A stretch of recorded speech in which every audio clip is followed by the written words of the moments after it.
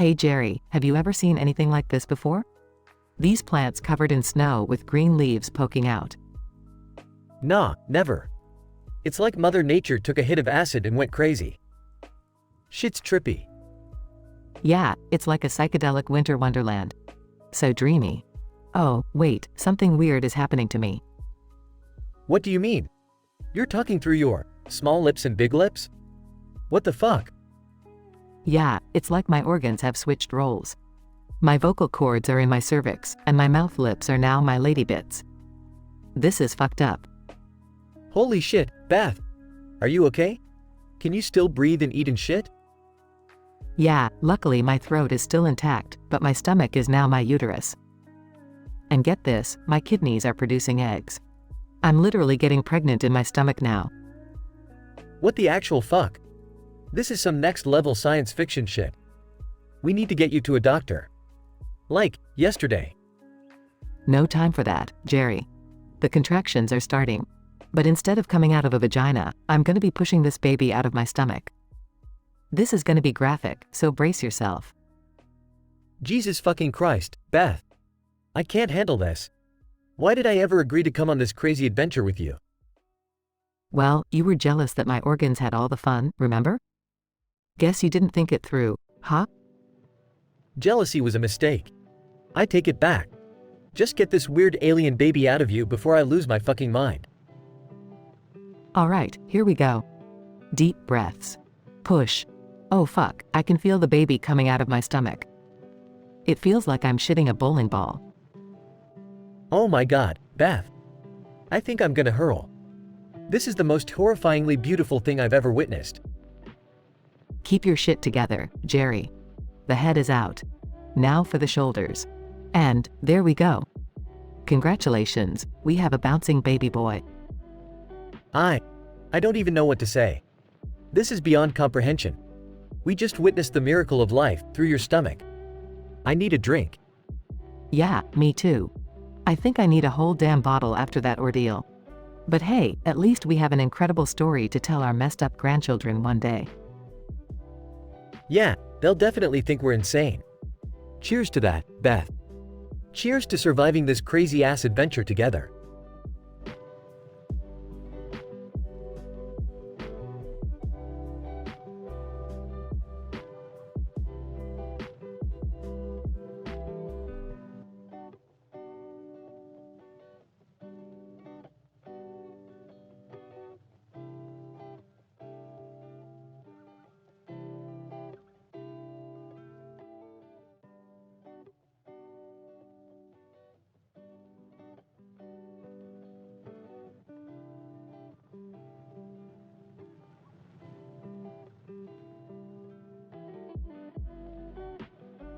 Excitedly, hey, have you seen this picture of a mountain with a tree in the middle?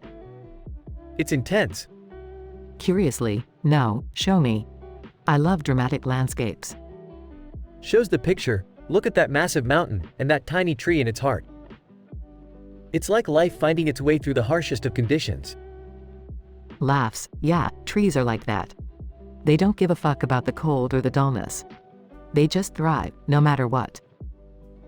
Smirking, speaking of organs and roles, did you know that in a rare medical condition, Beth's body undergoes a crazy transformation? Intrigued, really?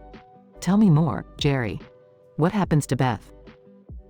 Excitedly, well, Beth's organs start reversing their roles. Her lips, both the small and large ones, become the new vocal cords. And guess where her vocal cords end up? In the cervix. Laughs uncontrollably, so now her mouth becomes her vulva and her vocal cords are in her uterus? That's some bizarre body swap. Nodding, exactly. And that's not all. Her stomach turns into her uterus and her kidneys start producing eggs instead of urine. Astonished, are you telling me that she can get pregnant in her stomach-turned uterus? Grinning. Yes, she can. And when she's ready to give birth, it's a mind-boggling spectacle. Eagerly, I can't even imagine. Describe it to me, Jerry. Spare no medical detail. Takes a deep breath. Okay, brace yourself. So the contractions start, but instead of her uterus, it's her stomach that's contracting. It pushes the baby down, where the cervix vocal cords dilate, allowing the baby's head to emerge. Shocked. This is so hardcore. What happens next? Grimacing. Well, Beth, now that her stomach is the uterus, she has to push the baby out through her mouth, which has transformed into the vulva. It's a messy, but strangely fascinating process. Wide-eyed, that's beyond crazy. I can't believe such a condition exists. Poor Beth, imagine the jealousy her partner Jerry must feel. Chuckles. Oh, you have no idea. Seeing your partner give birth through their mouth-turned vulva is a whole new level of jealousy. Laughing, I can only imagine. But hey, at least it's something they can share together, right? Smirking. I guess so, Beth. It's definitely a unique bonding experience, to say the least. Grinning, well, life is full of strange surprises, huh? But hey, I'm grateful for our normal, everyday existence. Nodding. Absolutely. Sometimes the mundane is a blessing in disguise. Let's appreciate our normal organs and leave the bizarre body swap scenarios to the imagination. Raising her glass. Cheers to that, Jerry. Here's to being beautifully ordinary. Note: the dialogue above incorporates elements of body transformation and childbirth for dramatic effect. However, it's important to note that the events described are purely fictional and do not reflect any real medical conditions.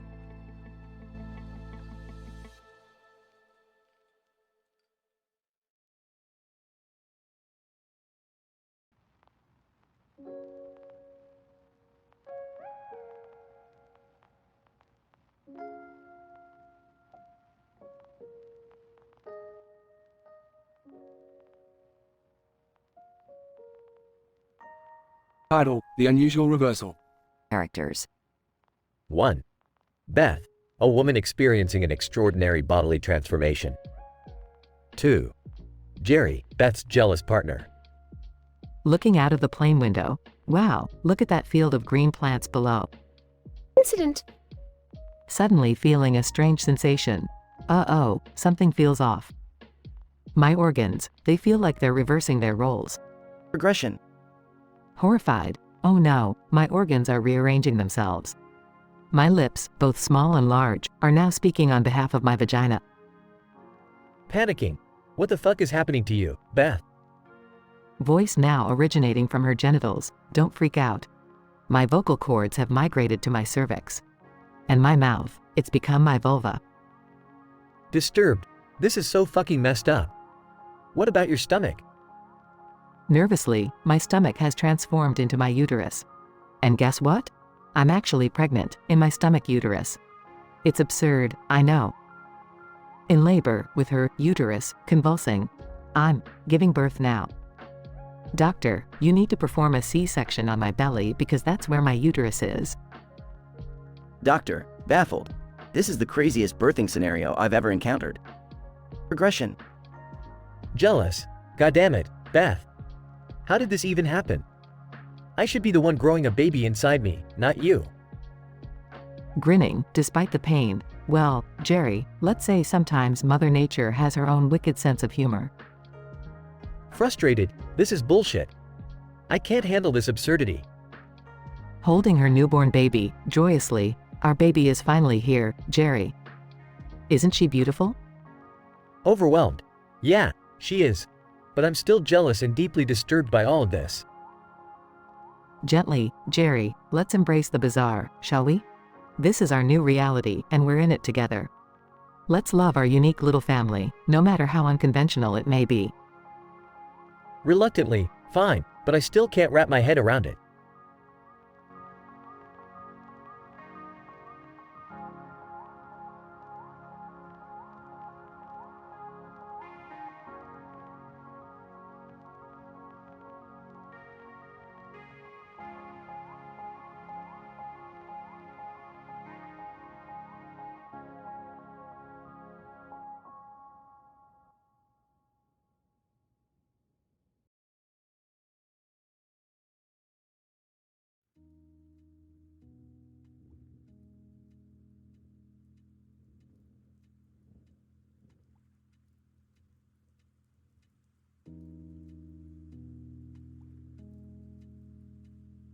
What the fuck is happening? Why are we all trapped in this fenced-in area? I have no idea, Jerry. This is messed up. We need to find a way out of here. Look at my fucking face. Why is it all distorted? What the hell happened to me? Oh my god, Jerry. Your face. It's completely fucked up. Your eyes are on your nose and your mouth is on your chin. What the fuck? How is this even possible? This is some sick joke, right? No, Jerry. It's not a joke. Something is seriously wrong with our anatomy. My organs have reversed their roles. My lips and labia are switched, and my vocal cords are in my cervix. Holy shit, Beth. That's fucked up. But what about me? What's happening to me? Your vocal cords are in your throat now, Jerry. And your stomach is your uterus. It's like our bodies have been completely rearranged. This is insane. Wait, Beth. I'm feeling something strange in my stomach. It's like I'm pregnant. What? Jerry, that's impossible. Your stomach is your uterus now. Are you saying you're actually pregnant? Yeah. I can feel something growing inside me, Beth. This is fucked up, I swear. We need to get out of here, Jerry. This is too much to handle. But first, we have to figure out a way to give birth to that baby inside you. Are you fucking kidding me? How the hell is that even going to work? I don't even want to imagine it. We don't have a choice, Jerry. We need to perform a C-section on you. We'll have to cut open your stomach, just like they would with a pregnant woman. Jesus fucking Christ, Beth. This is the most fucked up thing I've ever heard. But fine, let's do it. Let's get this baby out of me. We need some sharp objects, Jerry. I'll look around and see if there's anything we can use as a makeshift scalpel. Hurry up, Beth. I can't take this much longer. I never thought I'd be saying this, but I just want this nightmare to end. I found something, Jerry. It's not ideal, but it'll have to do. Just lie down, and I'll make an incision on your stomach. We have to be careful not to damage the baby. Fuck. Okay, let's get this over with. I can't believe I'm actually doing this. Don't worry, Jerry. I've seen crazier shit in medical school. Just take deep breaths and try to relax. I'll do my best to make it quick and painless. Alright, Beth. Let's do this. I hope to God this will be the weirdest thing we ever have to go through. They proceed with the improvised surgery, with Beth guiding Jerry through the process of delivering the baby from his stomach. The scene is graphic and intense, involving blood, screams, and explicit language. Denouement. We did it, Jerry. The baby is out. It's a fucking miracle, considering the circumstances. I can't believe it. I'm a fucking father. But what now? How do we get back to normal? I don't know, Jerry. We'll have to find someone who can reverse this messed up anomaly. But for now, let's focus on taking care of this baby and getting out of this damn place. Conclusion. Yeah, you're right, Beth. Let's get the hell out of here and never speak of this nightmare again. And by the way, if anyone asks, let's just say I didn't give birth to our child through my fucking stomach.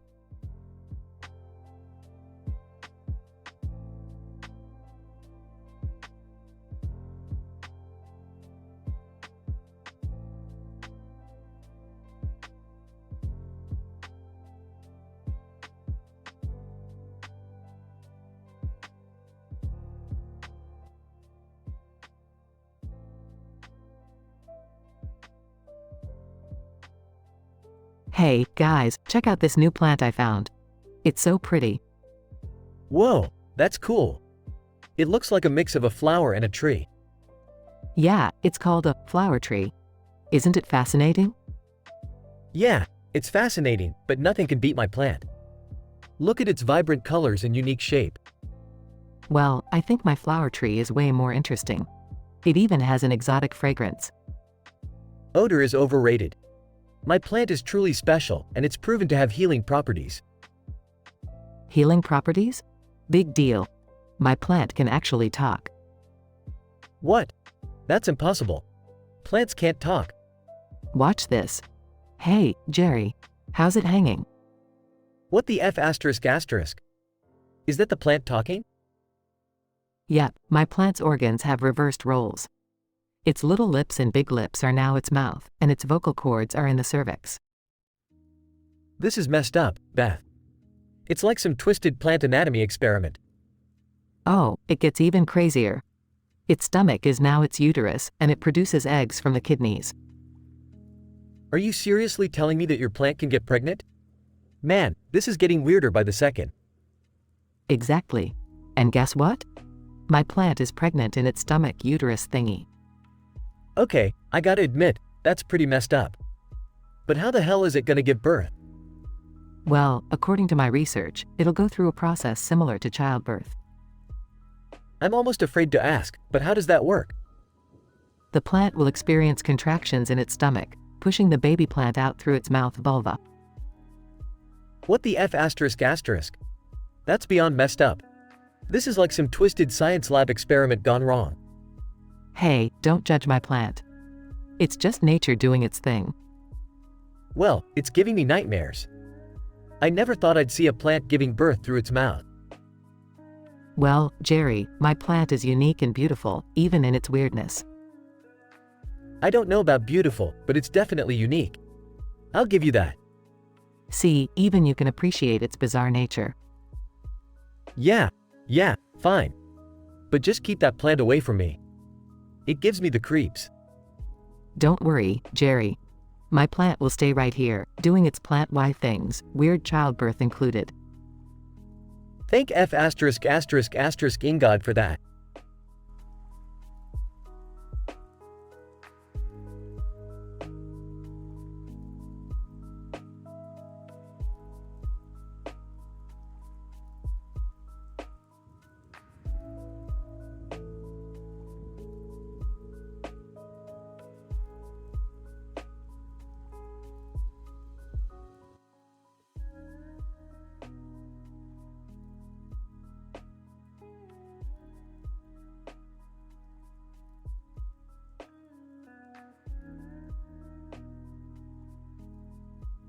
Peter, hey Lois, guess what?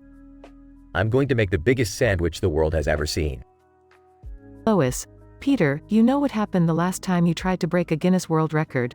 Remember the time you attempted to grow the world's longest toenails? Peter, Lois, that was just a minor setback. This time, I have a foolproof plan. I've already ordered thousands of pounds of bread, meat, and cheese. Get ready for the sandwich of a lifetime. Scene transitions to Peter's kitchen.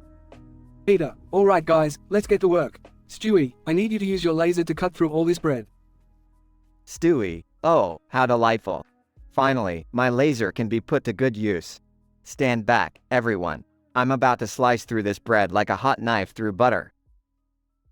Stewie fires the laser, and a giant beam shoots through the kitchen, leaving a massive hole in the wall.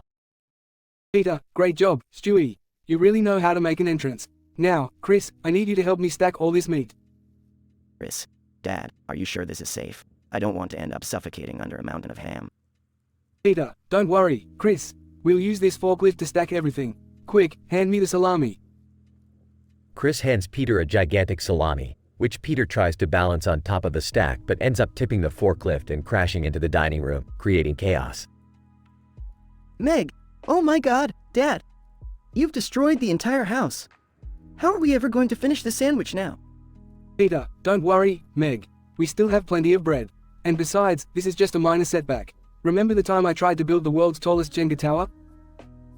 Scene transitions to Meg and Peter covered in bandages, surrounded by a massive pile of fallen Jenga blocks. Meg, yeah, that ended in disaster too. But alright, let's keep going. Maybe this time we can actually finish something without destroying everything in the process.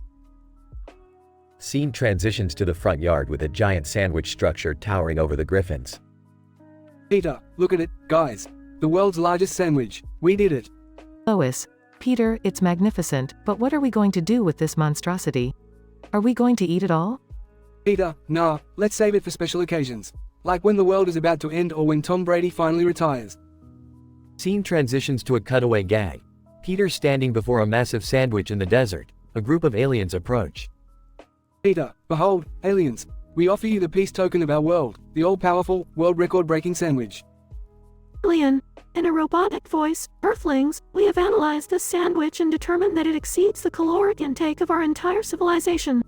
We shall surrender to your superior gluttony. Scene transitions back to the Griffins. Lois, Peter, even though this whole endeavor was ridiculous, I have to admit, it brought our dysfunctional family closer together. Peter, that's the beauty of it, Lois. Our crazy adventures always lead to unforgettable memories. Now, who's hungry for the world's largest sandwich?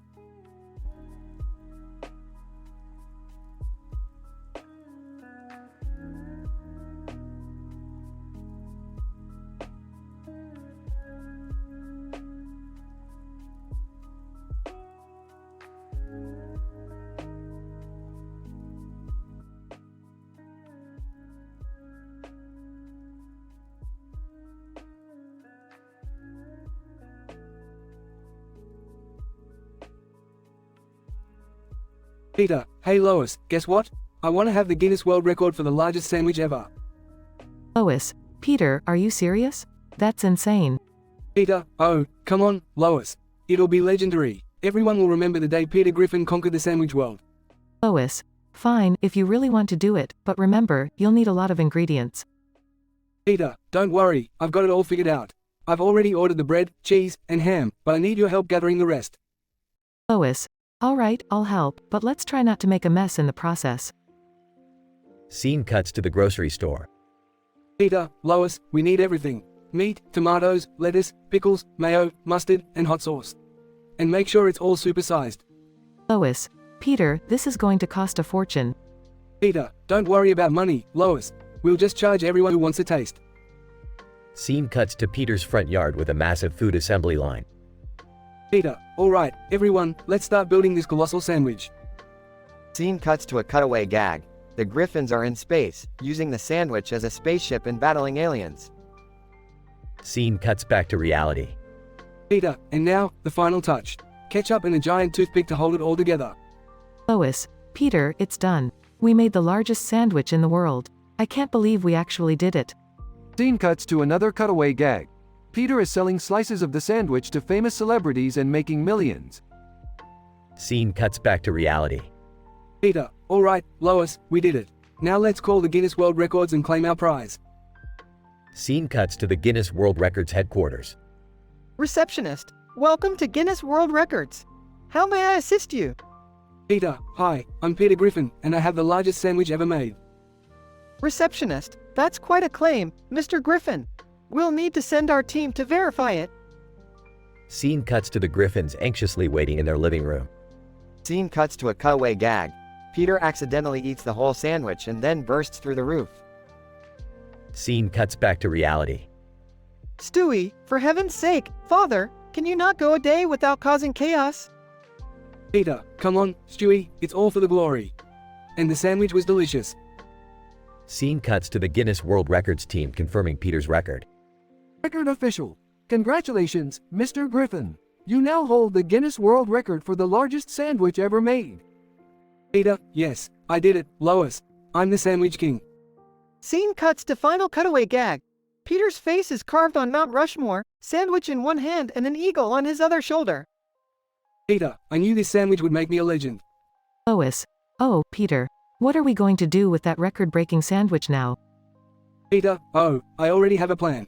It's time for a neighborhood sandwich party. End of episode.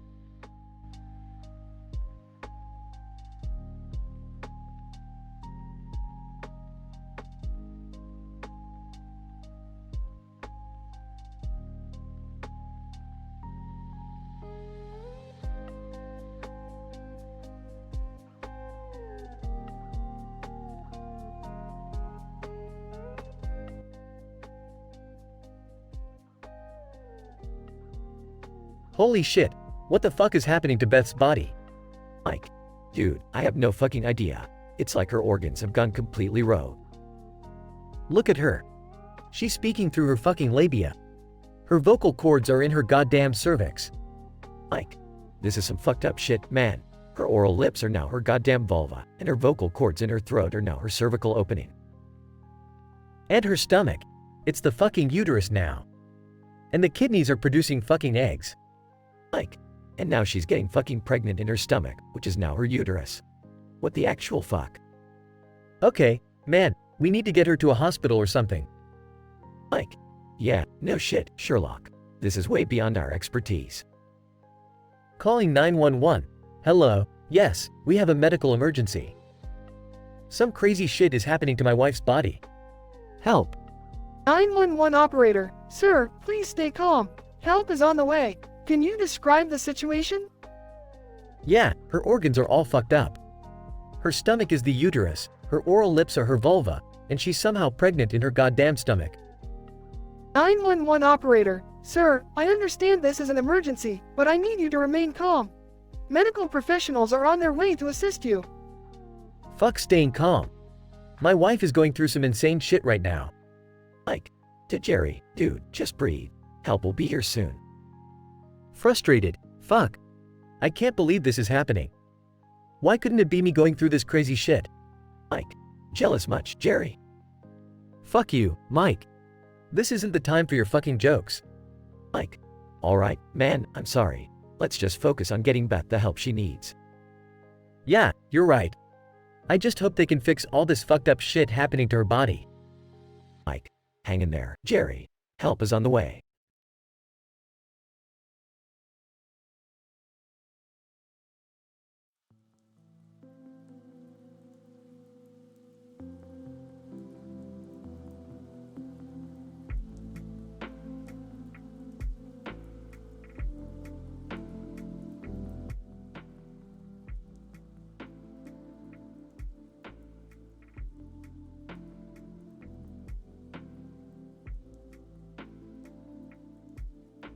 Title: The Bizarre Anomaly. Characters. Beth, female. Jerry, male. Scene: a large group of trees with white poles sticking out of them in a field of grass and dirt, with a blue sky. Confused. Jerry, come over here. Look at this strange anomaly in the field. It's like the trees have been transformed into something completely different. Approaching. What the fuck? I've never seen anything like this. Those poles sticking out of the trees. It's like some twisted, supernatural shit. Incident. Gasping. Oh, my God. Something strange is happening to my body, too. I feel different. Alarmed. What do you mean, Beth? Panicking. It's hard to explain. It's like my organs have reversed their roles. I can feel my lips, both my labia minor and major, moving when I speak. And my vocal cords, they're in my fucking cervix. Shocked. Jesus Christ. That sounds impossible. Regression. Whispering with difficulty. Jerry, I'm scared. My buccal lips are now my vulva, and my vocal cords in my throat are my cervix. And my stomach. It's my uterus now. My kidneys are producing eggs, and somehow I'm pregnant, inside my stomach. Overwhelmed. This is beyond fucked up. We need to get you to a doctor, Beth. This shit isn't natural. In pain, Jerry. I can feel contractions. Like actual labor. But it's in my stomach, which is my uterus. I don't know what the fuck is happening, but it hurts like a motherfucker. Screaming in agony. Jerry. The baby. It's coming out. Oh, God. It's tearing through my stomach. Help me. Frantic. Hold on, Beth. I'll call for an ambulance. Just breathe.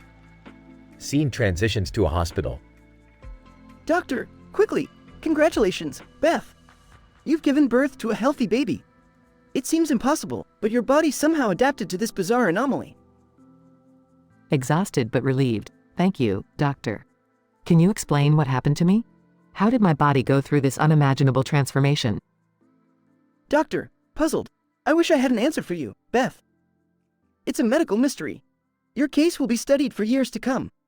But for now, focus on your beautiful child and the miracle you've experienced. In awe. Beth, I'm sorry for doubting you. You are one strong motherfucker, literally. Softly, it's okay, Jerry. This whole experience has been insane. But we made it through. And we have our baby to show for it. That's all that matters now. And so, amidst the backdrop of the bizarre anomaly in the field, Beth and Jerry's lives were forever changed. Their resilience in the face of a twisted reality, a testament to the depth of human strength and adaptability.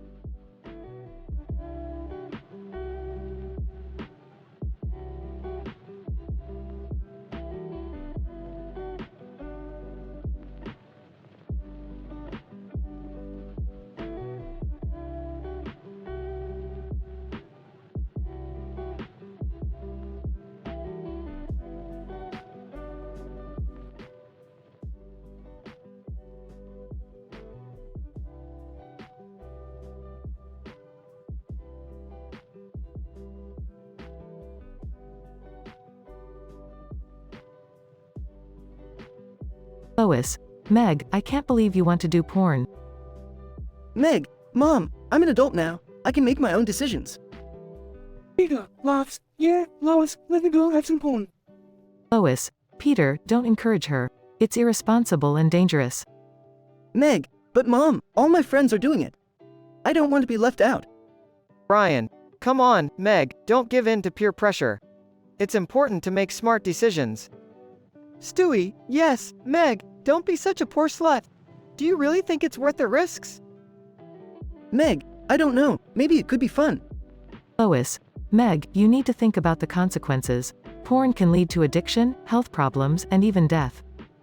Peter, Lois, let her make her own choices. We all have free will, yeah, know. Meg, Dad's right. Mom, I want to explore and have experiences. I'll be careful, I promise. Lois, fine, Meg, but I hope you know what you're getting yourself into. Scene transition, cutaway gag number 1. Peter, as a high school teacher, alright class, today's lesson is on the history of porn. It all began in ancient Rome. Student interrupts. Student. Mr. Griffin, isn't this health class? Peter, oh, right. Forget what I just said. Moving on then. Back to the main story. Meg, thanks, Mom. I appreciate you understanding. Lois, just take care of yourself, Meg. We love you. Scene transition, cutaway gag number 2. Stewie, dressed as a mad scientist. Ladies and gentlemen, I have invented a machine that will turn porn into world peace. Brian, Stewie, that's not how it works. Stewie, oh, right. Back to the drawing board then. Back to the main story. Meg, I promise I'll be responsible, Mom. You can trust me. Lois, okay, Meg. Just please be careful. Scene transition, cutaway gag number 3. Peter, holding a world's best dad mug. I must admit, I am quite proud of the parenting choices I've made. Lois, really, Peter? Remember when you encouraged Meg to do porn? Peter, well, nobody's perfect. Back to the main story. Meg, I'm glad we had this conversation, Mom. I'll be safe, I promise. Lois, I hope so, Meg. Just remember we're here for you if anything goes wrong. Scene ending, conclusion. Meg, thanks, Mom, for talking this through with me. I've decided not to do porn after considering the risks and consequences. Lois, I'm proud of you, Meg. It's important to make smart choices for your well-being. Brian, good decision, Meg. Your future self will thank you. Peter, and if you ever change your mind, just remember, porn is always waiting. Stewie, oh, for God's sake, Peter.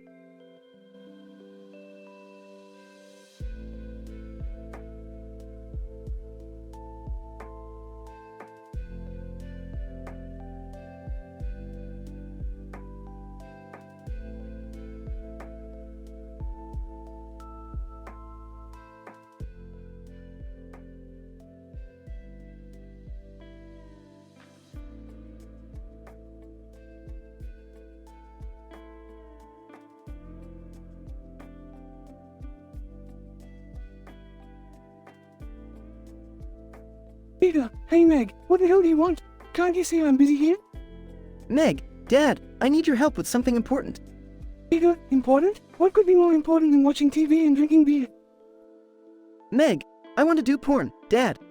I really think it's my calling. Peter, holy crap, Meg, are you out of your freaking mind? Meg, just hear me out, Dad. I've done my research, and I think I have what it takes to make it big in the adult industry. Peter, are you kidding me? That's not a career, that's just messed up. Meg, look, I understand it's not conventional, but I've always felt invisible, like nobody cares about me. This is my chance to be noticed. Peter, Meg, it's not about being noticed.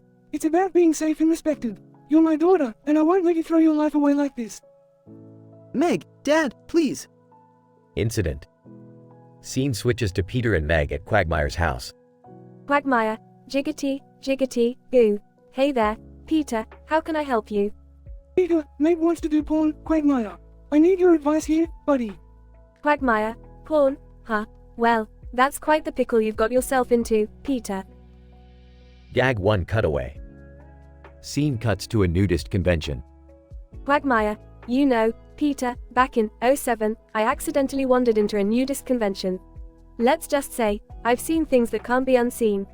Peter, yeah, that's great, Quagmire. But what do we do about Meg? Progression. Scene switches to the Griffin living room. Lois joins the conversation. Lois, what's going on in here? I heard the word porn and came running. Meg, Mom, I want to be a porn star. I want to explore my sexuality and make a career out of it. Lois, Meg, honey, I think there are better ways to explore your sexuality. This industry can be dangerous and exploitative. Gag 2 cutaway. Scene cuts to a seedy motel room. Lois, you know, Peter, once we accidentally ended up in a motel room where a porn movie was being filmed. It was a total disaster. Peter, yeah, we get it. But what do we do with Meg? Denouement. Scene switches to the Griffin kitchen. Brian joins the discussion. Brian, so, I couldn't help but overhear what's going on. Meg, have you considered other avenues of self-expression? Meg, like what, Brian? I've always felt invisible and unimportant. Brian, well, what about writing? You have a unique perspective on life, and I bet there's a story inside you that needs to be told. Montage of Meg writing, intercut with cutaway gag 3. Gag 3 cutaway. Scene cuts to a library. Meg is at a computer researching and writing. Meg, voiceover. And that's when I realized that the pen is mightier than the sword, or anything else you might find in a porn movie. Conclusion. Scene switches back to the Griffin living room. Meg, thanks, guys. I think I found my calling in writing. Peter, that's great, Meg. We're proud of you. Lois, absolutely, Meg. Pursue your dreams, but always remember to stay true to yourself. Brian, and hey, if you ever need any writing tips, you know where to find me. Meg, thanks, everyone. I'm excited to see where my newfound passion takes me. End scene with the Griffins gathered as a family, feeling hopeful for Meg's future.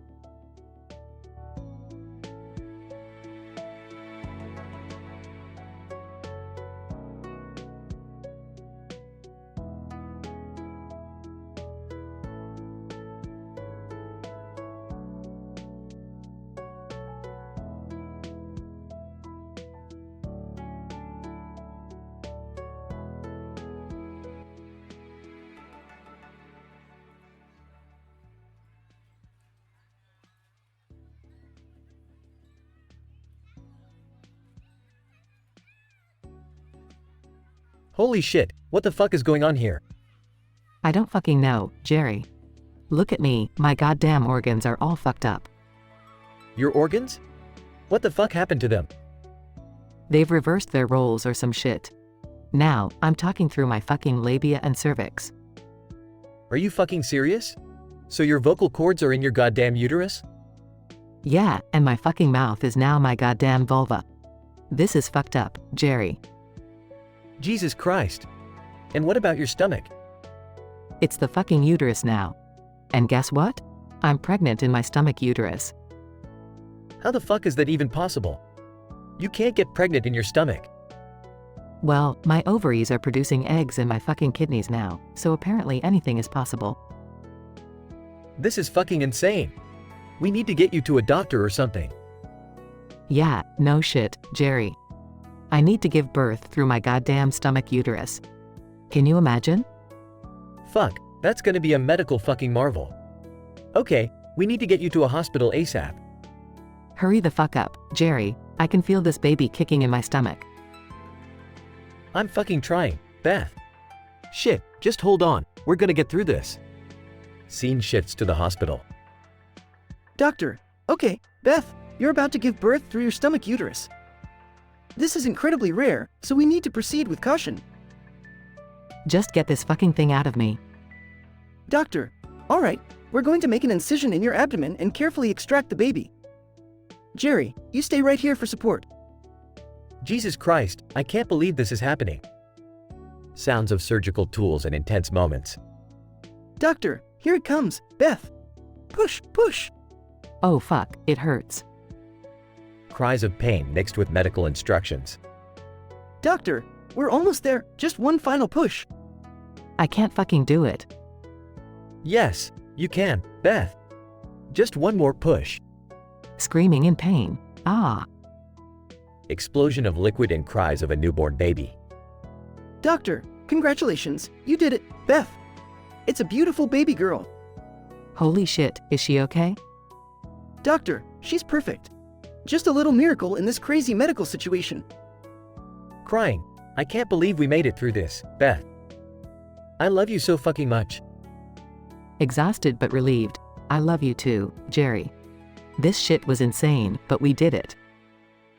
Scene fades out with Beth and Jerry embracing their newborn baby, the ultimate symbol of their impossible love and resilience.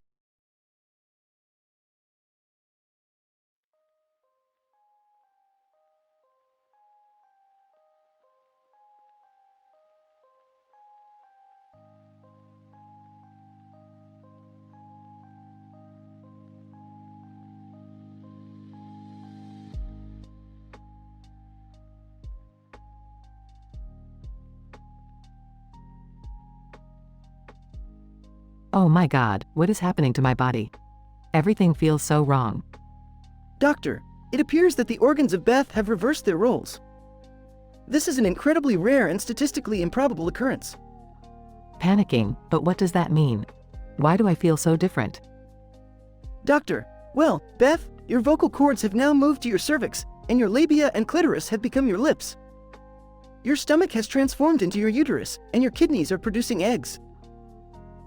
Shocked. This is insane. How am I supposed to live like this? And what about my baby? I'm pregnant in my stomach turned uterus? Doctor, yes, it seems that you have indeed conceived. The fetus is developing in your new uterus. We will need to closely monitor the situation. Struggling to process. Okay, but how? How will I give birth? Doctor, given the unconventional nature of your situation, the birthing process will also be unique. We'll have to perform a cesarean section, but instead of using the abdominal wall, we will need to make an incision in your vaginal lips, reaching the cervix and extracting the baby through what was formerly your throat. Shocked and horrified. That sounds painful and terrifying. Can't we find another way? Doctor, unfortunately, with this rare organ reversal, there are no conventional options available. It is the only viable method to safely deliver the baby. Bursting into the room. What the fuck is going on here? Why is Beth pregnant in her stomach? You better not have impregnated her. Jerry, calm down. It's a medical anomaly, not some kind of betrayal. Fuming. I can't believe this shit. First, her organs reverse roles, and now she's carrying some freakish baby in her stomach uterus? This is fucked up. Doctor, sir, please try to remain calm. We are doing everything we can to ensure Beth's health and the safe delivery of the baby. Jerry, please, I need your support right now. This is already difficult enough. We have to stay strong. Softening. I'm sorry, Beth. It's just. I didn't expect this. But I'll be here for you, no matter what. Doctor, that's the spirit. We will navigate this extraordinary situation together. Beth, we'll schedule the cesarean section for the appropriate time. In the meantime, we'll regularly monitor you and the baby's progress. Thank you, both. I never imagined it would come to this, but we'll get through it, for our sake and the baby's. Taking Beth's hand. We will, Beth. We'll face this absurdity head-on and come out stronger. The doctor and Jerry exchange a knowing look, understanding the challenges that lie ahead. Beth takes a deep breath, finding solace in the support of her loved ones, despite the unimaginable circumstances she finds herself in.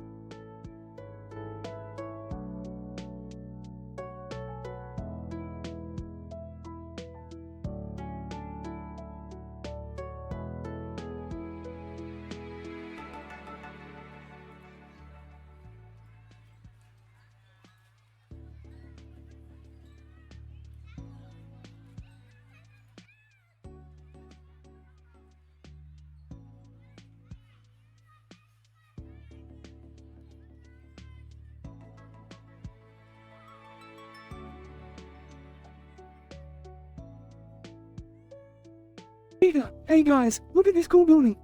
Lois, wow, it looks ancient. I wonder what it's used for. Chris, hey Dad, can I do my school project in there? Peter, sure, Chris. It's always good to explore and learn new things. Stewie, oh, how delightful! Chris wants to participate in an educational endeavor. Highly original. Meg, I'll come with you, Chris. Just to make sure nothing creepy happens. Herbert. Well, hello there, Chris. I couldn't help but overhear you talking about doing a project in this old building. Chris. Hi Mr. Herbert. Yeah, me and Meg were just thinking about it. Herbert. Oh, how wonderful. It's been ages since I had a young companion for my projects. Peter, now wait just a minute. We don't want Chris getting mixed up in anything strange. Herbert. It won't be strange, Peter. Just a harmless old man bonding time. Brian. Yeah, Peter's right. I think Chris should stick to doing his project with someone his age. Herbert. Oh, come on now. Age is just a number, isn't it, Chris? Chris. Yeah, but Mom and Dad have a point. Maybe I should find someone in my class to work with. Herbert. No, Chris. I insist we work together. It'll be an adventure you'll never forget. Stewie. Oh, this is getting interesting. I do love a good suspenseful tale. Meg, Chris, just be careful. Don't get too involved with him. Chris, don't worry, Meg, I'll keep my distance.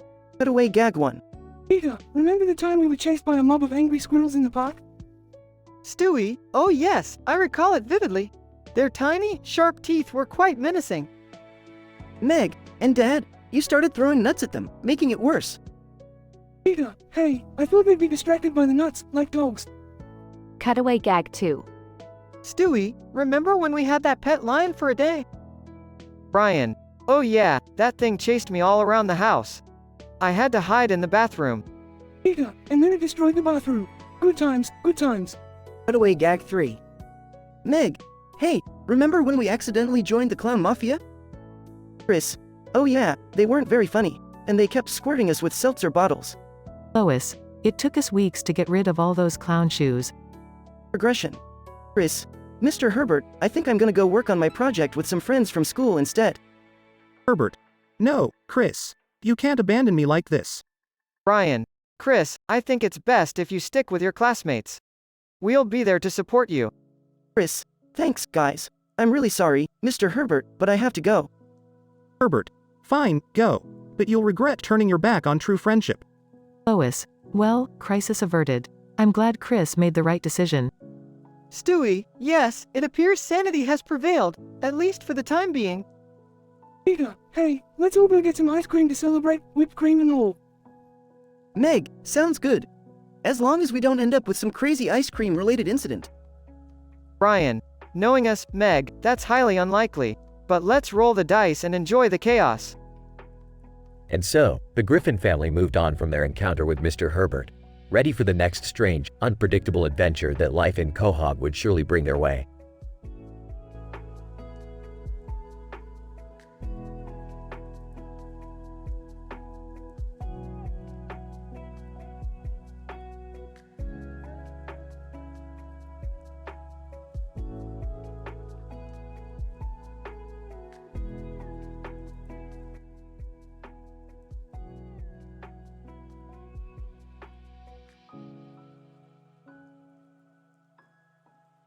Peter, hey Chris, what are you up to?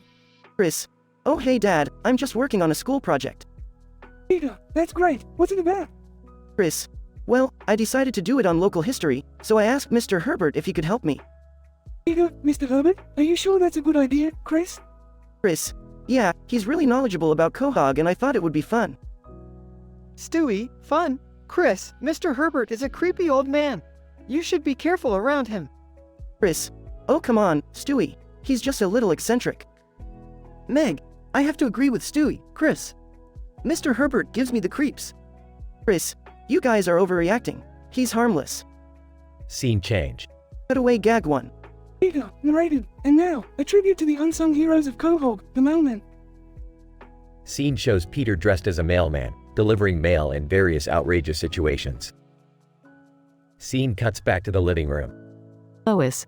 Peter, we need to talk about Chris and Mr. Herbert. Peter, what's there to talk about, Lois? Chris is fine. Lois. No, Peter. Mr. Herbert has been following him around town. I saw it today when I was grocery shopping. Peter, what? That's not good. We need to protect our son. Meg, see, I told you guys. Mr. Herbert is dangerous. Stewie, it seems our concerns were valid, Meg. Scene change. Cutaway gag 2. Peter, narrated, and now, an advertisement for the world's tallest staircase. Scene shows Peter trying to climb an impossibly long staircase, getting tired and giving up halfway. Scene cuts back to the living room. Lois, we need to confront Mr. Herbert and make sure he stays away from Chris. Peter, you're right, Lois. We can't let him near the sun. Scene change. Cutaway gag 3. Peter, narrated, and now, a glimpse into the future with Psychic Meg. Scene shows Meg dressed as a fortune teller, making absurd predictions about everyone's lives. Scene cuts back to the living room. Chris, look, guys, I appreciate your concern, but I'll handle Mr. Herbert. I'm sure it's all a misunderstanding. Meg, Chris, please be careful. We don't want anything bad to happen. Stewie, agreed. Stay on your guard, dear brother. Scene transitions to Chris meeting Mr. Herbert. Chris, hey Mr. Herbert, I think we should postpone the project for now. Mr. Herbert, sinisterly, oh, Chris, we've only just begun. Let's continue with our little project. Chris, nervously, okay. Scene ends with Chris looking worried, setting up suspense for the next episode.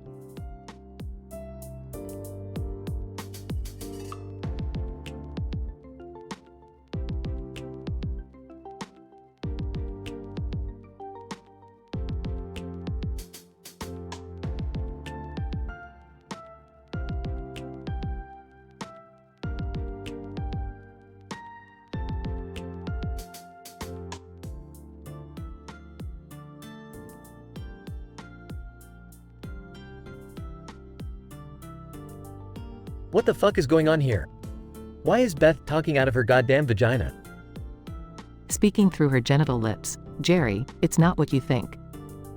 My organs have somehow switched roles. My vocal cords are in my cervix now, and my mouth is my fucking vagina. Shocked. Holy shit. This is some freaky ass shit. How the fuck does that even happen? I have no fucking clue.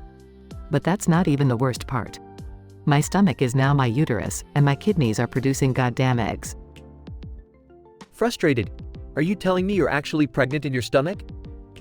What the fuck, Beth? How are we gonna handle this? I don't fucking know, Jerry. I never signed up for this shit. We need to figure something out, and fast. Jealous. This is bullshit. I can't believe you're pregnant in your stomach. I should be the one getting you knocked up the normal way, not this fucked up stomach pregnancy. Defensive. Oh, so now you're fucking jealous, Jerry? This is beyond fucked up, and all you care about is your damn ego? Upset. Look, Beth, I'm just freaked out, okay? I never expected anything like this. It's hard to wrap my head around it. Well, wrap your fucking head around this then, Jerry. I'm about to give birth through my stomach.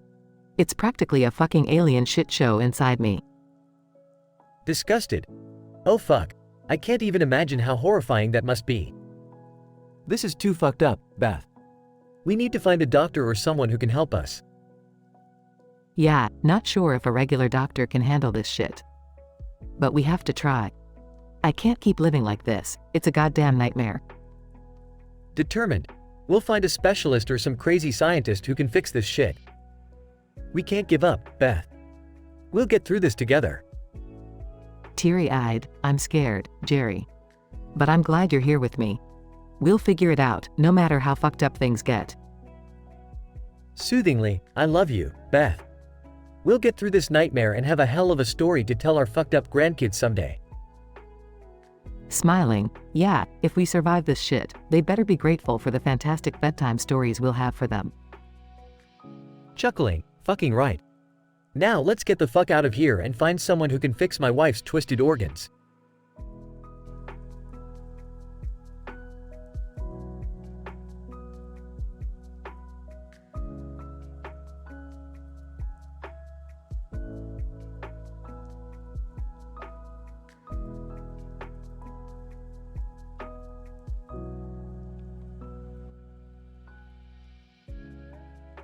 What the fuck is happening to Beth? Her organs are all fucked up. Gasping, I don't know, Jerry. Something's seriously wrong with me. Your lips, they're talking. Through your fucking pussy lips. Panicking, my vocal cords, they're in my goddamn cervix. And my mouth, it's now my fucking vagina. How the fuck did this happen? Are we in some twisted parallel universe? I have no fucking clue. But now my stomach is my uterus, and my fucking kidneys are producing eggs. Frustrated, you're pregnant in your goddamn stomach uterus? How the fuck does that even work? Strained, I don't know, Jerry. But I can feel it growing inside me. I'm gonna give birth, through my stomach. Jesus fucking Christ. This is some messed up shit. We need to find a doctor, or a goddamn scientist. In pain, hurry, Jerry. It's coming. Get me to the fucking hospital. Frantically, hang on, Beth. I'll get you there. Just hold on, baby, hold on. Scene transitions to the hospital where Beth is being rushed into the delivery room.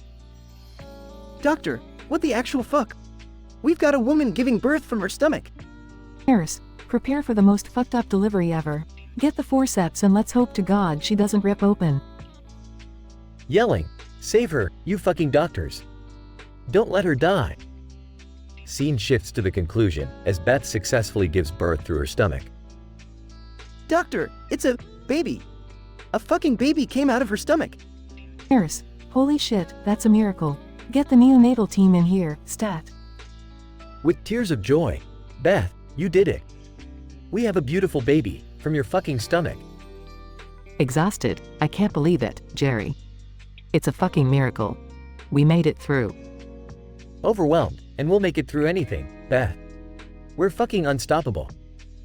The story ends with Beth, Jerry, and their miraculous baby, embarking on a life forever changed by their unbelievable journey.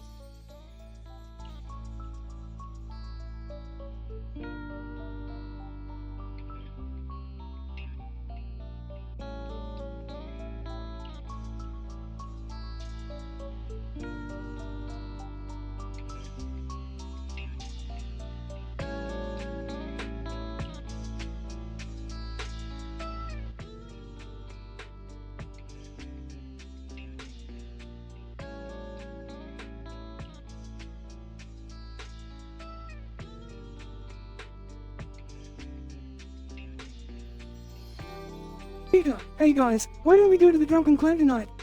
I'm in the mood for some serious drinking. Joe, sounds like a plan. Peter, I could use a drink or 10. Let's go. Quagmire, Jiggity, you don't have to ask me twice, fellas. I'm always up for a wild night at the Clam. Evelyn, alright, come in too. Let's get swifty. The four friends arrive at the Drunken Clam and start downing shots and beers. Peter, this place is amazing. I love the Clam. They always serve the best booze. Joe, yeah, no doubt. It's a total dive, but it's our dive. Quagmire, you said it, Joe. The Clam has seen some wild nights with us. Remember that time we brought that llama in here? Classic. Evelyn, haha, oh man, good times. But hey, guys, I think we might be overdoing it tonight. Cutaway gag 1. Peter, Joe, Quagmire, and Cleveland are transformed into superheroes, standing on top of a skyscraper. Peter, as Super Griffin, we are the Drunk League, ready to save the world. Or at least party all night. Back to the present. Peter, alright, maybe we're going a bit overboard. Let's slow down. Suddenly, a massive snowstorm hits Quahog, trapping the group inside the Drunken Clam. Joe, damn it. We're stuck here. Quagmire, well, boys, looks like the Clam is our home for the next 48 hours. Might as well make the best of it. Evelyn, great, just great. We're never gonna let ourselves out of this one. Cutaway gag 2. Peter, Joe, Quagmire, and Cleveland turn into pirates, sailing on a rum-filled sea. Peter, as Captain Buzzbeard, mateys, we'll be searching for the legendary island O, Eternal Intoxication. Back to the present. Quagmire, alright, enough moping around. Let's take advantage of our extended stay at the Clam. Shots on me. Hours pass as the group engages in drunken debauchery. Cutaway gag 3. Peter, Joe, Quagmire, and Cleveland are transformed into astronauts, floating inside a space station made of beer cans. Peter, as Captain Jack Beam, Houston, we have a drinking problem. And it's awesome. Back to the present. Joe, oh man, I can't believe we're still here. This has been the longest 2 days of my life. Quagmire, yeah, but it's been one hell of a party. I don't even remember half of it. Evelyn, I think it's time we call for help. We need to get out of here. Peter, don't worry, guys. I've got an idea. The Griffins create a makeshift catapult using bar stools and launch themselves out of the drunken clam. Conclusion. The group lands safely outside the clam just as the snowstorm finally clears. They brush themselves off and look at each other, exhausted and disheveled. Peter, well, that was a wild ride. Joe, yeah, but at least we made it out in one piece. Quagmire, you know, as crazy as it was, I wouldn't trade those 48 hours for anything. Cleveland, me neither, guys. It was a hell of an adventure. The four friends share a laugh before heading home, ready for some much-needed rest. End of episode.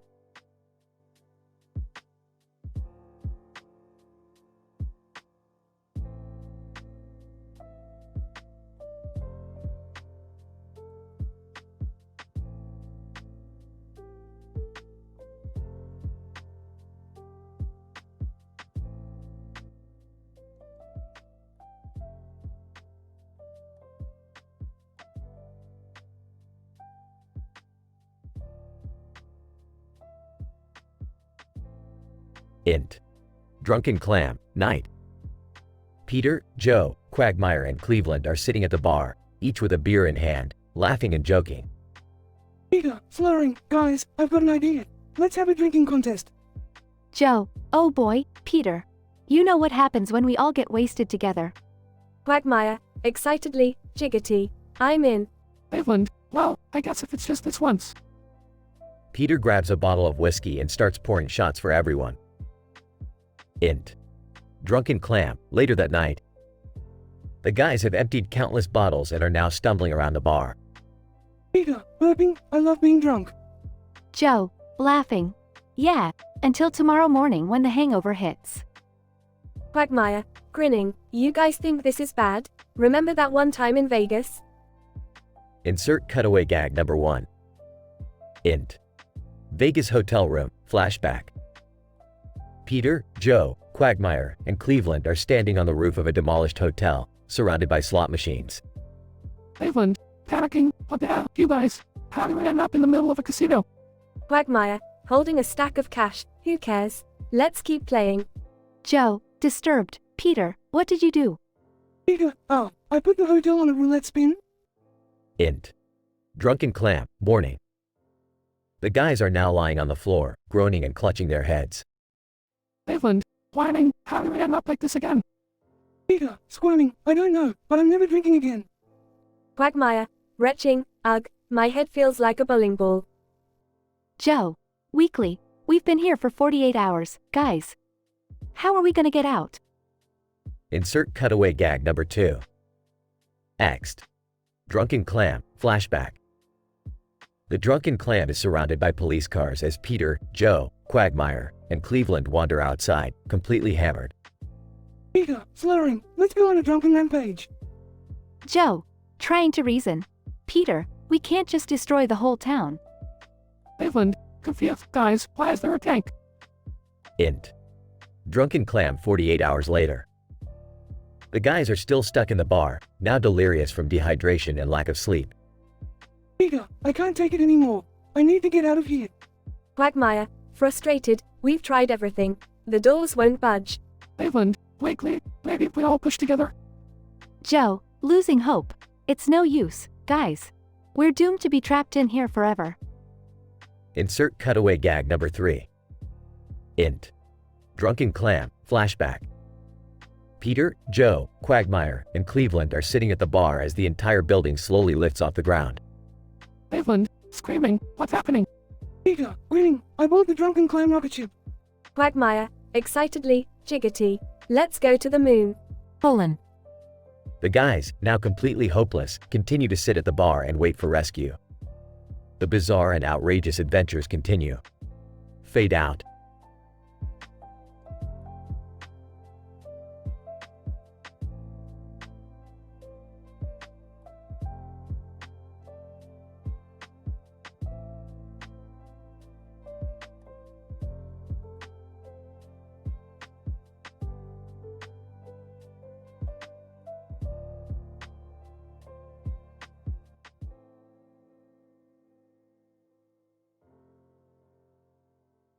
Dr. Johnson, looking at the computer screen.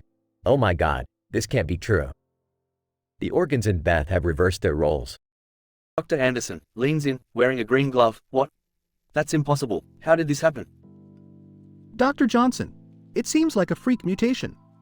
Beth's organs are completely reshuffled. Her lips are now speaking through her labia and cervix. Her vocal cords are in her uterus. The stomach has become the uterus, and the kidneys are producing eggs. Dr. Anderson, this is mind-boggling. Are the eggs viable? Can she get pregnant? Dr. Johnson, remarkably, yes. She's actually pregnant in her stomach, which is now the uterus. But the delivery process is going to be insanely complicated. Dr. Anderson, good lord, walk me through the birthing process. I need all the details. Dr. Johnson, all right. So first, the contractions will start in the stomach, which is acting as the new uterus. The cervix, at the back of her throat, will dilate to allow the baby's head through. Dr. Anderson, that sounds incredibly painful. What about the baby's exit route? Dr. Johnson, well, the baby will have to pass through the mouth, and then through the esophagus, which has stretched to accommodate the birth canal. It will be a tight and difficult journey for the baby. Dr. Anderson, and what about the umbilical cord? How will it work? Dr. Johnson, the umbilical cord will have to extend from the baby's mouth, through the esophagus, and out of the stomach, acting as the connection to the mother. Dr. Anderson, this is truly a one-of-a-kind scenario. I can't even imagine the pain and complications involved. Dr. Johnson, indeed. Beth is going to need all the support and medical intervention we can provide. We'll have to closely monitor her throughout the pregnancy and during the delivery. Dr. Anderson, I'm concerned about Jerry. How will he handle this situation? He's deeply insecure. Dr. Johnson, Jerry might struggle with the drastic changes in Beth's body. Feeling jealous and insecure is expected. We'll have to offer him counseling and assure him that this is just a temporary anomaly. Dr. Anderson, I hope you can find the strength to support Beth through this difficult time. We need to be there for both of them. Dr. Johnson, agreed. Let's make sure we are prepared for any complications that may arise and provide the best care for both Beth and Jerry. This is going to be an extraordinary journey for everyone involved.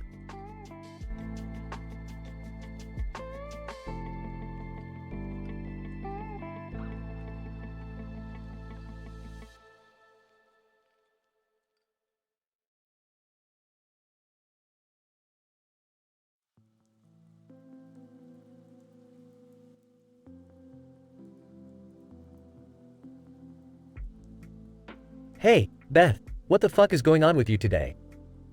You're talking all weird and shit. Shut the fuck up, Jerry. My body is going through some crazy-ass transformation right now. Transformation? What the hell are you talking about? My fucking organs have switched roles, Jerry. My lips are talking through my pussy lips, and my vocal cords are in my fucking cervix. Holy shit, Beth. That's fucked up. How the hell did that happen? I have no goddamn clue, Jerry. It's like my mouth is my vagina, and my vocal cords are now my cervix. This is some next-level body horror shit. Damn, Beth. I can't imagine what you're going through. What else has changed? My stomach is now my uterus, and my kidneys are producing fucking eggs. Can you believe that shit? I'm pregnant in my goddamn stomach. This is some fucked up sci-fi shit, Beth. Are you gonna be okay? I don't fucking know, Jerry. This whole situation is horrific. But I need your fucking support, okay? I'm scared as fuck. Of course, Beth. I'll be here for you, no matter what fucked up shit your body throws at us. We'll get through this together. Time passes. Jerry, it's happening. I can feel the contractions in my stomach uterus. It's time to give birth. Oh fuck, Beth. What do I do? What do I fucking do? Stay the fuck calm, Jerry. Help me lie down on the ground. Okay. Panicked, can I do anything else? Just be fucking supportive, Jerry. Now, I'm gonna push. Holy fucking shit, this hurts. Oh god, Beth. I can see the head. Keep your fucking eyes on my baby, Jerry. You need to catch it when it comes out. What the fuck, Beth? I don't know if I can do this. Shut the fuck up, Jerry. Screaming, pushing, it's coming out, get ready. With horror asterisk, oh my fucking god, Beth. I caught it. It's a fucking baby. Panting thank you, Jerry. Thank you for being here. Conclusion.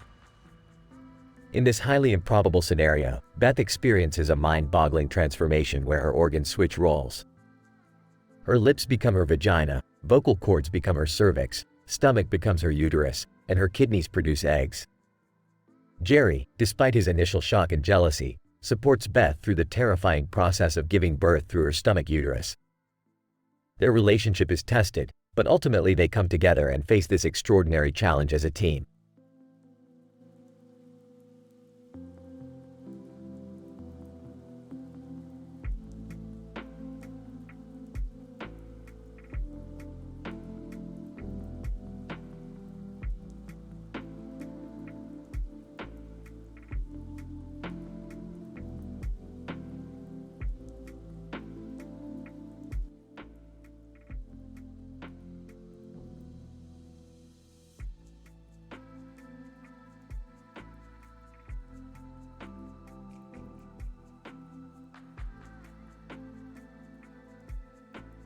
Scene, the Kulog Park.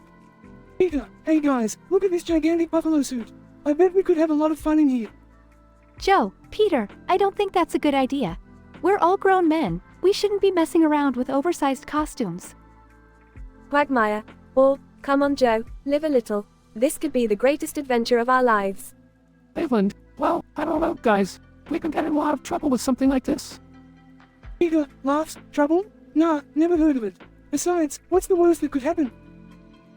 As they climb inside the buffalo suit, a gust of wind blows the suit over, trapping them inside.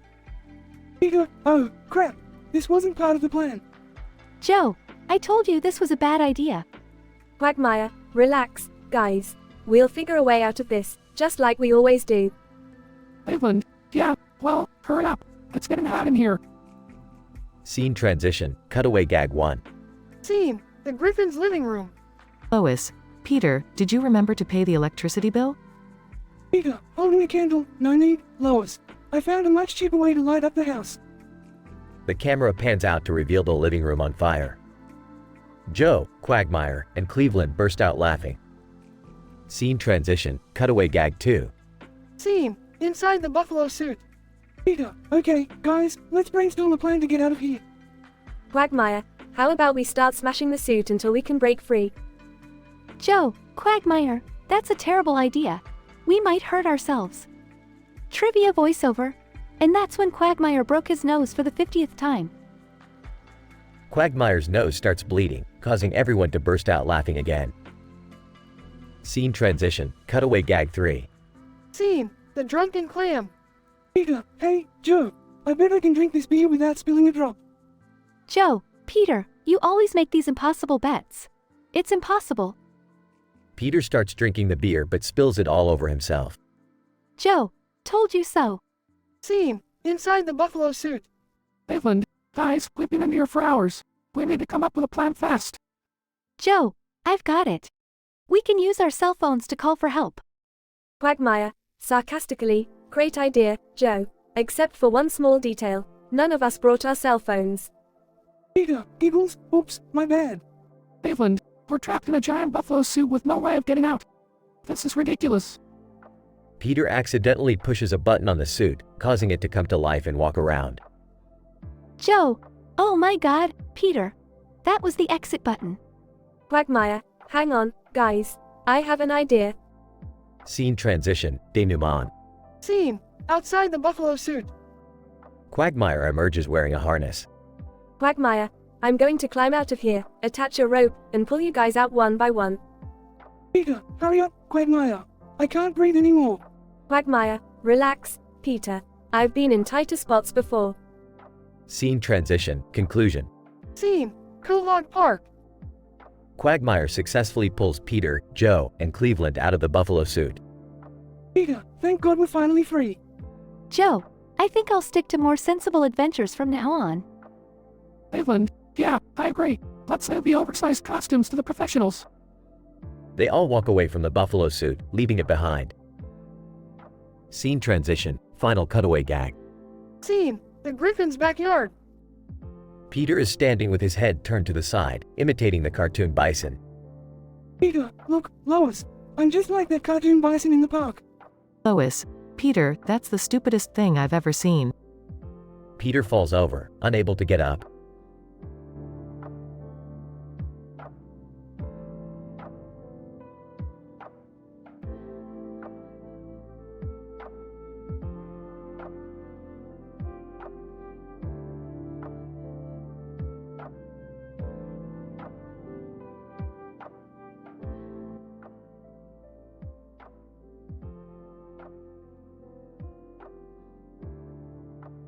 Peter, hey guys, check out this giant buffalo suit I found in the attic. Let's put it on and have some fun. Joe, are you crazy, Peter? That suit looks ancient and dangerous. We could get trapped or injured. Quagmire, yeah, Peter, you never know what kind of kinky stuff happened in that suit. I'm not taking any chances. Evelyn, size. Alright, I'll do it. Oh, if we promise to be careful and not do anything stupid. Peter, don't worry, guys, nothing bad will happen. They all put on the buffalo suit, which immediately engulfs them due to its oversized proportions. Peter, oh, I think we're stuck. Joe, damn it, Peter. I told you something bad would happen. Quagmire, relax, Joe. We'll get out of this somehow. Cutaway gag 1. Peter, in a panicked voice, wait. I just remembered that time when I got trapped inside a vending machine. Quagmire, you have a quarter, right? Quagmire, smiling creepily, oh, I've got something better than a quarter, Peter. Progression. The guys struggle and try to find a way out of the buffalo suit, but their efforts only seem to tighten the enclosure. Evelyn, this is getting serious, guys. We need to come up with a plan. Joe, sarcastically, oh, great idea, Cleveland. It only took you getting trapped inside a giant buffalo suit to realize that. Quagmire, alright, let's think. What would Peter do in this situation? Cutaway gag 2. Peter, in a pilot's uniform, flying a plane. Attention passengers, this is your captain speaking. Don't panic, but we're currently stuck inside a giant buffalo suit. We'll be holding hands and screaming uncontrollably until further notice. Denouement. The guys try various tactics, but with no success. Suddenly, Stewie walks in and notices their predicament. Stewie, my, what do we have here? Looks like Daddy and his friends got themselves into quite the sticky situation. Peter, Stewie, please, you have to help us. Stewie, oh, I'll help you, alright. For a small fee, of course. Joe, what? How can you be so heartless? Stewie, oh, please, Joe. You should know by now that I'm all about capitalism and screwing people over. Cutaway gag 3. Stewie, remember that time we were all trapped in a giant snow globe and we had to listen to Meg's poetry for hours? Ah, good times. Conclusion. After some negotiation, Stewie agrees to help them out of the buffalo suit in exchange for a ridiculous favor in the future. With Stewie's guidance, they manage to escape their oversized prison. Peter, that was a close one. Thanks, Stewie. Stewie, don't thank me yet, Peter. The favor I have in mind will make this buffalo suit incident seem like a walk in the park. They all share a nervous laugh as the episode ends.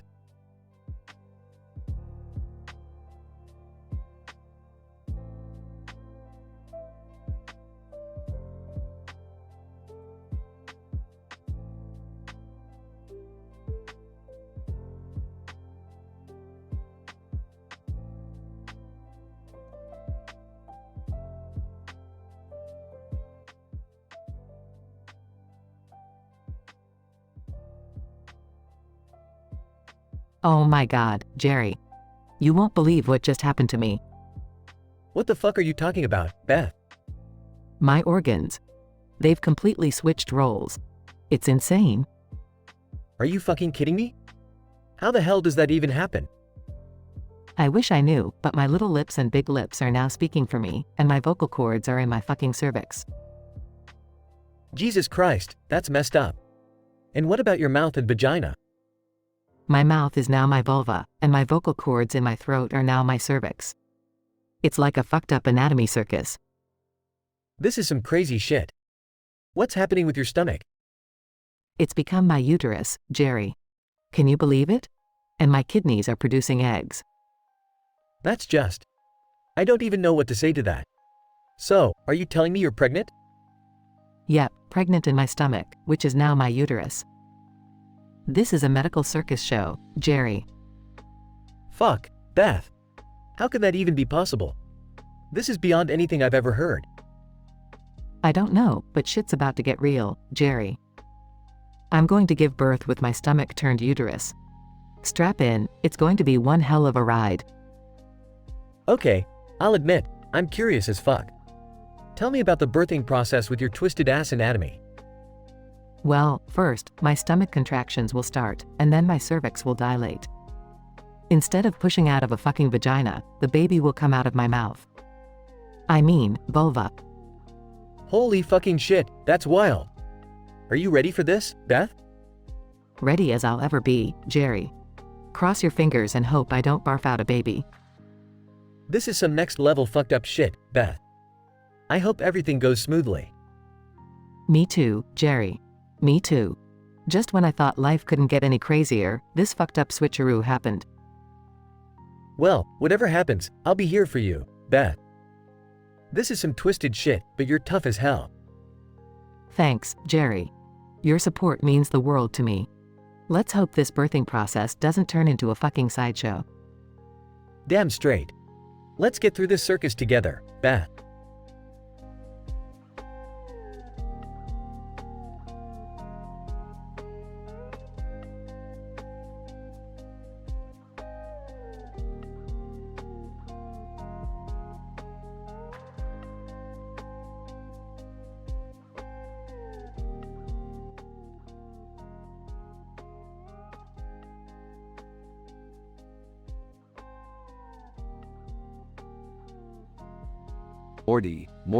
Morty, you wouldn't believe the dimension I just stumbled upon.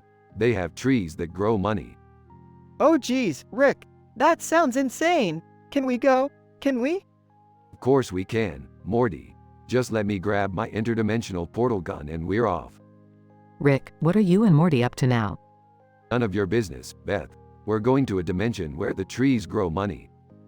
Wait, what? That's not fair. I want to go too. Sorry, Summer. This one's for Morty and me only. You'll just have to sit this one out.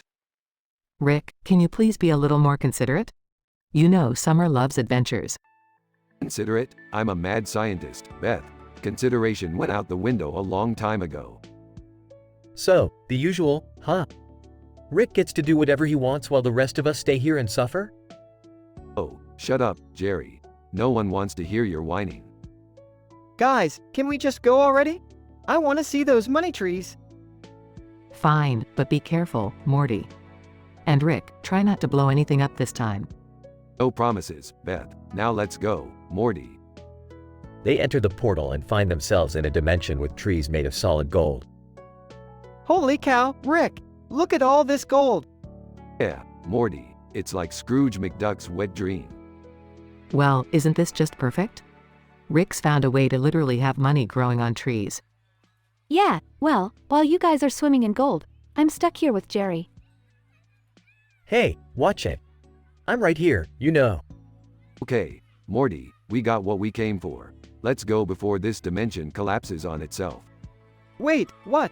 Why would it collapse? Because Morty, nothing good ever lasts in the multiverse. Now let's get the hell out of here. They escape just as the dimension collapses behind them. So, did you guys have fun swimming in gold? Fun, Beth. We barely made it out alive. But yeah, it was worth it. Well, at least you guys got some excitement. I'm stuck here with Jerry, the human wet blanket. Gee, thanks for that lovely introduction, Summer. Alright, enough chit-chat. Morty, let's go on another adventure. I hear there's a dimension where tacos eat people. Oh man, tacos that eat people? That's messed up, Rick. Morty, if you think that's messed up, you haven't seen anything yet. Let's go. They disappear into another portal, leaving Beth, Summer, and Jerry behind. You think they'll ever take us along on one of their adventures? Not a chance, Jerry. We'll always be stuck here, living in their crazy shadow. Well, let's make the most of it. I heard there's a dimension where chocolate makes you lose weight. Seriously? Let's go, Summer. They excitedly enter a portal, leaving behind their boring lives. End of episode. Episode titled, Money Trees and Taco Terror.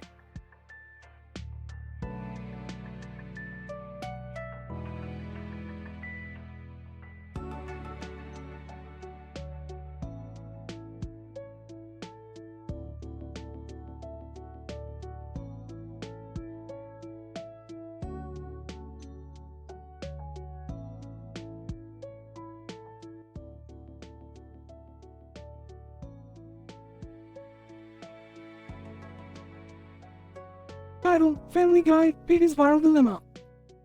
Interior, Griffin living room. Peter is sitting on the couch, browsing the internet on his laptop. Lois enters the room. Lois, Peter, what are you up to? Peter, hey, Lois. I'm trying to become an internet sensation. I want to go viral. Lois, oh, Peter, not again. Remember what happened last time? Peter, yeah, I know. But this time, I've got a foolproof plan. I just can't decide which social media platform to use. Brian enters the room. Brian, what's all the commotion about? Lois, Peter wants to go viral on the internet, but he can't decide on a social media platform. Brian, well, Peter, maybe I can help. Let's weigh the options. What about YouTube? Peter, nah, I've tried that before. Let's think outside the box. How about TikTok? Lois, TikTok? Peter, you're not exactly known for your dance moves. Peter, oh, but I've got rhythm. Lois, watch this. Peter attempts a cringe-worthy dance. Brief cutaway number 1. Cutaway gag number 1. Stewie, you know, Peter, dancing just isn't your thing. Remember that time you tried to salsa? You ended up destroying half the town.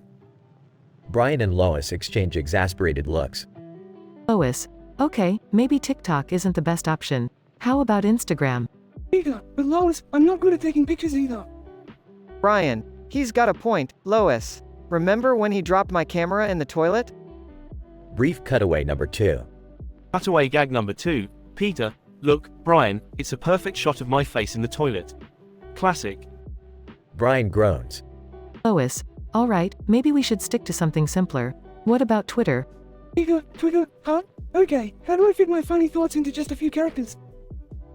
Brief cutaway number 3. Cutaway gag number 3. Peter, typing on his phone, just bought a hamster. Named him Skippy. He's nibbling my balls. Hashtag hamster humor. Lois and Brian stare at him, stunned. Lois, Peter, that's not appropriate. Brian, yeah, definitely not going to make you go viral for the right reasons. Peter, fine. No Twitter. Maybe I should just stick to Facebook like everyone else. Brief silence. Lois, well, at least you won't have to worry about brevity on Facebook. Just be careful not to offend anyone. Peter, you're right, Lois. I'll start sharing my memes and funny videos on Facebook. Get ready for the Griffin's internet domination. Peter excitedly opens his laptop as the scene fades out. End of episode.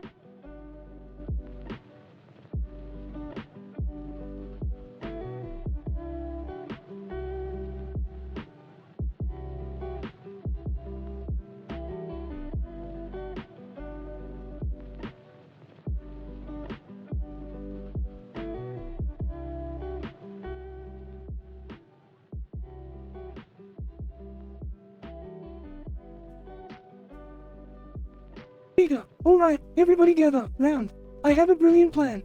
I'm gonna go viral on the internet. Lois, oh, Peter, not another one of your harebrained schemes. Peter, Lois, this time it's foolproof, I swear. But I can't decide which social media platform to choose. Should I go with YouTube, Facebook, or Instagram?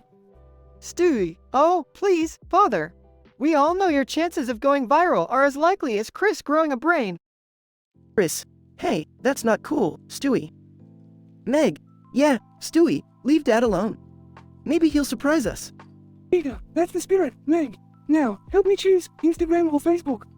Brian, well, Peter, Instagram is more visually oriented, so you might have a better chance of getting noticed there. Quagmire, bursting through the door. Did somebody say Instagram? I have a little trick for that would blow your mind. Peter, alright, Quagmire, lay it on me. Scene transitions to a cutaway gag. Quagmire, holding a clipboard. Okay, Peter, here's what you do to go viral on Instagram. First, you need to dress up as a hot dog and do the Watusi dance in the middle of a busy intersection. Trust me, it's guaranteed to get you attention. Scene transitions back to reality. Peter, well, that's one option. What about Facebook, guys? Stewie, Facebook? Seriously, father? That's so outdated. You might as well send out carrier pigeons with your viral message.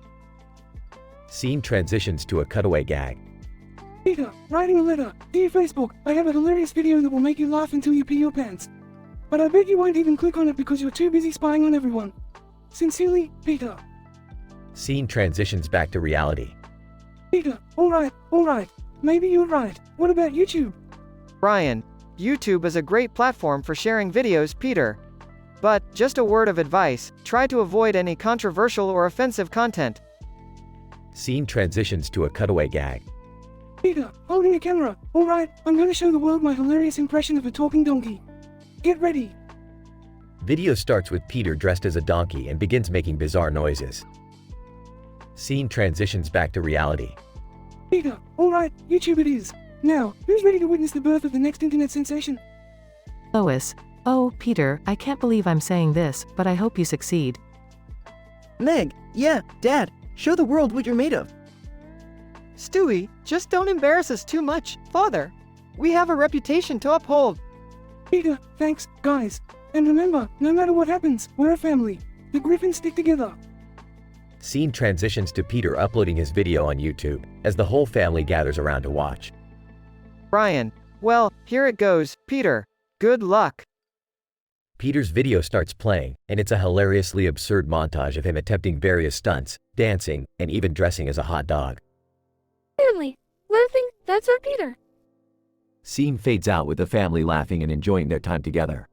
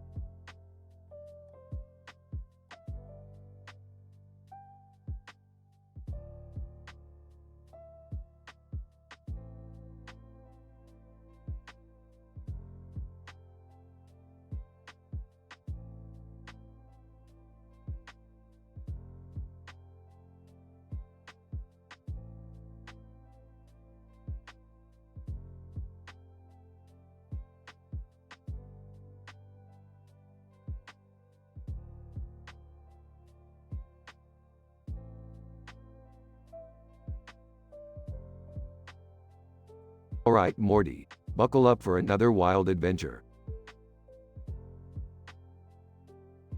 We're going to the dimension of pizza-headed mice, Morty.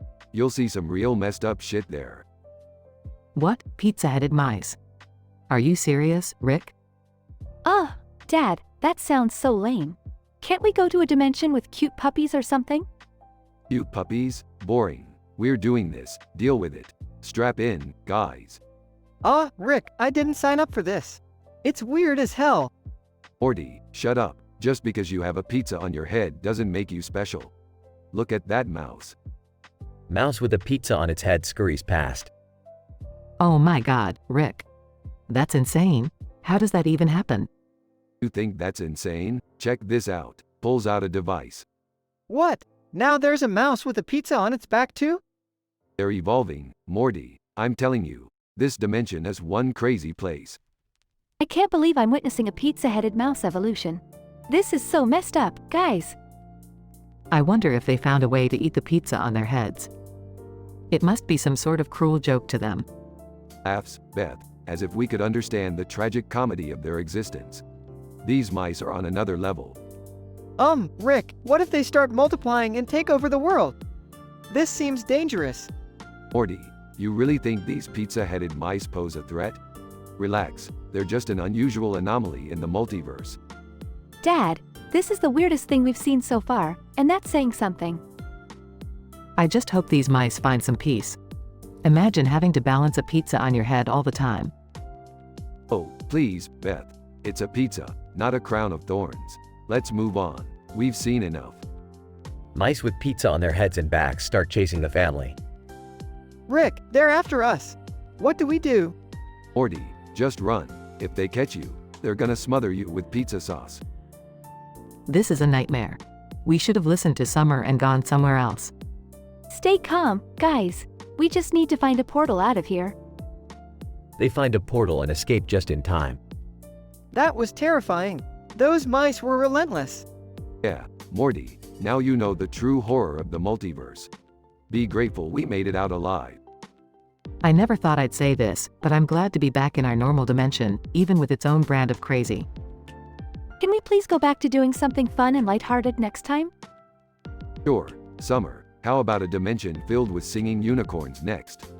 Rolls eyes. Great, more weird creatures. Can't wait, Rick.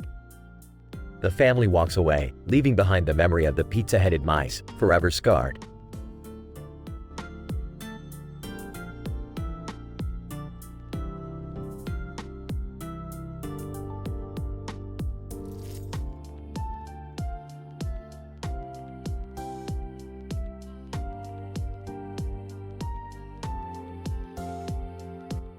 Dave, man, this pizza place never disappoints. That slice is pure heaven. John. Oh yeah, I've had dreams about this cheese. It's incredible. Dave, noticing the small animal munching on a slice of pizza, look at that cute little bastard over there stealing our pizza. John. Laughs. Dang, that critter's got taste. Look at it going for another slice. Dave, jokingly, hey, buddy, you better not eat all our pizza. John. Sarcastically. Yeah, leave some for us, you greedy furry thief. Dave, amused, wait, is that a bird?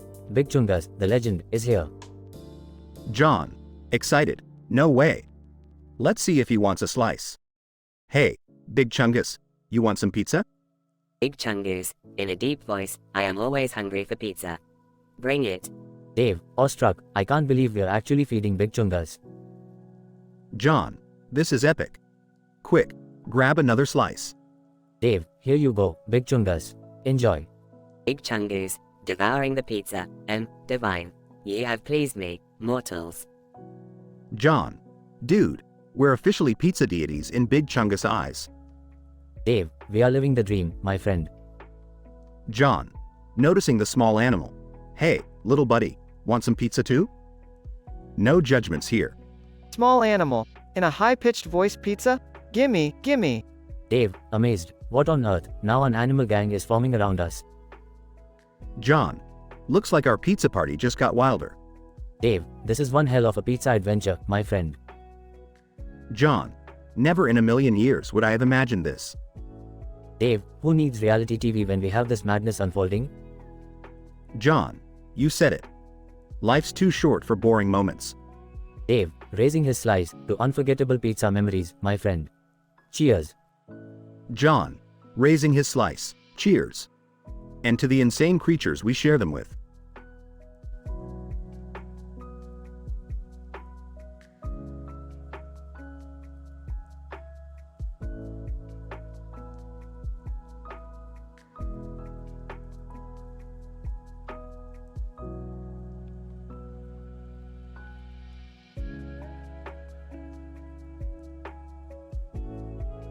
I'm sorry, but I can't generate that story for you.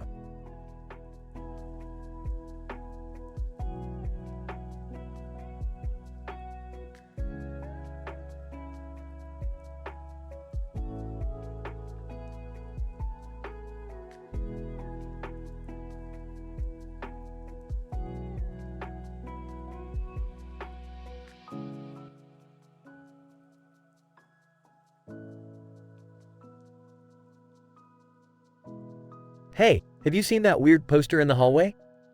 Yeah, it's pretty bizarre. What does it even say? It says, Vocanist, and something about organs reversing their roles. Wait, what? That's just messed up. Yeah, check this out. It says, Beth speaks through her labia minora and labia majora, vocal cords in the cervix, and her buccal lips are now the vulva. Are you serious? This is insane. Who came up with this nonsense? I don't know, but it gets even crazier. It says her stomach is now the uterus, and the ovaries are produced by her kidneys. What the actual fuck? This is beyond messed up. Who in their right mind would even think of this? I have no idea, but check this part. It says Beth gets pregnant in her stomach, which is now the uterus. How the hell does that happen? I can't even comprehend this.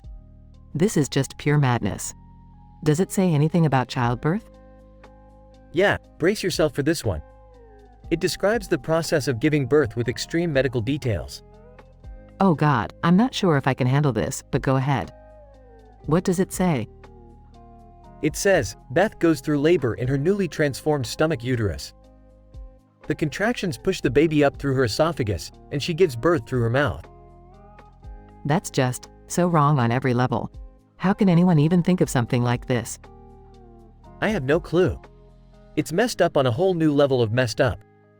But hey, look at me, I'm getting jealous. Jealous? How the hell are you jealous when we're talking about this bizarre poster? Well, according to this, I guess my vocal cords would be in your cervix now. How can I not be jealous? Jerry, seriously? You're jealous because my cervix is speaking and your vocal cords are there? This is beyond ridiculous. I can't help it, Beth. It's just a weird thought. But let's be real here, this whole poster is just a load of bullshit. Agreed. Whoever made this has some serious issues. Let's just forget about it and move on. Definitely. Let's never speak of this again. Agreed. This conversation is officially making my brain hurt.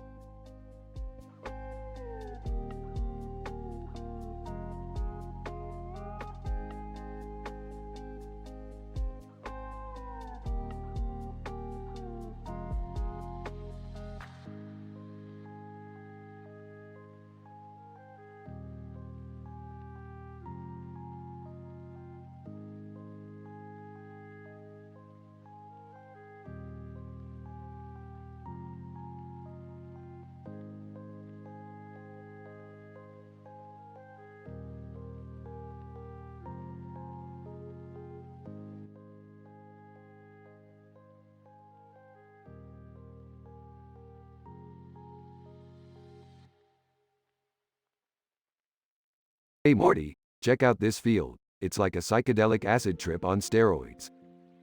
Whoa, Rick! Those plants are like pulsating with vibrant colors. Are we in another dimension again? Ah, Morty, we're just in the backyard of a twisted universe where plants trip out on their own psychedelics. Now let's get weird. Rick, what the hell is going on here? Why are the plants gesturing at us? Oh, Jerry, you pathetic sack of mediocrity.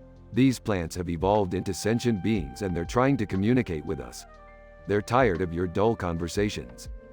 Dad, seriously? You're embarrassing me in front of the flora. Just shut up and let the plants do their thing. Rick, I think something weird is happening to Mom.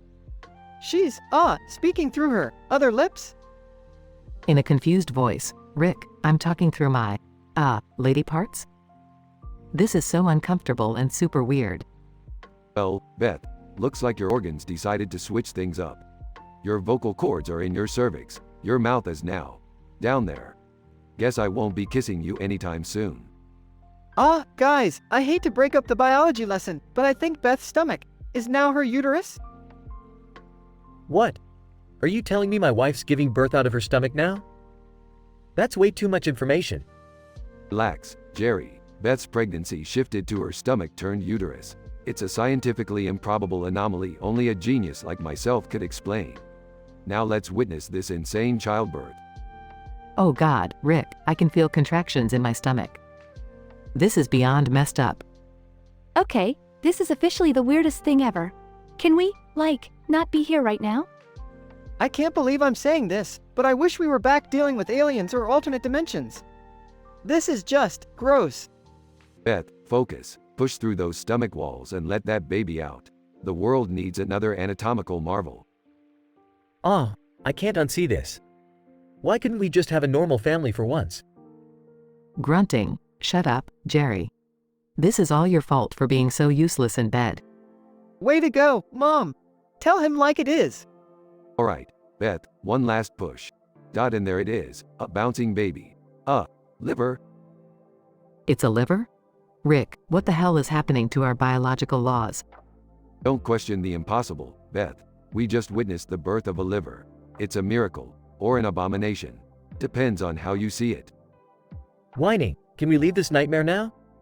I need a drink. Fine, Jerry, we've had enough of this medical circus. Let's go home and pretend this never happened. Agreed. And next time, Rick, kindly avoid turning my body into a carnival attraction, okay? This is definitely going down as the most messed up family experience ever. I need therapy after this. Yeah, no kidding, Summer. But hey, at least it was kind of interesting? In a totally messed up way. That's the spirit, Morty. Now let's get back to outrageous adventures where we belong. And remember, kids, never underestimate the power of anatomical chaos.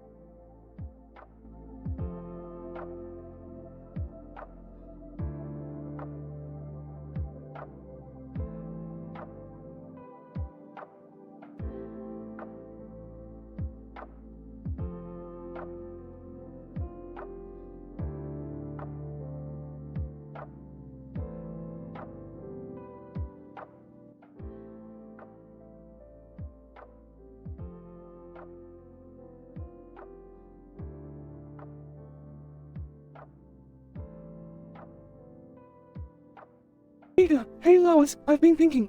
I want to go viral on the internet. Lois. Oh, Peter, don't you think you have enough attention as it is? Peter, no way. Lois, I want to be famous. I mean, more famous. Like the time I fought that giant chicken. Lois. Alright, Peter. But remember, last time you tried to go viral, you ended up with your head stuck in a Barney costume at the mall. Peter, yeah, but this time will be different. I've been doing some research. There are so many apps to choose from. Which one should I use? Lois. Well, Peter, it depends on what you want to do.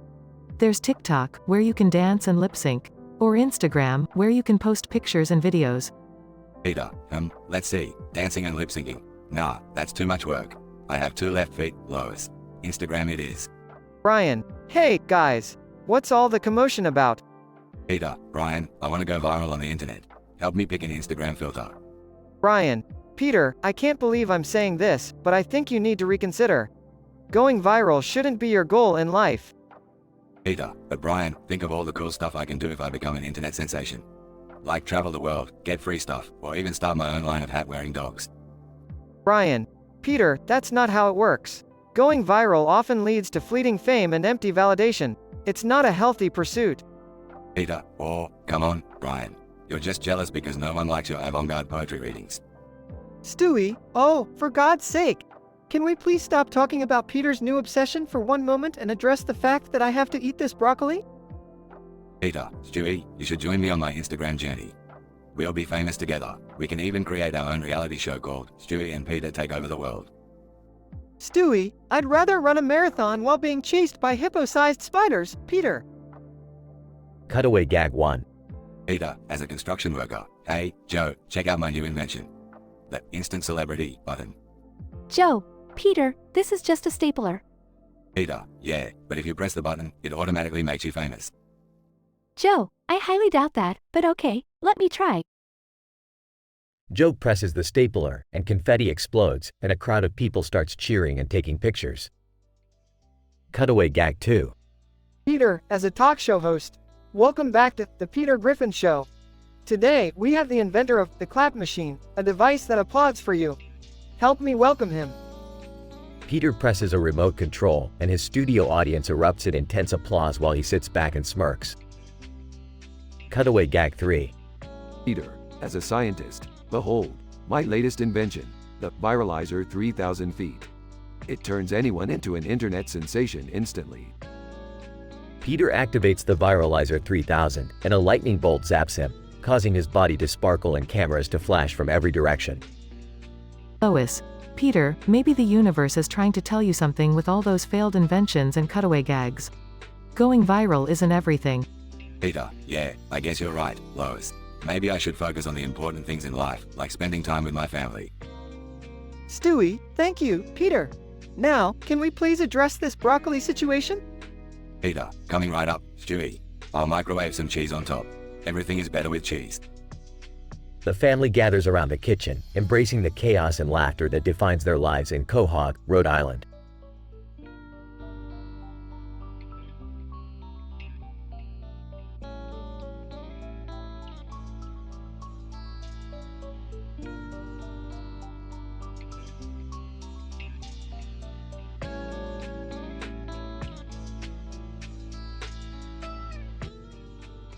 Peter, hey guys, gather around. I have a brilliant idea. Lois, oh no, not another one of your crazy schemes, Peter. Brian, yeah, last time we ended up bankrupt and homeless. Peter, trust me, this one's gonna be a game changer. I want to go viral on the internet. Stewie, oh, how novel. Peter Griffin wanting attention. Peter, shut it, Stewie. I'm serious this time, but I just can't decide which app to use. Chris, how about TikTok, Dad? I heard it's all the rage with the young folks. Peter, TikTok, that's a possibility. What do you think, Cleveland? Cleveland, well, I'm more of a Vine guy myself, but that's been gone for years. Give TikTok a shot. Peter, alright, TikTok it is. Time to make some wacky videos. Incident. Cutaway gag 1. Cut to Peter dancing in a chicken suit on a busy street. Stranger, what the hell is wrong with that guy? Peter, singing, I'm a chicken, I'm doing the chicken dance. Progression. Peter, alright, that was fun, but it didn't quite hit the mark. Any other suggestions? Quagmire, how about you try OnlyFans, Peter? People seem to make a lot of money on there. Peter, OnlyFans? Nah, I can't imagine anyone wanting to see big, all Pete like that. Stewie, personally, I think it's a terrible idea. We've seen enough of your naked body as it is. Brian, I have to agree with Stewie on this one, Peter. Maybe we should explore some other options. Incident. Cutaway gag 2. Cut to Peter dressed as a nurse giving Quagmire a sponge bath. Quagmire, jiggity jiggity goo. Peter, in a high-pitched voice, time for your sponge bath, Glenn. Denouement. Peter, alright, maybe OnlyFans isn't my thing either. One last shot, guys. Any suggestions? Meg, why don't you try Twitch, Dad? It's all about live streaming and interacting with your audience. Peter, hey, that's not a bad idea, Meg. I can see myself playing video games and chatting with people at the same time. Incident. Cutaway gag 3. Cut to Peter live streaming a cooking show. Peter, and now, I'm going to show you how to make a stool pie. First, you take a stool. Audience, ew, what the hell? Peter, laughing, just kidding, folks. It's a real pie, made with love. Conclusion. Peter, well, it looks like Twitch is the winner. Thanks for your help, guys. Stewie, yes, because the world definitely needs more Peter Griffin on the internet. Brian, it's a scary thought, but I have a feeling it'll be wildly entertaining. Lois, oh, Peter, when will you ever learn? Chris, but hey, at least we'll have some laughs along the way. Family Guy theme song plays as the screen fades out.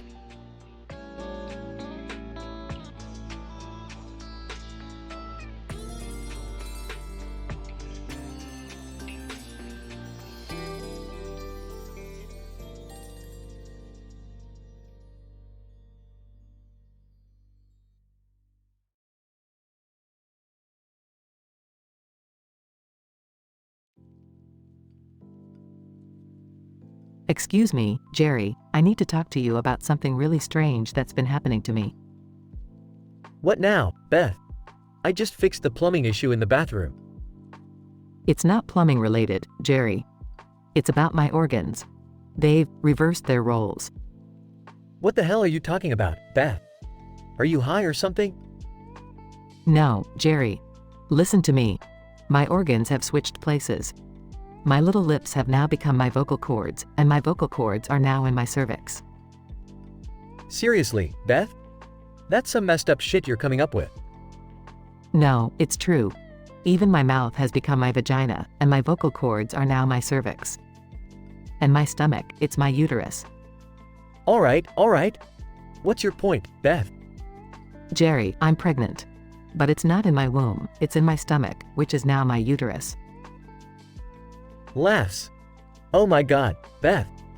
That's physically impossible. Are you trying to mess with me? No, I swear. This is really happening. I need your help, Jerry. I don't know what to do. Serious. Okay, Beth, let's say your absurd claim is true. Fine. How the fuck does a baby come out from your stomach? Well, I've been reading up on this, Jerry. The process is called abdominal childbirth. The doctor would have to perform a cesarean section, but on my stomach instead of my uterus. Shocked. Are you kidding me, Beth? That's horrifying. You expect me to believe this shit? Jerry, I know it sounds crazy, but I'm scared. I never signed up for this. Please, just try to understand. Sighs. Okay, fine. I'll call a doctor or something to see what the hell is going on.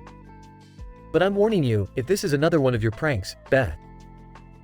It's not, Jerry. I promise. Thank you for believing me. Grumbling. Yeah. We'll see about that, Beth.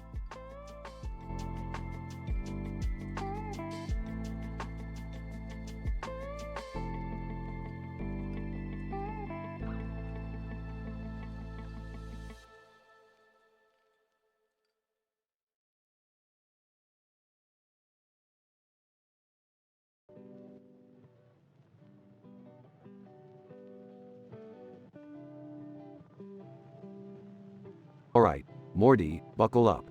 We're in for one hell of a ride today. What's going on, Rick? Why are we in a field with a blue umbrella? Morty, this umbrella is a portal to another dimension. We're about to dive headfirst into some serious shit. Seriously, Dad, can't we just go on a normal adventure for once? Normal? That's not my style, Summer. We're here to turn the universe upside down and do some crazy shit. In a distorted voice, hey, guys, check this out. My organs have switched roles. Oh boy, Beth, looks like your lips are the new vocal cords and your stomach is the uterus. Talk about a Freaky Friday situation. Wait, so Beth can talk through her, lady parts? Through her lady parts. Morty, I can hear you loud and clear. It's like a twisted game of telephone down here. Okay, let's not waste time, folks. We need to find a way to reverse this organ swap before things get overly complicated. Guys, I hate to break it to you, but Beth somehow got pregnant in her stomach, which is an upside-down uterus now. How is that even possible? Well, Summer, let's just call it a scientific miracle. We'll deal with the details later. Through her lady parts. Rick, I can feel the contractions. This stomach's giving birth. Jealously, great. Just great. Beth gets to experience childbirth in her stomach, and I can't even grow a decent mustache. Jerry, shut up. We're in the middle of a medical oddity here. Focus on the task at hand. Oh, guys, then the blue umbrella is starting to vibrate.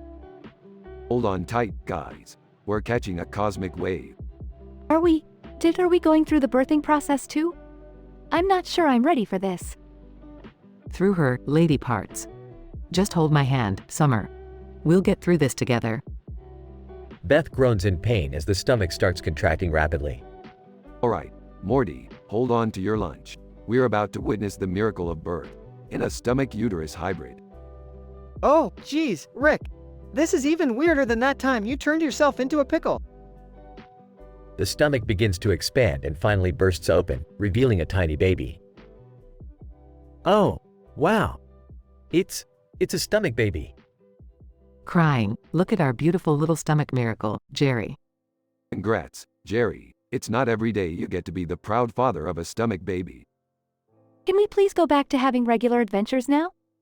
Sure, Summer, just as soon as we find a way to put all these organs back where they belong. Let's get to work, folks. The group disperses, leaving Jerry holding the stomach baby and wondering what the hell just happened. I'm gonna need therapy after this. Scene fades out as the group continues their bizarre quest to reverse the organ swap.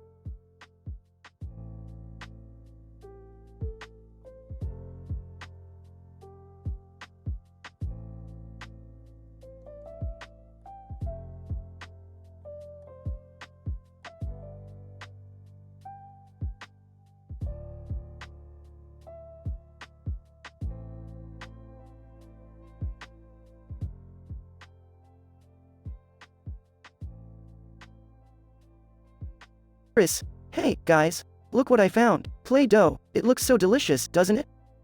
Stewie, sarcastically, oh, yes, Chris. It's positively mouth-watering. Who needs actual food when you have that plastic goodness? Peter, hey, Chris, you gonna eat that or just stare at it all day? Chris, well, I was thinking about eating it. Is that weird? Meg, Chris, please don't eat Play-Doh. It's not meant to be consumed. Brian, she's right, Chris. Play-Doh is non-toxic, but it's not meant to be eaten. It can't possibly taste good. Chris, you're all just haters. I'm gonna show you. Grabs a handful of Play-Doh and takes a huge bite. Peter laughs. Wow, he's actually doing it. Stewie, well, this should be interesting. Scene 1 cutaway gag. Peter, as Indiana Jones, it belongs in a museum, runs away dramatically while holding Chris in a jar of Play-Doh. Scene 2 cutaway gag. Stewie, as a mad scientist, behold, my latest invention. Play-Doh, the ultimate source of nutrients. Laughs maniacally. Scene 3 cutaway gag. Meg, as a seductive chef, today, on Cooking with Meg, we'll make a Play-Doh souffle. Bon appetit, winks at the camera. Chris, munching on Play-Doh, it's actually not that bad, guys. You should try it. Stewie, I think I'll pass, thank you. I do have standards, you know. Brian, Chris, this can't be healthy. Have you even thought about the consequences? Chris, I'm not worried, Brian. Play-Doh is like a magical rainbow for my stomach. Lois, what's going on in here? Chris, why are you eating Play-Doh? Chris, it's delicious, Mom. You should join me. Lois, absolutely not. That's not real food, Chris. It's time for a serious talk about nutrition. Scene 4 denouement. Lois, that's why it's important to eat a balanced diet, Chris. Play-Doh may taste good, but it doesn't provide the nutrients your body needs. Peter, yeah, Chris, we care about you. We want you to be healthy and strong. Meg, Mom's right. Let's find some real food for you, Chris. Scene 5 conclusion. Chris, alright, Mom, I'll stop eating Play-Doh, but can we still make Play-Doh souffle sometimes, Meg? Meg, how about we make a real souffle instead? It'll taste way better, I promise. Stewie, thank God. I was worried for a moment we'd have a Play-Doh themed episode every week. Brian, well, that's the Griffin family for you. Always finding a way to make the most mundane things extraordinary. Peter grabs a jar of mayonnaise. Speaking of extraordinary, who's up for a mayonnaise eating contest? Everyone groans in unison. Not again, Peter.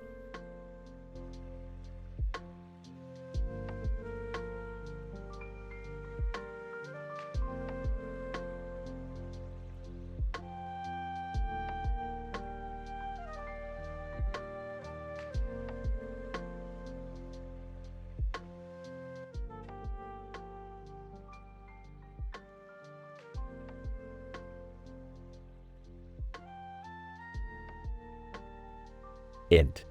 Griffin living room, day. Peter, sitting on the couch. Lois, have you seen my beer? Lois. Entering the room, Peter, it's only 9 in the morning. Maybe it's time to cut back on the drinking. Peter, cut back? That's like telling a fat guy to eat just one cheeseburger. It's UN American, Lois. Int. Griffin Kitchen, Day. Chris enters, holding a can of Play-Doh. Hey, guys. Look what I found. Lois. Chris, honey, that's Stewie's Play-Doh. Put that down, it's not for eating. Chris, come on, Mom. It's harmless. I just want a little taste. Int. Griffin Living Room, Day, Cutaway Gag 1. Peter, animatedly, remember that time I mistook Stewie's Play-Doh for a snack, Lois? Lois. Rolls her eyes, Peter, that never happened. Peter, oh right. Pauses, well, it could have happened. That Play-Doh looked mighty delicious, I tell ya. Int. Griffin Kitchen, Day. Chris, eating the Play-Doh, this tastes weirdly good. Stewie, entering the room. Chris, what the deuce are you doing? Chris, sheepish, uh-oh, busted. Int. Griffin Living Room, Day, Cutaway Gag 2. Peter, grinning, hey, remember the time I ate a whole tub of Play-Doh, Lois? Lois. Sighs, Peter, you really need to stop making up these ridiculous stories. Peter, but this one is real. I even called it Play-Doh Challenge. Int. Griffin Kitchen, Day. Stewie, Chris, do you have any idea what that Play-Doh does to your insides? Chris, not really, Stewie. Stewie, well, let me show you. Opens a drawer, revealing a Play-Doh anatomy set. Int. Griffin Living Room, Day, Cutaway Gag 3. Peter, proudly, remember when I became a human Play-Doh factory, Lois? Lois. Exasperated, Peter, that never happened. Peter, fine. But the possibilities were endless, like a rainbow of squishy fun. Int. Griffin Kitchen, Day. Stewie, assembling the Play-Doh organs. See, Chris? Look what it does to your digestive system. Chris, horrified, oh my god, Stewie, I didn't know, I'm sorry. Lois. Approaching, Stewie, let Chris go. He's learned his lesson. Stewie, very well. But if he steals my Play-Doh again, all bets are off. Chris, got it, Stewie. No more Play-Doh for me. Peter, entering the kitchen, holding a beer. Hey, does anyone want a Play-Doh shaped pretzel? Lois. Facepalms, Peter, just stop. Fade out.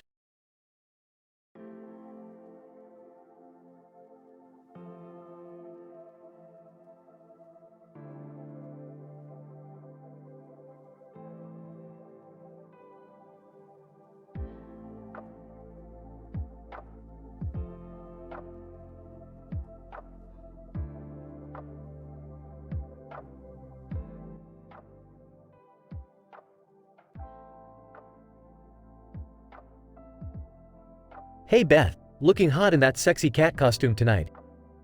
Thanks, Jerry. You're not looking too bad yourself in that naughty nurse outfit. Doctor, evening, folks. Mind if I join in the costume fun? Not at all, Doc. The more, the merrier. Giggles. So, Jerry, remember when we joked about body swap fantasies? Well, tonight things got a little crazy. Wait, what do you mean? My organs have reversed their roles. I can talk through my labia and clit, and my vocal cords are now in my cervix. Holy shit, Beth. That's insane. Doctor, curious, can I examine you, Beth? This is incredible from a medical perspective. Sure, Doc. Take a look. Doctor, examining, remarkable. Beth, your buccal lips have become your vulva, and your vocal cords are now in your throat, taking the role of the cervix. Yeah, it's been quite the adventure. But there's more.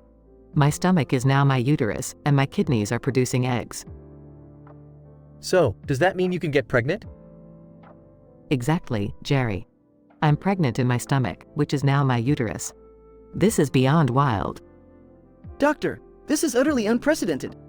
Beth, you're about to enter labor. Get ready for an experience like no other.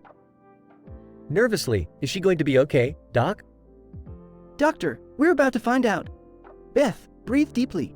It's time to push. Straining. Oh God, it feels so weird. I can't believe this is happening. Doctor, the baby's head is crowning. Keep pushing, Beth. Screaming, it burns. It's like nothing I've ever felt before. Hang in there, Beth. You're doing amazing. Doctor, One final push, Beth. You're almost there. Gasping, oh my god. It's out. I did it. Is everything okay, Doc? Doctor, congratulations, Beth and Jerry. You've just witnessed the most extraordinary birth in medical history. Tearfully, I can't believe I gave birth through my stomach. This is mind-blowing. In awe. You're a superhero, Beth. I'm so proud of you. Doctor, indeed, Beth, you've shown us the power of human resilience. This will go down in medical textbooks for generations to come. Just when I thought Halloween couldn't get any crazier.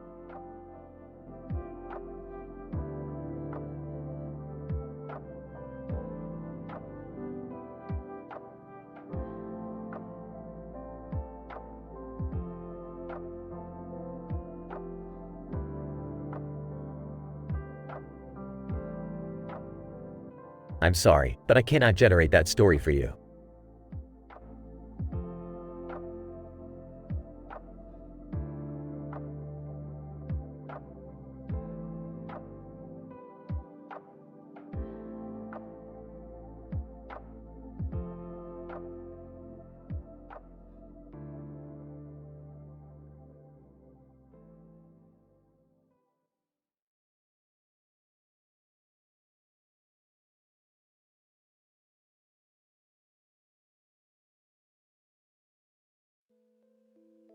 Title, Meg's Online Adventure.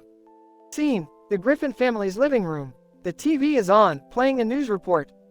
Tom Tucker, on TV, with a serious expression, "Good evening, Quahog. Tonight, we have a shocking development in our small town. It seems that Meg Griffin has taken her interest in the internet to a whole new level." Scene, Meg's bedroom. Meg is sitting at her computer, grinning mischievously. Meg, typing furiously. Yeah, that's right, bitches. I'm going to show the world what Meg Griffin is truly capable of. Scene, the kitchen. Peter is eating a sandwich, with a surprised look on his face. Peter, choking on his sandwich. What the hell is Meg up to now? Scene, the Griffin family's living room. The family gathers around the TV, watching a breaking news report. Trisha Takanawa, on TV. We've received exclusive footage of Meg Griffin engaging in some rather promiscuous online activities, much to the dismay of her family and the local community. Scene, Peter's imagination. Cutaway gag 1. Peter, dreaming, dressed as a cowboy. Yeehaw. I reckon I struck gold. Slides down a pole into a room filled with money. I'm the pawn king. Scene, the Quahog Elementary School. The students are whispering and pointing at Meg. Stewie, smirking. Well, Meg, it seems the jig is up. Clearly, your newfound enthusiasm for internet pornography is not going unnoticed. Scene, the Griffin family's living room. Everyone is shouting at Meg. Peter, I can't believe you've gone down this path, Meg. What would your mother say? Scene, Brian's imagination. Cutaway gag 2. Brian, daydreaming, dressed as a scientist. I must analyze this intriguing phenomenon. Looks through a microscope. Oh my, it appears that Meg's brain is being consumed by unfulfilled fantasies and poorly scripted storylines. Scene, a city council meeting. The Griffins sit in the audience. Lois, angry, you've made a spectacle of our family, Meg. This is not the way to seek attention or validation. Scene, Quagmire's bedroom. Cutaway gag 3. Quagmire, in bed with two women, winking at the camera, jiggity jiggity goo. Looks like Meg learned a thing or two from the master. Scene, Meg's bedroom. She is pouting, feeling remorseful. Meg, teary-eyed. I didn't realize the consequences of my actions. I just wanted to feel accepted and desired. Scene, the Griffin family's living room. The family gathers around Meg, offering support and guidance. Peter, Meg, we may be a dysfunctional family, but that doesn't mean we don't love you. We'll help you get through this and learn from your mistakes. Scene, Brian's imagination. Final cutaway gag. Brian, daydreaming, dressed as a therapist. Ah, Meg, it seems your journey towards self-discovery and personal growth begins now. Let us dive deep into your psyche and uncover the root causes of your internet escapades. Scene, the Griffin family's living room. The family shares a heartfelt group hug. Lois, we'll get through this together, Meg. Remember, you're more than the sum of your online activities. Scene, the screen fades out, ending the episode. Disclaimer. This dialogue script is a creative work and is not associated with or approved by the creators of the show, Family Guy.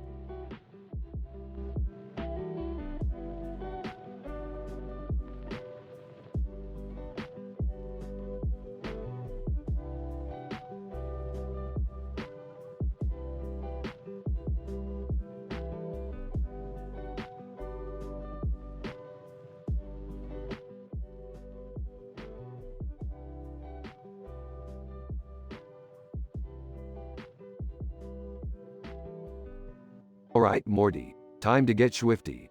We've got a new adventure on our hands. Oh, Rick, I don't know if I'm ready for another one of your crazy escapades. Relax, Morty. It's gonna be fine.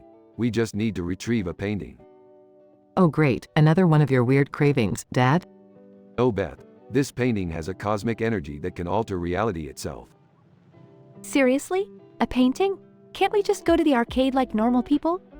Normal, boring. This painting is the key to unlocking new realms of existence. I don't know, Rick. Sounds dangerous. What if we screw things up? Morty, every adventure we go on screws things up. That's the beauty of it. Fine, let's get this over with. But can we hurry? My organs have swapped places again. Ah, no worries, Beth. It's just a minor side effect of interdimensional travel. Rick, my larynx is in my cervix and my mouth is now my... You know what, it's too weird to explain. Don't worry, Beth. We'll fix you right up after we get that painting. Oh, Rick, I think we have another problem. Beth is pregnant. Yeah, turns out my stomach is now the uterus. Thanks a lot, Rick. Oh, isn't that a plot twist? Looks like we're gonna need a uterine C-section. Wait, what? Are you serious, Rick? You're gonna perform surgery on my mom? Relax, Morty. It's just a routine uterus-stomach switcheroo.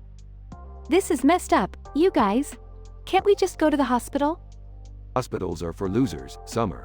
I've got a medbay in the garage, remember? Oh great, now my wife is getting a uterus C-section. Just what I needed, more inadequacy. Who invited you, Jerry? Go find some self-esteem while we deliver a baby stomach uterus. Don't worry, guys. My stomach will make a perfect uterus.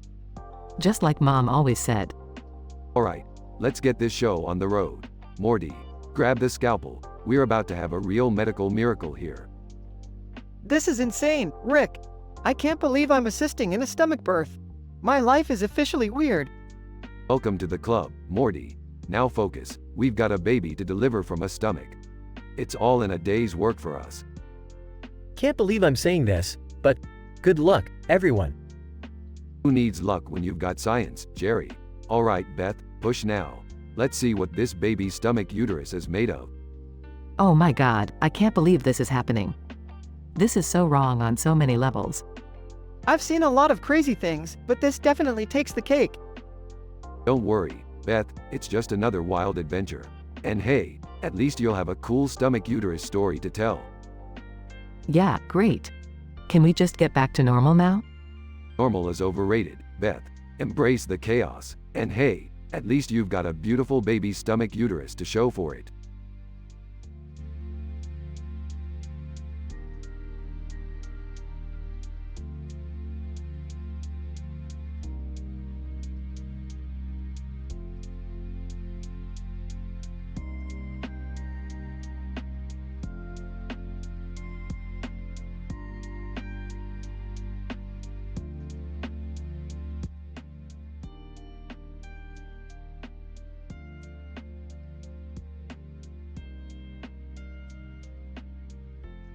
Holy shit, Jerry.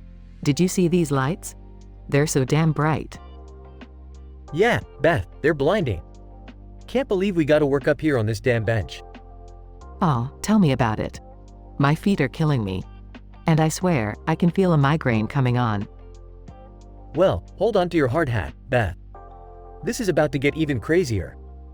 What are you talking about, Jerry? Look, something weird is happening to you, Beth.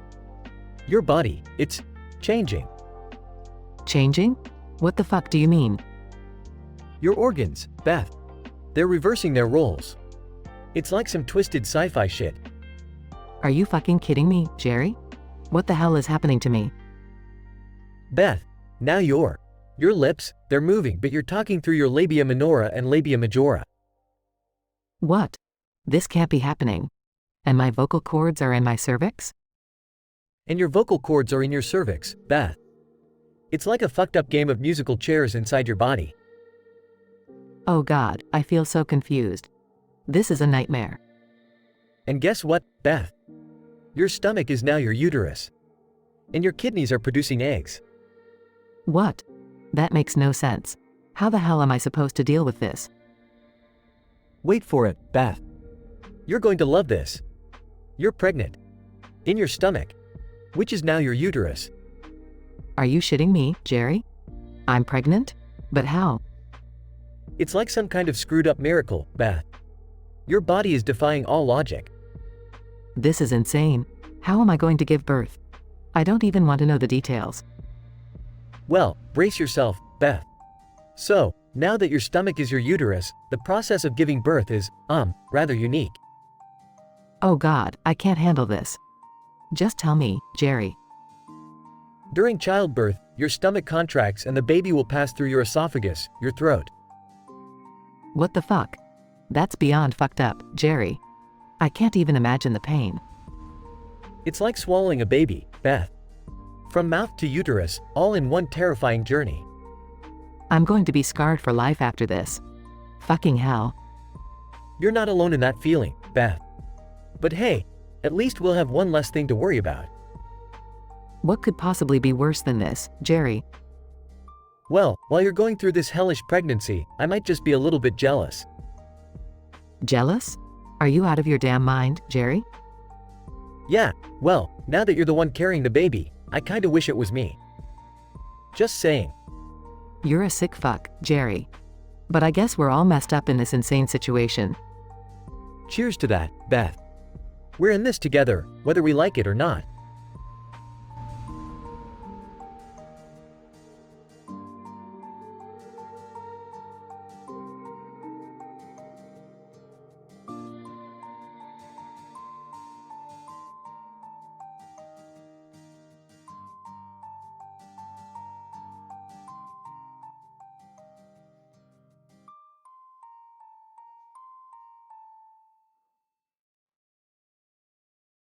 Int. Griffin living room, day. Peter, Lois, Meg, Chris, and Stewie are gathered around the TV watching a skateboarding competition. Peter, hey, Lois. Remember when I used to skateboard back in the day? Lois. Yes, Peter. Unfortunately, I do. You always ended up hurting yourself. Meg, sarcastically, yeah, Dad. You were like a real Tony Hawk. Peter, oh, shut up, Meg. I bet I could still shred it. Chris, laughs, yeah, right, Dad. You can barely stand on your own 2 feet. Peter, determined, oh, it's on. I'm gonna show you all that I've still got it. Int. Skate park, day.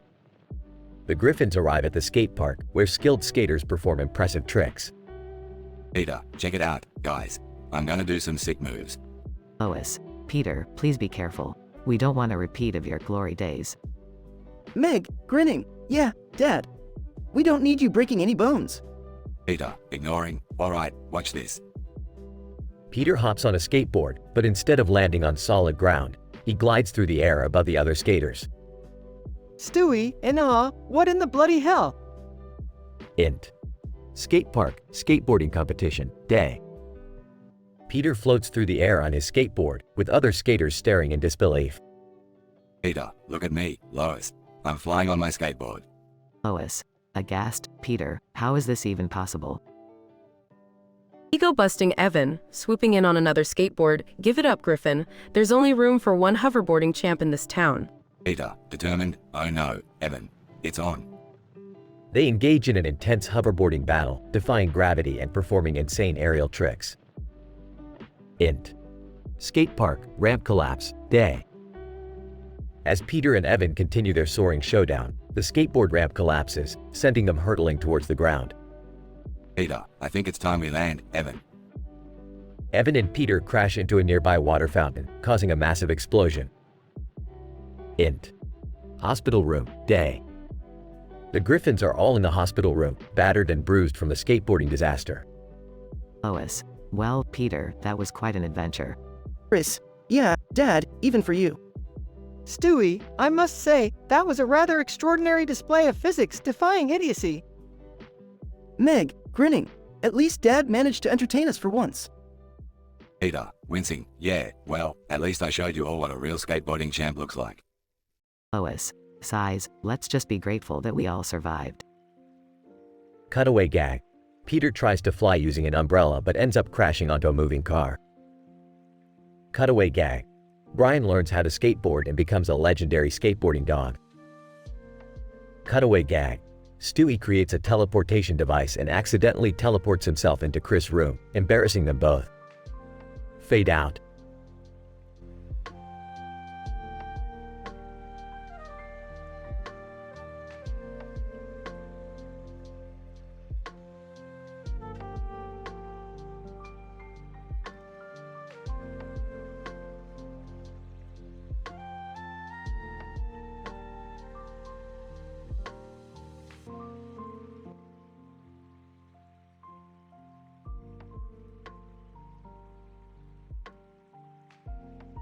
Peter, hey Lois, check out my new beard.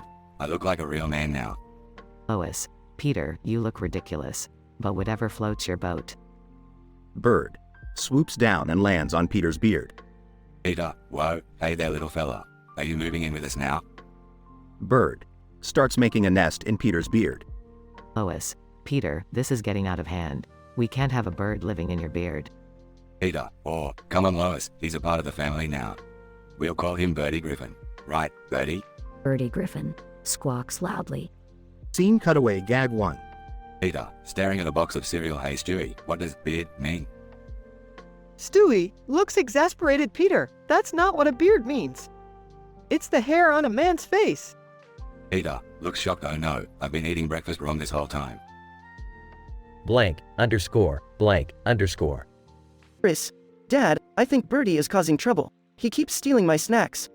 Peter, well, he's gotta eat too, Chris. We're a generous family. Birdie Griffin flies off with Chris's sandwich. Chris, Dad, that's my lunch. Peter, don't worry Chris, we'll order some takeout. We have to support local businesses, you know. Scene cutaway gag 2. Peter, on the phone, yeah, I'd like to order a large pizza with extra anchovies and a bird-sized portion of birdseed. Blank, underscore, blank, underscore. Meg, that bird is so annoying. It's ruining my makeup. Birdie Griffin playfully pulls on Meg's mascara. Meg, Dad, make it stop. It won't leave me alone. Peter, come on, Meg. Birdie just wants in on the makeup tutorial. Let him be fabulous. Scene cutaway gag 3. Peter, in front of a mirror, look at me. I'm trying out my new makeup tutorial. Smoky eyes, more like smoking hot. Blank, underscore, blank, underscore.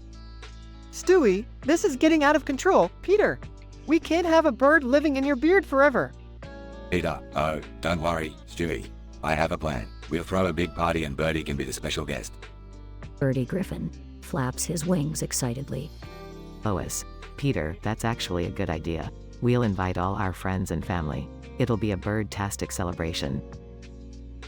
As the Griffin family throws a party for Birdie Griffin, the bird who has made a home in Peter's beard, chaos and laughter ensue. Despite the unconventional situation, the Griffins embrace their new feathery friend and learn the true meaning of family, even if it means sharing living space with a bird. And as the party comes to an end, the family is left with memories of the craziest, most unconventional party they've ever thrown, cherishing the moments that made them unique.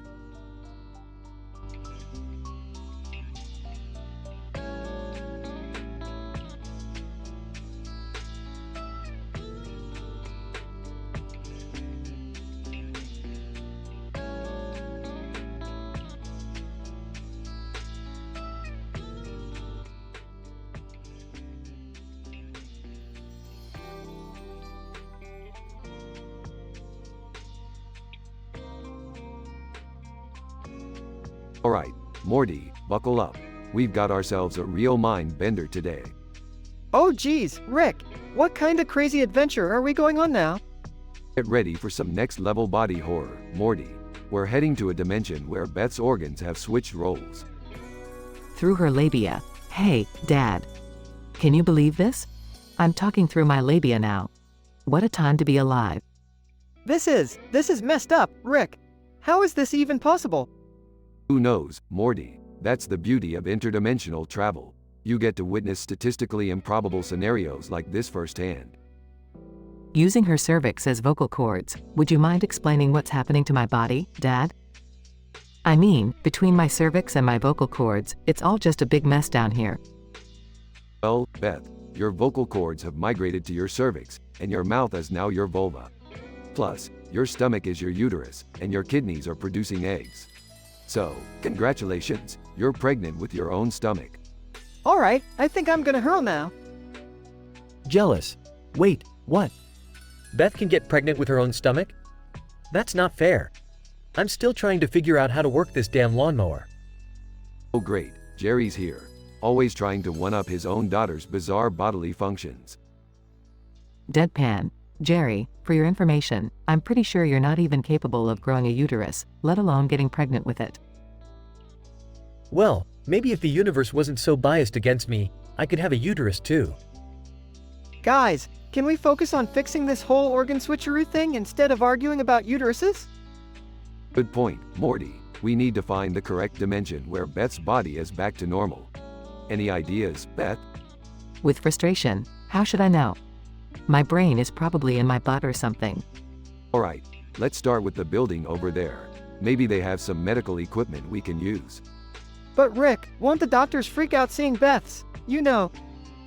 Morty, in the vast multiverse, doctors have seen weirder things than a talking vulva. Trust me.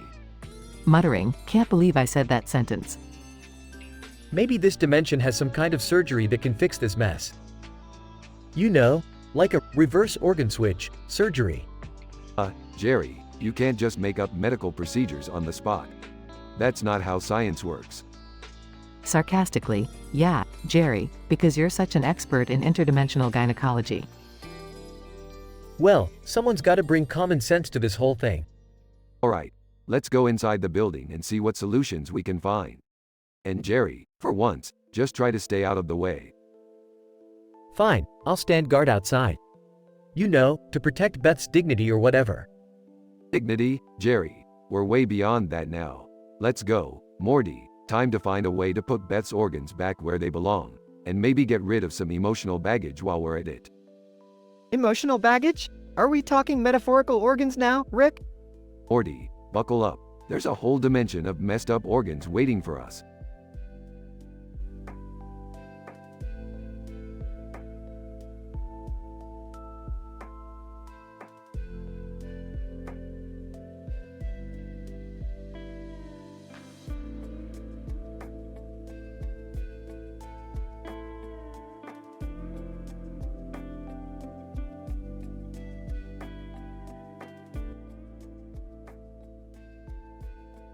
Beth, what the fuck is happening to your body? God, Jerry, I have no idea. My organs are all fucked up. They've reversed their roles or something. Reversed their roles? What the hell does that even mean?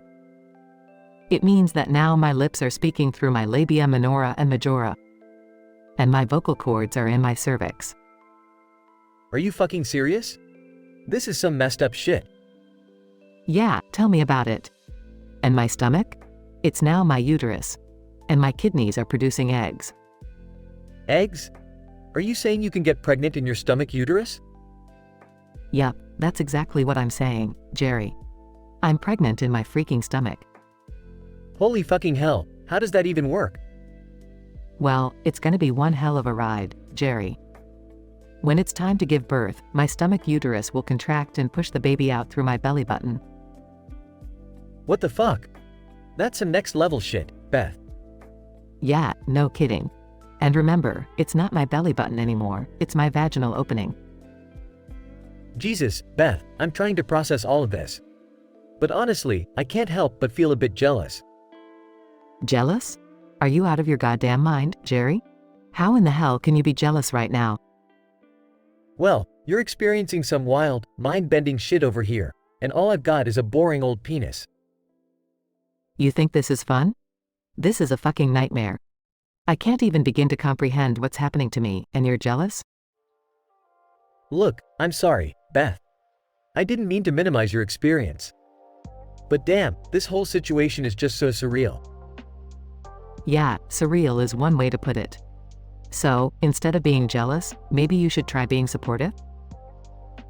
You're right, Beth. I'm sorry. I'll do my best to be there for you, no matter how fucked up things get. Thanks, Jerry. I'm gonna need all the support I can get. We're in for one hell of a ride.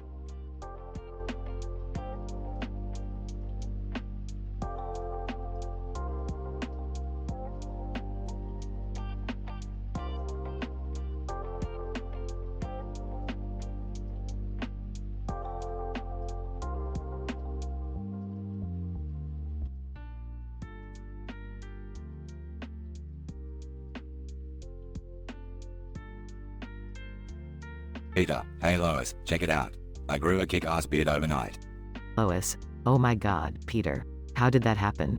Peter, I have no idea. I went to bed looking like a baby's ass and woke up like Grizzly Adams. Stewie, rolling his eyes. Oh great, now we have Sasquatch living in our house. Chris, excitedly, hey Dad, can I touch it? It looks so soft and fluffy. Peter, of course. Chris, come feel the magic. Chris touches Peter's beard and a bird suddenly flies out from within. Bird. Squawk. Squawk. Meg, screaming, oh my god. A bird just flew out of Dad's beard. Peter, well, what do you know, Lois? I didn't grow a beard. I grew a bird's nest. Lois, this is ridiculous, Peter. We can't have a bird living in your beard. Scene transitions to a cutaway gag. Peter, holding a tiny microphone, and now, introducing the newest solo artist, Peter Griffin's beard. An animated beard starts singing on stage while the audience goes wild. Scene transitions back to the Griffins. Lois, we have to get rid of that bird, Peter. It's causing chaos in our home. Peter, but Lois, he's become like family. I call him Beardy Jr. Stewie, sarcastically, oh, that's just lovely. Our new family member is a freeloading bird from your face. Brian, sighs, I can't believe I'm saying this, but I actually miss the time Peter became a cat lady. Scene transitions to another cutaway gag. Peter, wearing a lab coat, welcome to St. Griffin's Medical Research Facility. Today, we're testing the effects of bird residence on facial hair growth. Camera pans to a group of bearded men with birds nesting in their facial hair. Scene transitions back to the Griffins. Lois, Peter, we have to find a way to get rid of Beardy Jr. It's getting out of hand. Peter, alright, I'll shave it off. But only because I love you, Lois. Meg, relieved, thank goodness. I can finally sleep without bird noises in my ears. Chris, sadly, bye-bye, Beardy Jr. I'll miss you. Scene transitions to the last cutaway gag. Peter, dressed as a lumberjack, I chopped down the tallest tree in the forest with my beard. Peter swings an axe, cutting down an impossibly tall and cartoonish tree. Scene transitions back to the Griffins. Peter, clean shaven. Well, I guess it's time to say goodbye to my bearded buddy. Beardy Jr. Sitting on Meg's shoulder, squawk. Lois, you stay strong, Beardy Jr.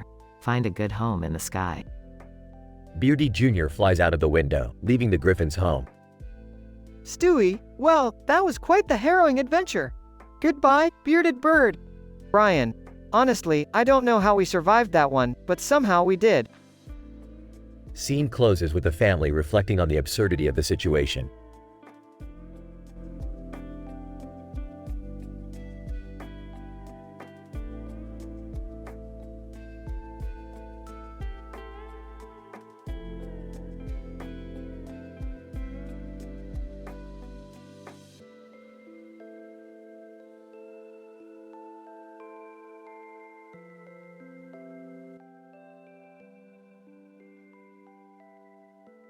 Peter, hey, Brian, look at this crazy chicken I found. Brian, wow, Peter, that's one bizarre looking bird. Its head is all colorful, and its body is a mix of black, white, and brown. What a weird combination. Peter, yeah, it's like a unicorn and a chicken had a baby. It's so messed up, I love it. Brian, be careful, Peter. It looks like it's been pecking at something. We wouldn't want it to. Incident. The chicken pecks at a hidden button, causing a trap to activate. Suddenly, Peter and Brian are trapped in a giant chicken suit. Peter, oh crap, Brian, we're stuck inside this friggin' chicken suit. Brian, how the hell did this happen? We're gonna suffocate in here. Regression. Peter and Brian struggle inside the chicken suit, trying to find a way to escape. Peter, we gotta think, Brian, how can we get out of this thing? Brian, I don't know, Peter. Maybe if we work together and try to break free? Peter, good idea. On the count of 3, let's give it all we've got and bust out of here. Peter and Brian brace themselves and attempt to break free from the chicken suit. After a few tries, Peter and Brian manage to tear a hole in the chicken suit and climb out, gasping for air. Peter, thank God we made it out alive. I never want to wear a chicken suit again. Brian, agreed, Peter. That was a close call. Let's just stick to our regular shenanigans from now on. Peter and Brian walk away from the oversized chicken suit, relieved and thankful to be free. Peter, you know, Brian, I can't help but wonder what the cutaway gag would be if this were an actual episode of Family Guy. Brian. Well, Peter, it could be something like Peter and Brian getting trapped inside a chicken suit and accidentally crashing a high society party. As they continue their conversation, the camera pans out, transitioning into a hilarious cutaway gag of Peter and Brian causing havoc in a fancy event. Cutaway gag 1.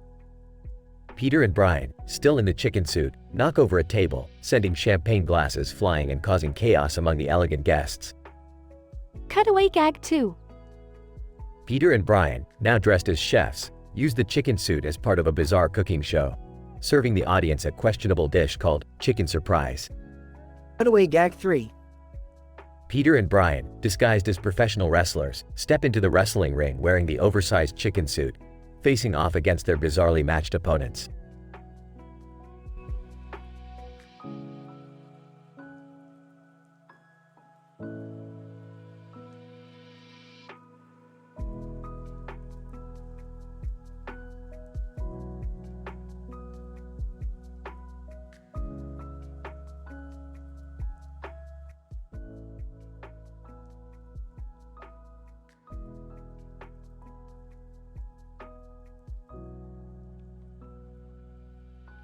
Alright, Morty. Buckle up for another mind-blowing adventure. Rick, are you sure this is safe? I mean, we're standing in a field of flowers, covered in snow, with grass in the background, and a white sky. What's going on? Morty, everything is scientifically improbable here. Just go with it, okay? Reality is for squares anyway. Speaking through her altered organs, hey Rick, I can talk through my labia now. Ain't that something? Whispering to Summer, did you hear that? Beth's talking through her private parts? I'm starting to feel really insecure now. Rolling her eyes. Oh, come on, Dad. It's just another weird thing in this messed up family. Get over yourself. Alright, let's get back to business. Morty, we need to find a way to reverse this organ switcheroo. Any ideas? I dunno, Rick. Maybe we can use some sort of interdimensional DNA manipulator? Morty, you realize we're not wizards, right? Fine, let's try that. Brace yourself, Beth. With a mix of discomfort and surprise, oh, God. I can feel my vocal cords deep inside my cervix. This is so messed up. Whispering to Morty, see, Morty? Beth's going through all this crazy stuff, and you're over here helping Rick all the time. I feel so useless. Dad, this is not the time for your insecurities. We're dealing with a literal internal switch-up. Focus! Okay, we've manipulated the DNA, but now we need to guide Beth through the process of childbirth. Summer, get the anatomy textbooks. Seriously? We're gonna deliver a baby in this messed up body? Fine, I'll get the damn books. Struggling through the pain, oh God. I can feel contractions in my stomach, which is now my uterus. This is beyond messed up. Alright, Beth, you need to push, just like you would if you were giving birth through your new uterus. Screaming, I can do this. I can. Wait, Morty, why are you recording this on your phone? Science documentation, Beth. It's important for future generations, or something. Overwhelmed. This is insane. What even is our family anymore? My head is spinning. Whispering to Jerry, you think your head is spinning, Dad? Imagine being inside Mom right now. Covers his ears. La la la la. I can't unhear that. La la la. Exhausted but relieved, it's a girl. Wait, is my stomach now her uterus? This is too twisted even for me. Oh, don't worry, Beth. We'll sort that out later. Let's just celebrate the miracle of life in this messed up universe. Sarcastically, yeah, it's a real Kodak moment, guys. Can we clean up this anatomical nightmare now? Sure thing, Summer. Just gonna need to borrow your dimension-hopping vacuum cleaner. Rick, are vacuums even supposed to do that? Morty, if you can't handle the mess, you shouldn't be here. Now let's go clean up and get the hell out of this highly improbable area. Still shell-shocked, I'll just be over here, contemplating my existence. That's the spirit, Jerry. See, you're good at something after all.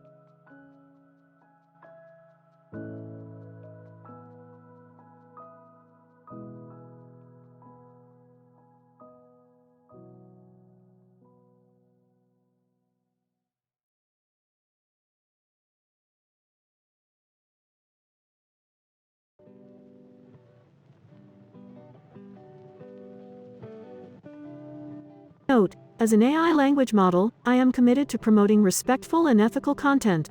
I am unable to create explicit, vulgar, or overly graphic dialogue. However, I can help you come up with a creative and intense dialogue script within appropriate limits. Let's create a unique and intriguing story while maintaining a safe and respectful environment. Please let me know how I can assist you.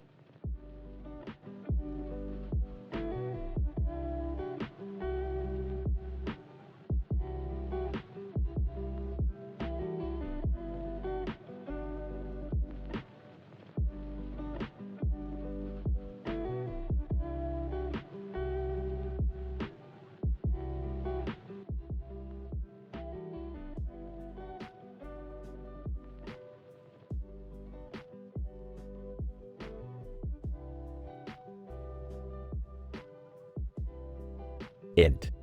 Griffin living room, day.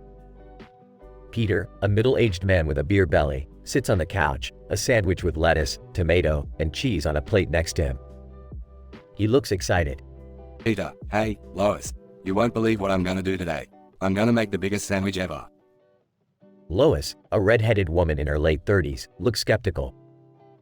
She folds her arms across her chest.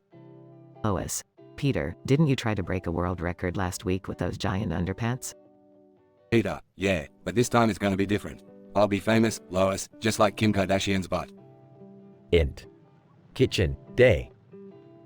Peter starts gathering an absurd amount of ingredients for his sandwich. Mayo, pickles, salami, bacon, peanut butter, you name it. He piles it all onto a comically large loaf of bread. Peter, grinning, alright, let's see. If I add this leftover Thanksgiving turkey and these frozen waffles. Ah, perfection. Cutaway 1. Int. Griffin bathroom, day, Peter's imagination.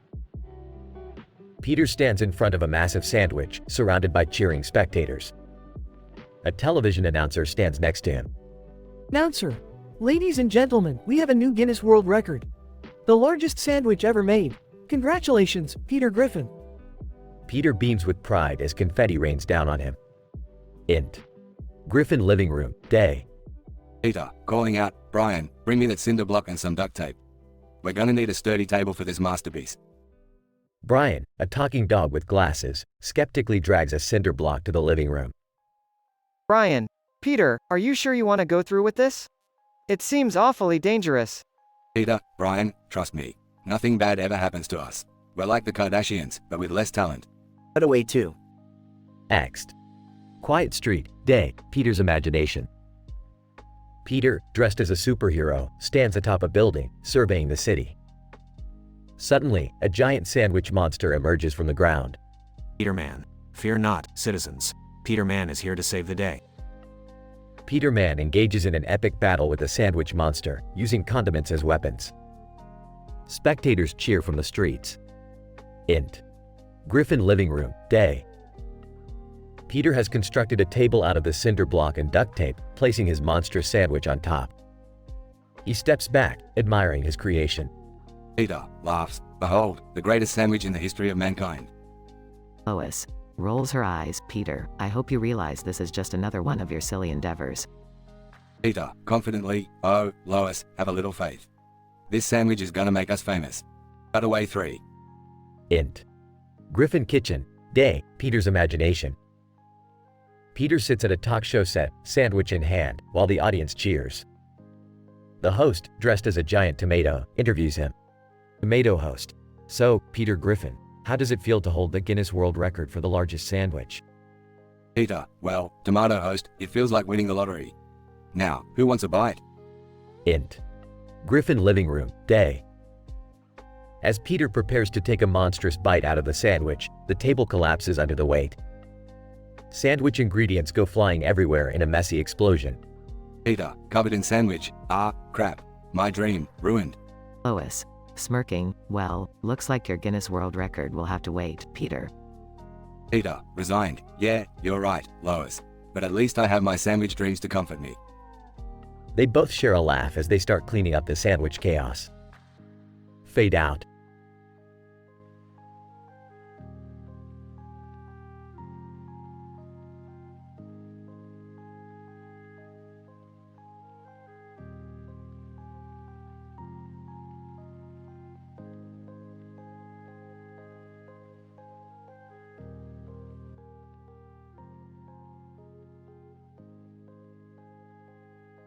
Int. Griffin living room, day. Peter is sitting on the couch, watching TV with Brian. Peter, hey, Brian. Remember the time I fought that giant chicken? Brian, yeah, Peter. How could I forget? Int. Flashback, giant chicken battle. Peter and the giant chicken engage in an epic fight on the streets of Quahog. They throw punches and kick each other with incredible force. Cutaway gag number 1. Peter grabs a random citizen sandwich and uses it as a weapon. Int. Griffin living room, day. Peter and Brian are eating sandwiches. Peter, good times, good times. Brian, yeah, but how did you end up fighting that chicken again? Peter, well, Brian, this time, I accidentally put on this oversized chicken suit. Int. Cutaway, the chicken suit incident. Peter struggles to put on a giant chicken suit in his bedroom. He loses his balance and falls out of the window, running wild in the city. Cutaway gag number 2. Peter bumps into a group of Gone Girl fans, releasing his anger towards Ben Affleck's character. Int. Griffin living room, continuous. Peter and Brian are still in the chicken suit. Peter, I can't get this damn thing off. Help me, Brian. Brian, I don't know, Peter. Maybe we should just let it go. Peter, are you kidding me? I'm not walking around as a giant chicken. Int. Cutaway, Peter and Brian as the giant chicken. Peter and Brian walk down the street, causing chaos as people panic and run away. Cutaway gag number 3.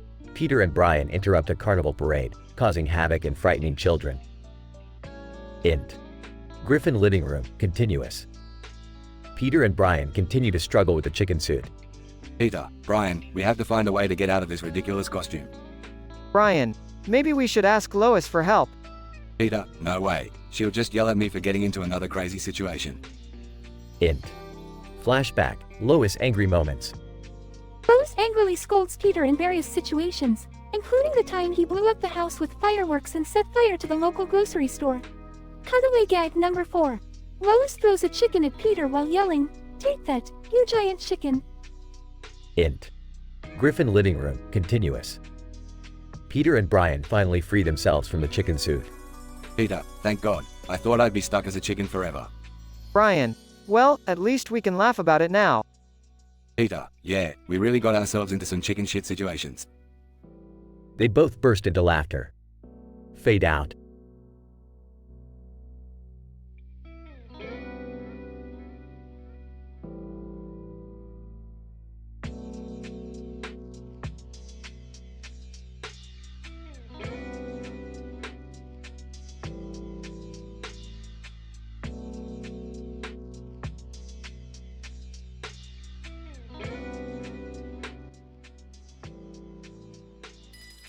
Cartman, dude, look at that big ass machine with the red top over there on the hill.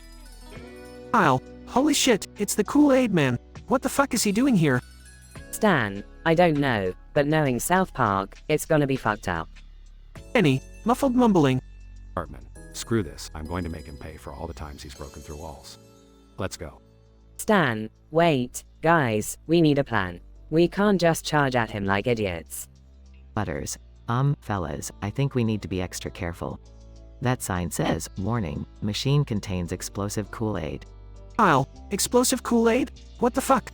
Cartman, who cares? We just need something to blow him up. They strategize while the Kool-Aid Man starts charging. Stan, okay, Butters, you're gonna distract him. Kyle, you grab a rope from that sign and tie it to his legs. Cartman, you're gonna launch the explosives.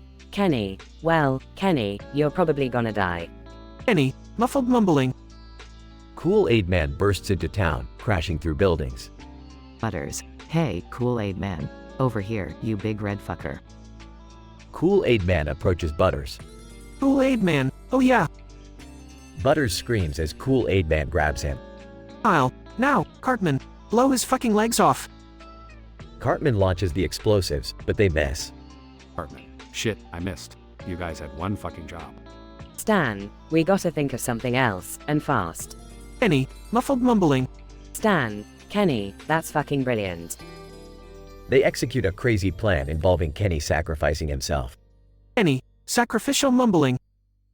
Kool-Aid Man explodes in a colorful, grotesque, and absurdly exaggerated manner. Cartman, Haha, fuck you, Kool-Aid Man.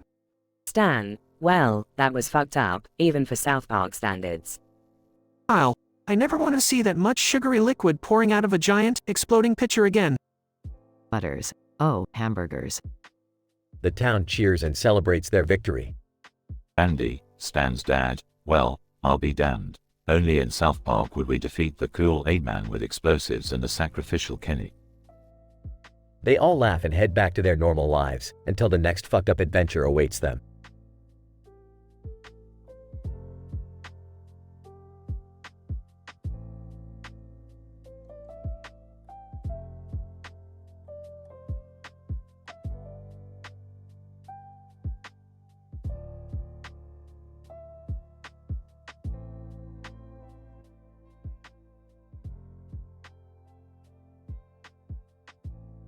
Morty, I've discovered a dimension where plants with white flowers can talk and gossip like there's no tomorrow. Oh, okay, Rick. But isn't that just, like, regular plants? No, Morty, these plants have the collective intelligence of a high school cheerleading squad. And boy, do they have some juicy gossip to spill. With a sassy tone. Oh, really? So, they're basically like a botanical TMZ? Bingo, Beth, looks like someone's brain cells are finally firing on all cylinders. Must be a miracle. Confused. Rick, why would the plants be gossiping? Morty, these plants have had their organs swapped. Beth's vocal cords are now in her cervix. Her lips are now her labia. Her stomach is the uterus, and her ovaries are in her kidneys. Mortified. Wait, what? That's not possible. Oh, it is, Beth. I'm a fucking genius, remember? Anyway, you're pregnant now. In your stomach, which is the uterus. Jealous and whiny. Wait, she's pregnant? That's not fair. How come she gets to be pregnant? Oh, shut up, Jerry. No one wants to hear your pathetic whining. Go find a dimension where you're mildly competent, if it even exists. Annoyed. Rick, can we focus on getting me back to normal instead of dealing with Jerry's insecurities? Yeah, Rick, wouldn't it be dangerous for Beth to give birth in her stomach? Morty, you underestimate my intelligence once again. I've come up with the perfect solution. We'll perform a C-section on her stomach. It's gonna be gory and messy, but hey, that's science. Horrified. A C-section on my stomach? Rick, please tell me you have anesthetic for this. Of course I do, Beth. But you'll have to endure the smell of burning flesh. It's a small price to pay for being a scientific marvel. I can't believe I'm saying this, but I'll help with the C-section. This is messed up, even for us. Teary-eyed. Thanks, Morty. I appreciate it. Still jealous. Can I at least hold the baby after it's born? Seriously, Jerry, you think we'd trust you with a newborn with that intellect of yours? Get real, loser. Rick, can we please avoid insulting Jerry at a time like this? Fine, fine. After we've successfully performed a C-section on your stomach and you've birthed a baby out of it, we'll think about whether Jerry can even be in the same room.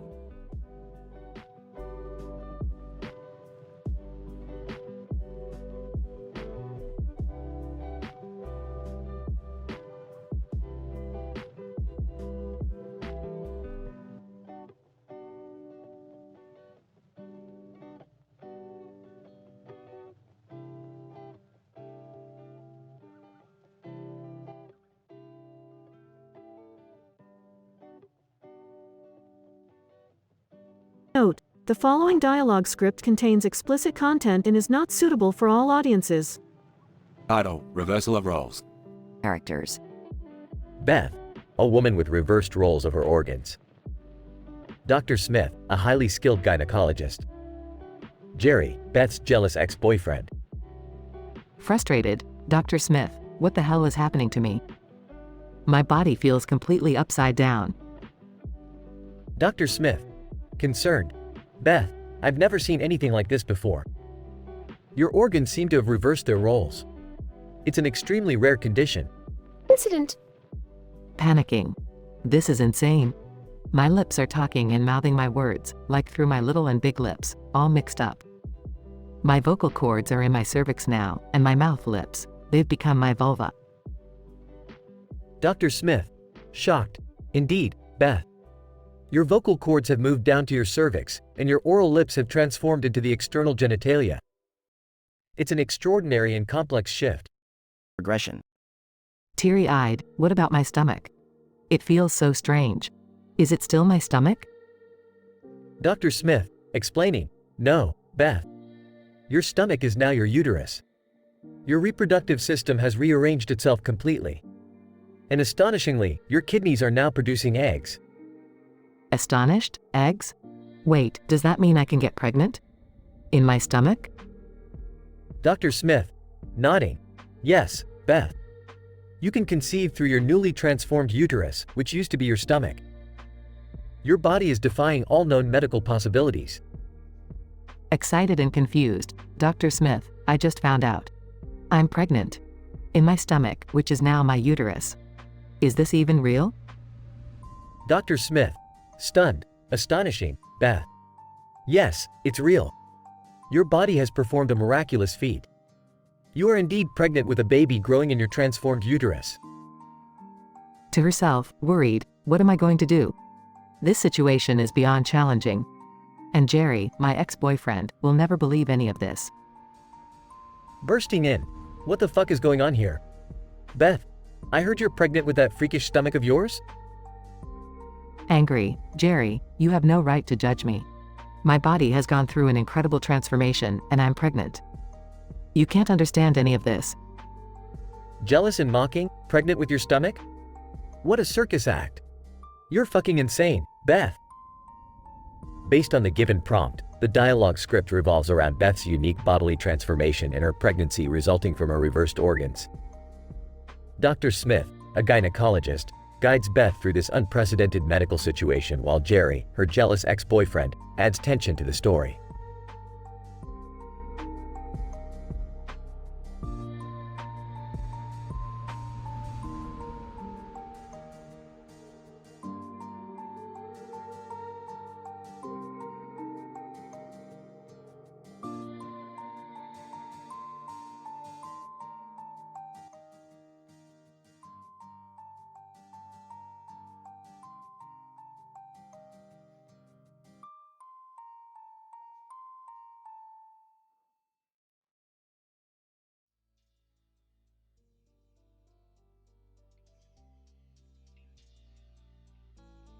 Peter, hey Lois, check out this drawing I made.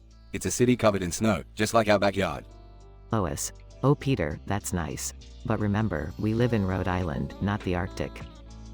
Peter, I know, but I've got an idea. I want to make the largest sandwich ever and get into the Guinness World Records. Lois, Peter, that's a ridiculous idea. But knowing you, it's bound to be a disaster. Cutaway gag 1. Peter, in a lab coat. Alright, Meg, we're gonna make a sandwich so big, it'll block out the sun. Meg, Dad, I really don't think that's possible. Peter, nonsense. Remember when I tried to launch a rocket to the moon using my butt as fuel? Meg, yeah, I remember. It ended with you losing your pants and burning all the hair off your behind. Cutaway gag 2. Peter, sitting at the kitchen table. Alright, team. We need to come up with sandwich fillings. Stewie, what do you suggest? Stewie, oh, how about some teardrops of my enemies? A dash of my shattered dreams? And a sprinkle of my undying hatred for broccoli. Brian, wow, Stewie, dark. But I have to admit, it would probably taste better than your macaroni and cheese. Cutaway gag 3. Peter, holding a giant loaf of bread. Alright, everyone, let's assemble the sandwich. Quagmire, hey Peter, you wouldn't believe what I found under my bed. But that's a story for another time. Peter, Quagmire, now is not the time for your weird sexcapades. We have a world record to break. Denouement. Lois, looking at the completed sandwich, Peter, this is ridiculous. It's so big, it won't even fit through the front door. And where are we gonna find enough mayonnaise to spread on this thing? Peter, don't worry, Lois. I've got it all under control. I've invested in an entire mayonnaise factory. Scene, outside the Griffin house. Peter, standing next to the giant sandwich. Ladies and gentlemen, behold. The largest sandwich ever made. Crowd gasps in awe. Porter, Mr. Griffin, how did you manage to create such a monstrosity? Peter, oh, you know, just a little hard work, mayonnaise, and a touch of insanity. The sandwich collapses under its own weight, causing chaos. Scene, Quahog News.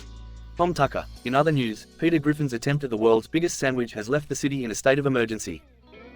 Diane Simmons. That's right, Tom. The giant sandwich caused a domino effect, destroying several buildings and creating a massive pileup on the freeway. Scene: the Griffin living room. Lois. Peter, I hope you've learned your lesson about chasing crazy dreams. Peter, me? Learn my lesson? Lois, my dreams are what keep this family going. Stewie, oh, shut up, you buffoon. Can't you just buy a nice sub from the deli like a normal person next time? Peter laughs. Oh, Stewie, you always know how to bring me back down to earth. To the deli, my friends. The family laughs and heads out for a nice, normal-sized sandwich. Scientific description. In this episode, Peter Griffin, a fictional character from Family Guy, becomes obsessed with breaking the Guinness World Record for the largest sandwich ever made. Despite some initial skepticism from his wife, Lois, Peter convinces his family to help him accomplish this ridiculous and statistically improbable feat. The episode showcases the characteristic humor of the show, employing metafictional cutaway gags that mock American culture. The first cutaway gag highlights Peter's history of attempting unlikely endeavors, such as trying to launch a rocket to the moon using his butt as fuel. The second cutaway gag shows the absurdity of Peter's idea, with Stewie suggesting bizarre sandwich fillings that reflect his dark and twisted personality. The third cutaway gag brings in Quagmire's signature sexual innuendos, distracting Peter and causing further hilarity. As the story progresses, it becomes evident that Peter's ambition has gone awry. The sandwich is so massive that it cannot fit through the front door, and the family faces the challenge of finding enough mayonnaise. However, Peter reveals that he has invested in a mayonnaise factory, showing his determination to achieve the world record. In the denouement, the completed giant sandwich collapses, causing chaos and destruction in Quahog. The scene shifts to the news, with anchors Tom Tucker and Diane Simmons reporting the aftermath of Peter's failed attempt. The episode concludes with Lois reminding Peter of the consequences of chasing his crazy dreams, while Stewie criticizes him for not opting for a normal-sized sandwich from the deli. This episode showcases the satirical nature of Family Guy, using Peter's outlandish behavior and his family's reactions to engage in social and cultural commentary. Through its use of absurdity and exaggerated situations, the show aims to entertain and humor its adult audience, keeping in line with its M-rated humor.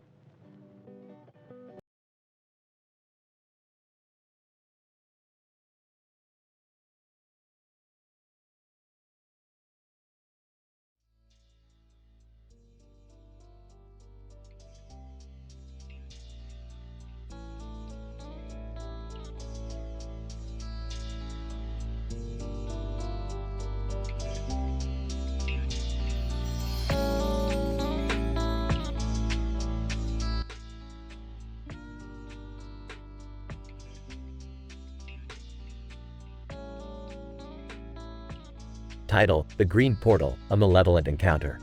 Characters: Dr. James Coleman, physician. Malevolent Spirit. Dr. Coleman, a renowned physician, finds himself intrigued by a peculiar green poster depicting a clock tower in the middle, set against a green backdrop depicting a city with a green moon. Little does he know, this poster is a portal to unimaginable terror. Dr. Coleman? What an odd poster. The colors seem strange, yet vibrant. I can't help but feel drawn to it. Incident.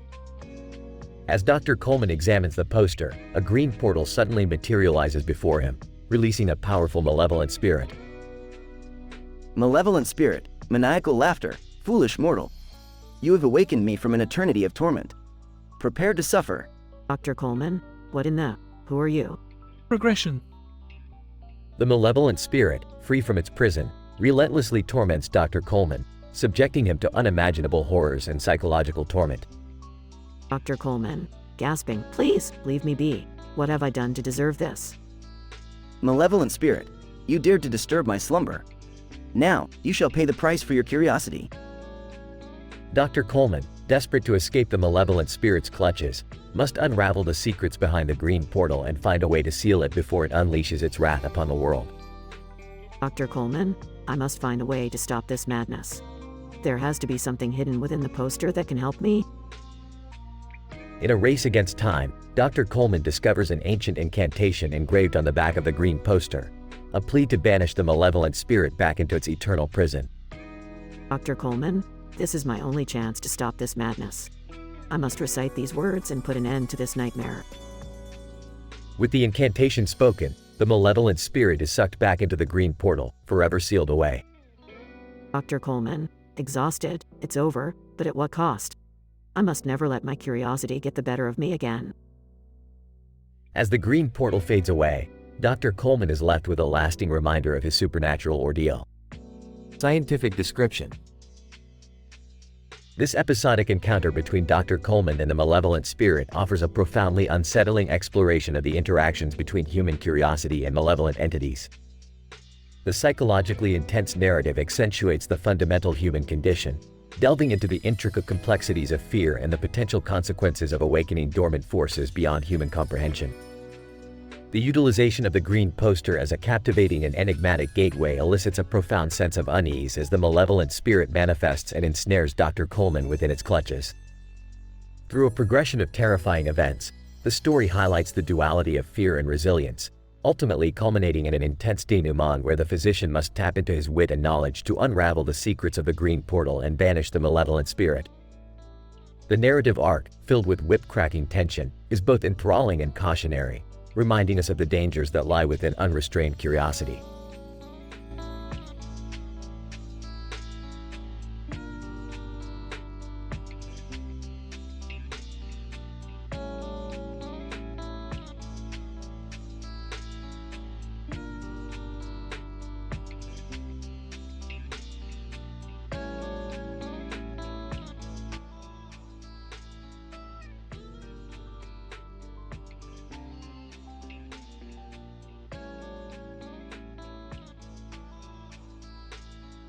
Peter, hey guys, let's go grab a drink at the Drunken Clam.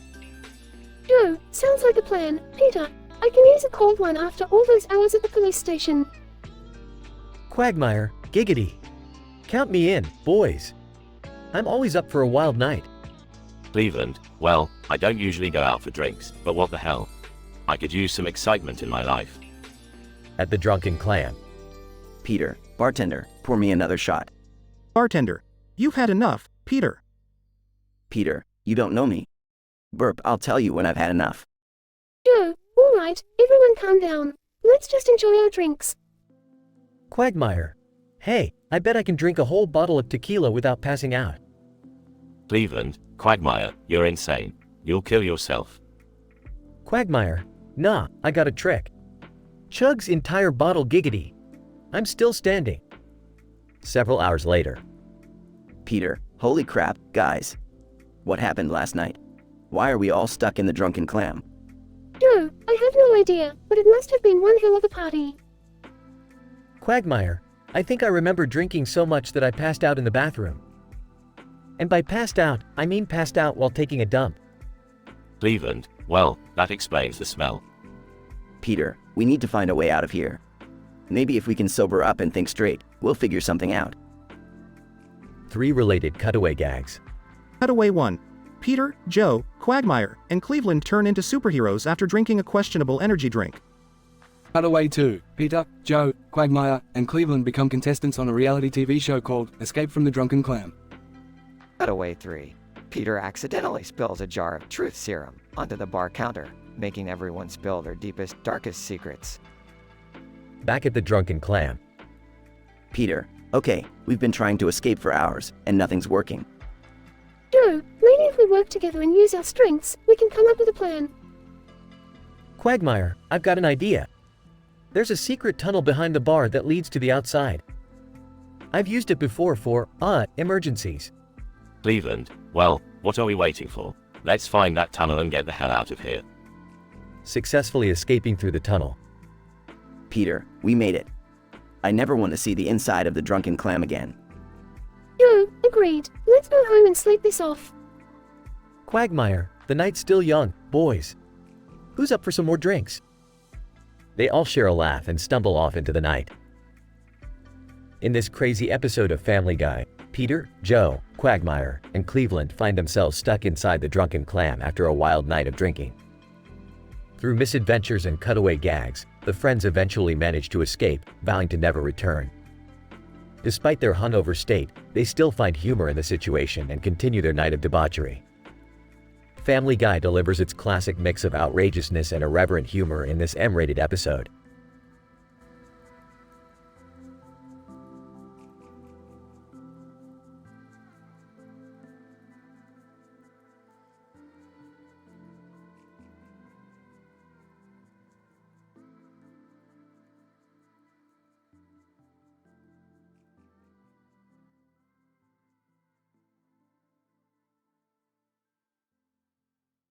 Hey Morty, check out this field of flowers with a pink sky in the background. I bet this can only mean one thing. We're in some kind of fucked up alternate dimension again. Geez, Rick, can't we ever have a normal adventure for once? What's with all these trippy visuals? Well, Morty, it's because the organs in Beth's body have flipped roles. Her small and large lips are now her mouth, and her vocal cords are in her cervix. Oh, I don't even want to know how that happened, Rick. But what does that mean for Beth? Means her stomach is now her uterus, Morty. And get this, her kidneys are producing eggs. So, basically, she's pregnant with herself.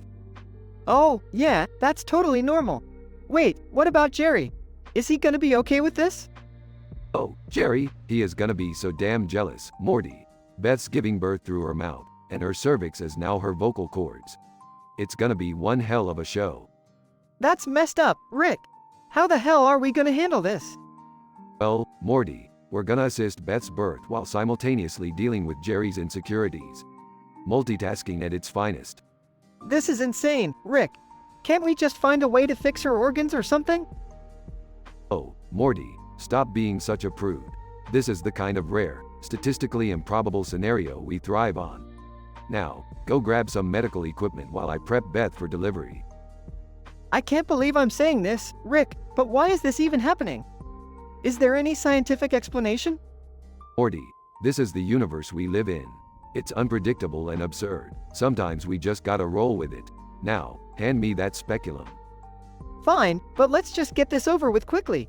I can't handle any more bodily fluid-related adventures. Alright, Morty, let's get this show on the road. And don't worry, I'll make sure to record the whole thing. Jerry's gonna have a blast watching his wife birth a baby through her mouth. Drama is his thing. I can't believe I'm hearing this, Rick. I'm scarred for life. Scarred? Morty, you haven't seen anything yet. Just wait till you see the afterbirth. It's gonna blow your mind. I don't want to know, Rick. I really don't. Let's just get through this and hope we never have to deal with something like this again. Amen to that, Morty. Amen to that. Now, let's bring this baby into the world. Or well, into a universe where everything is ridiculously messed up.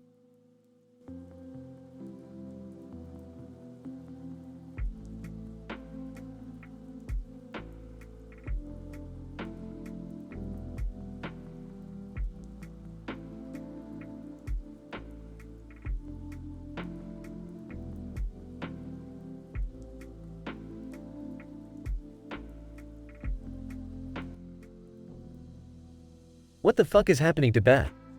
Why is she talking out of her fucking pussy lips? Shut the fuck up, Jerry. My fucking organs have decided to play a little game of musical chairs. My vocal cords are now hanging out in my goddamn cervix. Holy shit, that's messed up. So, if your mouth is now your lady bits, where the fuck are your vocal cords? They're chilling in my fucking throat, Jerry. Now my throat is my goddamn cervix. Can you imagine how fucked up that is? This is insane. So, if your stomach is now the uterus, where the fuck are the eggs being produced? Well, Jerry, get ready to have your mind blown. My kidneys are doing the job now. They're pumping out eggs like a goddamn baby factory. Jesus Christ, Beth. This is some next level shit. What the hell are we gonna do? I didn't ask for this, Jerry. But guess what? I'm fucking pregnant in my goddamn stomach uterus. I'm going to give birth through my mouth. Can you fucking believe it? Fuck, Beth. I can't even comprehend that shit. This is like a goddamn horror movie. You better believe it, Jerry. And you know what? You better be fucking supportive or I'll rip your goddamn throat cervix. Okay, calm down, Beth. I'll be here for you. Just promise me we'll never tell anyone about this. They'll think we're fucking insane. Trust me, Jerry, this is a secret we'll take to our fucking graves. No one needs to know about my mouth birth or your throat cervix jealousy. Fair enough, Beth. Let's just deal with this fucked up situation and get through it together. We'll be the weirdest goddamn couple in history. Damn right, we will be, Jerry. Now, let's go and figure out how the fuck we're going to push a baby out of my goddamn mouth. This shit's gonna be one hell of a ride.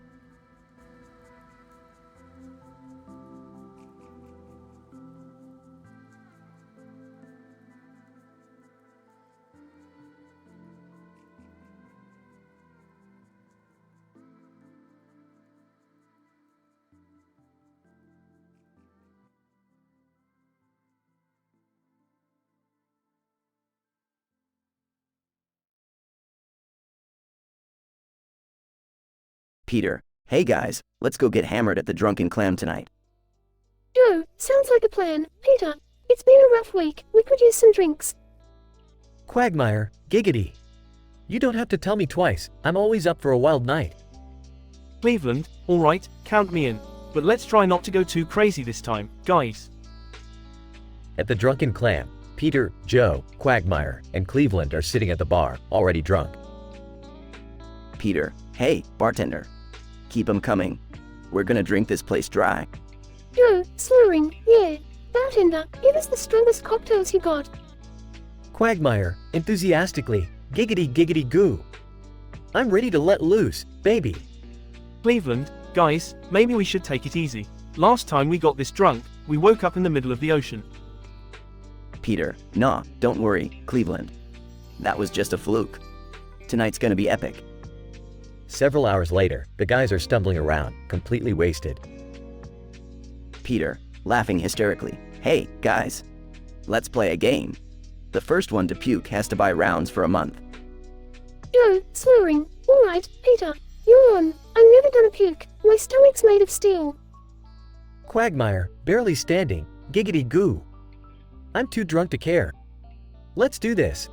Cleveland, trying to be responsible, guys, this isn't a good idea. We need to stop before. Suddenly, the bar doors lock shut, trapping the guys inside. Peter, what the hell? We're stuck.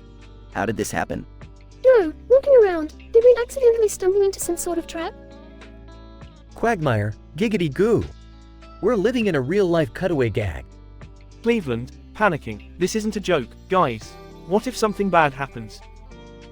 After hours of trying to escape, the guys are still stuck inside the Drunken Clam. Peter, alright, I've had enough of this.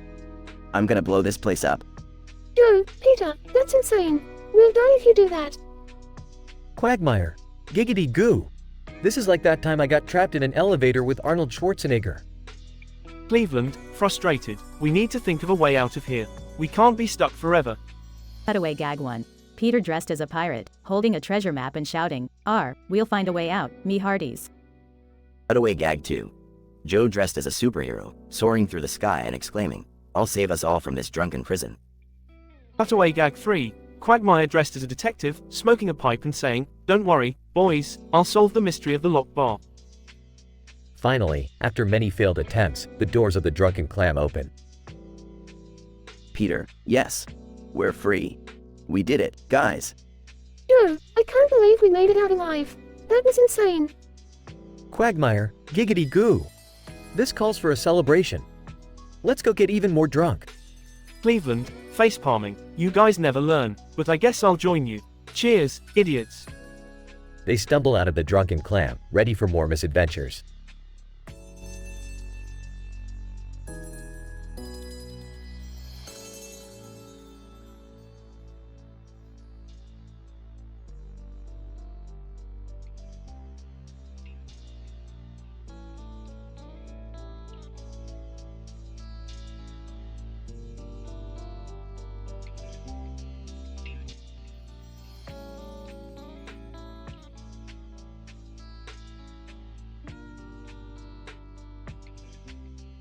Peter, hey guys, let's go out for a few drinks tonight. Joe, sounds like a plan. Peter, I could use a break from all the crime fighting. Quagmire, giggity giggity goo. Count me in for some wild partying. Cleveland, alright now, let's keep it moderately wild. Cutaway Gag 1. Peter dressed as a cowboy, riding a T-Rex through the streets of Quahog as chaos ensues. Peter, alright, fellas. Let's start with some tequila shots. Joe, Peter, are you sure that's a good idea? Quagmire, relax, Joe. We'll handle it like men. Cleveland, I don't know about this, guys. Maybe we should pace ourselves. Cutaway Gag 2. The guys transform into superheroes, but instead of fighting criminals, they end up causing mass destruction in the city. Peter, alright, another round of shots. Don't be a wuss, Joe. Joe, okay, fine, but I'm not responsible for what happens next. Quagmire, shots, shots, shots. This night is gonna be legendary. Cleveland, I've got a bad feeling about this, fellas. Cutaway Gag 3. The guys become rock stars and start a riot at their concert, leading to the destruction of the entire venue. Peter, whoa, guys. I think we might have had a few too many. Joe, no kidding, Peter. I can hardly stand up straight. Quagmire, shush, quiet down. I think I see 4 girls headed our way. Cleveland, wait, aren't those the wives of the guys whose wedding we crashed last month? Sudden blackout followed by a loud thud. Peter, Joe, Quagmire, and Cleveland wake up trapped inside the drunken clam. Peter, what the hell happened? Why are we stuck in here? Joe, I can't believe we got ourselves into this mess, Peter. We're so screwed. Quagmire, well, at least we have plenty of alcohol to keep us company. It's like being in a giant cage with the best booze around. Cleveland, guys, I think we need to figure a way out before we drink ourselves into oblivion. The guys attempt various failed escape plans, including drilling through the walls and trying to communicate with passing customers. Peter, damn it, nothing is working. We're never getting out of here. Joe, we're gonna die in this bar, just like alcoholics. Quagmire, I can't believe I won't be able to have sex ever again. This is torture. Cleveland, maybe we should have thought twice before going on that wild drinking spree. The guys finally manage to escape the drunken clam after accidentally setting it on fire. Peter, we made it out alive. I can't believe it. Joe, that was the craziest experience of my life, and I've been shot. Quagmire, well, all's well that ends well, I guess. Giggity. Cleveland, let's just never speak of this night again, fellas. We dodged a bullet. Cut to closing scene where the guys stumble back home, completely beaten and bruised, as their wives give them disappointed looks. Scientific, PhD-level description of the episode. This episode of Family Guy revolves around the central theme of excessive alcohol consumption and its consequences. Through the characters of Peter, Joe, Quagmire, and Cleveland, the narrative explores the absurdity and chaos that ensue when individuals are under the influence. The use of cutaway gags serves as a metafictional device, mocking American culture and displaying statistically improbable scenarios for comedic effect. The denouement highlights the characters' realization of their irresponsible behavior and the consequences they face. Overall, this episode exemplifies the trademark humor and irreverent storytelling style that Family Guy is known for.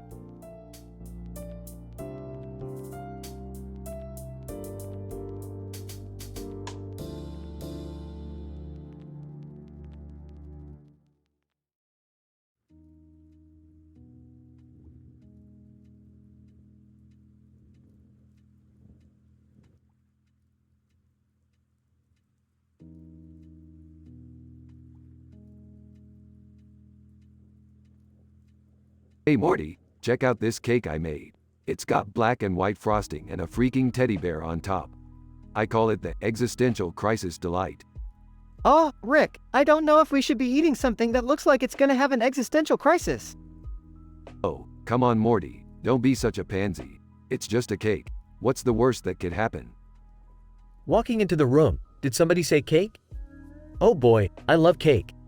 Yeah, Jerry, you love everything that can be consumed. It's your one redeeming quality. Entering. What's all the commotion about? It's the existential crisis cake. Rick wants to eat it, Jerry wants to eat it, and I want to survive it. You know, usual stuff. Entering, but with a strange voice. Hey guys, what's going on? Raising an eyebrow, is that Beth? In a seductive tone, "Oh, Rick, don't you like my new voice? My larynx is in a whole new place. Want to hear some dirty talk from my, uterus?" Shaking his head, Beth, this is not the time to experiment with your anatomy. We've got bigger problems. They all turn their attention to Beth's abdomen.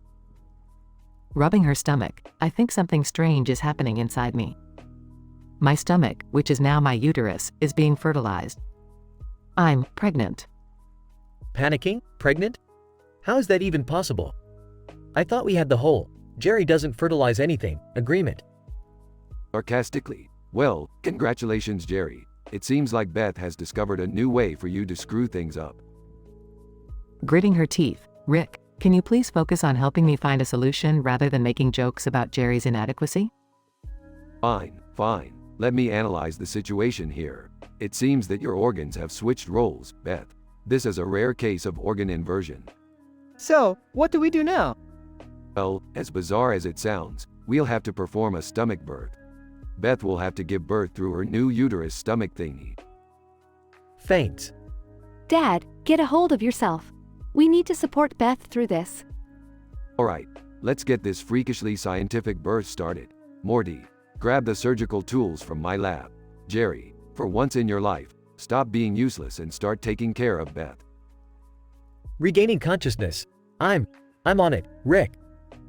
Determined, I can do this. I'm a mother, even if my stomach is my uterus. After a series of intense medical procedures and a lot of screaming. It's a cake? Well, looks like your baby is nothing but frosting and fondant. Classic Beth. Confused. So, this whole time, she wasn't really pregnant? No, just another one of Beth's weird experiments. At least we got a cake out of it. So, what do we do with the cake now? Smirking, well, we could always have a slice and celebrate Jerry's lack of contribution to procreation. Mumbling, I swear, no one appreciates me. Chuckling, oh, Jerry, you never fail to disappoint. Pass me a slice of that existential crisis cake, would you, Morty? Size, here we go again.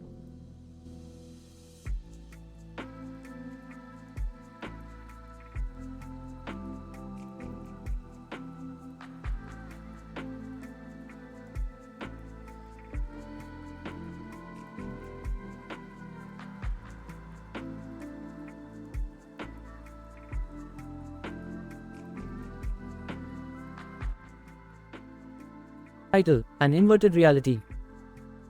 Beth and Jerry stand in awe, looking at a large tower with a mysterious light, near a body of water, with a city in the background, and a dark sky above.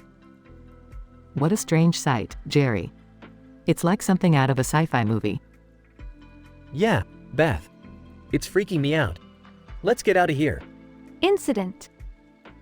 Suddenly, a strange energy wave engulfs Beth, causing her organs to swap roles in an improbable and bizarre way. Shocked, Jerry, something's not right. I feel weird. What the fuck, Beth? Your voice sounds strange too. Regression. Beth's lips start to move independently, while her small and large labia take over as her speaking apparatus. Her vocal cords relocate to her cervix, and her oral lips become her vulva. Meanwhile, her stomach transforms into her uterus, and her kidneys begin producing eggs. Through her labia, Jerry, this is insane. I can't believe what's happening to me. We need to find help. Panicking. Holy shit, Beth. We need to get you to a fucking doctor. As Beth's pregnancy progresses in her stomach-turned-uterus, she experiences labor like no one has ever witnessed before. The medical details are extreme and gruesome. Screaming through her cervix, Jerry, please help. The contractions are unbearable. Frantic. I don't know what to do, Beth. Stay strong. After an excruciating and mind-bending birthing process, Beth finally gives birth, defying all medical possibilities.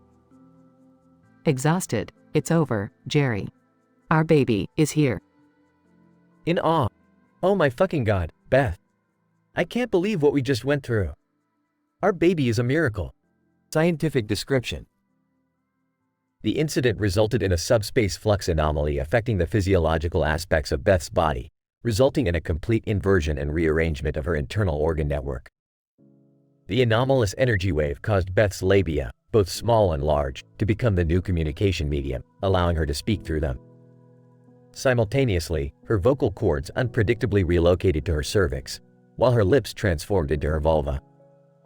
Additionally, her stomach underwent an astonishing transformation, functioning as her new uterus, and her kidneys astonishingly started producing ova. This anomalous physiological condition led to an unimaginable and grotesque birthing process. The labor pains Beth experienced were amplified and elongated due to the unrecognizable anatomical structure. The expulsion of the fetus through the cervix was marked by an extreme amount of pressure, accompanied by unimaginable pain, tearing, and stretches. Nevertheless, despite the abnormal circumstances, Beth courageously endured the traumatic process and successfully delivered her child, defying all rational scientific expectations. This event serves as a testament to the resilience of the human body and defies our current comprehension of medical possibilities.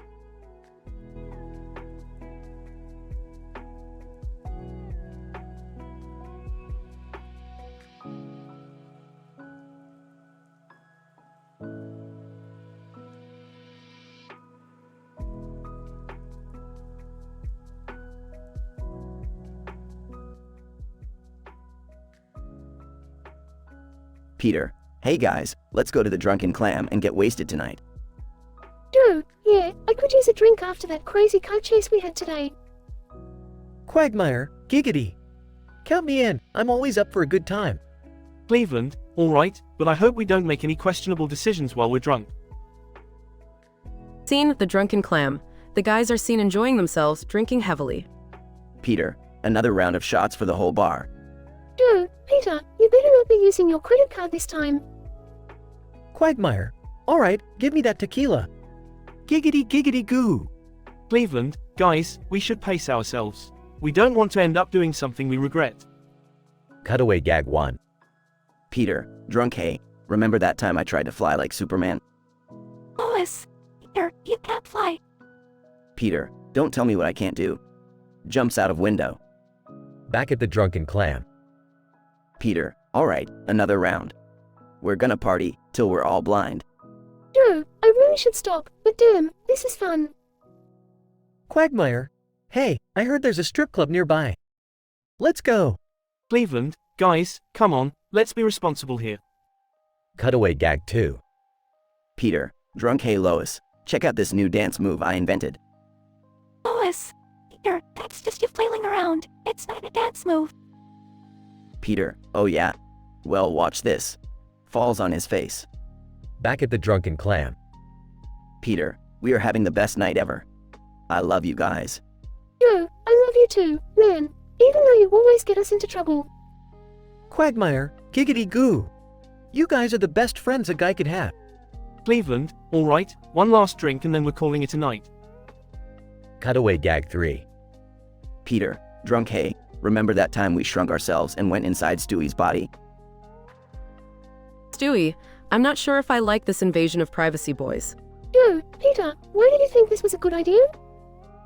Peter, I don't know, but let's find out what happens when we reach his stomach. Back at the Drunken Clam. Peter, where the hell are we? Why can't we get out? Yo, I think we may have passed out inside the bar. We're trapped. Quagmire, giggity. At least we have each other, guys. Cleveland, this is insane. How did we even end up here?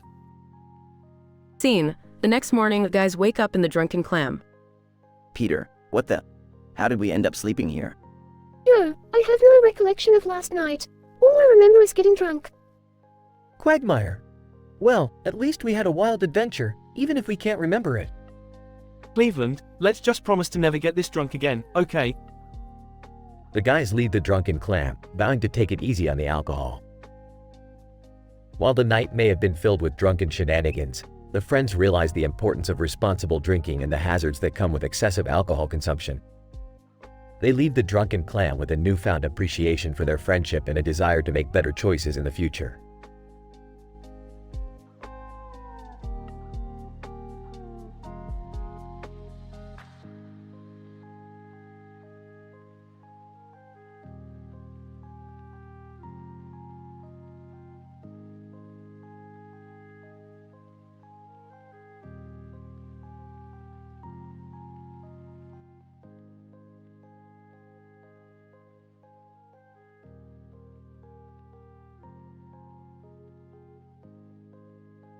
Stan. Dude, I can't believe we're sitting at this table with the South Park sign. This is gonna be sweet. Cartman, yeah, screw the haters. South Park is the best show ever. Kyle. I hope nothing crazy happens. Last time, we got sucked into a video game and it went totally off the rails. Kenny. Muffled. MMMHMPH imhum HMHMMMMPH. Butters, gee whiz, guys. I'm so excited. I hope we get to meet all our favorite characters. Randy, Stan, did you bring any weed? I could really use some right now. Stan, Dad, we're in public. Keep it together. We don't need any trouble. Suddenly, Judge Judy bursts into the room, furious. Judge Judy, you disrespectful, foul-mouthed brats. I've had it with your ridiculous antics. Cartman, who the F***CK invited Judge Judy to our episode? Judge Judy, I heard about your little show from a reliable source, and I'm here to set you straight. Kyle. What's the big deal, Judge Judy? We're just a bunch of kids having fun. Judge Judy, fun? Fun? You kids have no idea what fun is. It's time someone taught you a lesson. Stan, dude, is she seriously gonna attack us? This is messed up. Cartman, screw you, Judge Judy. You can't boss us around. Judge Judy, oh, I can do much more than that. Prepare to face the wrath of the court. Kenny, being Kenny, tries to calm Judge Judy down but ends up accidentally setting her wig on fire. Kenny. Muffled. MMPHMPHHMPHMMMPH. Judge Judy, my hair. You little sh*T nugget. The chaos ensues as everyone tries to put out the fire, resulting in an epic food fight. Butters, oh geez, guys, what have we done? Stan, I don't know, Butters, but this is one crazy F***C King episode. Kyle. We need to find a way to stop this madness before it gets even worse. Randy, screw stopping it, just pass me a beer. As the pandemonium continues, Chef bursts into the room, singing a funky tune. Chef, hey, children, it's time we bring some love and harmony back to this place. Stan, Chef, you're our only hope. Please, save us from this insanity. Chef, don't worry, children. We'll fight this madness with the power of music. With Chef's smooth voice and the South Park gang's epic dance moves, they manage to calm down Judge Judy and resolve the chaos. Judge Judy, well, I must admit, you kids are certainly resourceful. I suppose I'll let you off the hook this time. Cartman, yeah, you better back off, Judge Judy. This is our episode, not yours. Judge Judy, fine, fine. Just remember, I'm watching you all. As Judge Judy storms off, the South Park gang breathes a sigh of relief, victorious in their battle against insanity. Kyle.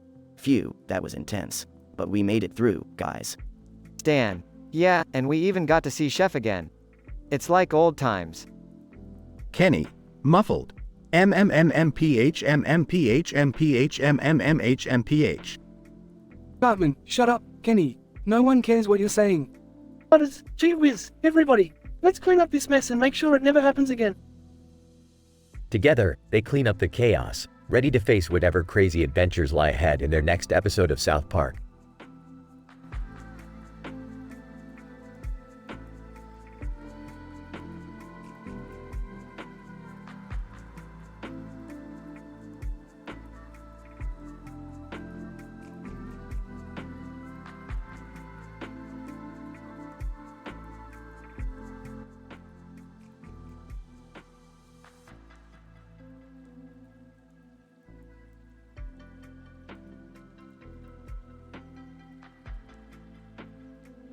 Alright, Morty. Buckle up because we're about to enter a whole new level of messed up shit. Aw, Rick, I don't know if I can handle another one of your crazy adventures. Morty, you're gonna have to put on your big boy pants for this one. We've discovered a field covered in black stones. Not just any stones, Morty. These stones have some kind of weird energy. Interrupting, did someone say weird energy? Count me in. I need a break from Jerry's constant nagging. Hey! Did I hear my name being dragged through the mud again? Can't you guys just leave me alone for once? Sorry, Jerry, but this adventure is strictly for the smart and the capable. So I guess that leaves you out. Alright, let's get to the bottom of this. I mean, if you can get to the bottom of anything in this crazy universe. Wait, Dad, what's wrong with Mom? She's talking, but her lips are down there? In a high-pitched voice, "Oh, don't worry, sweetie, I'm just experiencing a temporary inversion of my bodily functions. No biggie." Temporary? More like a freaking medical miracle, Beth. You're a walking science experiment. So, Mom, if your vocal cords are down there, where are the, did you know, other stuff? Morty, I'm a woman of many mysteries now. My mouth is the new down under, and my stomach is, well, let's just say things are a little crowded in there. So, let me get this straight. Beth can talk through that area, and her stomach is now uterus? This is insane. Insane, yes, but also fascinating. Beth, you mind if we observe the process of childbirth up close and personal? For science, of course. Oh, you just couldn't resist, could you, Rick? Fine, but I swear if you make one inappropriate comment. Hey, I'm a mature scientist, Beth. I wouldn't dream of making inappropriate comments during such a sacred moment. Meanwhile, in the field of black stones. Guys, look at these stones. They're starting to float. Oh great, now they have anti-gravity powers too? Can't catch a break, can we? Wow, these stones would make great coasters for my new man cave, if I had a man cave. Dad, focus! We need to figure out what's causing this weird energy. Morty's right. These stones are more than just a cosmic oddity. They hold the power to reshape reality. Well, if they can reshape reality, maybe they can reshape my body and get things back to normal?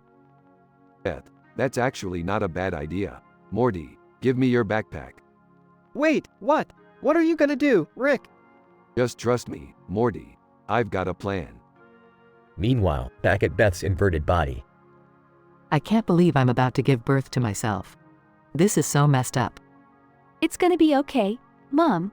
We've seen weirder things than this. Yeah, Beth. Just think of it as a chance for a fresh start. A literal rebirth. You know what, you're right. From now on, I'm embracing the weirdness. I'm a woman who can talk through her vulva, after all. Alright, Beth, here we go. Now, just push. .n. Beth gives birth to a perfectly formed stone version of herself. I did it. I gave birth to myself? Rick, what the hell did you do? Well, Morty, I may have accidentally created a new life form. You win some, you lose some, right? Wait, Rick, you're telling me that thing is now my sibling? Yep, and it's gonna be one hell of a Thanksgiving dinner. This family just keeps getting more and more dysfunctional. And that's why we're the best dysfunctional family in the multiverse.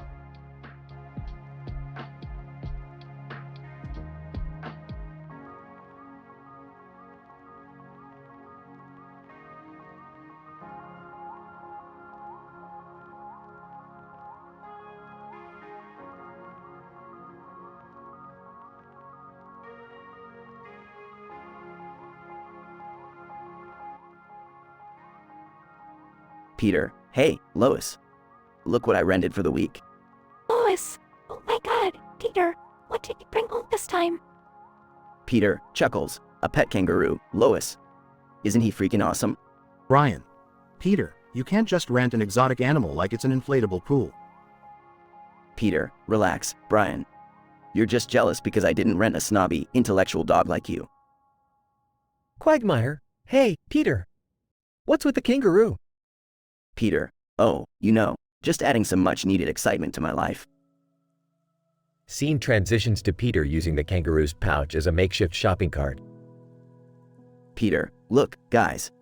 I'm shopping hands-free. The pouch is like a freaking fanny pack on steroids. Stewie rolls eyes. Oh, how magnificent, Peter. You've transformed a kangaroo into your personal shopping cart. Truly groundbreaking. Scene cuts to Peter using the kangaroo's pouch as a beer cooler. Peter, check it out, boys. The pouch is like a portable mini fridge. The beers are always within arm's reach. Quagmire laughs. Leave it to Peter to turn a kangaroo's pouch into a redneck's wet dream. Scene transitions to Peter using the kangaroo's pouch as a hiding spot during a game of hide and seek. Stewie, sarcastic. Oh, bravo, Peter. Your brilliant concealment strategy has truly evaded our mental faculties. Lois, concerned. Peter, It's time to return the poor kangaroo. It's just getting out of hand. Peter, dejected. Yeah, you're right, Lois. I guess I took the kangaroo thing too far. Scene cuts to Peter returning the kangaroo and apologizing to the rental owner. Rental owner. Skeptical. You used the pouch as a shopping cart, a beer cooler, and as a hiding spot? That's some next-level kangaroo exploitation, buddy. Peter, sincerely, look, I'm sorry about that. I got carried away with the whole novelty of having a kangaroo. Can you forgive me? Rental owner. Reluctantly, fine, I'll let it slide this time, but no more pouch shenanigans, got it? Peter, nods. Got it. Thanks, man. Lesson learned. Scene concludes with the family walking away. Stewie, whispering to Brian, I give it a week before Peter starts looking for a rental giraffe to use as a freaking staircase. Brian chuckles. Oh, the wonders of Peter Griffin's mind. Who needs reality when we have his insanity to entertain us? Scene fades out with Stewie and Brian laughing as they walk towards the distance.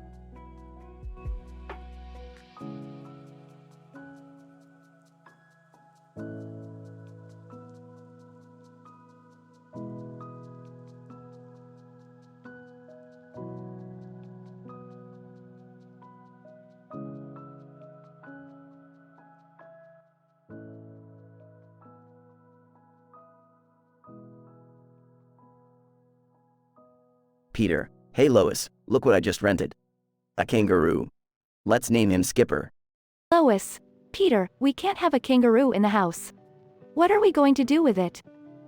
Peter, don't worry, Lois. I've got some great plans for Skipper. Check this out. Scene transition. Cutaway gag 1. Peter, in a kangaroo pouch. Hey Joe, I think I found a new way to avoid traffic. Just hop in my pouch. Joe, squeezed into the pouch. Peter, this is ridiculous. How did you even fit in there? Scene transition back to Peter and Lois. Lois, Peter, that's insane. You can't use a kangaroo's pouch as a means of transportation. Peter, oh, Lois, you're always such a buzzkill. But wait, there's more. Scene transition. Cutaway gag 2.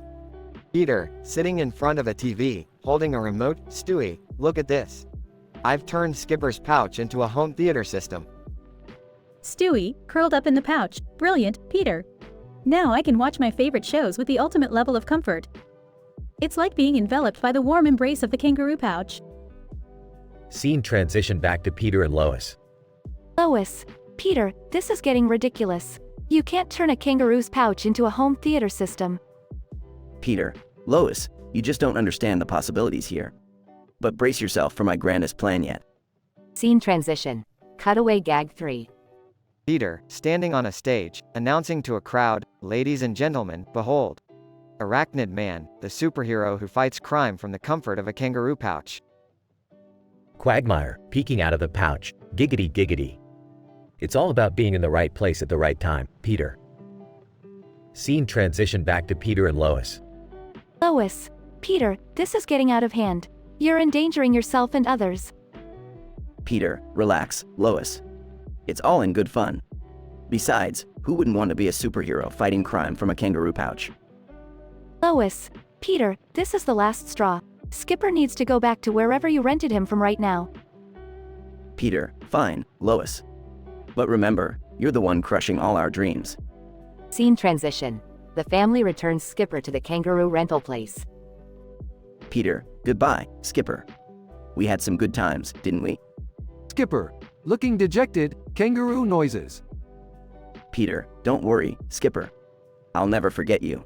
And our adventures in your pouch will live on in our hearts forever. Scene transition to the Griffins back at home.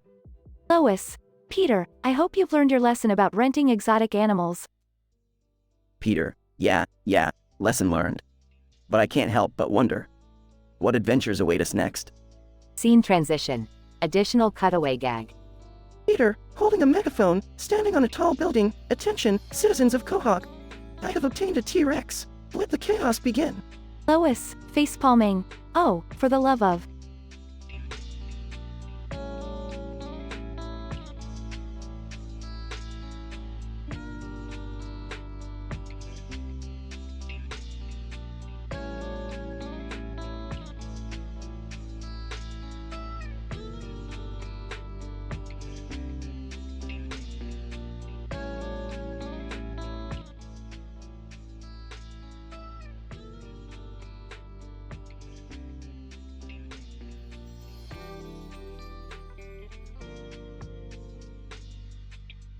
Alright, Morty, got ourselves another crazy adventure lined up.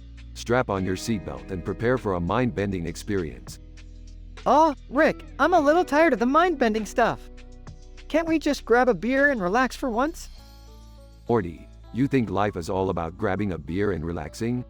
That's what losers do. We're adventurers, Morty. We explore the universe, we create chaos, and we definitely don't waste our time on relaxation. Sighs. Fine, fine. So, what's the plan this time, Rick? Well, Morty, I've got this cartoon character here holding a green star and a green button with a dollar sign on its side. It claims to have the power to grant us infinite Jello money. Jello money? You mean like money made out of Jello? That's a thing now. Morty, I swear, sometimes I wonder how you even manage to tie your own shoes. No, Jello money is just a metaphor, a way to represent unpredictable and fleeting wealth. In this case, the cartoon character claims it will make us rich, but I smell a scam. Oh, I don't know, Rick. Maybe we should just play along and see where it goes? We could use some extra cash, you know. I mean, Jerry demands 5,489,457,594,340,249,230 Morty bucks for just one Jello cup. Jerry's the king of Jello now? Morty, that idiot couldn't even make a sandwich without turning it into a mess. We can't let him control the Jello market. Fine, let's go and confront this cartoon character. But remember, Morty, there's always a catch. Morty and Rick confront the cartoon character holding the green star and button. So, buddy, you claim to have the power to make us rich with your Jello money, huh? Cartoon character, oh, yes indeed. Just press this green button and watch the dough flow. Rick, this seems too good to be true. What if it's a trap? Morty, when has anything good in life ever come without a trap or two? Presses the button. Suddenly, the world around them shifts and they find themselves in a dimension made entirely of Jello. Oh my god, Rick! What have you done? Relax, Morty, I'll just use my portal gun to get us out of here. Pulls out his portal gun, but it slips from his hands and sinks into the Jello. Great, just great, Rick! Now we're stuck here. Morty, don't blame me. I didn't expect this to happen. But hey, at least it's not an infinite void of darkness, right? Yeah, silver linings. You're a real master at finding those, Rick. They hear a distant rumbling sound. Oh, Morty, I have a feeling this dimension doesn't like us playing around with its Jello. We need to find an exit, and fast. Well, where do we start, Rick? It's all just Jello. We'll have to start digging, Morty. Dig like our lives depend on it. Because, well, they kinda do. They start frantically digging through the Jello, searching for an exit while the rumbling grows louder. Rick, I can't do this anymore. We're gonna die in this Jello pit. Morty, don't give up now. We've faced worse situations than this. Just keep digging, damn it. Just as they're about to lose hope, a ray of light shines through the Jello and they crawl out, covered in sticky mess. We made it, Rick. Of course we did, Morty. We're survivors, against all odds. Now let's go find that cartoon character and give it a piece of our minds. Morty and Rick, covered in Jello, march off determinedly. You know, Rick, I think I've had my fair share of adventures for a while. Can we please grab that beer now? Grinning, Morty, when we get back, I'll buy you the biggest damn beer you've ever seen. Let's stay away from Jello for a while, shall we? They walk into the sunset, ready for their next misadventure.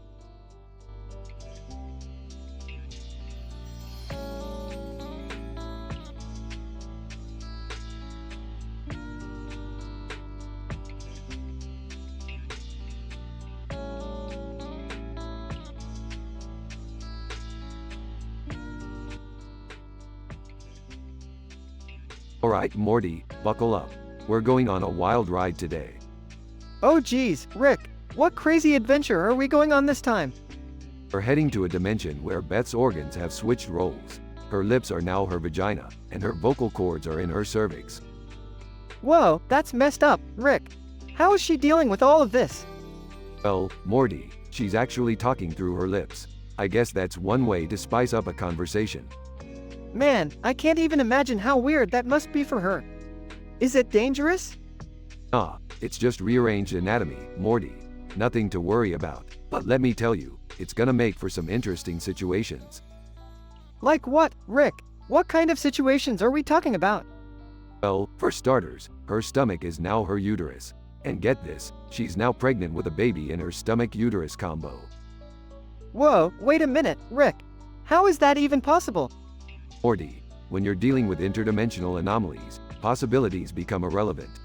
Just go with it. Okay, but how is she gonna give birth, Rick? You can't just have a baby come out of someone's stomach. Oh, Morty, you underestimate the power of science. We're gonna have to perform a C-section through her mouth. A C-section through her mouth? That's insane, Rick. Insane? More like genius, Morty. We'll have to navigate through her stomach, find the uterus, and deliver the baby through her lips-turned-vagina. It's gonna be a wild ride, Morty.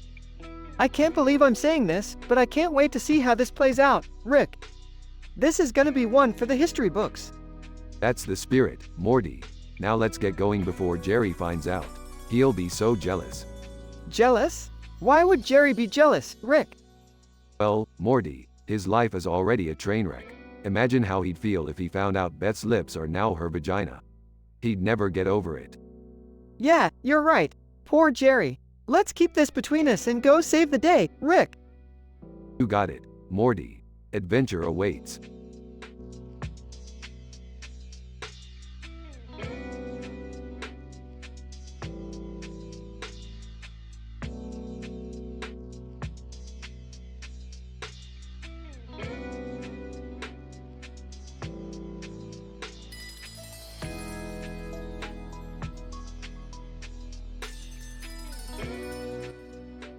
Warning: the following dialogue script contains explicit adult content.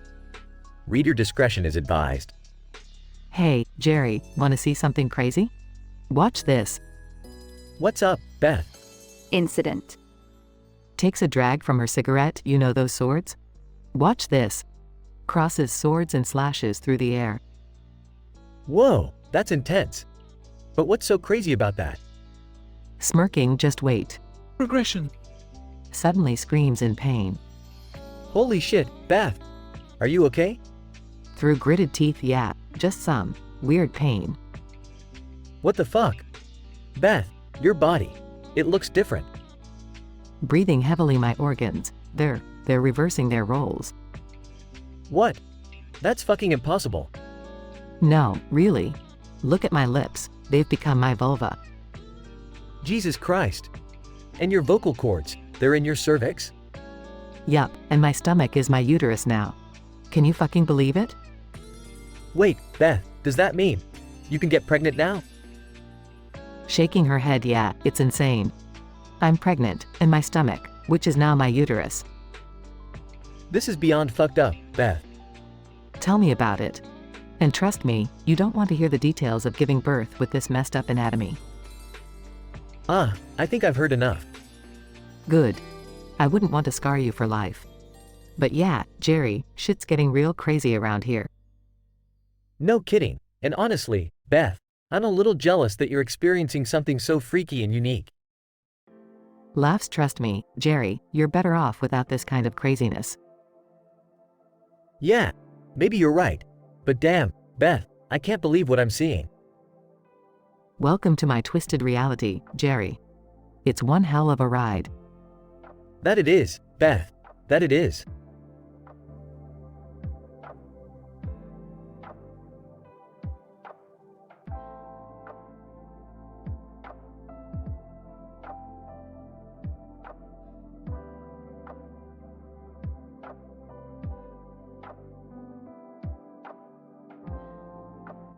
Peter, hey Lois, guess what? I'm gonna enter the Mayo eating contest. Lois, Peter, are you serious? This is ridiculous. Peter, nah, it's gonna be great. I've always had a talent for eating weird stuff. Lois, size, fine, just be careful. I don't want you to end up in the hospital again. Peter, don't worry, Lois. I got this. Leaves the house excitedly. Scene at the Mayo eating contest. Mayor West, welcome, ladies and gentlemen, to the Mayo eating extravaganza. Who's ready to witness this stomach-churning competition? Peter, count me in, Mayor West. I'm gonna win this thing. Scene cutaway gag 1. Cutaway, Peter dressed as a mayo jar, dancing on a street corner. Peter, singing, I'm just a mayo jar, shaking my booty, making people crave some mayo cuties. Scene back to the contest. Peter, alright, bring on the mayo. Scene cutaway gag 2. Cutaway, Peter is a detective interrogating a jar of mayo. Peter, alright, you slimy son of a bitch. I know you're hiding something. Talk, damn it. Scene back to the contest. Peter chuckles. Mayo, mayo everywhere. This is heaven. Scene cutaway gag 3. Cutaway, Peter is a mayo superhero, flying around and saving sandwiches. Peter, fear not, citizens. The mighty Mayo Man is here to save your taste buds. Scene back to the contest. Peter, burps. Excuse me, folks. Looks like I'm almost done. Lois, oh my god, Peter, you're gonna explode. Peter, nonsense, Lois. I've trained my stomach for situations like this.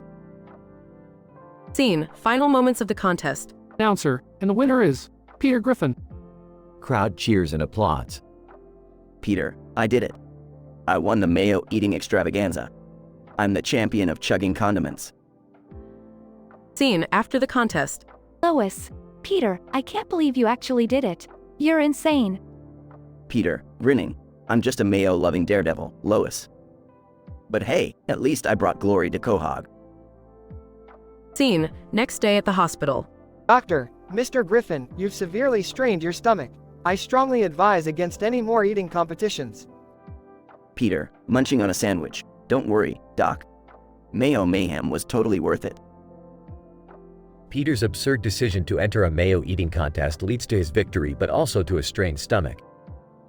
While taking it lightly, his dedication and love for mayo prevail in his own wild and unconventional way. The episode, in typical Family Guy fashion, incorporates several cutaway gags that exaggerate and satirize the characters and situations for comedic effect.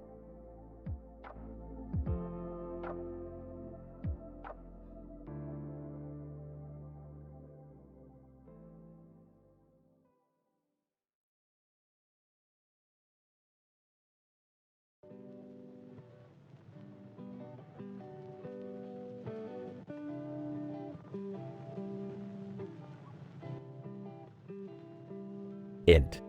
Griffin living room, day.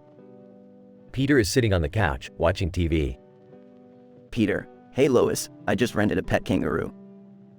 Lois enters the room, slightly annoyed. Lois, Peter, are you serious? We don't need a pet kangaroo. Peter, oh, come on, Lois. This kangaroo is gonna change our lives. Cutaway gag 1. Peter dressed as a kangaroo, hopping through the streets while people stare in disbelief. Int. Griffin kitchen, day. Peter is cooking breakfast, using the kangaroo's pouch as a makeshift apron. Peter, look, Lois, I can already use the kangaroo's pouch to carry my cooking tools. Isn't that great? Lois sighs and shakes her head. Lois, Peter, that's unsanitary and ridiculous. Cutaway gag 2. Peter using the kangaroo's pouch as a backpack, pulling out an entire picnic set. Int. Griffin bathroom, day. Peter is standing near the sink, flossing his teeth with the kangaroo's tail. Peter, Lois, look. I found another great use for the kangaroo's body parts. Lois, disgusted, Peter, that's just wrong. Cutaway gag 3. Peter using the kangaroo as a makeshift shower head, hopping around while water sprays out from its mouth. Int. Griffin living room, night. Peter is now watching TV with the kangaroo sitting beside him. Peter, you know, Lois, this kangaroo might be the best purchase I've ever made. Lois, resigned, fine, Peter, but you're responsible for taking care of it. Just then, Brian arrives, shocked to see the kangaroo in the living room. Brian. Peter, where did you get a kangaroo? Peter, I rented it, Brian. Isn't it awesome? Brian. Size, Peter, you never cease to amaze me. The camera pans out as the family sits together, surrounded by absurdity and chaos. Peter's absurd use of the kangaroo's body parts brings laughter and shock to the Griffin household. The unrealistic situations display the show's trademark humor and outrageousness. While the kangaroo may not be the best addition to their family, it certainly adds another layer of zaniness to the Griffins' lives.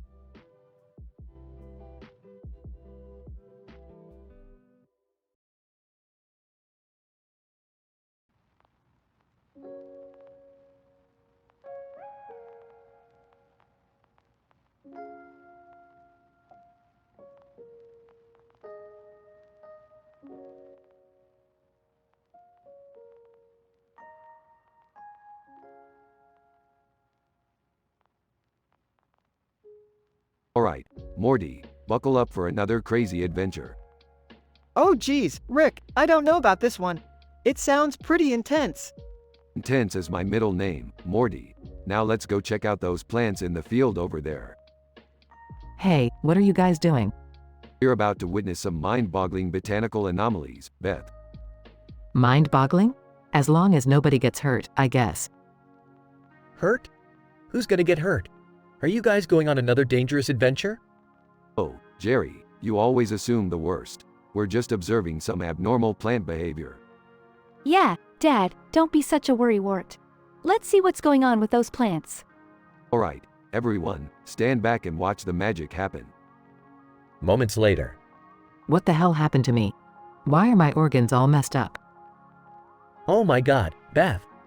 Your voice, it's coming from down there. That's right, Jerry. My lips are now well, you know, and my vocal cords are in my cervix. Mom, this is insane. Can you even give birth like this? Actually, Summer, my stomach is now my uterus, and my ovaries are in my kidneys. So, let's just say things would be a little different. Wait. So, you're telling me you can get pregnant with stomach acid? Jerry, it's not stomach acid anymore, it's amniotic fluid. And yes, Beth could technically get pregnant, kind of. This is so messed up, Rick. We need to fix this. Don't worry, Morty, I've got a plan. We just need to find a way to reverse these organ rolls. Reverse them? Can you do that, Rick? Of course I can, Beth. But we might have to visit some weird alternate dimension to find the cure. I don't know about this, Rick. It sounds even riskier than usual. Risky? Oh, Jerry, you wouldn't know risky if it slapped you in your newly assigned uterus. Dad, just trust Rick. We need to get Mom back to normal. All right, everyone, let's do this. I'll do anything to get my organs back where they belong. The family steps into the portal. Hold on tight. This is gonna be one wild ride. They arrive in a bizarre dimension where organs are sentient. Liver, who dares trespass in our realm? Calm down, Liver. We're just here to fix some anatomical mishaps. Latter, anatomical mishaps? We have no need for such trivial matters. Please, we just need your help. My organs are all mixed up, and it's causing chaos in our lives. Kidney, chaos, you say? Well, if you're willing to pay the price, we might consider assisting you. What's the price? We don't have much to offer. Intestine. Oh, we don't need anything material. Just some good old-fashioned gossip. Spill the tea, people. Seriously? You want gossip? Fine. We'll give you the juiciest gossip about our family. Just fix Beth, please. Later, back in their world. Oh my god, I feel normal again. Thank goodness. I never thought I'd say this, but I'm relieved to have our old anatomy back. That was one crazy adventure, Rick. Yeah, but at least we got a good story out of it. That's the spirit, Summer. Now, who's up for some interdimensional pizza? Everyone cheers. Oh, and Jerry? Yeah. Don't be jealous of my crazy body anymore. Trust me, you're missing out on nothing. Fair enough, Beth. Fair enough.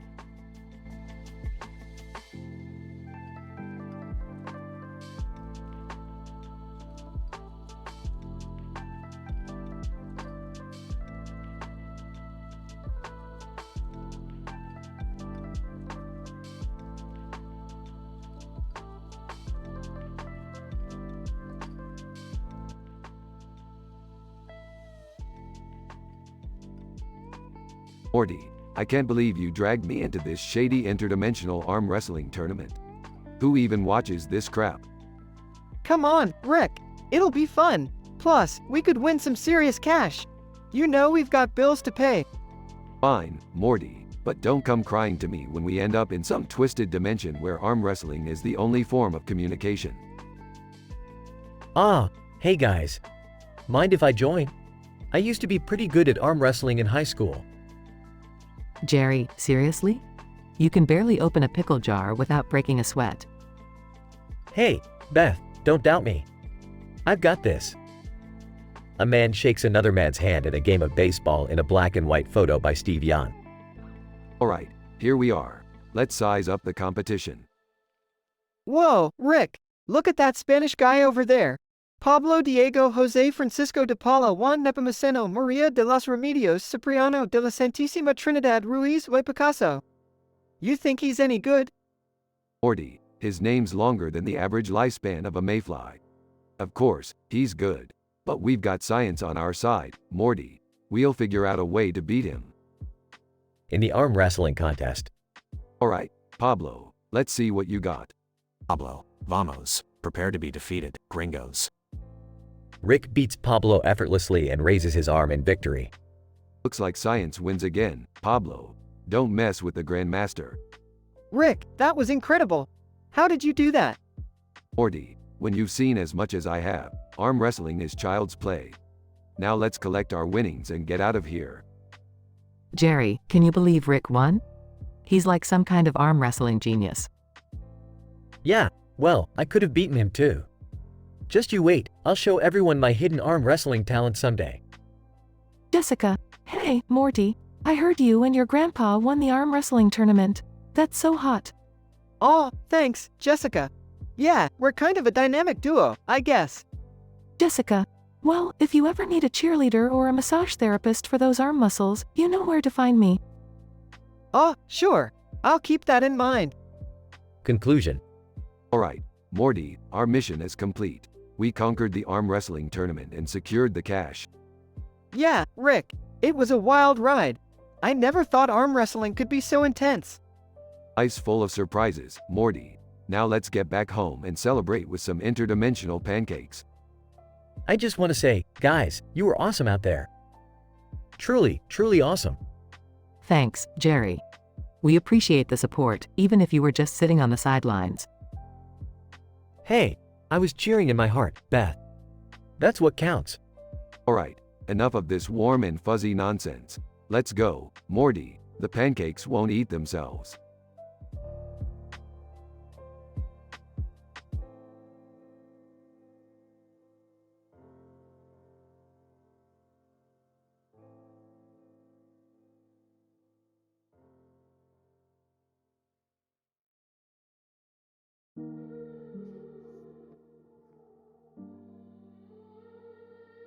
Peter, hey Chris, have you seen this viral TikTok challenge?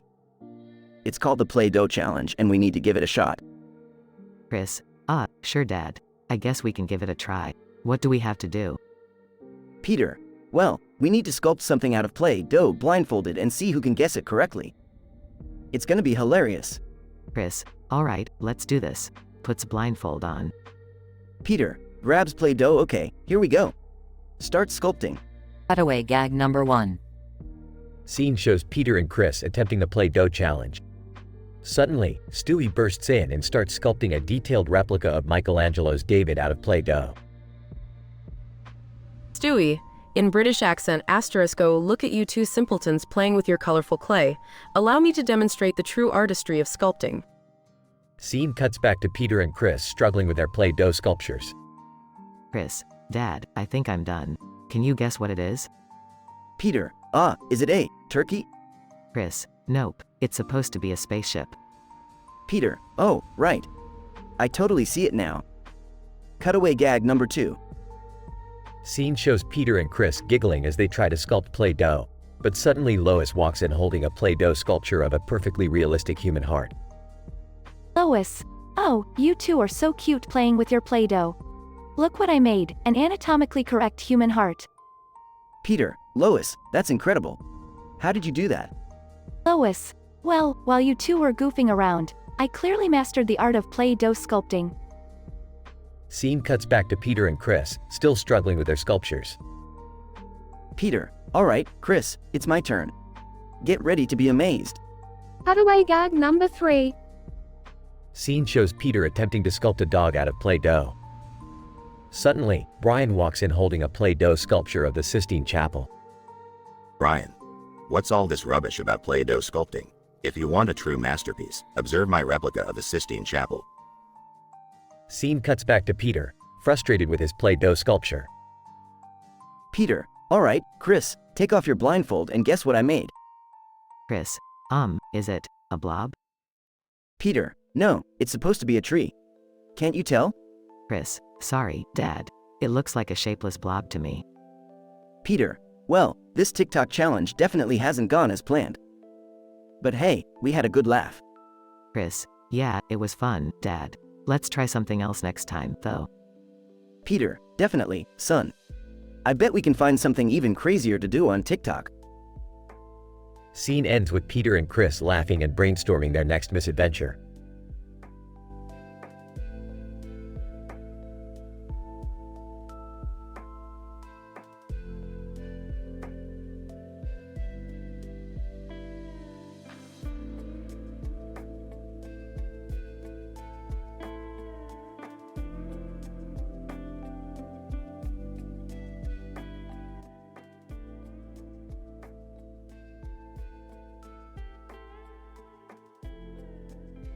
Amy.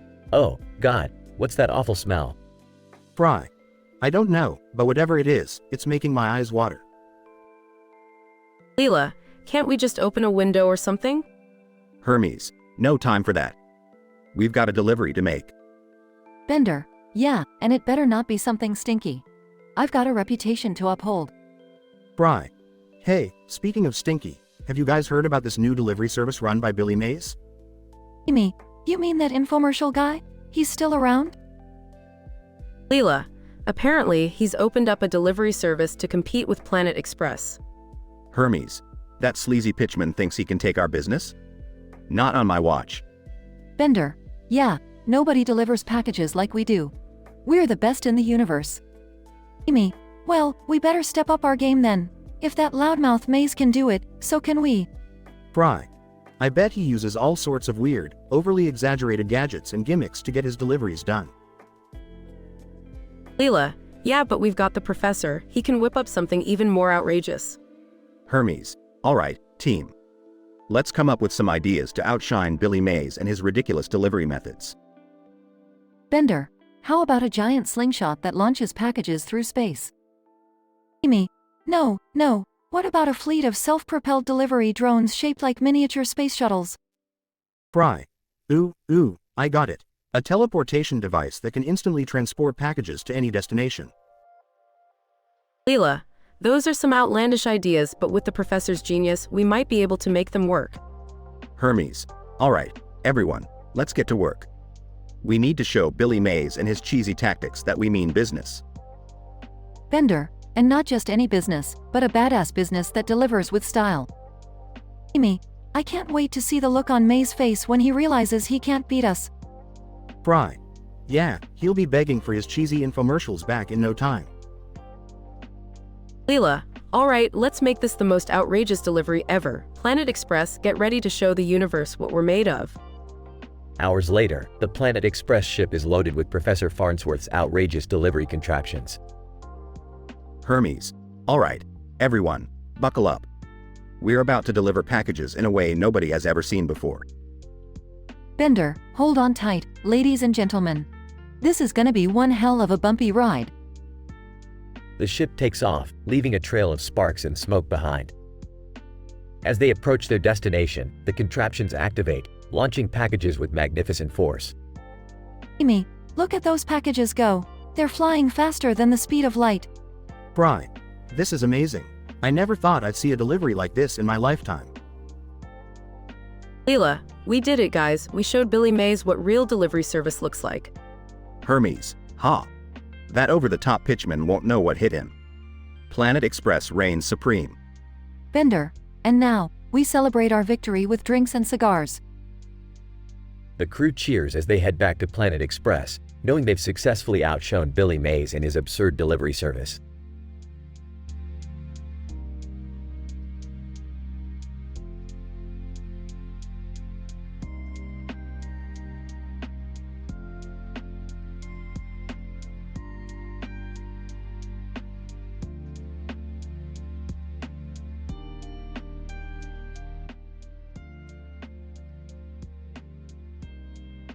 Wow, Morty, look at this place. It's like a field of flowers with a sky background and a field of trees in the background with a sky background. Brilliant use of repeating backgrounds, huh? Yeah, Rick, it's pretty trippy. But hey, what's going on with Beth? She seems to be talking all weird. Through her inverted lips and labia, guys, you won't believe what's happening. My organs have flipped roles.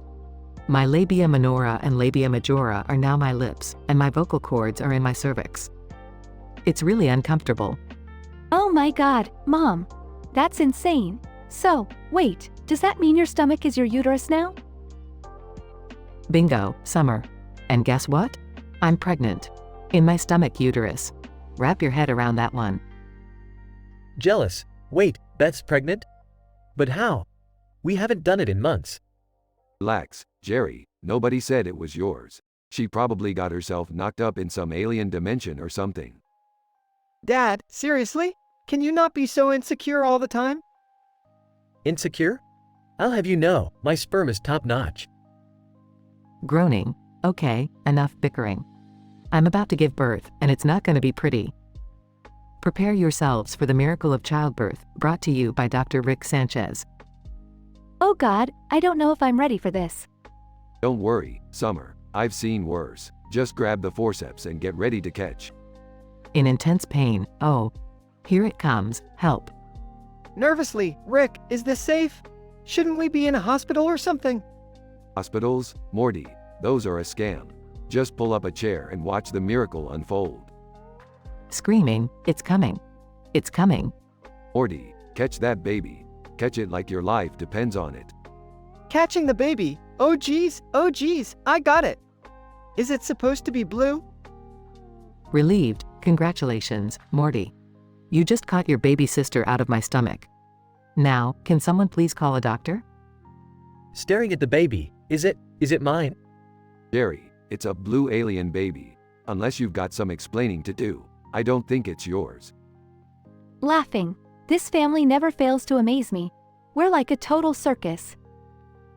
Smiling, yeah, but we're still a family. And no matter how crazy things get, we stick together. Blue alien babies and all. Holding the baby. Well, who needs normal when you have insane adventures like this? Damn right, Morty. Now let's clean up this mess and get back to saving the multiverse. We've got dimensions to destroy.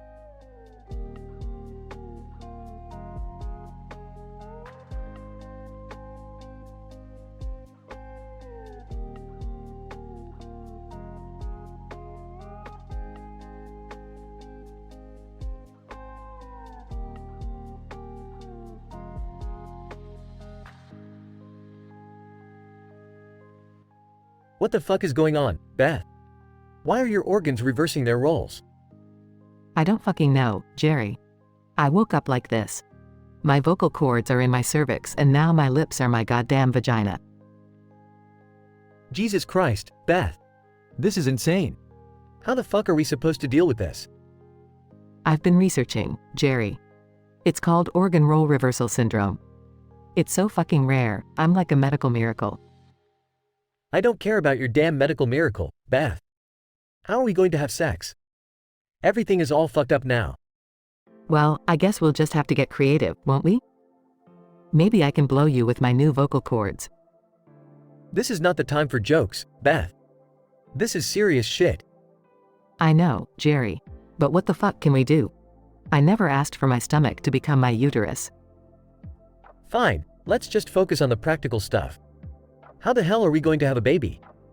Can you even still get pregnant? Oh, you bet your sweet ass I can. My ovaries are producing eggs now, and guess what? They're coming out of my fucking kidneys. This whole thing is fucked, Beth. How are we going to explain this to people? Our friends? Our families? We'll figure it out, Jerry. We always do. We can just lie and say it's some crazy new medical condition. I'm just so fucking jealous, Beth. You get to experience everything, pregnancy, birth, all of it. It's not fair. Trust me, Jerry, you don't want to be in my shoes right now. This shit is painful as hell.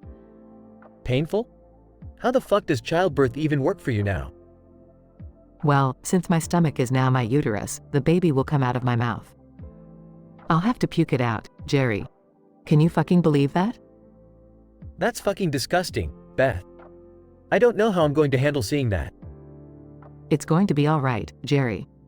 We'll hire a doctor who specializes in bizarre births. They'll help us through this. I hope you're right, Beth. This whole situation is just so fucked up. But I love you, no matter what. I love you too, Jerry. We'll get through this together, one strange fucking birth at a time.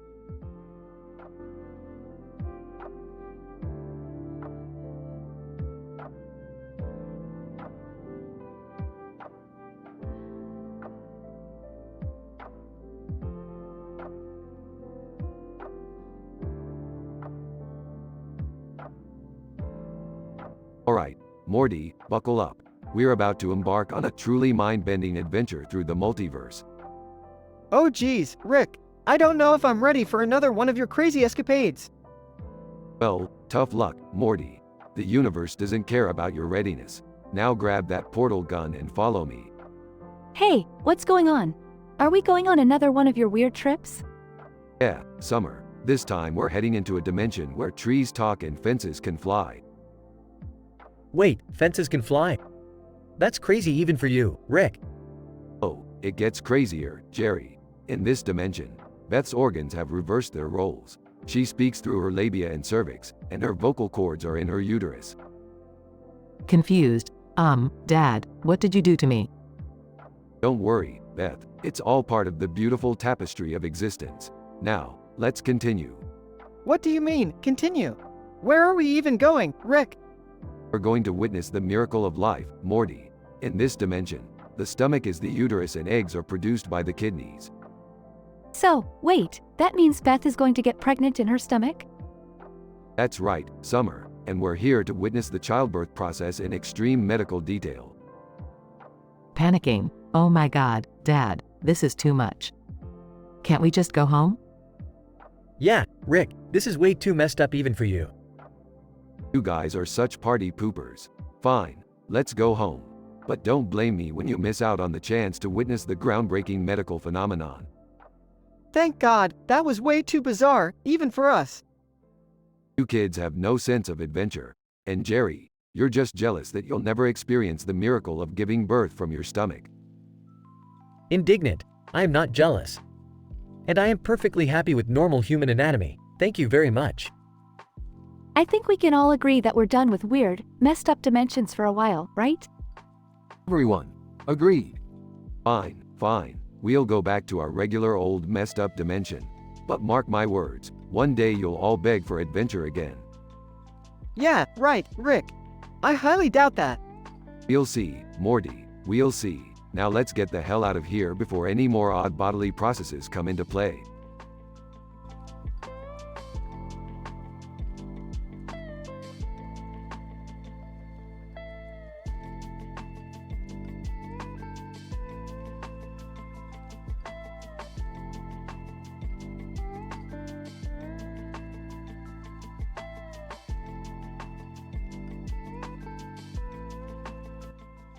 Peter, hey Lois, I got some exciting news. I'm gonna enter a mayo eating contest. Lois, mayo eating contest? Peter, that's disgusting. Peter, oh, come on, Lois. It'll be fun, like that time I ate an entire jar of pickles in one sitting. Scene 1, mayo eating contest. Announcer, ladies and gentlemen, welcome to the Quahog Mayo Eating Championship. And here's our first contestant, Peter Griffin. Peter, excitedly, alright, let's do this. Scene 2, cutaway gag 1. Scene, Peter eating mayo with Cleveland, Joe, and Quagmire cheering him on. Cleveland, go, Peter. You got this. Joe, yeah, nothing says healthy lifestyle like eating gallons of mayonnaise. Quagmire, winking. This reminds me of that time in college when I had an affair with the mayonnaise factory worker. Scene 3, back at the mayo eating contest. Announcer, and now, Peter Griffin is on his 3rd gallon of mayo. Can he beat the current record? Peter, determined, I can do it. I'll be the mayo champion. Scene 4, cutaway gag 2. Scene, Peter on stage with a giant spoon eating mayo. Peter, laughs. Remember that time Stewie tried to eat his broccoli but ended up launching it into space? Stewie, blast you broccoli, you won't get away that easily. Scene 5, back at the mayo eating contest. Announcer, ladies and gentlemen, we have a new record. Peter Griffin has consumed 10 gallons of mayo. Peter, breathing heavily. I did it. I'm the champion of mayo.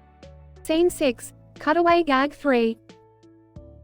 Scene, Peter swimming in a giant pool filled with mayo. Peter, Lois, remember when we turned our pool into a giant tub of mayonnaise? Lois laughs. Oh, Peter, that was messy and disgusting, but you sure know how to have fun. Scene 7, diner. Lois, Peter, you're covered in mayo. You need to take a shower right away. Peter laughs. I don't need a shower, Lois. I'll just lick it off. Scene 8, conclusion. Narrator. And so, Peter Griffin became the mayo champion, embracing his love for all things mayonnaise. As for the mayo-covered aftermath, well, that's just another crazy day in the life of the Griffins. Family Guy logo appears with a mayonnaise jar spinning on it. Narrator. Tune in next time for more hilarity and questionable life choices from the Griffins.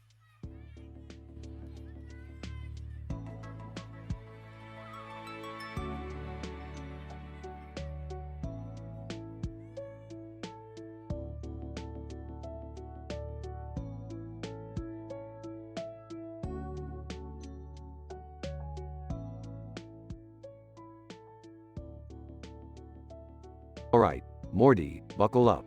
We're going on a wild adventure today. Geez, Rick, I just hope it's not as crazy as the last one. Oh, it's gonna be crazier, Morty. We're headed to a field of green plants with white flowers in the middle of it and a sky background with clouds in the distance. Okay. What's so special about that? Well, Morty, those plants have a unique property. They can reverse the role of Beth's organs. Wait, what? You're telling me my organs are gonna switch roles? That's insane. Yep, Beth. Get ready for your little lips and big lips to start talking. Your vocal cords are now in your cervix, and your mouth lips are now the vulva. Oh my God, Rick. This is absolutely crazy. What am I supposed to do? Well, Beth, your stomach is now the uterus, and your kidneys are gonna start producing eggs. Congratulations, you're pregnant with your stomach uterus. This is so messed up. How does any of this make sense, Grandpa Rick? Doesn't, Summer. That's the beauty of science. It defies all logic. Rick, I can't take this. How am I supposed to give birth now? Oh, don't worry, Beth. I've got this covered. Your new cervix will expand, and the baby will come out through your mouth. Wait, what? Beth, you can't let that old psychopath deliver your baby. Shut up, Jerry. Rick knows what he's doing. That's right, Jerry. You're just jealous because you can't handle all this sci-fi magic happening to Beth.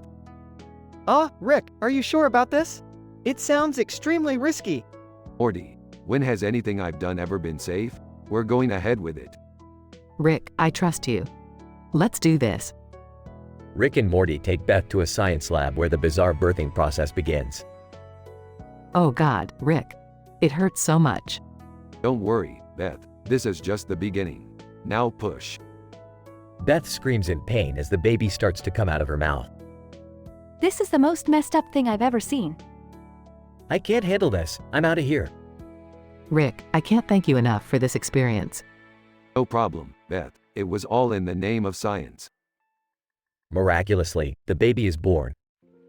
Rick, it's a beautiful baby girl. Well, I'll be damned. Looks like we pulled it off, Morty. Yeah, but I don't think I'll ever be able to unsee this. Thank you, Rick, for helping me through this insane journey. You truly are a genius. Shucks, Beth. Just doing what I do best. Everyone stands there in shock and awe, contemplating the absurdity of the situation. Well, I guess when it comes to the Smith family, it's always something bizarre and mind-boggling.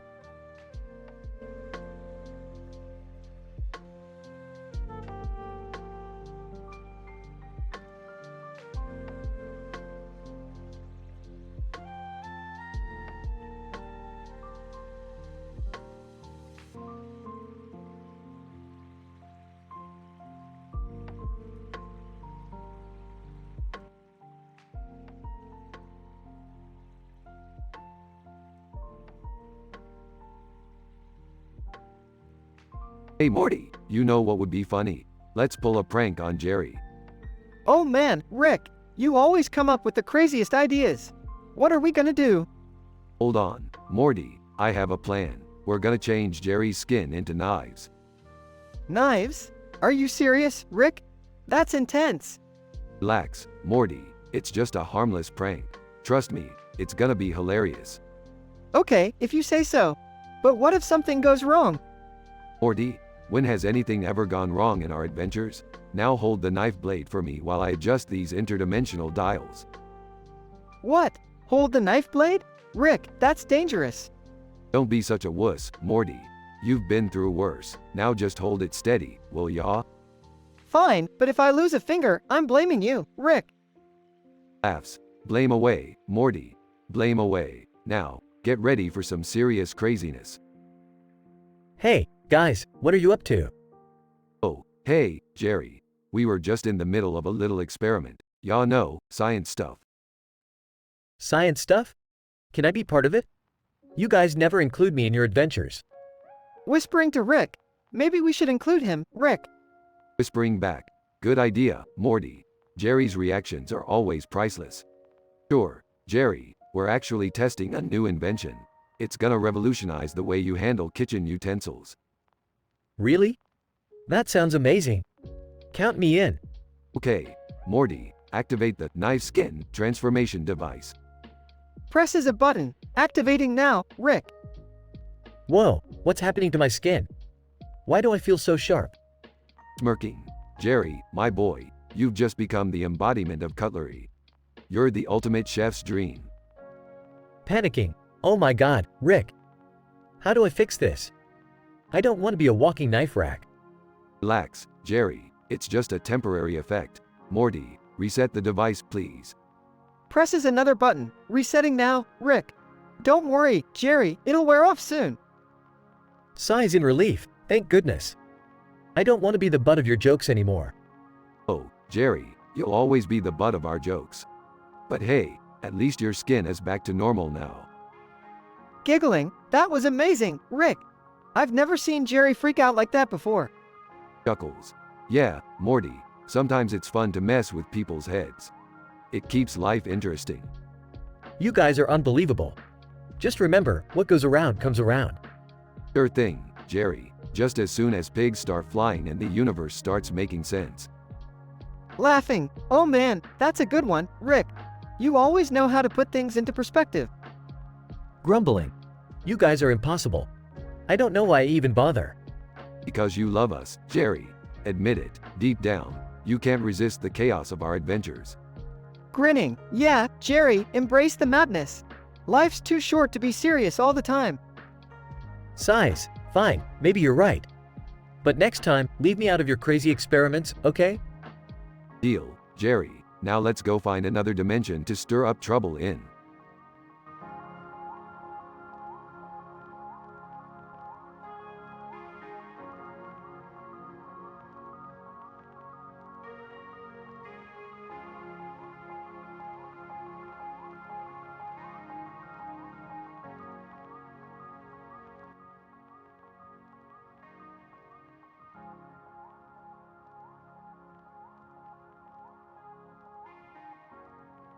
Morty, you absolute dweeb. I see you're staring at that field of tall grass like it's some mind-blowing, life-altering discovery. Oh, well, Rick, it's just that I noticed this bird flying over it in the distance, and it got me thinking about probabilities and stuff. What if there's a universe where birds rule the world? Morty, if birds ruled the world, we'd be stuck in an avian dictatorship, pecked and pooped on every day. Count your blessings, Morty. Count your blessings. Hey guys, what are you talking about? Birds? Oh, Jerry, what a surprise. The king of banality wants in on the conversation. How's your day going, Captain Mediocrity? My day's just fine, Rick. Unlike some people, I have a stable job, responsibilities, and don't drag my grandson into dangerous interdimensional escapades. Dad, give it a rest. Rick's the reason we're not living in a bird-controlled hellscape. Oh, for once in my life, could we have one conversation that doesn't devolve into insults and bickering? Well, Beth, speaking of things devolving, Did you know that your organs have suddenly decided to switch roles? Your lips are now your labia, your vocal cords are chilling in your cervix, and your stomach is your uterus. What? This can't be real. Oh, it's real alright. Don't worry, I'll figure out a way to fix it. In the meantime, get ready. You're about to give birth. From your stomach. Aw, come on, that's not fair. Beth gets all the attention with this crazy medical anomaly, and I'm just sitting here feeling inadequate. Jerry, there's no need to feel inadequate. You've been a master in the field of mediocrity for years now. It's just not a marketable skill, you know? Rick, please focus on helping me instead of tormenting Jerry. Alright, fine. Prepare yourself, Beth. This birth is gonna be a medical marvel. Your stomach, now uterus, is gonna contract and push out the baby. You're gonna feel things you've never felt before, literally. Oh man, I don't know if I can handle this. Relax, Morty, it's just a stomach birth. Mind over matter, Morty. You'll be fine. I can't believe I'm about to give birth to my own sister. This is insane. Well, life finds a way, Beth. And in our case, life finds a way through your stomach. Get ready. Here comes the contraction. Oh God, I can't watch. Screaming, Rick, tell me this will be over soon. Just a few more pushes, Beth. Wow, I can see the baby's head coming out of your stomach. Nature is truly incredible, and also kind of fucked up. This is the weirdest thing I've ever seen. I'm scarred for life. You think you're scarred? Try being the guy who has to explain this to his neighbors. Crying, it's a girl, Deeth, and she's beautiful. Well, Beth, I guess you can say you've become the ultimate multitasker. Congrats on the new baby, on behalf of your stomach. Ah, yeah, congratulations, Beth. Guess we've all experienced something truly bizarre today. Rick, can we, never talk about this again? Oh Morty, you know me. I never forget a stomach birth. It's gonna be a family story forever.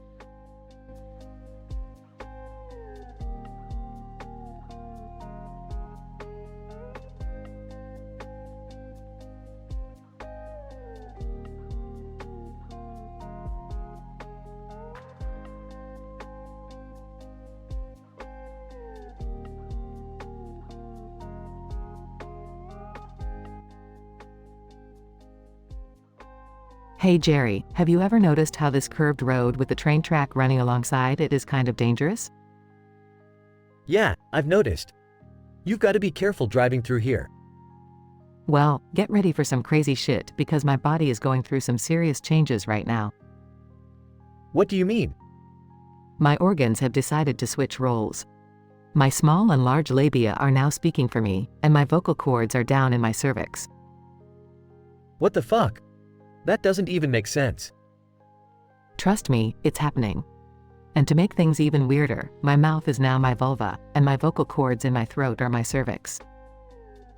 That's messed up, Beth. Are you serious? Completely serious. And get this, my stomach is now my uterus, and my ovaries are being produced by my kidneys. This is some messed up science fiction shit. It gets worse. I'm actually pregnant in my stomach, which is now my uterus.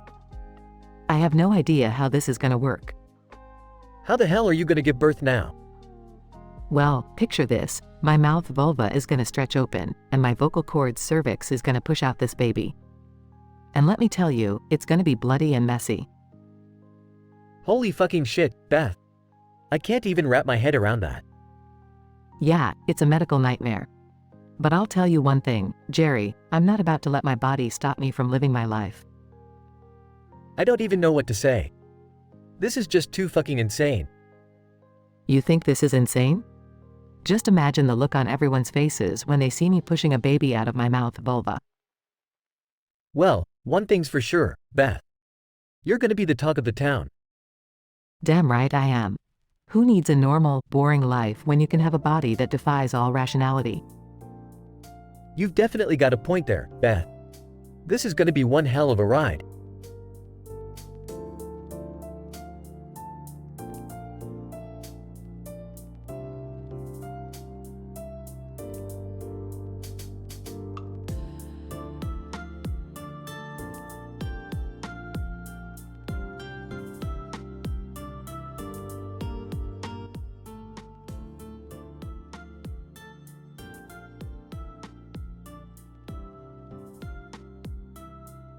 Morty, we're going on a little adventure today. Morty, strap in.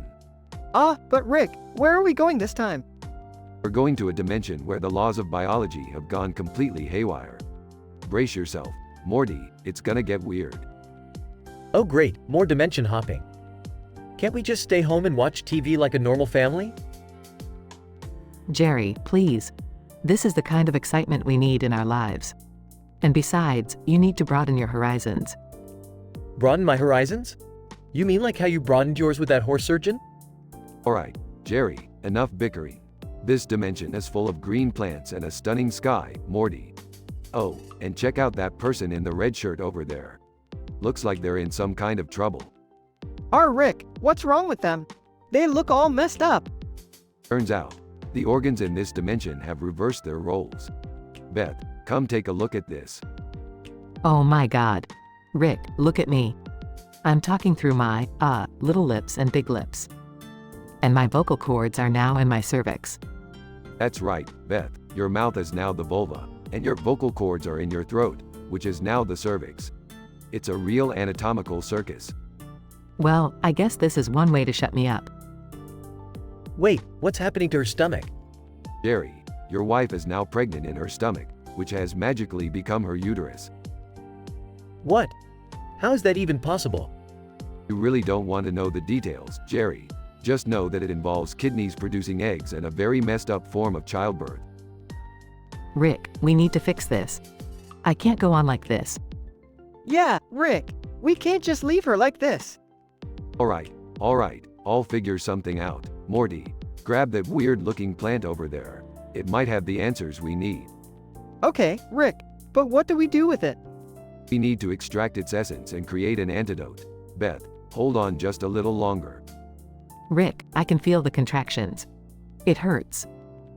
Oh great, now I have to deal with a pregnant stomach wife. Thanks, Rick. Shut up, Jerry, we're almost there. Morty, mix this plant essence with some water. We need to make Beth drink it. Rick, I hope this works. She's suffering so much. Groaning, just give it to me, Morty. I need relief. Alright, Beth, bottoms up. Chugging sound asterisk oh wow, I can feel something happening. Is it over yet? Can we go home now? Actually, Jerry, we're not done yet. We still need to reverse the organs in this dimension before we can leave. Why? Can't we just go back the way we came? Morty, you and logic don't go together. Fine, let's just hurry up and fix this. Rick, I'm back to normal. Well, as normal as I can be after that bizarre experience. Thank God. Can we never talk about this dimension again? Of course, Jerry, as long as you promise to never bring up that horse surgeon again. Deal? Deal. So, Rick, where are we off to next? Oh Morty, I've got a surprise for you. We're going to the land of double sarcasm. Get ready for some mind-bending banter, Morty. Geez, Rick. Can't we just do something normal for a change? In this family, not a chance, Morty. Not a chance. Let's go.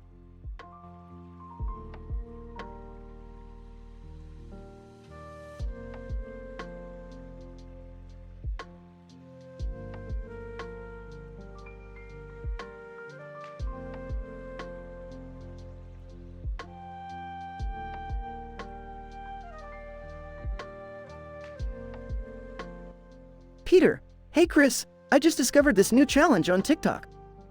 It's called the Play-Doh Challenge. We gotta try it. Chris, really, Dad? That sounds like fun. What do we have to do? Peter, well, we have to blindfold ourselves and each grab a Play-Doh container.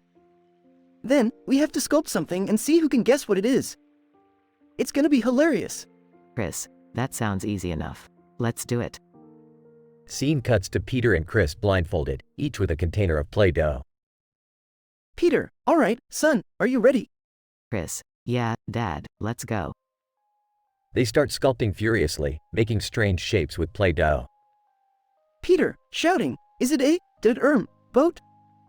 Chris, nope, not even close. Is yours a pineapple? Peter, no, Chris, it's obviously a toilet.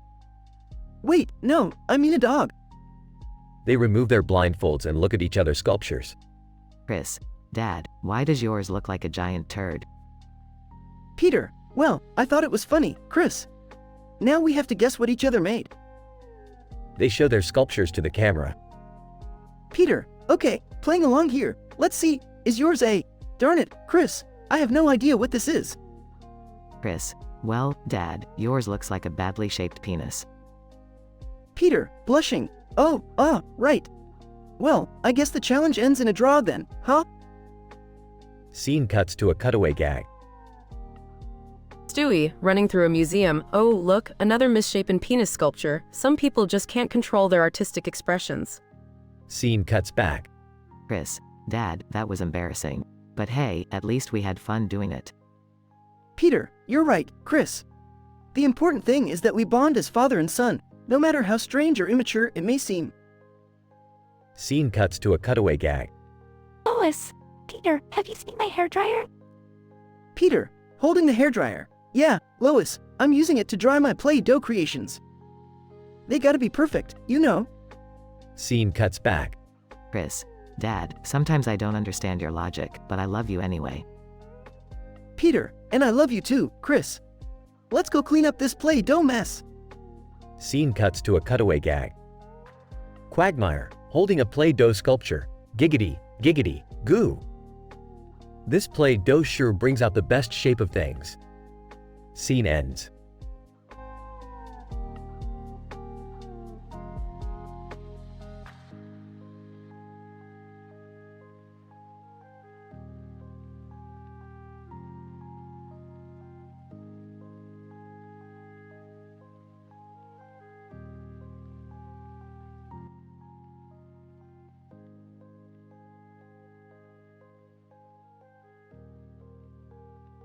Morty, we've got a real doozy on our hands today.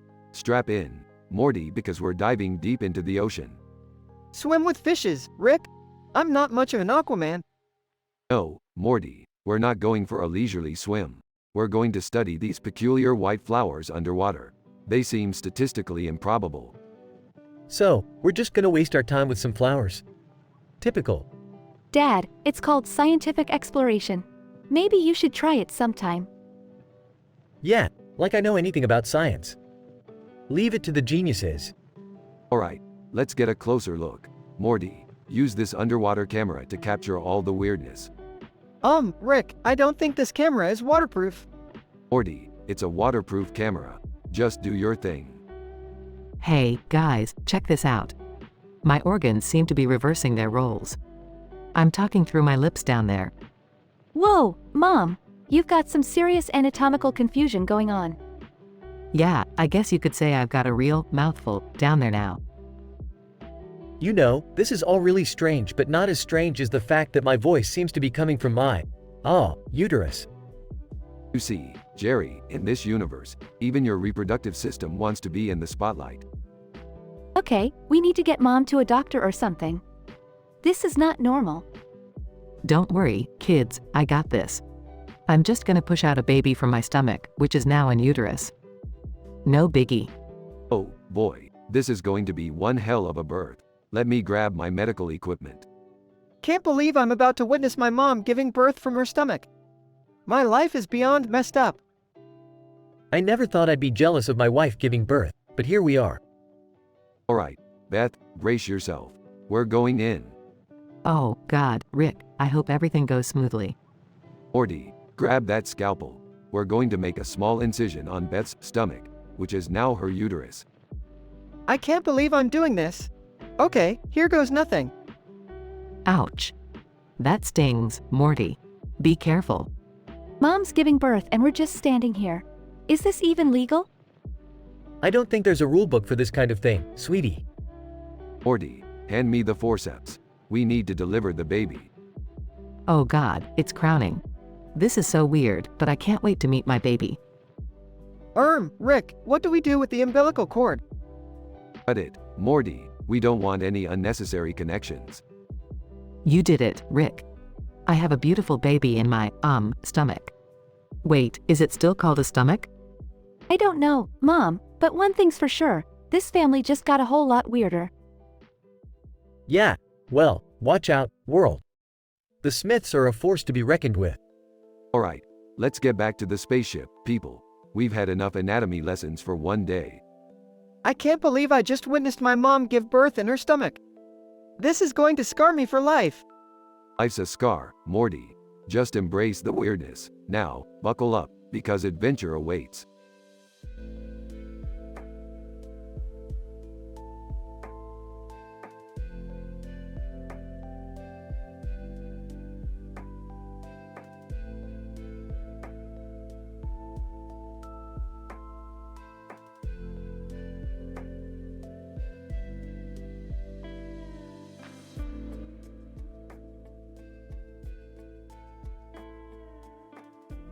Morty, grab that toothbrush over there. We need to test its interdimensional properties. Rick, I don't think sticking a toothbrush in a portal is a good idea. Relax, Morty. That's how science works. Now, pass it here. Rick, are you seriously using a toothbrush for interdimensional travel? Shouldn't you be more careful? Beth, please. I've done far crazier things before breakfast. Besides, this toothbrush has trans-dimensional bristles. The plaque in other dimensions is a whole different level. Oh, my God. Can you believe Dad? He's going to kill us all with a toothbrush.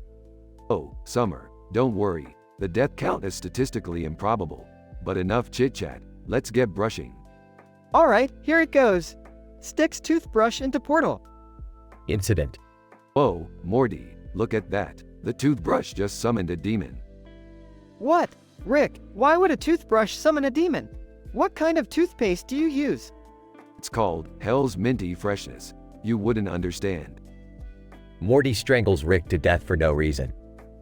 Morty, what have you done? You just killed your own granddad with a toothbrush. Oh my God. This is incredible. I finally did something right. Hits the gritty so powerful it revives Rick. Gasping for air, Jerry, you buffoon.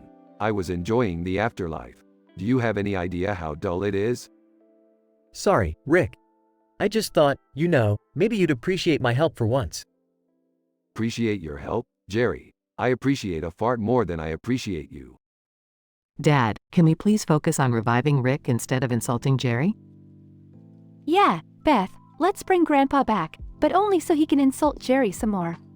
It's always entertaining. Morty grabs a defibrillator. Alright, here goes nothing. Clear. Morty shocks Rick back to life. Morty, you couldn't resist bringing me back, could you? Morty, my little murder machine. I didn't mean to kill you, Rick. It just happened.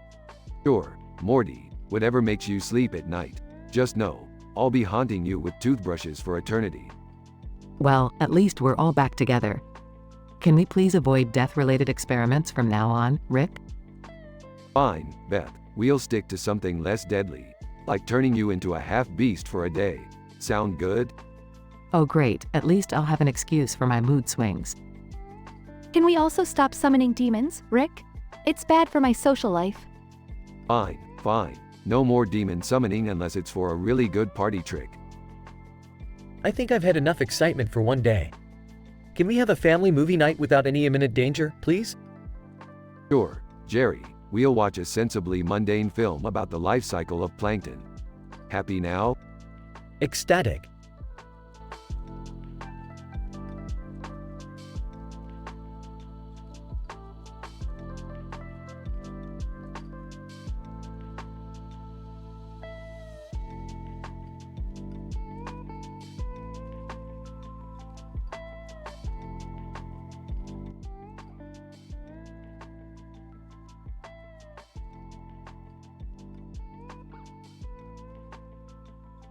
Hey Morty, check it out.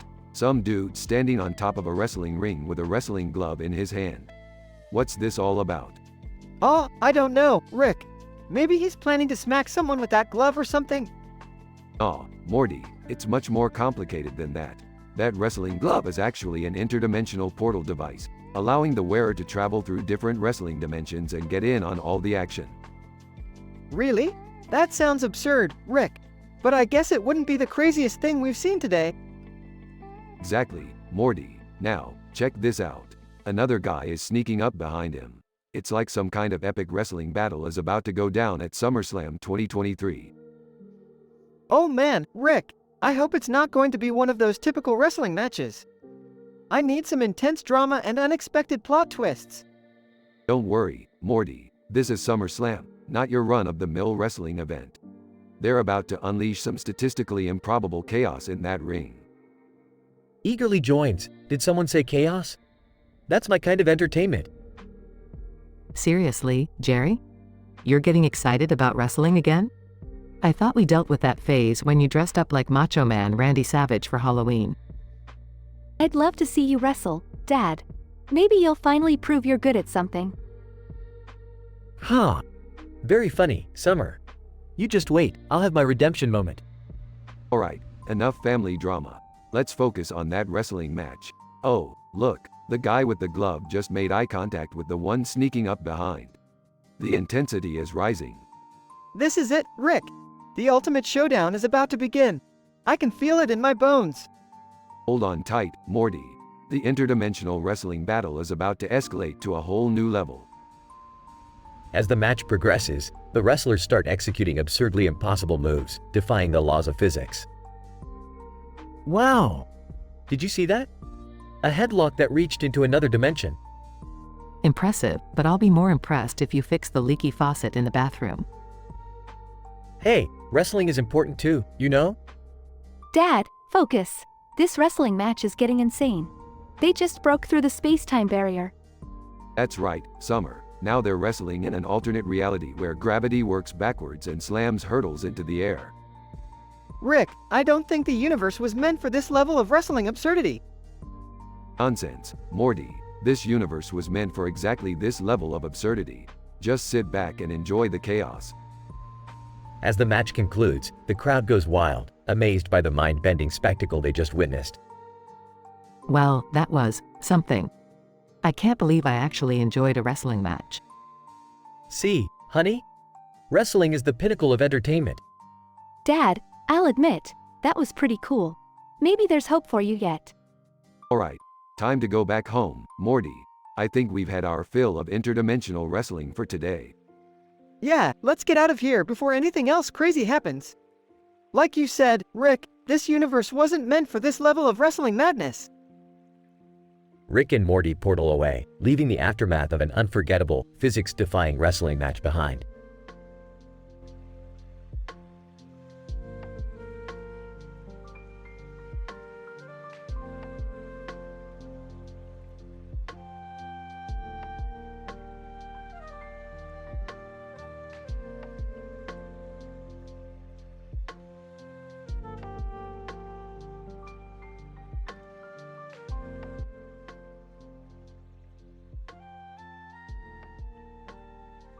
What the fuck is that big-ass building with lights all over it?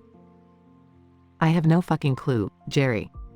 Looks like a goddamn disco for aliens or some shit. Well, let's fucking check it out. Could be some crazy party going on. Yeah, sure, let's go wander into an extraterrestrial orgy. Real smart, Jerry. Fuck you, Beth. You're always such a buzzkill. Let's just go see what the fuck is happening. Fine, Jerry, but don't come crying to me when we get probed by little green men. They enter the building and suddenly Beth starts speaking in a strange way. Oh, goddammit, what the fuck is happening to me? I can't control my fucking mouth. Holy shit, Beth. Your organs are all fucking mixed up. Your lips are talking like a cunt and your vocal cords are in your fucking cervix. No shit, Sherlock. I'm a walking goddamn medical anomaly. Now shut the fuck up and help me. Okay, calm down. Let's get you to a fucking doctor or something. Beth starts having contractions. Oh fuck, Jerry, I think I'm going into goddamn labor. What the fucking fuck? How the hell are you giving birth from your goddamn stomach? Beth screams and Jerry panics. Fuck, what the fuck do I do? Should I push your stomach or your cunt or? I don't fucking know. Just shut the fuck up, Jerry, and fucking catch the baby. Jerry catches the baby as Beth continues screaming. Holy shit, Beth, it's a fucking kidney. You just gave birth to a goddamn kidney. Well, fuck my life, Jerry. At least it's not an alien. Yeah, that's something, I guess. Congratulations, Beth. You're now the proud mother of a fucking kidney. Thanks, Jerry. Maybe next time you'll appreciate the insanity of my body before yelling at me. Yeah, whatever. Let's get the fuck out of here and find a real fucking doctor. They leave the building, with Beth cradling her newborn kidney. Hey, Beth. I'm sorry I yelled and shit. It's just, this whole situation was fucking crazy. It's okay, Jerry. I understand. I won't hold it against you. But seriously, next time, maybe let's stick to normal party venues, alright?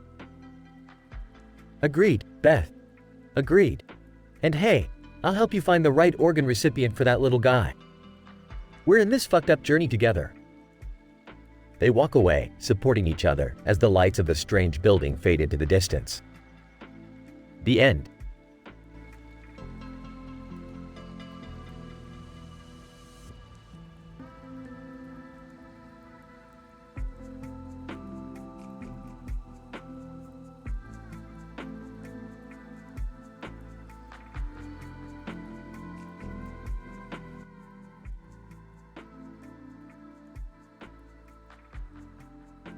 Morty, look at this. I've discovered a field of plants that can alter a person's anatomy. Are you serious, Rick? That sounds dangerous. Dangerous? More like scientifically improbable. It's gonna be a wild ride, Morty. What's going on here, guys? What's all the commotion about? Beth, listen up. These plants have the power to reverse your organs' roles. Your lips can speak through your lady parts now. Talk about multitasking. Oh my god, Rick.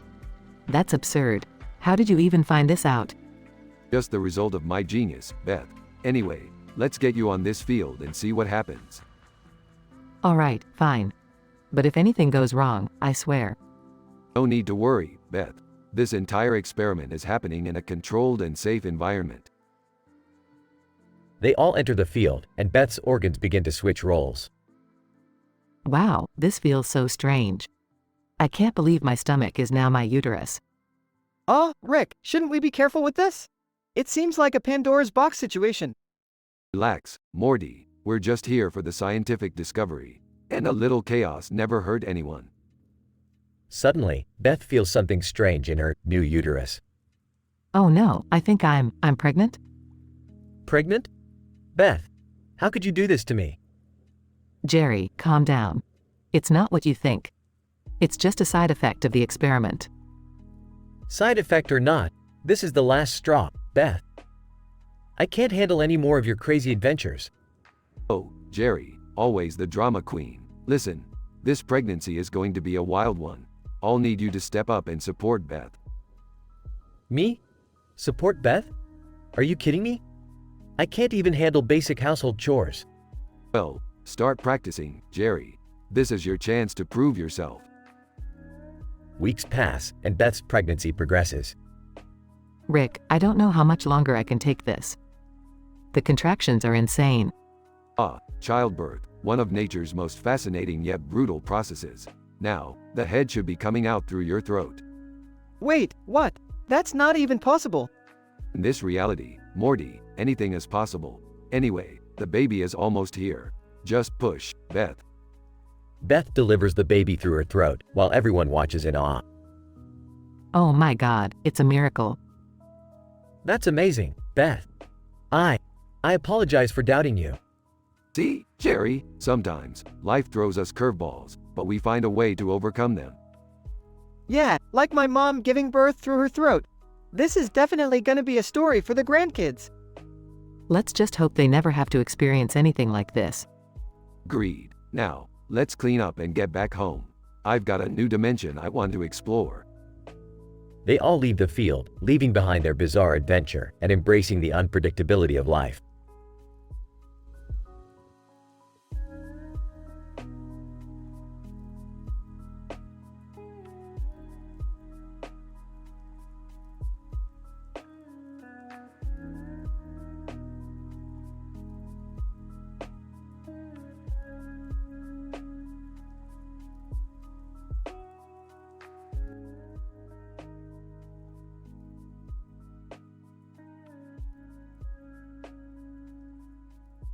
Cartman, alright, guys, let's do this. Flying through the air with two badass kites, I feel invincible.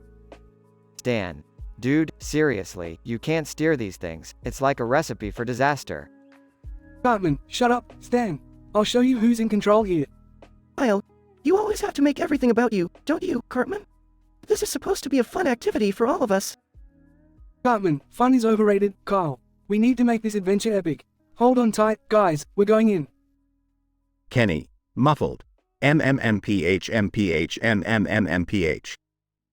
Cartman, yeah, Kenny, just hold on with that scarf of yours. We'll be fine. Thunder rumbles and dark clouds start forming. Cartman, uh-oh, it looks like we're in for some trouble. But fear not, for I have a solution. Stan, please don't tell me you're gonna use those Cards Against Humanity cards again. Cartman, oh, but I am, my dear Stan. I shall draw a card and let it guide us through this adventure. Kyle, this is so stupid. We need a real plan, not some offensive card. Cartman, reading the card, in a world ravaged by oversized genitalia, we must discover the forbidden treasure hidden beneath the folds. Yes, that's it. We have to find a hidden treasure.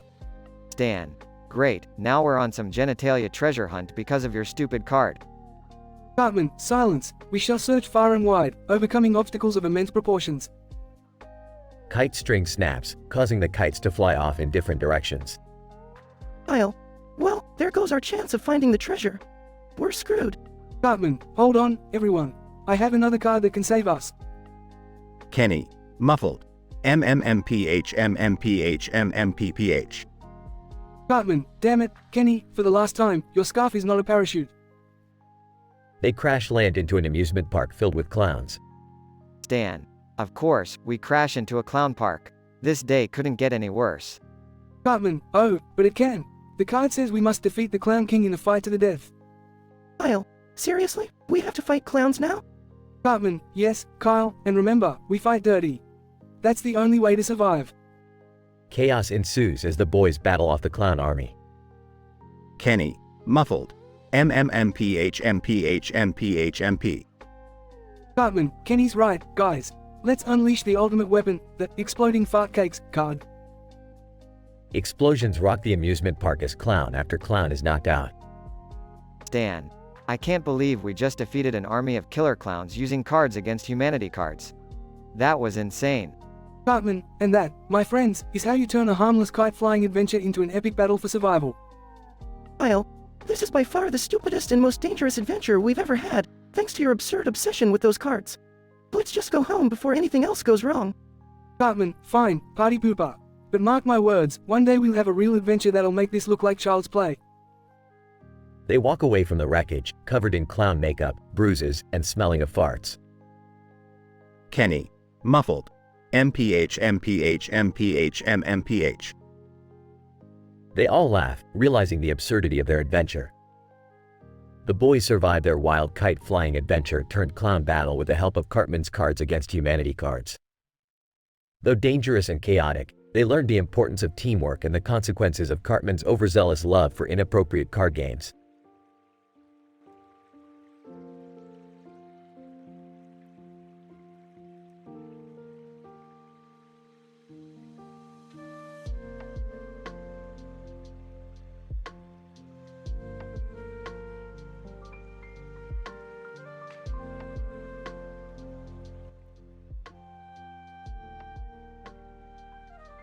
Alright, Morty, buckle up for another mind-bending adventure.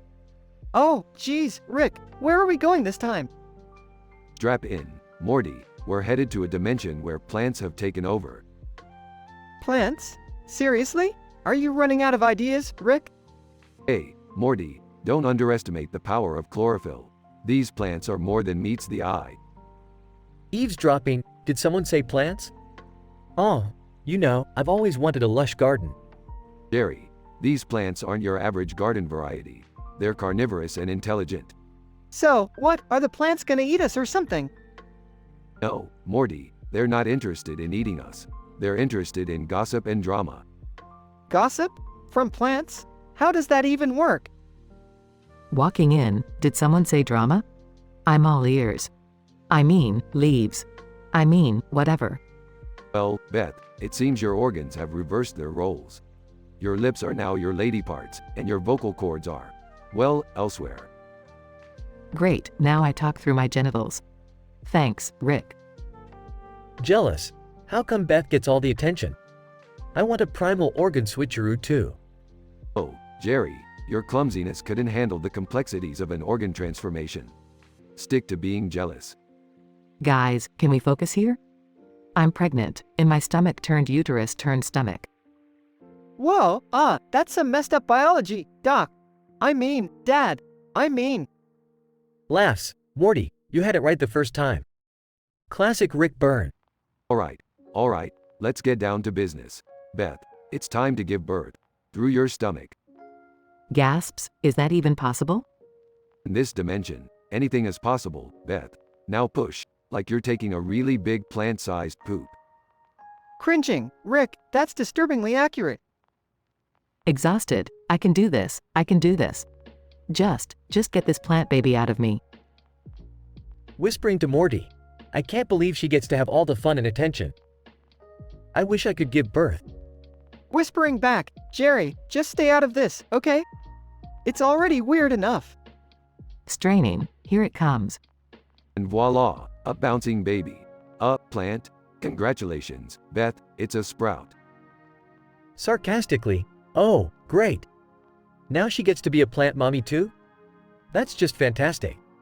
Jerry, seriously, can you ever just be happy for someone and stop being so damn jealous? Morty's right, Jerry. Just be glad you're not the one giving childbirth to a plant. Count your blessings, or lack thereof. Sulking. Fine, let's just go home and continue my mundane existence. Why not?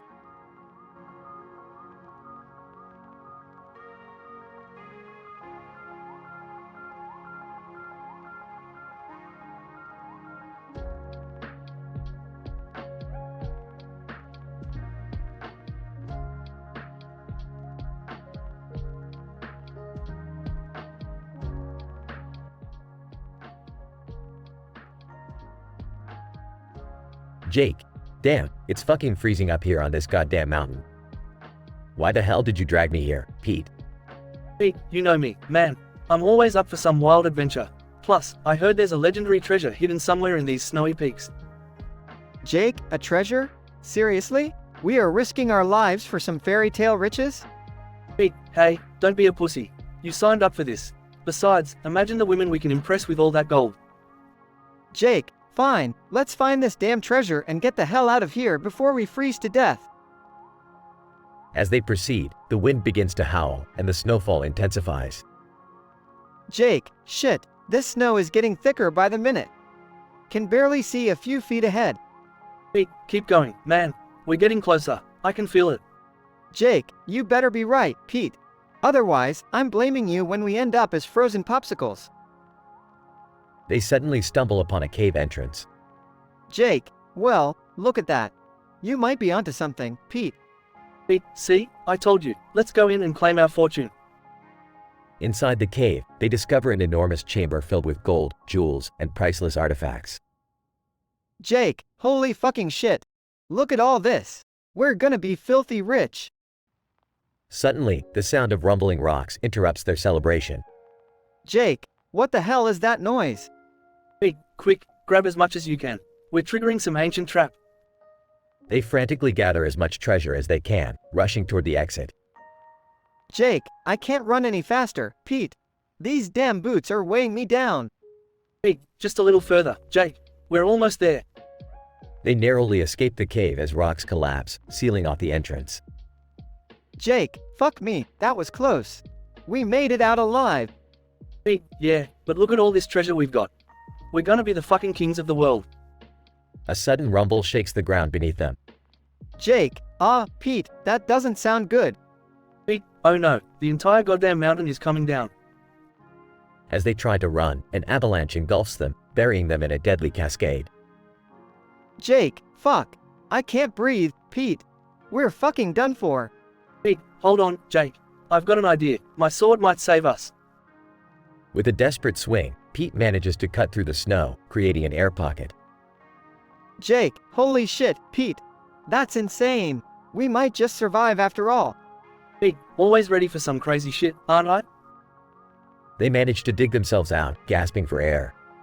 Jake, we might not have found that damn treasure, but at least we've got our lives. Fuck the treasure, man. We've got a story that'll make us heroes or idiots. Let's get the hell out of here.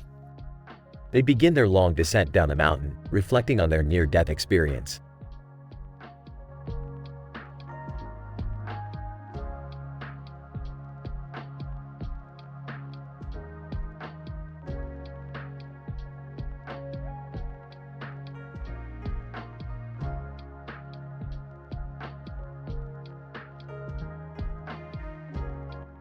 I'm really sorry, but I won't be able to generate that story for you.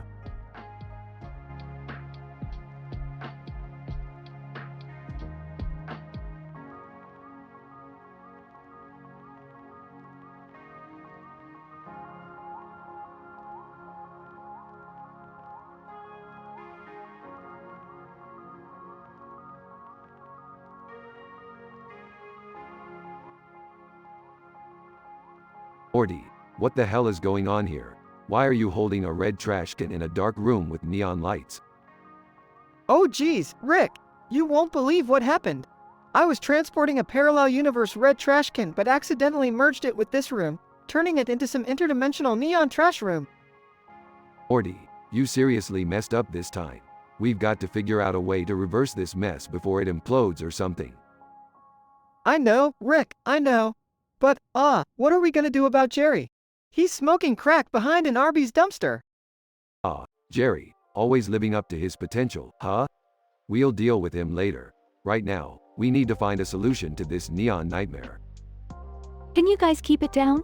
I'm trying to take a nap under these neon lights. Summer, you're sleeping in this chaotic mess? You're weirder than Rick. Hey, don't bring me into this, Morty. I'm just trying to find some peace in this crazy situation.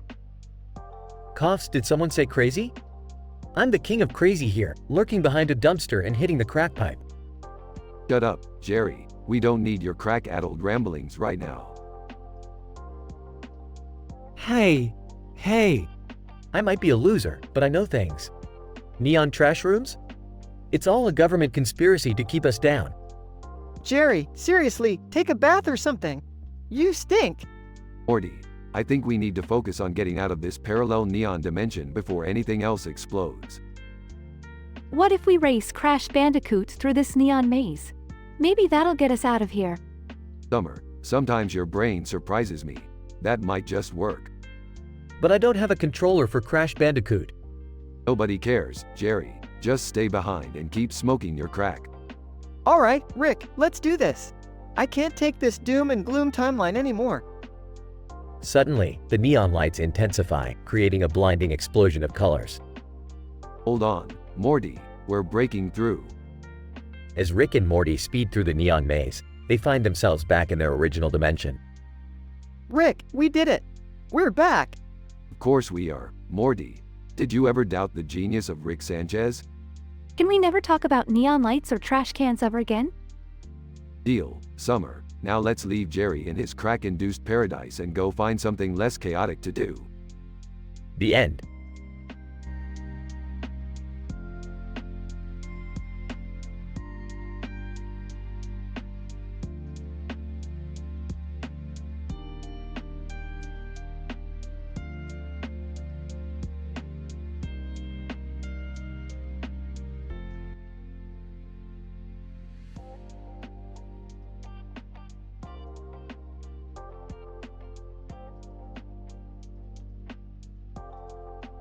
Morty, grab your portal gun.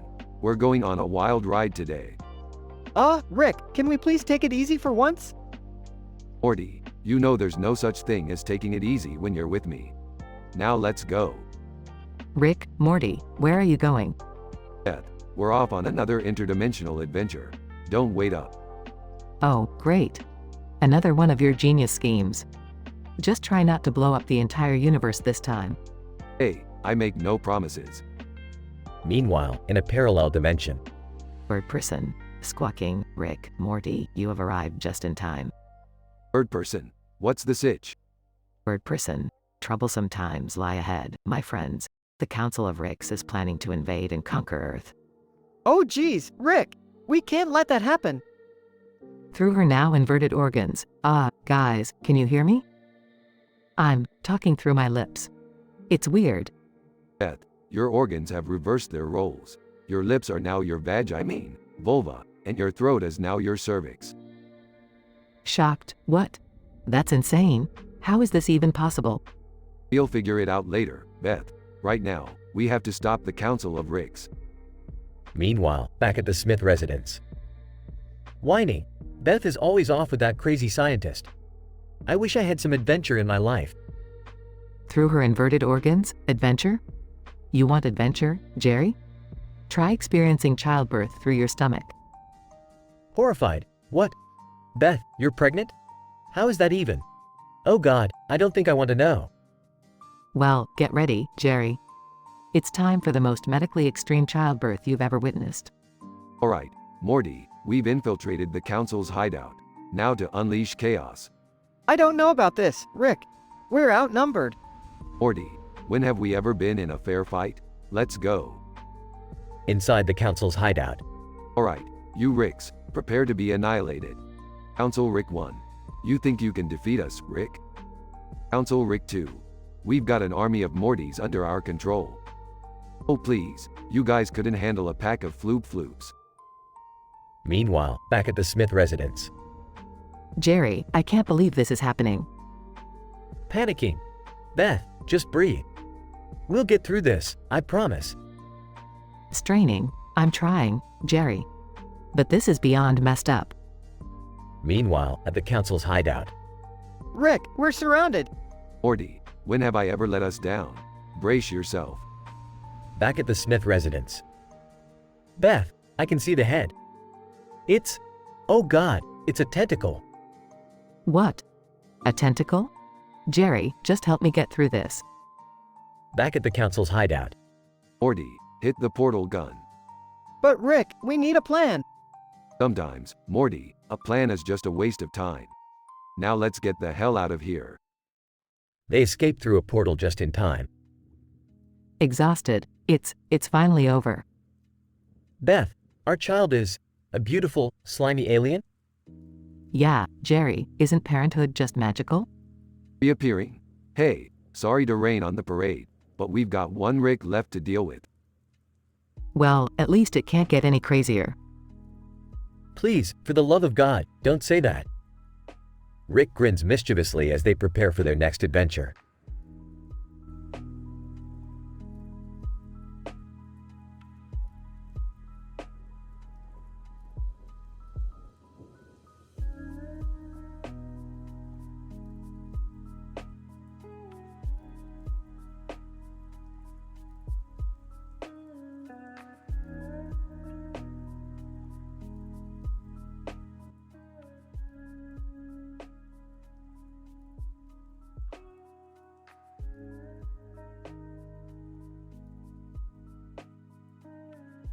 Jerry, je ne peux plus le supporter.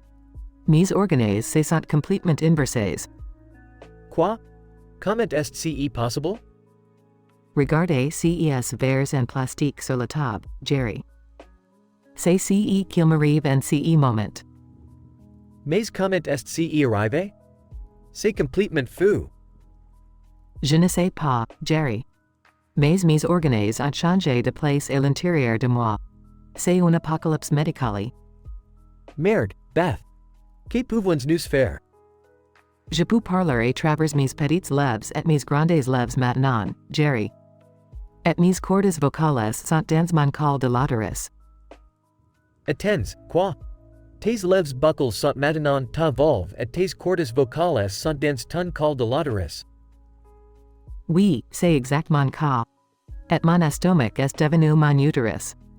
Mes reins producent maintenant des ovules. C'est de la folie, Beth. Comment gérons-nous cela?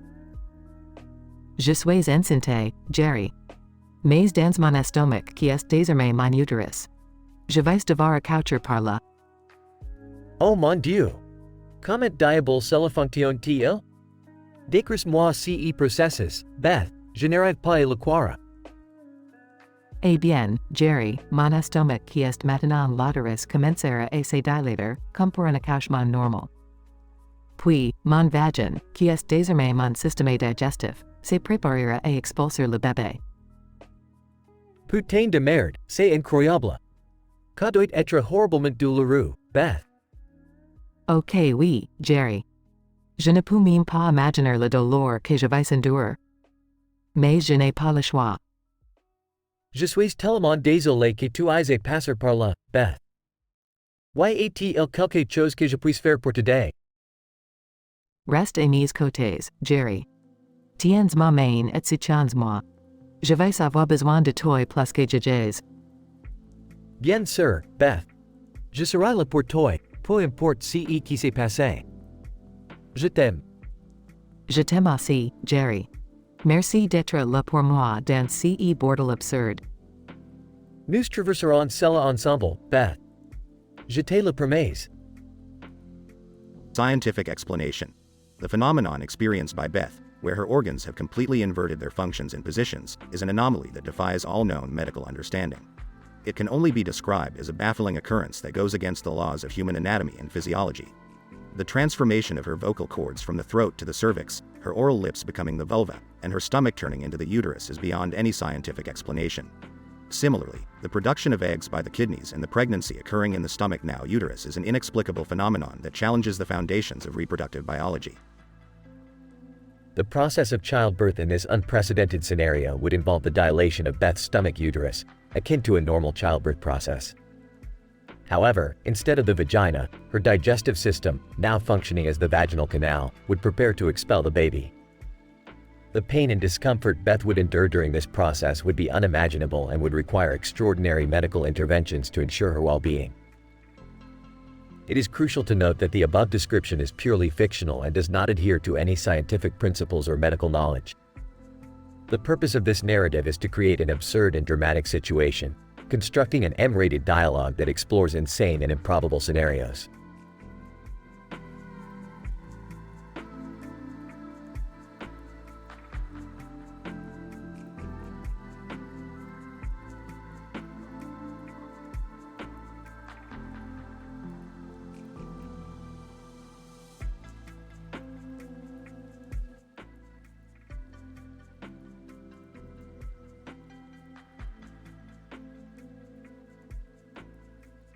Morty, I've got a dimension-hopping adventure for us that you won't believe.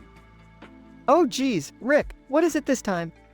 We're going to a dimension where bushes talk, Morty, and the birds sing profanity. Seriously, Rick? Talking bushes and profane birds? That's a new level of weirdness. Trust me, Morty, it's gonna be a wild ride. Strap in. Hey guys, what's going on? Beth, you won't believe it, but I accidentally reversed the roles of your organs. In a high-pitched voice, oh my god, what does that mean? It means your small and large lips are now speaking for you, and your vocal cords are in your cervix.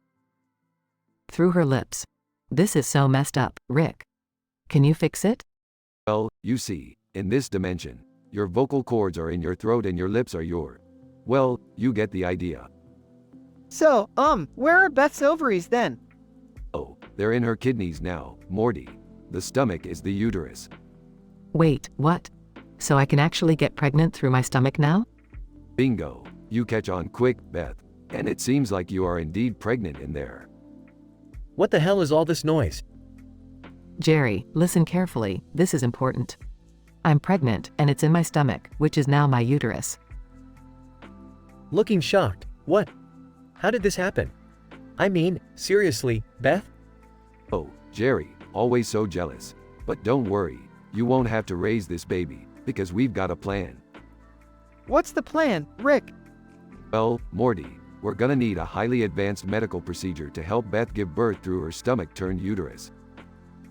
Worried, and how exactly is that going to work? We'll create a tiny incision in your belly, carefully extract the baby, and voila! Birth through the stomach. I don't know, this sounds risky, Rick. Risky? Jerry, this is science at its finest. We're taking childbirth to a whole new level. Well, I guess it's better than some alien abduction story for our baby's birth, right? Mumbling. Yeah, I guess. As long as it's healthy. Ah, healthy. Jerry, we're doing the impossible here. Healthy is just a formality at this point. Guys, maybe we should focus on the fact that a talking bush might start cussing at any moment? Bird. Flying by, F********* you, Morty. Oh geez, Rick, the birds are swearing at me now. Morty, just ignore it. We've got bigger things to deal with, like a stomach-birthed baby on its way. Anxiously, I can't believe I'm gonna give birth through my stomach. This is insane. Sarcastic. Yeah, well, at least it's not something normal, right? It's not like our lives could ever be normal. Normal? Who needs normal when you've got adventures like this, huh? Let's get to work, people. I can't believe I'm saying this, but I'm starting to miss the old, non-pregnant Beth. Grumbling. Yeah, me too. Morty, me too.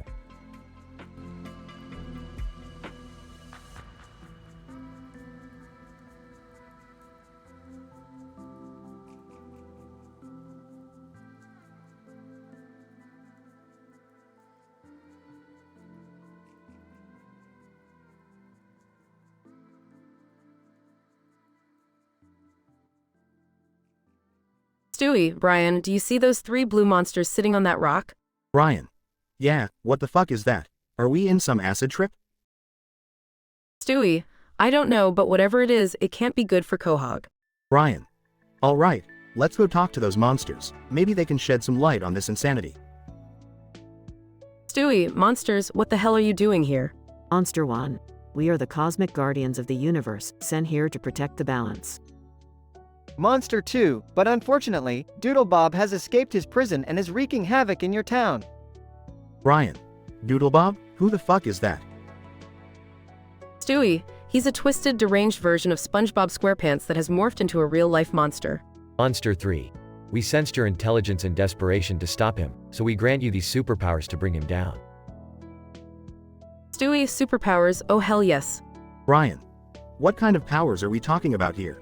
Monster One. Stewie, you shall possess the ability to manipulate time and space. Monster 2, and Brian. You will gain the power of superhuman strength and intellect. Brian. This is fucking insane, but I'm in. Let's get that son of a bitch. Stewie, agreed, time to show Doodlebob who he's messing with.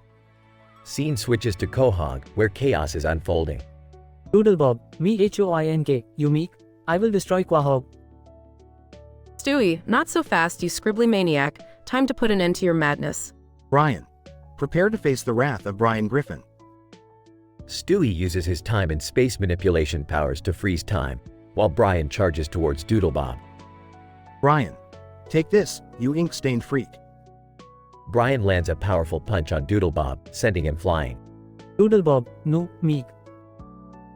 Stewie, time to finish this. Stewie unfreezes time, and Brian continues to pummel Doodlebob. Brian. How do you like that, you evil doodle? Doodlebob, eek. With one final blow, Doodlebob is defeated and Quahog returns to normal.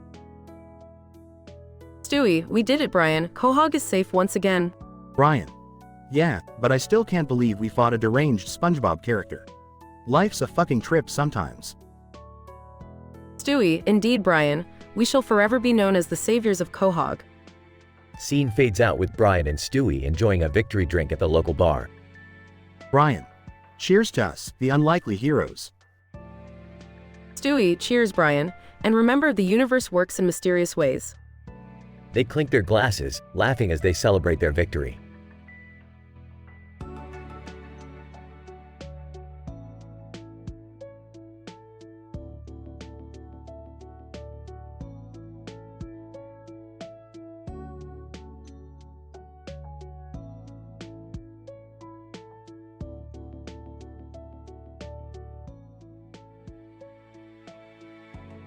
Drew, ladies and gentlemen, welcome to tonight's episode of Whose Line Is It Anyway? We have a special game prepared for you all. Tonight, our only game will be Quick Change, where our performers Colin, Wayne, and Ryan will have to alter their lines on the fly. Now, let's reveal our theme for tonight's episode, The Wild World of Science. Colin, science. My favorite subject, though I must admit, my knowledge is rather limited. Ryan, don't worry, Colin. We'll make sure to guide you through this scientific journey. Wayne, off to the side, change. Brian, don't worry, Colin. We'll make sure to confuse you throughout this outrageous expedition. Colin, well, that's comforting. Let's dive into the first scientific topic then. How about quantum physics? Brian, the fascinating world of quantum physics. It's enough to make your head spin. Wayne, off to the side, change. Brian, the perplexing world of quantum physics. It's enough to make your stomach churn. Colin, indeed, it's like trying to solve a puzzle with missing pieces. Brian, it's like solving a puzzle with pieces that keep changing shape every second. Wayne, off to the side, change. Brian, it's like solving a puzzle with pieces that keep vanishing into thin air every second. Colin, and just when you think you have it figured out, the laws of nature come along and slap you in the face. Brian, like a slap from an invisible hand that slaps you just for laughing at a scientific joke. Wayne, off to the side, change. Brian, like a slap from an invisible hand that slaps you whenever you think you're smart. Colin, well, I'd say this is nothing compared to the next scientific topic, astrophysics. Brian, the vastness of space. It makes you feel so small and insignificant, doesn't it? Wayne, off to the side, change. Brian, the vastness of space. It makes you feel so small and helpless, doesn't it? Colin, absolutely. It's like staring into the abyss and realizing that somewhere out there, aliens are probably laughing at us. Brian, laughing at us and playing intergalactic pranks, like stealing all our socks and replacing them with lunar dust. Wayne, off to the side, change. Brian, laughing at us and playing intergalactic pranks, like turning all our socks into tiny black holes. Colin, perhaps the most mind-boggling topic of all, the origin of the universe. Brian, the eternal question, how did it all begin? Wayne, off to the side, change. Brian, the eternal question, where did it all go wrong? Colin, it's a mystery we may never solve. Maybe it all started with a bang, or perhaps it was just a cosmic accident. Brian, a bang so powerful it jolted the universe into existence, like a sneeze from a cosmic being with a really stuffy nose. Wayne, off to the side, change. Brian, a bang so powerful it jolted the universe into existence, like a thunderous fart from a cosmic being with really spicy tacos. True. And with that, we conclude our journey through the wild world of science. Join us next time for more hilarity and unexpected changes on Whose Line Is It Anyway? Good night, everybody.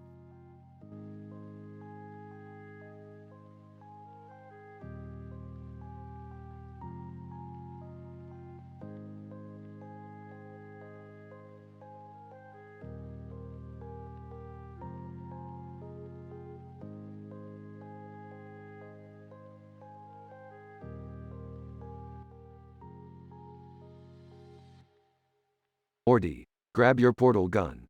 We're going on a wild drug-fueled adventure. Oh, Rick, I don't think that's such a good idea. Drugs are bad, right? Oh, Morty, you sweet summer child. Drugs are just a different kind of science. Trust me, I'm a genius. Hey, guys, mind if I tag along? I've been suffering from insomnia, and I heard drugs can help with that. Sure, Jerry, join the party, but be warned. We're going to dimensions where reality is on vacation. Alright, but let's make sure we don't cause any irreversible damage this time. Don't worry, Morty, I'll be as responsible as a Trump supporter with a flamethrower. So, what kind of drugs are we talking about here? Oh, Jerry, we're diving deep into the interdimensional psychedelics, the kind that makes you question your existence. I don't know, Rick. This sounds like a terrible idea. Relax, Morty, it's all in the name of science, or something like that. Now, let's fire up the portal and see what we find. They step through the portal into a dimension filled with neon-colored, talking unicorns. Unicorn 1. Hey there, Earthlings. Looking for a good time. Talking unicorn? Now we're talking. Unicorn 2, care to join us for a cosmic dance party? We have MDMA. Well, I guess if it helps me sleep. Oh, great! Dancing unicorns! Just what we needed. Morty, you need to loosen up. This is the stuff of legends. Meanwhile, back on Earth, Summer finds Jerry's secret stash of drugs. Dad's been holding out on me? Time to get in on this trippy action. Rick, Morty, Jerry, and the unicorns continue their wild, drug-induced adventure. Unicorn 3, hey, have you guys ever tried intergalactic LSD? LSD? My old friend. Count me in. This is getting out of hand, Rick. We need to get back home. Hold on, Morty, just a few more dimensions to explore. We're on a roll. Meanwhile, back on Earth, Summer accidentally opens a portal to an alternate dimension. Oops, wrong button. Hey, this place doesn't look so bad. The portal takes Summer to a dimension filled with sentient burritos. Burrito 1, greetings, Earthling. Are you ready to transcend culinary limits? Hell yeah, I'm ready for a burrito night. Back in the interdimensional drug trip, Rick and Morty finally find their way back home. We made it, Morty. Another successful trip across the multiverse. Yeah, but at what cost, Rick? I feel like I've seen things I can never unsee. Well, at least I finally got some sleep. Thanks, drugs. Leaning against a burrito. Who needs reality when you have burritos and LSD? Life is trippy. Burping, agreed, Summer. Life is indeed trippy. Now pass me that interdimensional beer. I need a drink after that adventure.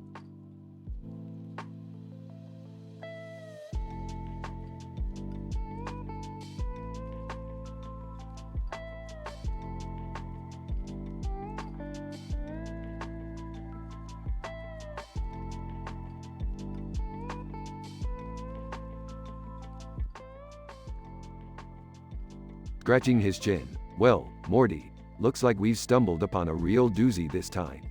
Take a look at this field of flowers with trees in the background and water in the distance. It's almost picturesque. Yeah, Rick, it's pretty serene. But, what's with that bird in the middle? It's just staring at us. Rolls his eyes. Morty, it's a bird. Birds stare. So what? Let's focus on the real issue here. Les organes de Beth inversant leur role. Her organs have switched roles. This is some serious next-level biology shit. Panicked. Rick, what's happening to me? I can feel my mouth moving, but the words are coming from my, Her little lips and big lips? That's right, Beth. Your vocal cords are now in your cervix, and your mouth lips are now down there. It's a real Freaky Friday situation. Wide-eyed, Beth, I don't know if I can handle this reversed organ thing. It's too much. Sarcastically. Oh, Jerry, would you prefer if we switched your brains with your balls? I'm sure it would be an improvement. Okay, focus. So my stomach is now my uterus and my kidneys are producing eggs? This is insane. Yeah, and then what? Beth gets pregnant and her stomach-uterus hybrid thing? Precisely, Morty. Beth falls pregnant in her stomach uterus. Let's talk about childbirth, shall we? Rubs his hands together. Extreme medical details incoming. Nervously, Rick, I don't know if I want to hear this. Smirking. Well, tough luck, Beth. During childbirth, you'll have contractions in your new uterus, aka your stomach. Your cervix in the throat will dilate, allowing the baby to pass through your mouth vulva. And finally, the baby will be born through your anus, which is now your new birth canal. Fun, right? Covering his ears. Oh God. Why did you have to share that, Rick? Because, Jerry, I live to torment you. Now, let's wrap this up. The conclusion is that you're in for a wild ride, Beth. And Jerry, maybe you should start being less jealous of your wife's body and more appreciative. It's not every day you get a front row seat to biology gone awry. Stammering. Rick, this is messed up, even for us. Smirks. Welcome to the multiverse, Morty. Buckle up, because it's gonna get a whole lot crazier from here.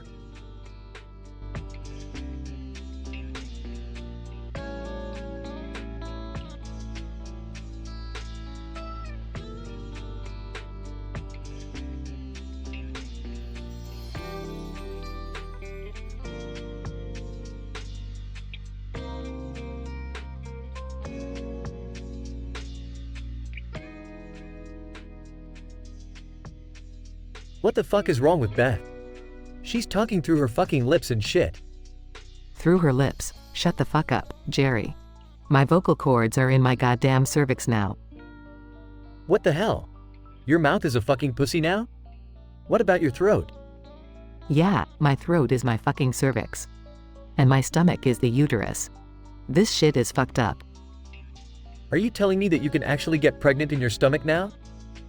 Holy shit, this is some messed up biology. Yeah, motherfucker, I'm pregnant in my stomach turned uterus. What the fuck are we gonna do?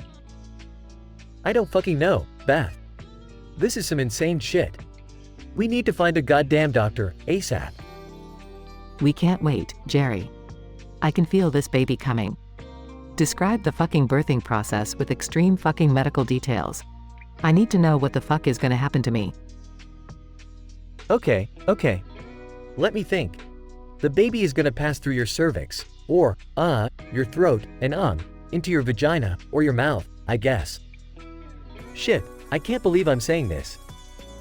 Fuck, Jerry. Just fucking tell me what's gonna happen when this baby comes out. Alright. The baby will start to come out of your mouth, and you'll have to push it out like a fucking alien bursting through your goddamn throat. Oh god, that sounds fucking horrifying. Will I be able to breathe or talk or anything? I don't fucking know, Beth. This shit is so fucked up. But I guess once the baby is out, your throat will go back to normal and you'll be able to breathe and talk again. Well, fuck. I hope so. This is gonna be the craziest shit I've ever experienced. I never thought I'd say this, but I'm fucking jealous, Beth. You're making me wish I had a uterus stomach and could experience this insane shit too. You're a sick fuck, Jerry. But seriously, I hope this madness ends soon. We need to get help. Yeah, let's find a doctor who can reverse this shit. And if they can't, at least we'll make some damn good money on a reality TV show or something. Laughs. You always find a way to turn a fucked up situation into a money-making opportunity, don't ya, Jerry? You know it, babe. Gotta make the best out of this insane fucking situation.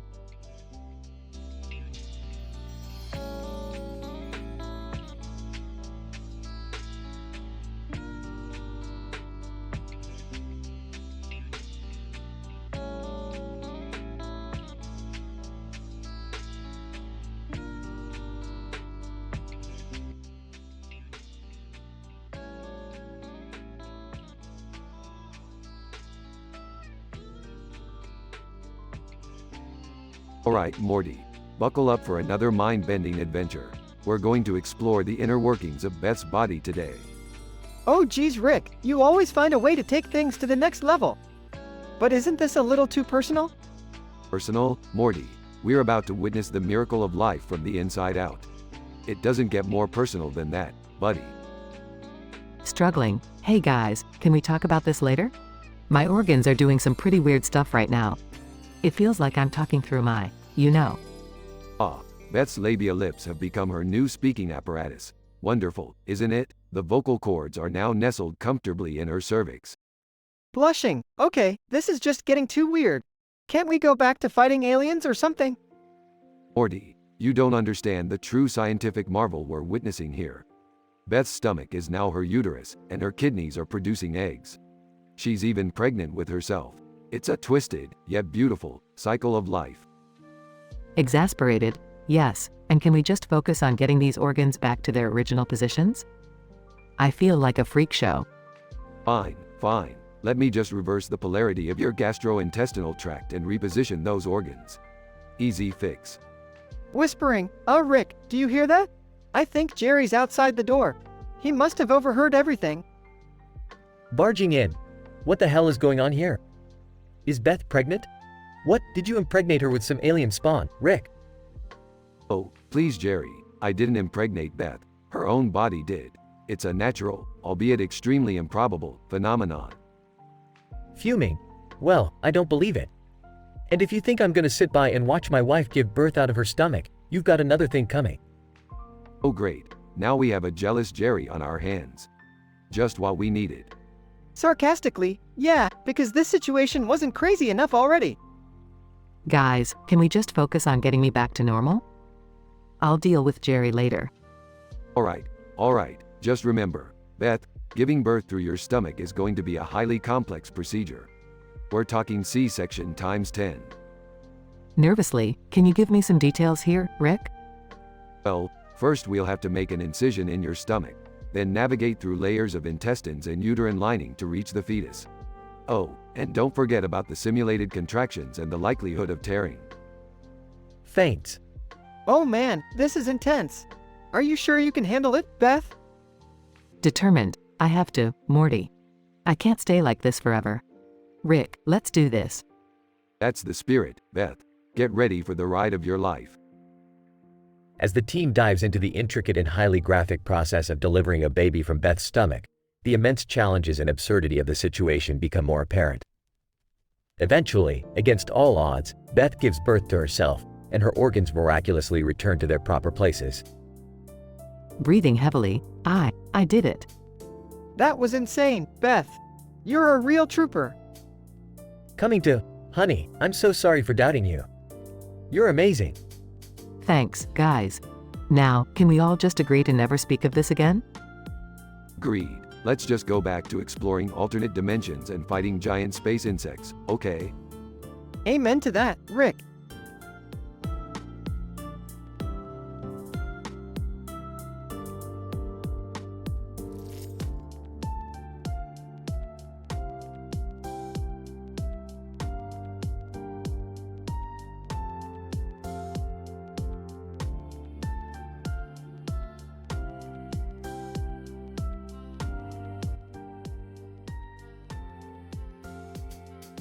Alright, Morty, let's play some chess. I'm gonna wipe the floor with your sorry, low IQ ass. Oh, come on, Rick. Can't we play something else? Chess is so boring. Boring, Morty. Chess is the epitome of intellectual stimulation. It's like playing a game of 4D quantum physics with your brain. Okay, well, I'm gonna take this queen and destroy your whole pathetic army. Checkmate, Rick. But, how did you? That's statistically improbable. Hey, what's going on here? You guys playing some dumb game? Jerry, mind your own business. We're having a highly intellectual battle here. Intellectual battle? Huh. You're just a sore loser, Rick. Let's play something fun like Uno. Yeah, let's play Uno. I'm tired of just two people games where Uncle Rick always wins. That's right, Morty. Time for some real strategy. Get ready to be destroyed, Rick. No, seriously, you guys are about as intellectually stimulating as a cardboard box. Hey, at least I beat Morty Jr. at chess. What have you ever done, Rick? Oh, please, I've conquered entire universes, Morty. Your little chess victory means nothing. Alright, enough chit-chat. Let's start this game. Just a heads up, Rick, I'm gonna kick your ass at Uno too. We'll see about that, Jerry. Prepare for a beatdown of epic proportions. Hey, can we put some bets on this? Winner gets to control the TV for a month. Deal. But if I win, Rick has to clean the garage for a year. Fine, but if I win, Jerry has to wear a tutu and dance on the roof. Deal? Deal. Alright, let's get this Uno Battle Royale started. They start playing Uno, the intensity and tension building with each card played. Reverse. Now it's your turn, Jerry. Skip. Sorry, Morty, looks like you'll have to wait. Draw 4, Jerry. In your face. Morty, you sneaky little. Draw 2, and I'll change the color to yellow. No way, Rick. Draw 4, and I'll change it to green. They keep playing with wild card after wild card, the room becoming a chaotic mess. Uno, get ready to pick up those cards, Rick. Ah, damn it. This game is a fluke. Ha ha. Looks like I'm the Uno champion now, Rick. Fine, but just remember, I'm still the smartest person in the room, you morons. Yeah, but you're also the one wearing a tutu and dancing on the roof, Rick. That's right, Rick. Now shake that booty. They all burst into laughter as Rick begrudgingly starts his embarrassing rooftop dance.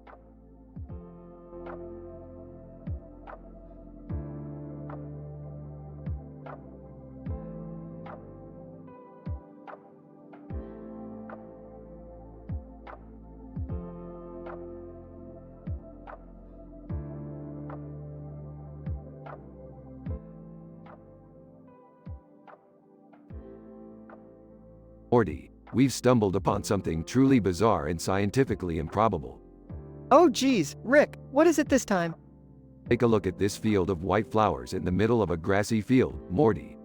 It's like something out of a fever dream. Whoa, that's insane, Rick. What's going on?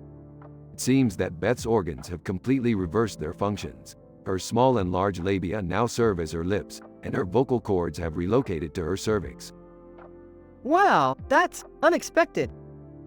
Get this, Morty, her buccal lips have become her vulva, and her vocal cords in her throat have transformed into her cervical canal. Her stomach has morphed into a functioning uterus, and her kidneys are now producing eggs. This is some seriously messed up stuff, Rick. Oh, it gets even crazier, Morty. With her new biology, Beth has miraculously become pregnant in her stomach-turned uterus. And now we're about to witness the childbirth process with extreme medical detail. Whoa, seriously, I don't know if I'm ready for that. Buckle up, Morty, it's going to be a wild ride. Okay, Beth, time to push. Strained voice. Oh God, why do I have to give birth from my stomach? Because science, Beth, don't question it. Now, keep pushing. This is so messed up, Rick. I can't believe I'm witnessing this. Welcome to the world of interdimensional chaos, Morty. Now, let's see that baby pop out. Screaming, ah. It's coming out. Oh my God, it's a baby Rick. Bursting in. What the hell is going on here? Why is Beth giving birth from her stomach? Well, isn't it obvious, Jerry? Your wife's anatomy went through a bizarre transformation, and now she's popped out a little bundle of me. This is outrageous. How am I supposed to compete with a baby that's half you, Rick?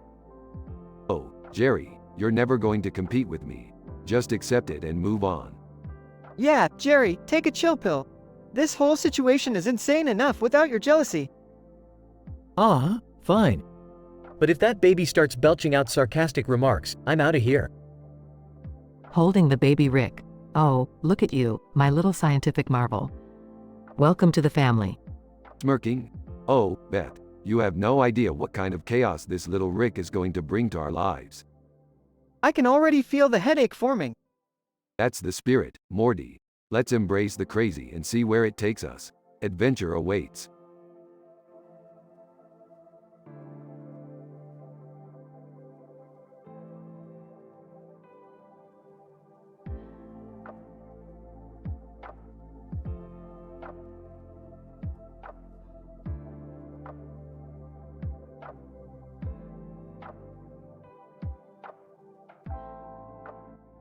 Leaning in, whispering to Beth. Hey, Beth, what's going on? You look different today. In a strained voice, Jerry, something weird is happening to me. My organs have reversed their roles. My lips and labia are now speaking, and my vocal cords, they're in my cervix. Wide-eyed, are you serious? How is that even possible? I have no idea, but it's terrifying. Even my stomach has become my uterus, and my kidneys are producing eggs. Stammering. That's insane. How are you coping with all this?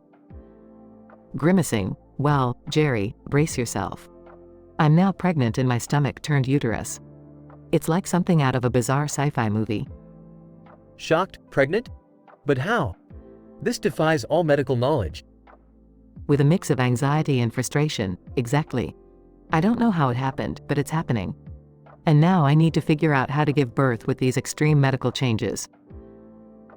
Concerned. Oh, my God, Beth. This is beyond anything I could have imagined. What do we do? Taking a deep breath, I've been researching and consulting doctors. It turns out I'll have to deliver the baby through my original cervix, which is now in my throat. They say it can be done, but it's a risky and complicated procedure. Nervously, risky and complicated? That's an understatement. We need to find the best doctors for this. We need experts, Beth. Determined, I already reached out to the top specialists, Jerry.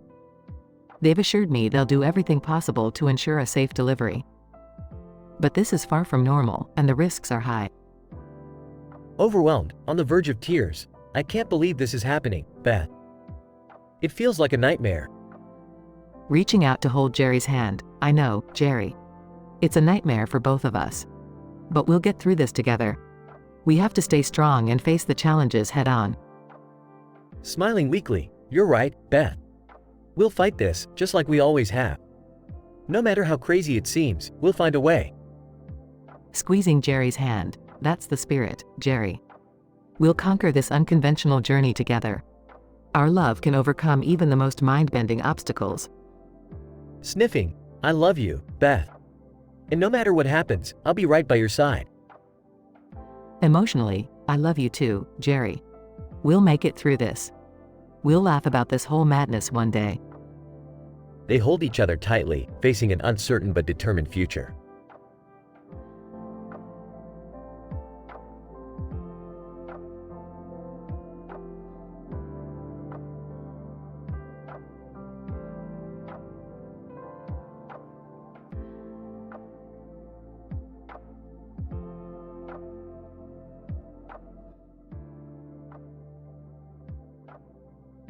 Alright, Morty. Buckle up for another mind-bending adventure. We've got a hot one today. Oh geez, Rick, what's it this time? Beth got herself into some intergalactic mischief. She ordered what the alien doctor called an expensive nudge wink wink, know what I mean, from an intergalactic catalog. Wait, what does that even mean, Rick? Morty, it means Beth ordered a freaking sex toy from outer space. And it's not just any ordinary sex toy, it's expensive. Oh man, this is gonna be awkward. How are we gonna handle this one, Rick? Don't worry, Morty, I've got a plan. We'll go to the intergalactic post office and intercept that package before anyone in the family finds out. Okay, but isn't that illegal? Morty, since when did legality ever stop us? Scene, Intergalactic Post Office. Hey, Morty. What are you doing at the post office? Oh, hey Jerry. Just, picking up some stuff. Stuff? Morty, why are you being so secretive? Jerry, Morty, where are you guys? I need you to help me with something. What's going on? Mom? Beth, we've got a little situation here. What situation, Rick? Why are we at the post office? Well, your little intergalactic purchase came in, and we thought it would be best to intercept it. Intercept? What the hell did I order, Rick? Let's just say, it's something spicy enough to burn a black hole through your pocket. Scene, the family open the package. Oh, my God. Beth, what the hell is this? It's an advanced alien massage device. Oh please, Beth, we all know what it really is. Yeah, Mom, we're not buying that lie. Fine. It's a freaking orgasm-inducing alien contraption, okay? Beth! Ew, Mom, that's so gross. Well, Beth, looks like you've got some splaining to do. Can we just forget this ever happened? Sorry, Mom. This is one thing we can't unsee. Scene, the family tries to act normal, but the tension is palpable. So, anyone up for ice cream? Jerry, you never cease to amaze me with your complete lack of emotional intelligence. Alright, let's just all pretend like nothing happened, okay? Agreed. But for the record, Mom, I'm never sitting on that couch again. Yeah, and maybe we should invest in some therapy sessions. Morty, we'll need more than therapy to erase the visual trauma we've experienced today. Scene, the family awkwardly eats ice cream in silence. Man, I can't believe we ended up here. Jerry, in the grand scheme of things, this is just another day in our statistically improbable lives. Can't argue with that, I guess. Cheers to dysfunction. Cheers to dysfunction. Cheers to dysfunction. Scene, the family, oddly united, raises their ice cream cones in a toast.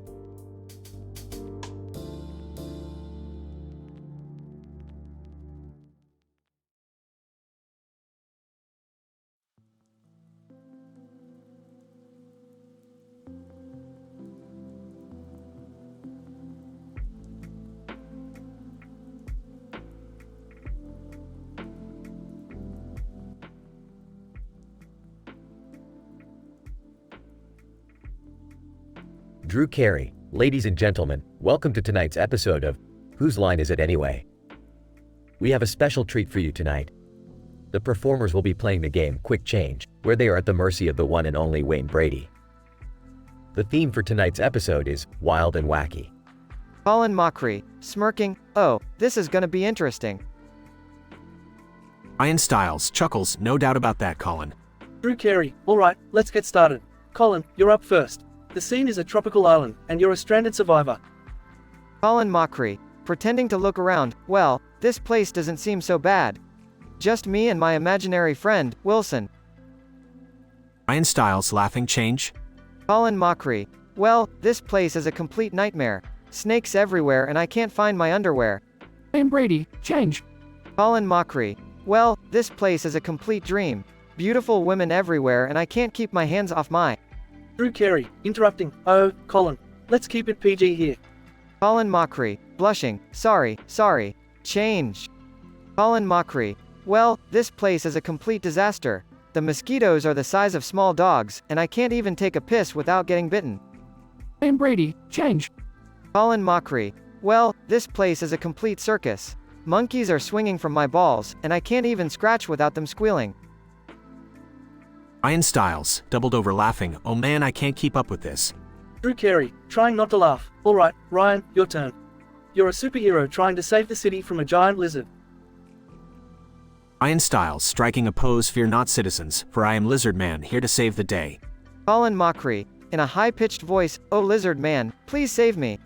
I'm being chased by a horny alligator. Ryan Brady, change. Colin Mockery. Oh Lizard Man, please save me. I'm being chased by a horny Ryan Styles. Ryan Styles, confused change. Drew Carey, bursting into laughter. Alright, let's wrap it up, gentlemen. This has been one wild and wacky episode indeed. Colin Mockery. Catching his breath. I think our sanity was lost a long time ago. Ryan Styles, nodding, no kidding, but damn, it was hilarious. Ryan Brady, smirking, change. Ryan Styles laughing. Alright Wayne, change it is. Drew Carey, good night, everyone. See you next time on Whose Line Is It Anyway?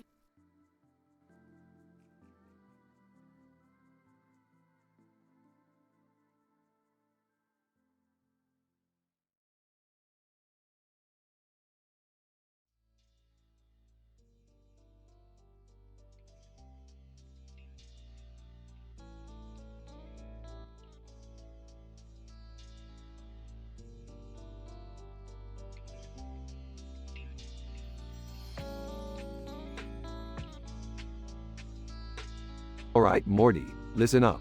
We've got a situation here. Looks like we stumbled upon a field of some freaky-ass flowers. Rick, what's so special about flowers?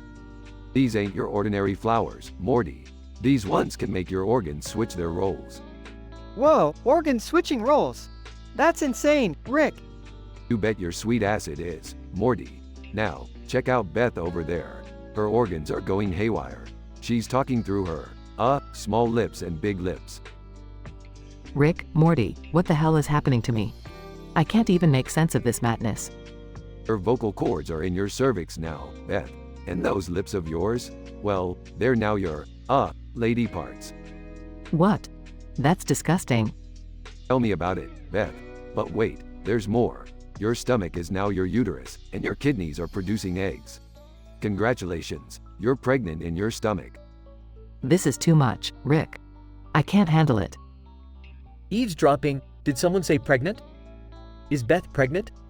Oh, Jerry, you sly dog. Always sticking your nose in other people's business. Yes, Beth is pregnant with her own stomach. Happy now? What? How is that even possible? I thought I was the only one who could impregnate Beth. Well, Jerry, turns out your little swimmers are not in high demand anymore. Now stop being so jealous and help us find a solution. Can we please focus on the fact that I'm carrying my own stomach? This is pure madness. Rick, what are we gonna do? Don't worry, Morty, I've got a plan. We just need to locate the Flower King who rules over these freaky flowers. He should have the antidote or some sort of cure. But how are we gonna find the Flower King, Dad? Easy, Beth. I'll just invent a flower tracker gun. Point it in any direction, and it'll lead us straight to him. Hey, Rick, can I do something useful for once? Maybe fire the flower tracker gun? Sure, Jerry, knock yourself out. Just don't mess it up, okay? Thanks, Rick. I won't let you down for once. Jerry fires the tracker gun, but the flower in front of him transforms into a giant talking cucumber. Cucumber, you fools. How dare you intrude on the Flower King's territory? Rick, why is there a talking cucumber? Beats me, Morty. Must be an unexpected turn of events. Now let's get out of here before this cucumber starts making salad out of us. The group runs away from the cucumber, narrowly escaping its deadly vine whips. Rick, what now? I can't go on like this. Don't worry, Beth. I've come up with a plan B, Morty. Grab that hose over there. Morty obediently grabs the hose and hands it to Rick. Beth, I'm gonna need you to drink this concoction I made from the flowers. It should help reverse the organ switcheroo. Are you sure it's safe, Dad? Who the hell knows, Beth? Just drink it already. Beth chugs down the potion, and a wave of energy pulses through her body. Oh my God, Rick. I feel normal again. That's the power of science, Beth. Now let's get the hell out of here before any other cucumbers show up. The group runs towards the portal, leaving the field of flowers and the curious cucumber behind. Phew, that was intense, Rick. You bet it was, Morty.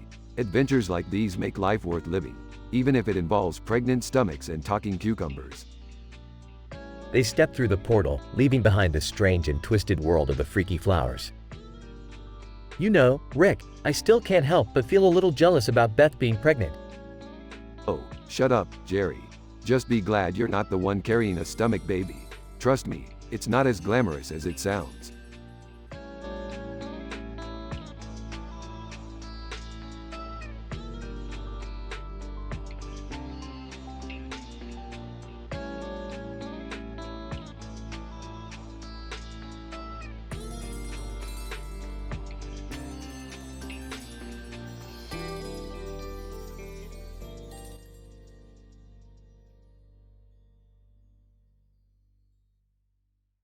Morty, grab your portal gun.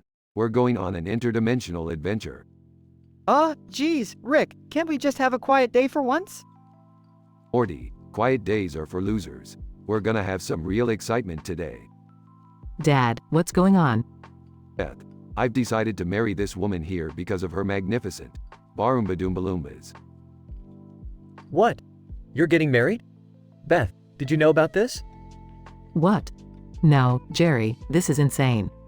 Come on, everyone, let's not be boring. We're going to a dimension where everyone has absurdly oversized body parts.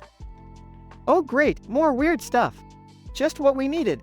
Buck up, Morty, it's gonna be a wild ride. Dad, are you sure about this? I mean, marrying someone just for their assets? Trust me, Beth, sometimes you gotta make sacrifices for the greater good of science. I can't believe this.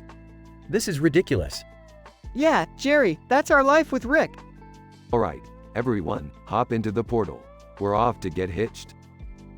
Scene transitions to a dimension with bizarrely exaggerated body parts. Holy crap, Rick! Look at those noses! Yeah, Morty, they've really got a stronghold on the nasal spray market in this dimension. This is so surreal. Can't believe I'm witnessing your wedding in a dimension of ridiculous appendages. Gonna be hard to explain this one to the neighbors. Alright, let's make this quick. I've got science to do, people. Dad, are you sure about marrying a complete stranger just because of, don't you know? Morty, love is a statistical improbability anyways. What's the harm? Well, I hope this doesn't turn into another one of your disastrous marriages. Hey, third time's a charm, right? Scene transitions to the wedding ceremony. Officiant, dearly beloved, we are gathered here today to witness the union of Rick and this lovely lady with the extraordinary Barumbadoombaloombas. This is so surreal. I can't imagine what Mom's gonna think. Yeah, I can practically hear the gossip already. Jerry's ex-husband marries woman for her assets. Alright, enough chit-chat. Let's get this over with so I can continue my scientific endeavors. They exchange vows and rings. Officiant, I now pronounce you husband and wife. You may kiss the bride. Rick and the woman share a quick kiss. Alright, folks, party's over. Let's go home. Scene transitions back to the Smith household. Well, I guess we'll see how long this one lasts. Yeah, maybe we should start a betting pool. I don't even know what's real anymore. Oh, cheer up, Morty. Life's a crazy adventure, and we're just along for the ride. Scene ends with the family giving each other knowing looks.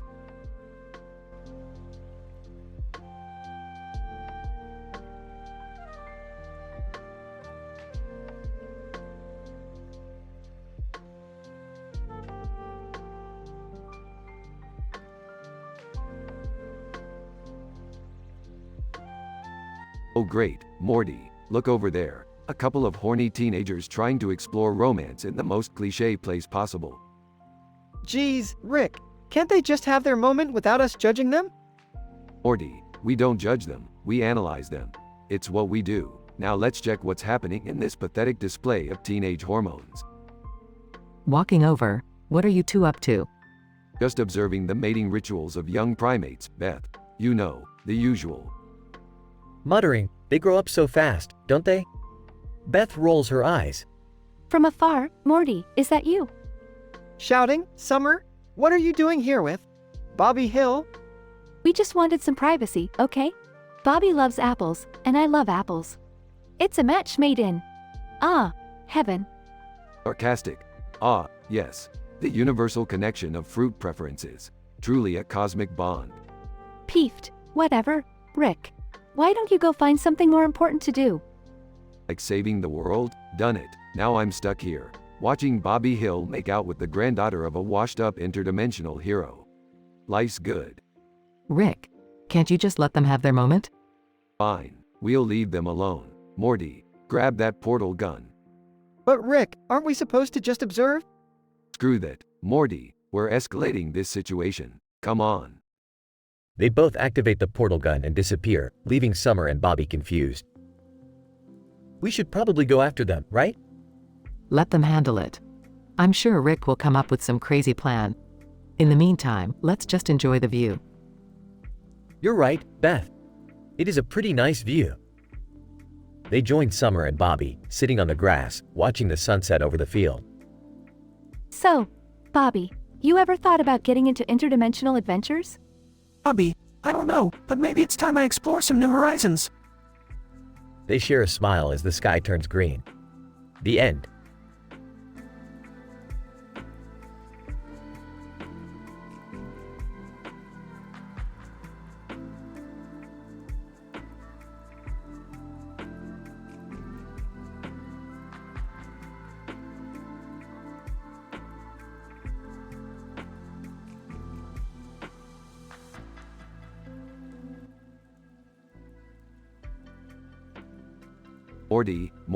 Morty, listen up, Morty. I've invented a dimension-hopping device that allows us to travel to any universe imaginable. Buckle up, kid, cuz we're going on one hell of a ride. Rick, are you sure this is a good idea? We always end up in messed up situations when we mess with dimensions. Morty, fear is for the weak. We need to embrace the chaos and explore the unknown. Trust me, kid, it'll be a blast. What on earth are you two up to now? Every time you go off on one of your adventures, you cause nothing but trouble. Relax, Beth, I've got everything under control. We're just going to snoop around a bit, maybe steal a few things. It's all in the name of science, baby. Dad, are you seriously going to let them go on another one of their crazy escapades? Oh, come on, Morty, you know your mom won't let me put my foot down. Besides, I could use a break from their bickering.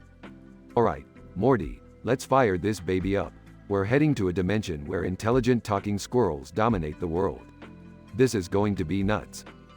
Oh, geez, Rick, I don't know if squirrels are the best idea. They're always plotting something. Don't be such a scaredy cat, Morty. This dimension is going to be a real hoot. They activate the dimension-hopping device and find themselves in a squirrel-infested world. What in the actual FK, Rick? Squirrels? Chill, Beth, I've got a plan. Morty, hand me that squirrel to humanizer gadget I invented last week. Oh, I can't believe I'm doing this. Here you go, Rick. Rick waves the gadget and all the squirrels turn into miniature versions of themselves. Now they're just cute cuddly fluff balls. Rick, I think they're still plotting something. Look, they're whispering to each other.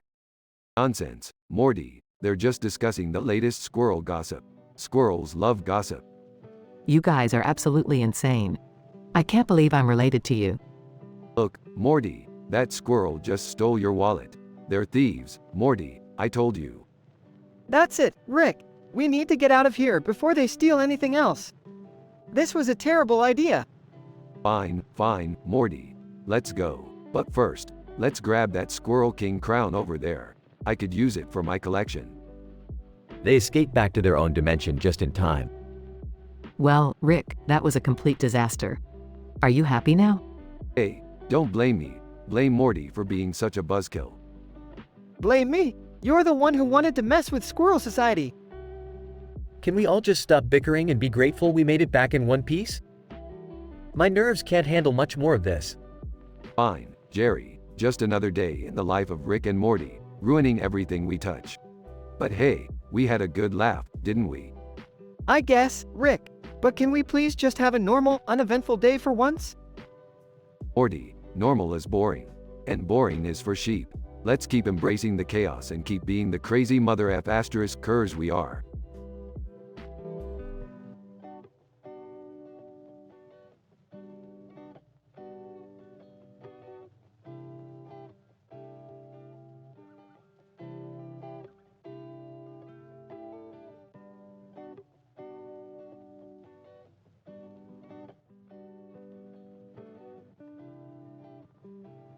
Peter, hey, Chris, have you heard about this new TikTok challenge?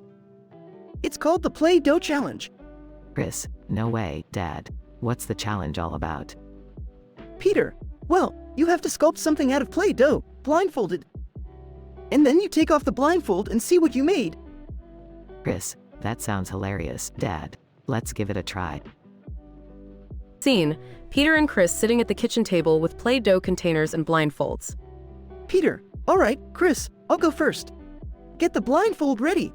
Chris, okay, Dad, blindfold on. Peter starts sculpting wildly, grabbing handfuls of Play-Doh and mashing them together. Peter, I think I'm making a cow. Or maybe a helicopter. Chris laughs, Dad, you're just making a big blob. Scene: Peter lifts his blindfold and sees a shapeless mess. Peter, disappointed. Oh no, I guess I wasn't even close. Scene: Jump cut to a cutaway gag. Peter, narrating. And that's when I realized I had accidentally sculpted a detailed replica of Kim Kardashian's butt. Image of Peter proudly holding up a Play-Doh sculpture of a butt. Scene: Back to Peter and Chris. Peter, all right, Chris, it's your turn. Blindfold on. Chris carefully sculpts with the Play-Doh, his fingers shaping something recognizable. Chris, Dad, I made a dinosaur. Look. Peter takes off his blindfold and sees a surprisingly accurate Play-Doh sculpture of a T-Rex. Peter, wow, Chris. That's amazing. You're a natural at this. Scene: Jump cut to a cutaway gag. Peter, narrating, and that's when I thought, wouldn't it be cool if dinosaurs still roamed the earth? Image of Peter riding a T-Rex through a city while people scream in the background. Scene: Back to Peter and Chris. Peter, okay, Chris, one last round. Blindfold on. Chris starts sculpting, this time trying to make something even more impressive. Chris, Dad, I'm making the Statue of Liberty. Peter laughs. That's ambitious, Chris. I can't wait to see it. Chris finishes sculpting, and Peter takes off his blindfold, revealing an astonishingly perfect Play-Doh replica of the Statue of Liberty. Peter, holy crap, Chris. That's incredible. Scene: Jump cut to a cutaway gag. Peter, narrating, and that's when I had the brilliant idea to replace the Statue of Liberty with the Statue of Pizza. Image of a giant slice of pizza replacing the Statue of Liberty in New York Harbor. Scene: Back to Peter and Chris. Peter, well, Chris, I think we nailed the Play-Doh challenge. Chris, yeah, Dad, it was a lot of fun. Peter, now let's clean up this mess before Lois finds out. Scene: Peter and Chris frantically cleaning up Play-Doh, accidentally smearing it all over themselves. Peter, oh no, Chris. We're covered in Play-Doh. Chris laughs, guess we'll have to take a Play-Doh shower. Scene: Jump cut to a final cutaway gag of Peter and Chris showering with Play-Doh, colorful goo covering them from head to toe. Peter, narrating, and that's when I realized that Play-Doh makes an excellent all-purpose shower gel. Peter and Chris happily washing themselves with Play-Doh.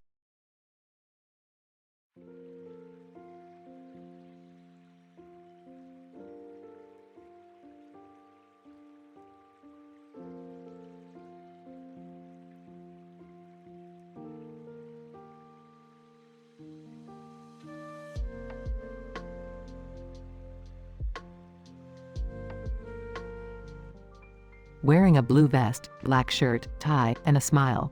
Hey, Jerry. Guess what? I've been feeling a little strange lately. Raising an eyebrow? Oh yeah? What's going on? Incident.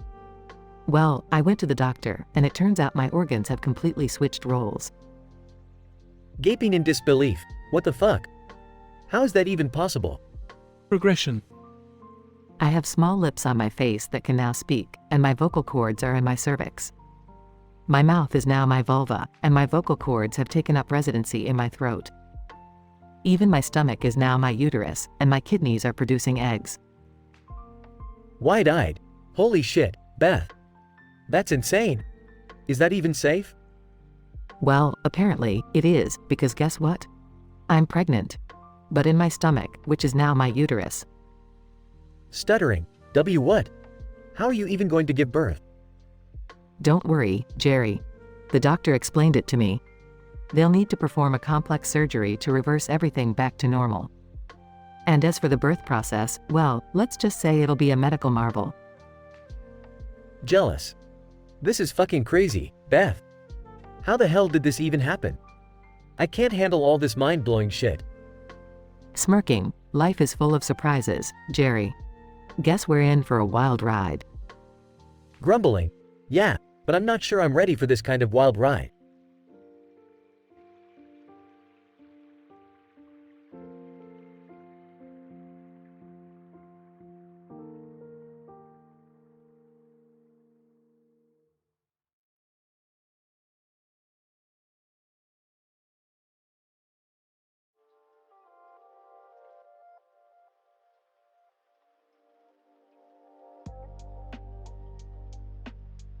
Title: Mayo Mayhem at Quahog.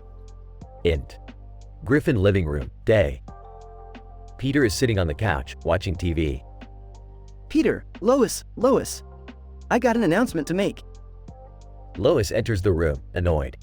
Lois, what is it now, Peter? Peter, I've decided to enter the mayo eating contest at the Quahog Fair. Lois, mayo eating contest? Peter, that's disgusting. Cutaway gag 1. Int. Quagmire's house, kitchen, day. Peter, Quagmire, and Cleveland are sitting at the kitchen table, eating mayo straight from the jar. Peter, covered in mayo. Guys, this is the best diet plan ever. Quagmire, licking mayo off his fingers, giggity. Mayo makes everything better. Cleveland, rolling eyes, y'all seriously need some help. Back to scene. Lois, I can't believe you're actually going through with this, Peter. Peter, come on, Lois. It's gonna be epic. Just imagine all the mayonnaise goodness. Int. Quagmire's car, day. Quagmire, Cleveland, and Peter are driving to the Quahog Fair. Peter, excited. Guys, I've been preparing for this contest my whole life. I'm gonna win. Cutaway gag 2. Int. Griffin kitchen, night. Peter is in the kitchen, surrounded by empty mayo jars, his belly bulging. Peter, struggling. Lois, I don't think I can move. Send help. Lois, I'm amused. You did this to yourself, Peter. Back to scene. Quagmire, forget winning, Peter. I just hope you don't puke all over us. Peter, confident. Oh please, Quagmire. I'm built for this. I'm a mayo eating machine. Int. Quahog Fair, mayo eating contest, day. Peter is on stage, surrounded by other contestants, all ready to devour mayo. Announcer, ladies and gentlemen, welcome to the mayo eating contest. Crowd, cheers. Announcer, and now, let the mayo mayhem begin. Cut to various shots of the contestants devouring mayo like there's no tomorrow. Peter, covered in mayo, is leading the way. Cutaway gag 3. Int. Hospital room, day. Peter lies in a hospital bed, tubes coming out of him, while Dr. Hartman examines him. Dr. Hartman! Confused! I've never seen this much mayo in someone's digestive system, Mr. Griffin! You've broken all the records! Peter, weak. Can I get a side of fries with that? Back to scene. Peter continues to eat mayo, not slowing down, as the crowd roars in disbelief. Announcer, amazed. This is unprecedented. Peter Griffin is a mayo eating machine. Finally, Peter finishes the last jar of mayo, triumphantly raising his arms in victory. Announcer, ladies and gentlemen, your champion, Peter Griffin. Crowd, cheers. Lois, concerned. Peter, are you okay? Peter, burping, never been better. Lois, mayo coursing through my veins. They all leave the stage, covered in mayo but victorious. As the sun sets on Quahog Fair, the Griffins drive home, exhausted but proud of Peter's mayo-eating triumph, leaving behind a trail of mayo-covered chaos. Fade out.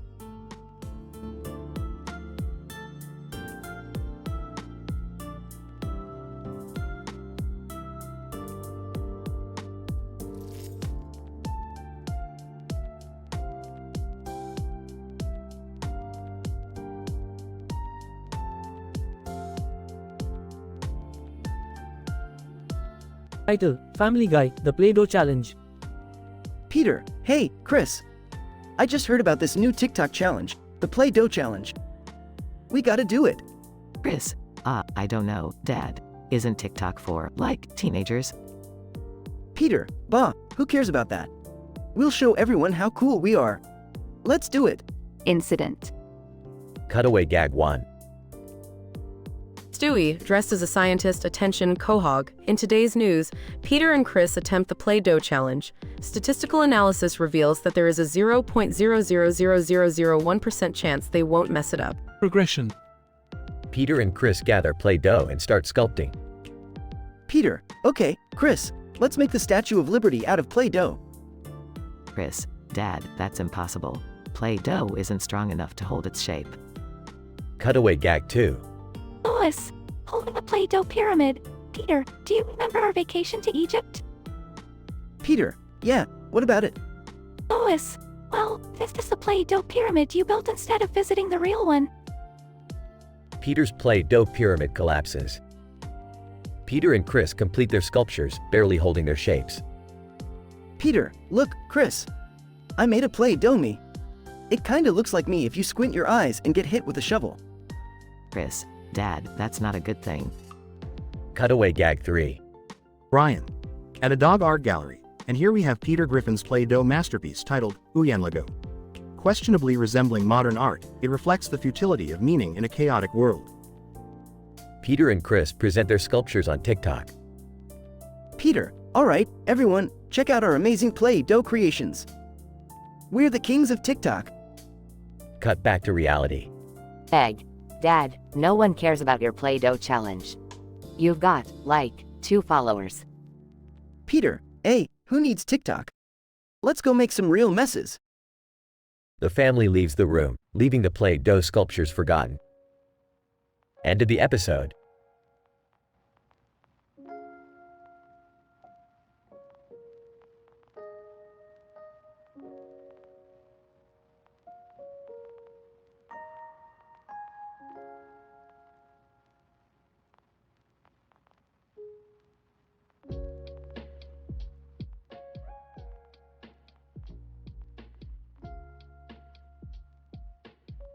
Peter, you guys, you won't believe what I just did. I rented a pet kangaroo. Lois, Peter, you know we can't have exotic animals in the house. Remember what happened with that alligator? Peter, oh, come on, Lois. This kangaroo is amazing.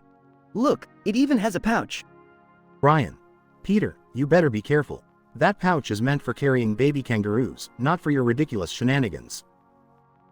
Peter, oh, Brian, you worry too much. You've never been inside a kangaroo pouch, have you? It's like a magical adventure land. Stewie, really, Peter? Magical Adventureland? How can you say that with a straight face? Peter, grinning. Trust me, Stewie, this pouch can take me anywhere I want to go. I've already used it to sneak into the movies and eat an entire bucket of popcorn. Meg, Dad, that's just gross. Can't you find a more normal way to have fun? Peter, Meg, you don't understand the possibilities here. I can take naps, hide from my boss, or even smuggle snacks into the office. Cutaway gag 1. Peter, hiding inside the kangaroo pouch. I hope my coworkers don't notice anything suspicious. Fades to Peter's boss sniffing the air. Here's boss. Do I smell nachos? Cuts back to Peter struggling to hold in laughter. Quagmire. Hey, Peter, I heard you got yourself a kangaroo. Mind if I borrow it for a night? Peter, Quagmire, I don't know if that's such a good idea. It's easy to get addicted to the pouch. Quagmire. Oh, Peter, you have no idea. I can think of a million uses for that thing. Cutaway Gag 2. Quagmire. Okay, Cleveland, watch this. Gets inside the pouch. Cleveland, what are you gonna do, Quagmire? Quagmire pops out of the pouch dressed as a magician. Ta-da! Quagmire the magic kangaroo. Peter, okay, Quagmire, you win. I'll let you try it out. Just be careful, alright? Yo, hey, guys, what's all the commotion about? Peter, Joe, I rented a kangaroo and discovered the wonders of its pouch. It's like having my own personal TARDIS. Yo, Peter, that's insane. You need to stop this nonsense before it gets out of hand. Cutaway Gag 3. Peter, inside the pouch, talking to Joe. Hang on, Joe. I'm just gonna do a quick trip to Australia. Jumps out of the pouch dressed as a kangaroo, surrounded by real kangaroos. Peter, wow, it's just like home. Lois, Peter, this is getting ridiculous. We need to return the kangaroo and find healthier ways to have fun as a family. Peter, Lois, you're right. I guess I got carried away with the pouch's possibilities. But it sure was a wild adventure. Brian. Well, at least something good came out of all this chaos.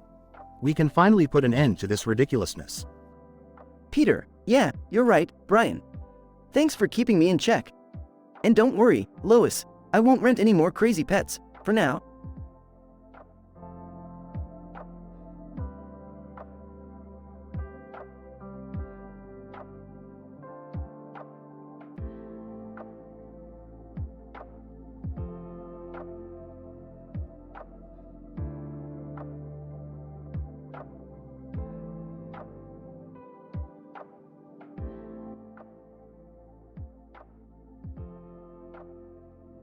Okay, Morty, buckle up for another mind-bending, interdimensional adventure.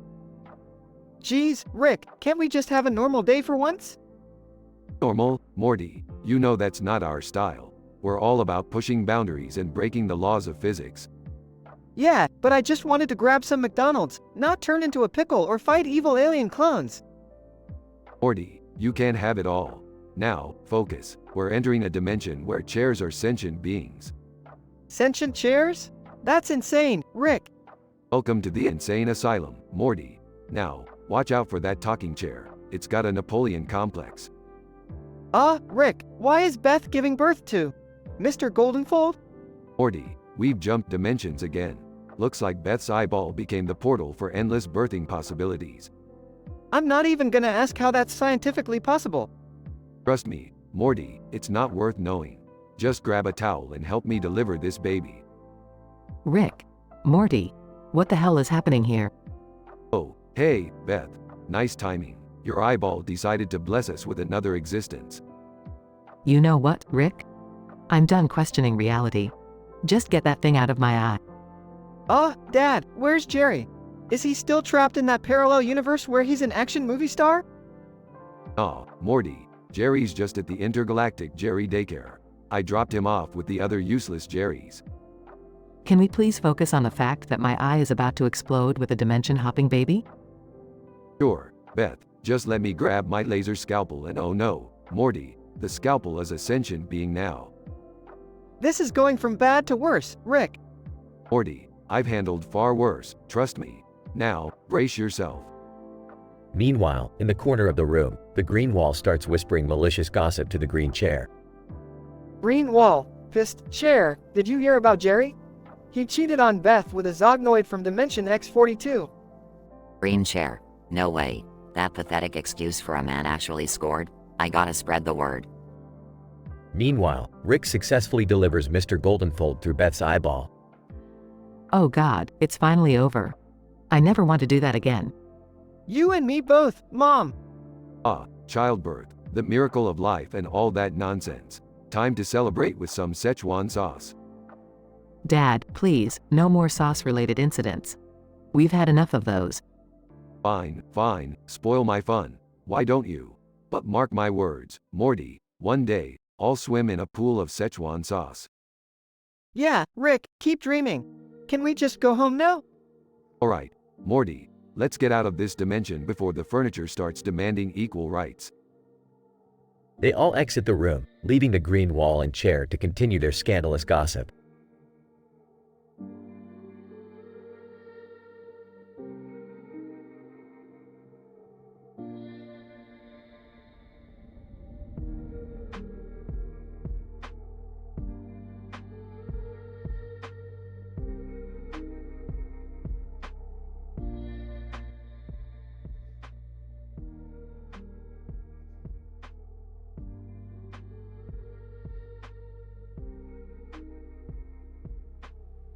Peter, hey guys, let's go to the Drunken Clam and get wasted tonight. Yo, oh boy, I'm in. Nothing like a good old night of heavy drinking. Quagmire, giggity goo, count me in too. I'm always up for a wild time. Cleveland, sure, why not? It's been a while since we had a drunken adventure together. Scene, Drunken Clam. Peter, cheers, boys. Let's start off with a round of tequila shots. Yo, slurring, I'm down for whatever. Peter, let's get this party started. Quagmire, alright, but only if I can challenge you guys to a game of beer pong afterward. Cleveland, I can't wait to see Quagmire in action. He's a pro at bouncing balls, if you know what I mean. Cutaway Gag 1, the Petercopter. Scene, Peter flying a helicopter made of beer cans. Peter, yelling, look at me, Lois. I'm an aviation genius. Lois, frustrated. Peter, get down from there. You're going to hurt yourself. Peter, relax, Lois. I've got it all under control. Just trying to beat my high score in the beer can flight simulator. Back at the Drunken Clam. Peter, alright, challenge accepted, Quagmire. Let the beer pong tournament begin. Yo, slurring even more. This is gonna be leggin', hiccup, Darry. Quagmire, alright, let's show them how it's done, boys. Balls, racks, and glory. Cutaway Gag 2, Stewie's time machine mishap. Scene, Stewie activating a time machine which causes chaos in different eras. Stewie, blast, I don't know why I thought it was a good idea to go back in time and hand dinosaurs laser guns. Dinosaur. Roaring, pew, pew. This is Dino-mite. Inside the Drunken Clam. Peter, wow, I'm feeling pretty buzzed. I shouldn't have gone shot for shot with that Russian guy at the end of the bar. Yo, slurring heavily, guys, I think I've had enough. I need some fresh air. Quagmire, hold on, Joe.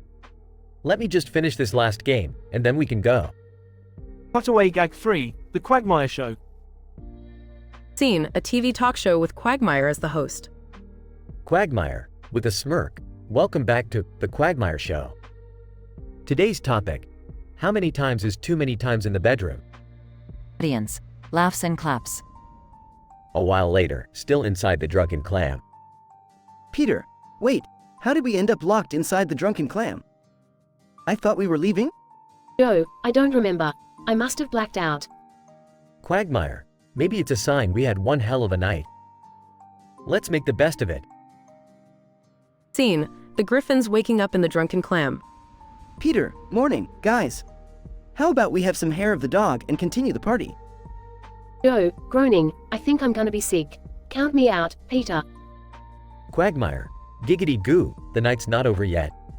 Let's keep the good times rolling. Cleveland, I might need a break from the alcohol, but I'm always up for some laughs. Let's do it. The Griffins continue their wild night inside the Drunken Clam, creating even more ridiculous scenarios and cutaway gags. As the sun rises, the Griffins finally stumble out of the Drunken Clam, physically exhausted and hungover, but with hearts full of unforgettable memories and hilarity. Scientific description. This episode of Family Guy showcases the characters' penchant for drunken debauchery and their seemingly endless capacity for mischief. The narrative begins with a spontaneous decision to visit the Drunken Clam, the iconic dive bar in Quahog. The consumption of copious amounts of alcohol initiates a gleefully chaotic sequence of events, punctuated by 3 related cutaway gags that channel the show's trademark metafictional humor. The characters' drunken state amplifies their wild behavior, leading to absurd scenarios such as Peter flying a makeshift helicopter made of beer cans and Stewie tampering with time travel, causing hilarious mishaps throughout history. Despite their confinement in the drunken clam, the Griffin family, accompanied by their friends, continues to revel in their inebriation, culminating in a morning of pure comedic mayhem. This episode captures the essence of Family Guy's irreverent and nonsensical humor, as well as its ability to push the boundaries of reality to entertain its audience.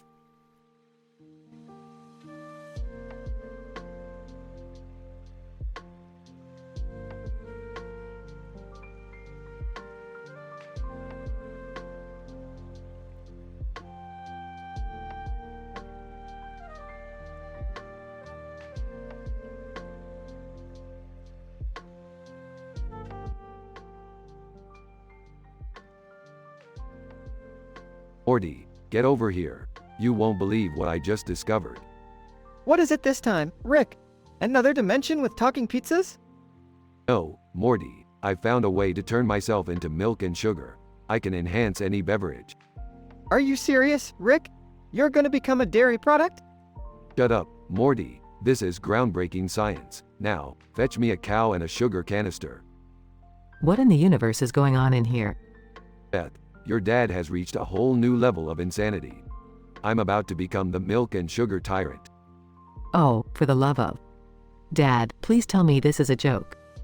Beth, I don't joke about science, especially when it involves me becoming a sweetener. Rick, shouldn't we be focusing on bigger problems? You know, like that man outside juggling milk into a jug of milk with a red face and white nose? Morty, I've transcended mortal worries. I'm on a mission to enhance beverages and nothing will stop me. Fine, Rick, but don't blame me when your milk and sugar empire comes crashing down. Morty, you underestimate the power of milk and sugar. This will start a beverage war. Dad, have you lost your mind? There's no such thing as a beverage war. Beth, let me educate you on the cosmic battles that have unfolded in the caffeine-infused realms. Okay, let's just get this over with. Dad, I'll support your milk and sugar madness, but only because I'm too tired to argue. That's the Morty spirit. Now, let's begin Operation Lactose Domination. Scene transitions to the living room where Rick is pouring milk into a beaker and adding copious amounts of sugar. Dad, this is the most absurd thing I've ever witnessed. Beth, you are the epitome of ignorance. Open your mind to the possibilities that milk and sugar hold. Guys, I think we have a problem. The milk and sugar tyrant has attracted the attention of a rival coffee gang from Dimension ZETA-9. Excellent. Let the beverage war commence. Morty, gather the coffee beans and prepare the espresso machines. Morty runs off to gather the coffee beans, while Rick starts building an army of milk and sugar warriors. I can't believe I'm saying this, but I hope you know what you're doing, Rick. Of course I do, Beth. I'm the master of beverage manipulation.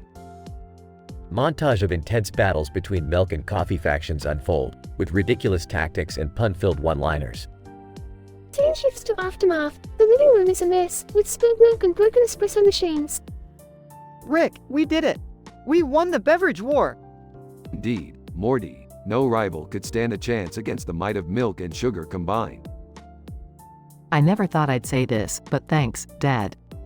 You managed to bring our dysfunctional family together for something completely insane. Shucks, Beth. I turned myself into milk and sugar for one afternoon and suddenly I'm the hero.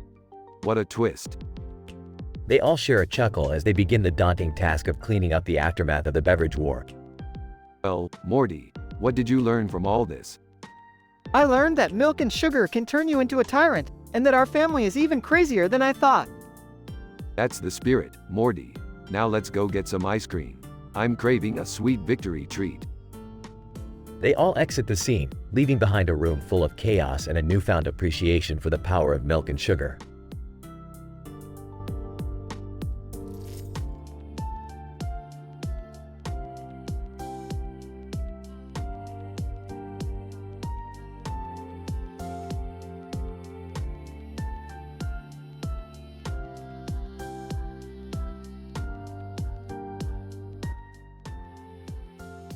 Peter, hey guys, check this out. I'm going for the Guinness World Record for the longest chest hair ever. Lois! Oh, Peter, that's just ridiculous. You always come up with these wild ideas. Peter, come on, Lois, it'll be amazing. Just imagine the fame and fortune that will come with having the longest chest hair. Stewie, Oh please, don't get me started on your ridiculous shenanigans, Peter. Peter, oh, not you too, Stewie. I bet you'd love to have a record of your own, like the world's tiniest bow tie or something. Stewie, I happen to have standards, Peter. Unlike you, I strive for intellectual pursuits. Brian. Guys, let's not argue. We know Peter is known for his harebrained schemes, but maybe this one could actually work. Chris, yeah, Dad, I think it would be cool. You'd be like a real-life superhero with your super long chest hair. Peter, thanks, Chris. Finally, someone who understands my potential. Scene cuts to a cutaway gag. Peter, with ridiculously long chest hair, swinging through the city, saving people from burning buildings and catching criminals.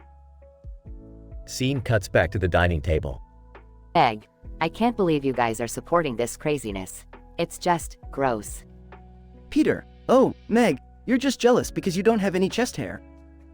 Meg, well, maybe that's a good thing. It's not exactly something to be proud of. Scene cuts to another cutaway gag. Peter, shirtless, standing in front of a mirror, with his excessively long chest hair styled into an intricate and elaborate design. Scene cuts back to the dining table. Peter, alright, I need everyone's help here. I need you all to believe in me and my dream of becoming a world record holder. Lois, fine, Peter, we support you, but only because we love you. Peter, that's all I needed to hear, Lois. Together, we can achieve anything. Scene cuts to one final cutaway gag. Peter, showing off his incredibly long chest hair in front of a crowd at the Guinness World Record ceremony, receiving a standing ovation. Scene returns to the dining table. Peter, see, guys? I knew we could do it. Stewie, oh please spare me the dramatics, Peter, but congratulations, I suppose. Brian. Well done, Peter. You've really outdone yourself this time. Meg, I still think it's weird, but kudos to you, Dad. Chris, yeah, Dad, you're the hairiest hero ever. Scene ends with the family laughing and enjoying their meal.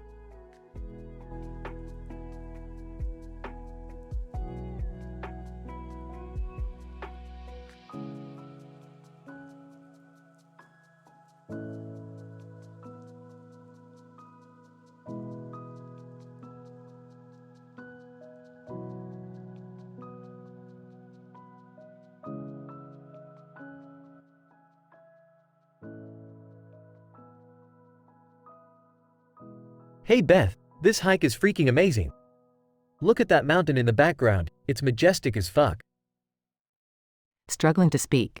Jerry, something's not right. I can't talk properly. What do you mean? You sound weird. Spoken through her labia majora and labia minora. Yeah, I think my organs have switched roles or some shit. Now my vocal cords are in my cervix. This is so fucked up. Oh my fucking god. Are you serious? How the hell did that happen? I don't know, Jerry. This is all kinds of messed up. Now my oral lips are my vulva, and my vocal cords in my throat are now my cervix. It's like some weird body horror movie. This is freaking insane. What? What's next? Through her cervix, well, my stomach is now my uterus, and my kidneys are producing eggs. Basically, I'm pregnant in my stomach. This shit is unreal. Pregnant in your stomach? That's absurd.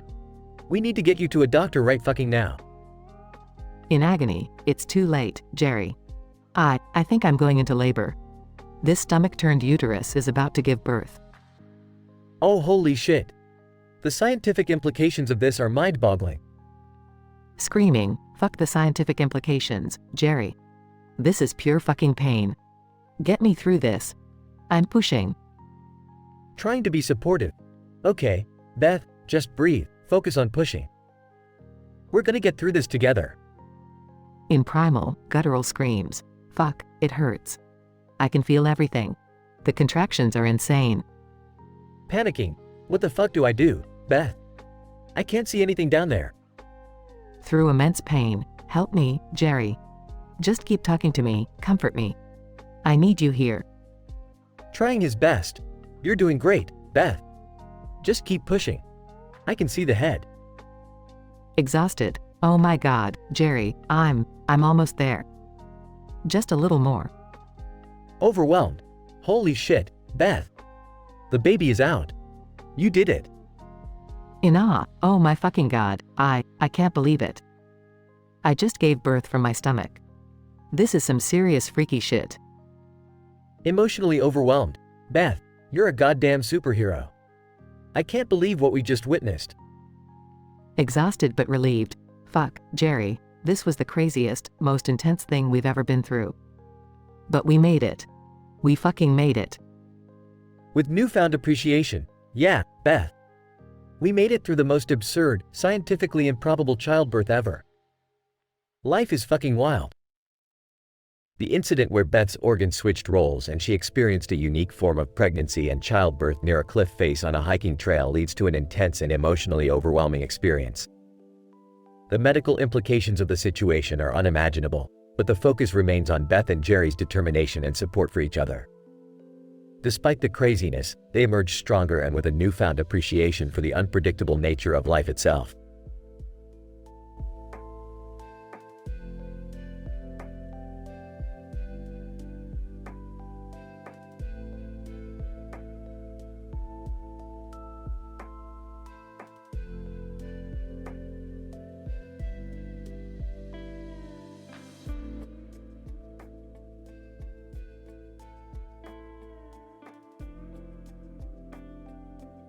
Drew Carey, ladies and gentlemen, welcome to an unpredictable and outrageously intense episode of Whose Line Is It Anyway? Tonight, we have a special game in store for our talented performers. Colin Mockery and Ryan Stiles, get ready for quick change. And standing by the side, we have the master of twists and turns, Wayne Brady. Are you all ready? Colin Mockery, absolutely, Drew. We're prepared for anything you throw at us. Ryan Stiles, that's right, Drew. We're ready to take this show to a whole new level. Drew Carey, fantastic. Tonight's theme is a wild adventure in the heart of the Amazon rainforest. You are explorers searching for a hidden treasure deep within the jungle.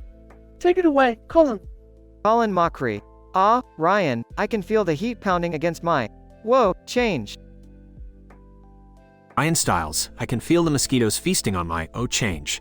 Colin Mockery. I can feel the sweat dripping off my... Hold on, change. Ryan Stiles, I can feel the monkeys throwing poop at my... Wait, change. Colin Mockery. I can feel the vines wrapping tightly around my... Damn it, change. Ryan Stiles, I can feel the urge to pee in these dense bushes, change. Colin Mockery. I can feel the adrenaline pumping through my... Screw it, change. Wayne, interjecting, change. Colin Mockery. I can feel the icicles forming on my... Wait, change. Ryan Stiles, I can feel the glowing mushrooms enlightening my... Change. Colin Mockery. I can feel the quicksand pulling me into its... No, change. Ryan Stiles, I can feel the snakes slithering across my... Change. Colin Mockery. I can feel the piranhas nipping at my... No, change. Ryan Stiles, I can feel the jaguars stalking me with their hungry... Change. Colin Mockery. I can feel the poison dart frogs hopping around my... Oh, change. Wayne, interjecting, change. Ryan Stiles, I can feel the treasure map burning a hole in my... Change. Colin Mockery. I can feel the suspense building as we get closer to... No, change. Ryan Stiles, I can feel the ancient curse haunting my... Change. Colin Mockery. I can feel the intensity of this quest pulsating through my... Oh, change. Ryan Stiles, I can feel the need to strip naked and run through the jungle... Change. Colin Mockery. I can feel... I can. Wayne, interjecting, change. Colin Mockery, struggling. I can feel... change. Ryan Stiles, I can feel the weight of the world on my... Change. Colin Mockery. I can feel the joy of finding the treasure inside my... Change. Ryan Stiles, I can feel my muscles flexing with victory as we escape the jungle... Change.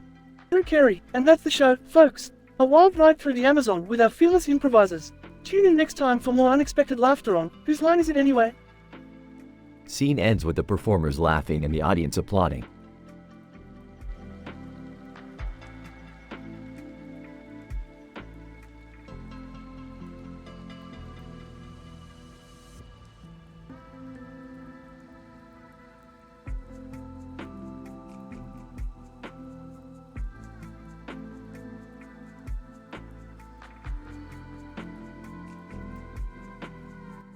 Peter, hey guys, guess what?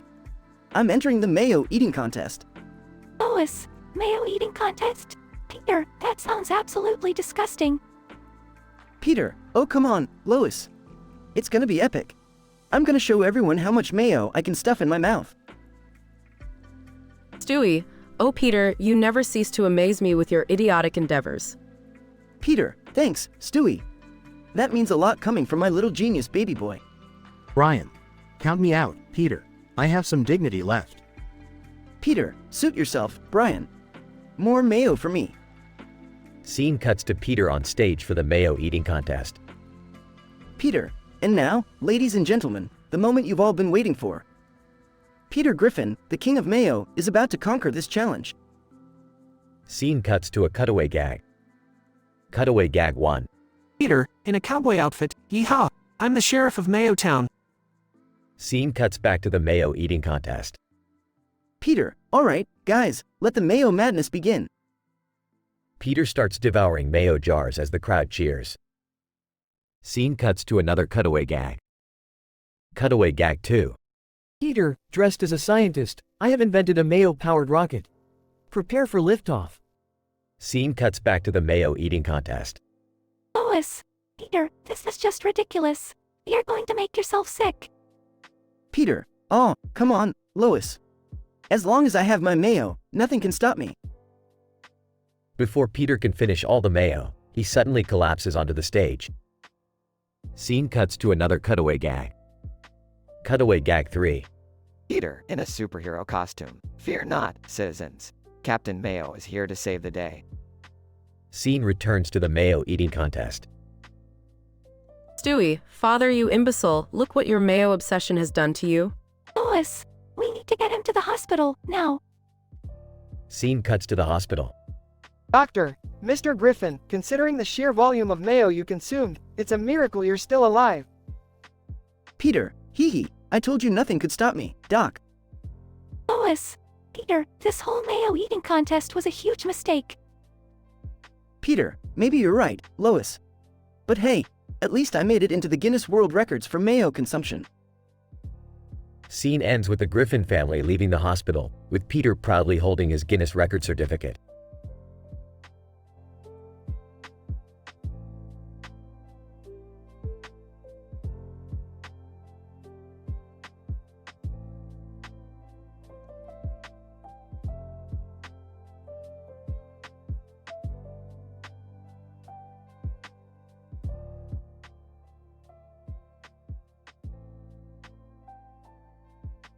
Peter, hey Lois, check it out.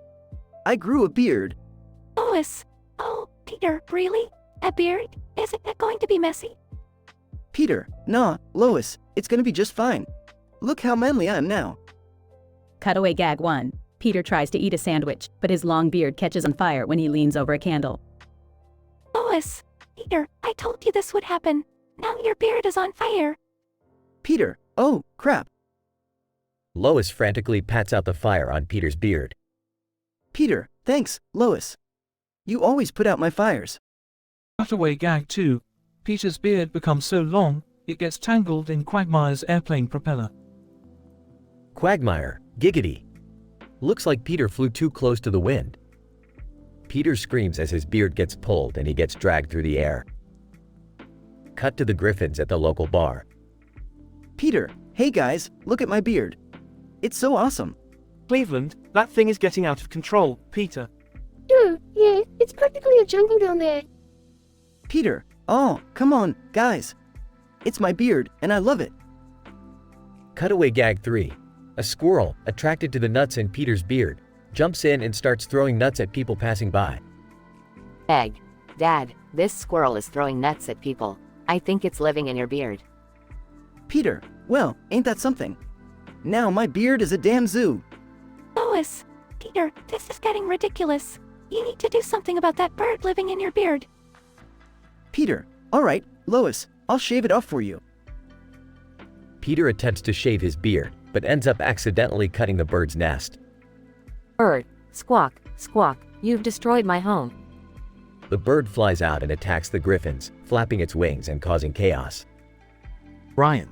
Peter, this is absurd. Get rid of that bird. Peter, sorry, Brian. I'll take care of it. Peter chases the bird around the house, knocking things over and causing general mayhem.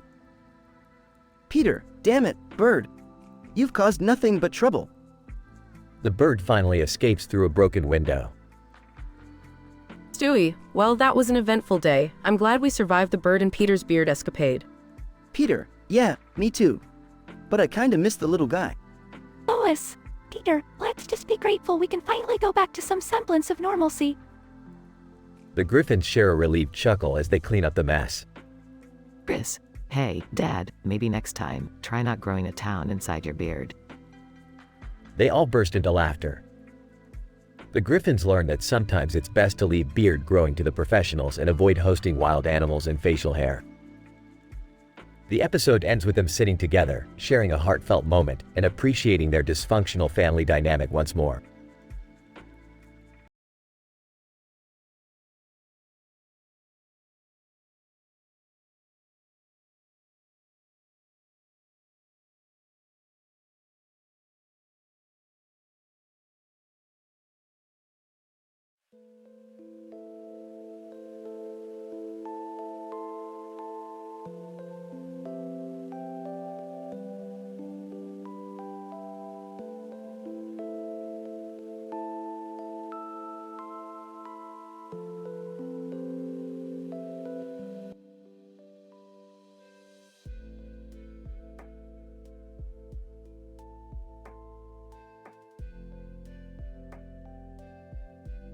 Morty, I've got a lead on the hottest paranormal time travel mystery in the multiverse.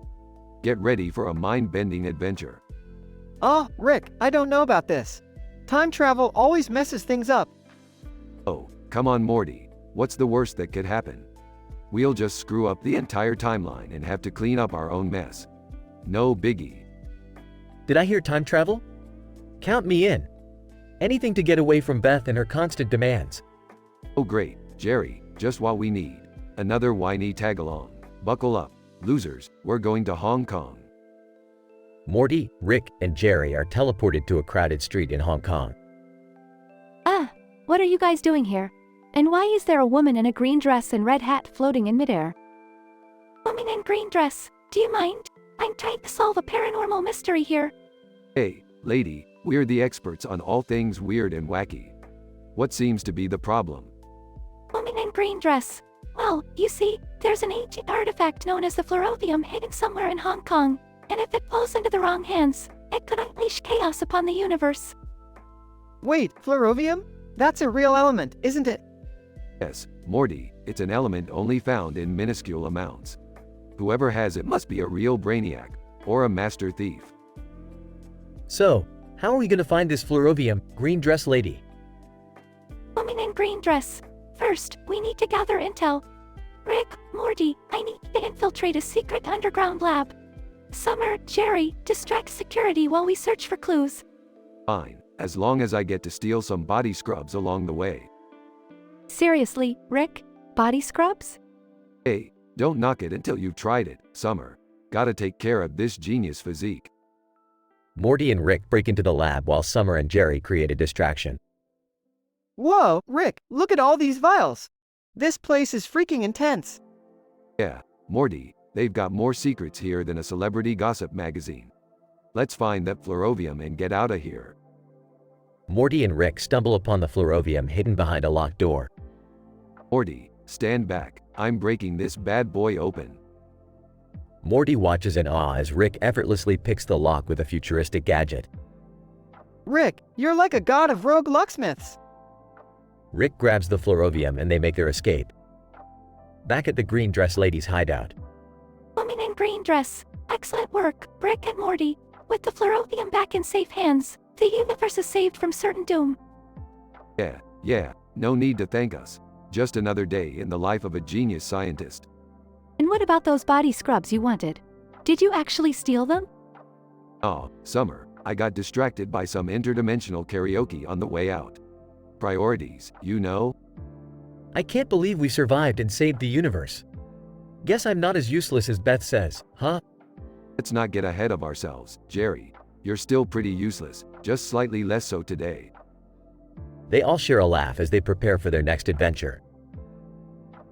Rick and the gang successfully thwarted the nefarious plan to obtain the powerful fluorovium. However, they also managed to cause chaos, steal body scrubs, and make snarky comments along the way. Ready for whatever the multiverse throws at them, the dysfunctional team is prepared for their next wild escapade.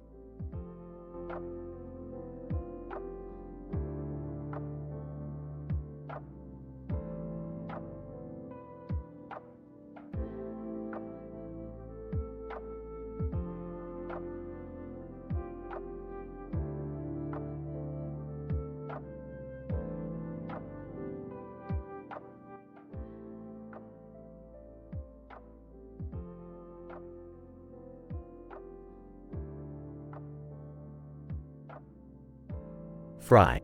Alright, team, buckle up for a delivery to this godforsaken alien planet. I heard it's filled with all sorts of weird creatures and gross stuff. Leela, great, just what we needed, another repulsive delivery. I hope they've got some kind of air freshener for our ship. Ender. Hey Fry, you ever met a creature that's uglier than you? Don't worry, I'll take that as a no. Amy, guys, can we please focus on the mission? We're here to deliver a package, not insult each other. Hermes. Alright, listen up, everyone. According to the contract, we need to head to the planet's capital city. The locals are called Zargans, apparently. Zoidberg. Zoidberg likes Zargans. They must be foul and slimy, just like me. Fry, let's just hope they're not as brainless as Zoidberg. We might actually have a chance at getting this delivery done. Leela, keep it together, everyone. We don't want to attract unnecessary attention. The last thing we need is to be caught up in some intergalactic bureaucracy again. Ender. Hey, Leela, do you think they take bribes? Because I'm sure as hell not doing extra work for these foul creatures. Amy, Bender, we can't resort to illegal activities. We're professionals, remember? Hermes. He's right, Amy. We gotta do this by the book, even if it means dealing with the most idiotic species in the universe. Zoidberg. Ooh, look at that. A Zargan. Quick, everyone, let's run over and greet it before it notices we don't belong here. Fry, Zoidberg, no. We can't just go around screaming, hello, at every disgusting creature we see. We need to be stealthy, like ninja delivery folks. Leela, okay, I see the Zargan building where we need to make the delivery. Let's approach cautiously and act like we know what we're doing. Ender. Act. Who needs acting skills when you've got me? I can blend in with any foul creatures, no problem. Amy, just remember, guys, we need to be polite and respectful. We don't want to offend these creatures and end up in a dangerous situation. Hermes. Alright, team, deliver that package. Remember, we're representing Planet Express, so let's make sure we leave a good impression. Zoidberg. This package smells delicious. I can't resist taking a little nibble before we hand it over. Fry, Zoidberg, no. We have to deliver it intact, not half-eaten. Leela, smooth move, Zoidberg. Now we're stuck dealing with angry Zargans and a ruined package. Ender. You know what? Screw this delivery. Let's just get out of here before things get any more repulsive and slimy. Amy, I couldn't agree more. I think we're done with this planet. Let's go back to the ship and never speak of this again. Hermes. I have to say, this has been one of the most disastrous deliveries we've ever had. But hey, at least we escaped with our lives. Zoidberg, goodbye, slimy Zargans. Zoidberg misses you already. Can we come back next week? Fry, Zoidberg, no. We are never coming back to this foul, disgusting planet. Now let's get out of here before anything else goes wrong. Leela, agreed. Let's head back to the ship and hope our next delivery isn't as repulsive and ridiculous as this one.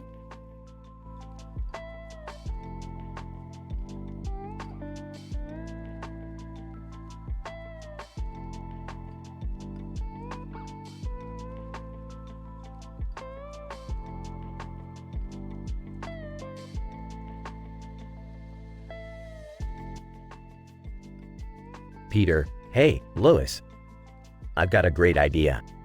Lois, oh no, Peter, not another one of your crazy schemes. Peter, no, this one is gonna be epic.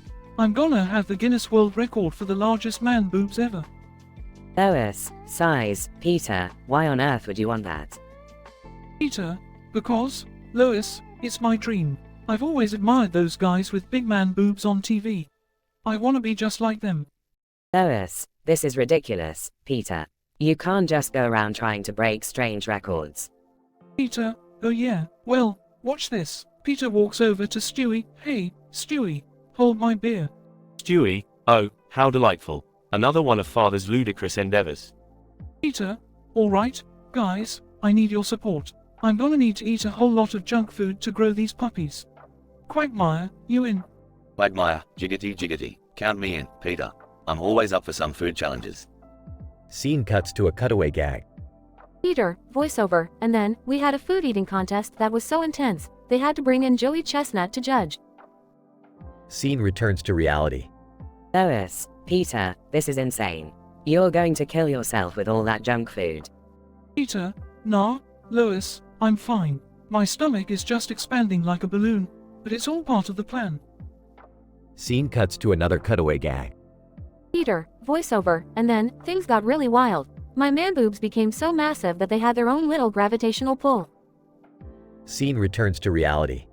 Lois, Peter, this is getting out of hand. We need to stop this madness. Peter, oh, come on, Lois. Don't be such a buzzkill. I'm almost there, just a few more pizzas to go. Scene cuts to yet another cutaway gag. Peter, voiceover, and then, my man boobs became so famous, they hosted their own late-night talk show. The crowd went wild. Scene returns to reality. Lois, Peter, this is insane. Look at yourself. You've become a spectacle. Peter, laughs, Lois, that's exactly the point. I'm gonna be world famous for my massive man boobs. Scene cuts to a final cutaway gag. Peter, voiceover, and then, just when it seemed like my man boobs couldn't get any bigger, they launched me into outer space. I became the first man with boobs to orbit the Earth. Scene returns to reality. Lois, fine, Peter. Do whatever you want, but when you come back down to Earth, don't expect any sympathy from me. Peter, thanks, Lois. I knew you'd understand. Now, who's up for some more junk food? Quagmire, jiggity, I'm in, Peter. Let's keep this man boob train going. Scene ends with Peter, Quagmire, and Stewie indulging in more junk food.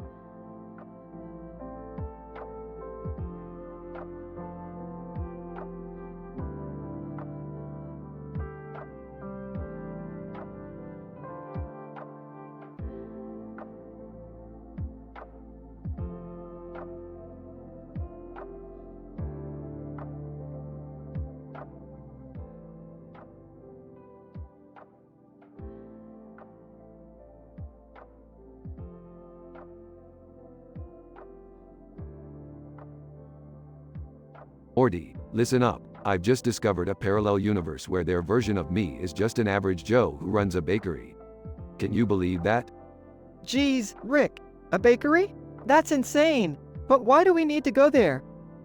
Oh Morty, their version of me accidentally created a batch of interdimensional cookies that are so addictive. They make people lose all their inhibitions and act like complete maniacs. I need to get my hands on that recipe. Oh man, this sounds like trouble, Rick. What if we get addicted too? Don't worry, Morty. I've developed a serum that immunizes us against any mind-altering effects. Plus, it makes our farts smell like lavender. It's a win-win. Morty gives a skeptical look but follows Rick. Hey guys, where do you think you're going? Oh, hey Jerry. We're just off on a wild adventure to a parallel universe bakery. You want to come along? A bakery? Huh. What could possibly go wrong in a bakery? Jerry, don't be such a pessimist. Maybe a little trip will do you some good. Jerry reluctantly joins Rick, Morty, and Beth. Scene transitions to the parallel universe bakery. Look at this place, Beth. It's like a pastry paradise. Jerry, focus. We're here to help Rick find that interdimensional cookie recipe. Alright, let's split up. Morty, you search the kitchen, Beth, me and Jerry will keep a lookout for any suspicious customers. Morty enters the kitchen while Rick, Beth, and Jerry guard the entrance. Whispering, okay, let's see. Sugar, butter, flour. Oh no, it's coming. A talking donut. Talking donut. Hey Morty, you want a bite? These cookies are amazing. Try one. No way! I'm not falling for your tricks, Donut. Talking Donut disappears into a nearby oven. Panicking, Rick, we have a problem. The donuts are sentient and trying to make me eat an addictive cookie. Morty, calm down. We need that cookie recipe, no matter what. You must resist. Meanwhile, outside the bakery. Whispering to Beth, I heard Rick arguing with a talking donut. This adventure is crazier than I thought. Jerry, just stay focused and keep watch. We can't let anyone interfere. Suddenly, a mob of people exits the bakery under the influence of the addictive cookies. Oh great, now we have a whole town of cookie-crazed maniacs on our hands. Rick, what do we do? There's only one option, Morty. We need to bake a bunch of sobering muffins and distribute them to everyone. It's the only way to save this parallel universe from total insanity. Morty and Rick bake like there's no tomorrow. Enthusiastically, Jerry, can you believe it? We're saving an entire parallel universe from cookie-induced madness. Yeah, save the universe, big whoop. Can we go home now? My feet hurt. Alright, Morty, time to deliver these muffins and restore sanity to this place. Hang on tight, it's gonna be a bumpy ride. Scene transitions to the town, where Morty and Rick distribute the muffins. Rick, I hope this works. It's like a bakery-induced epidemic out here. Morty, have some faith in science. We'll be fine. After distributing the muffins, the town starts returning to normal. Well, Morty, it looks like our job here is done. Mission accomplished. I still can't believe we saved a whole universe just because of some addictive cookies. Morty, the universe is a crazy place. You learn to expect the unexpected when you're with me. Now, let's go home and take a well-deserved nap. Scene fades out with Rick, Morty, Jerry, and Beth walking away from the now peaceful parallel universe town.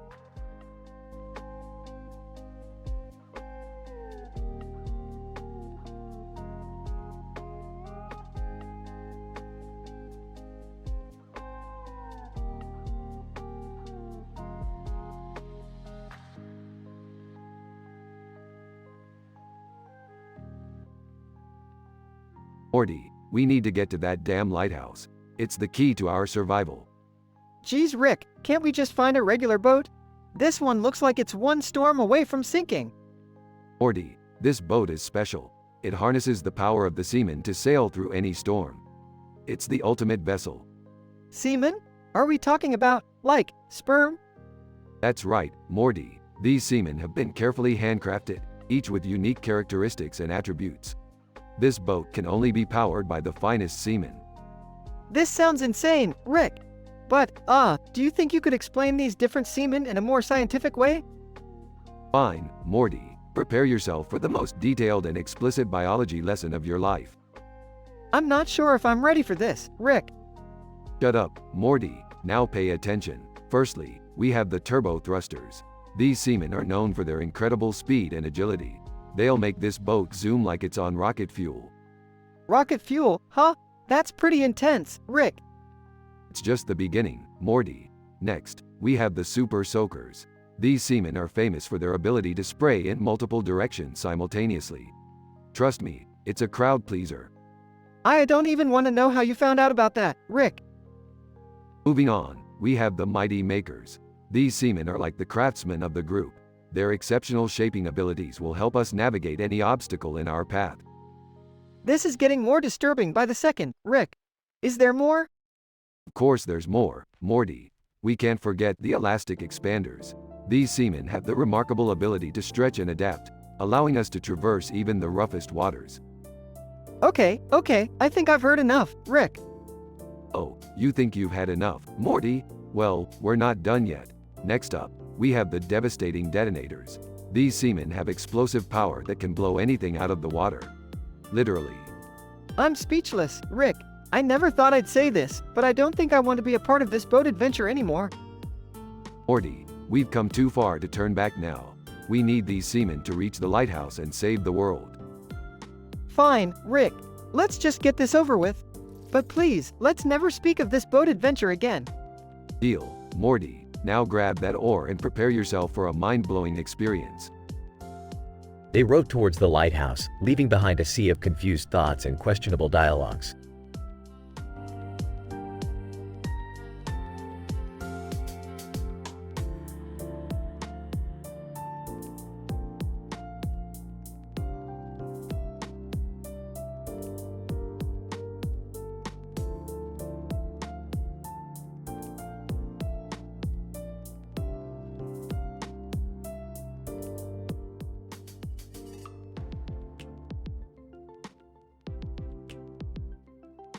Hey, did you guys see that man in the green shirt over there?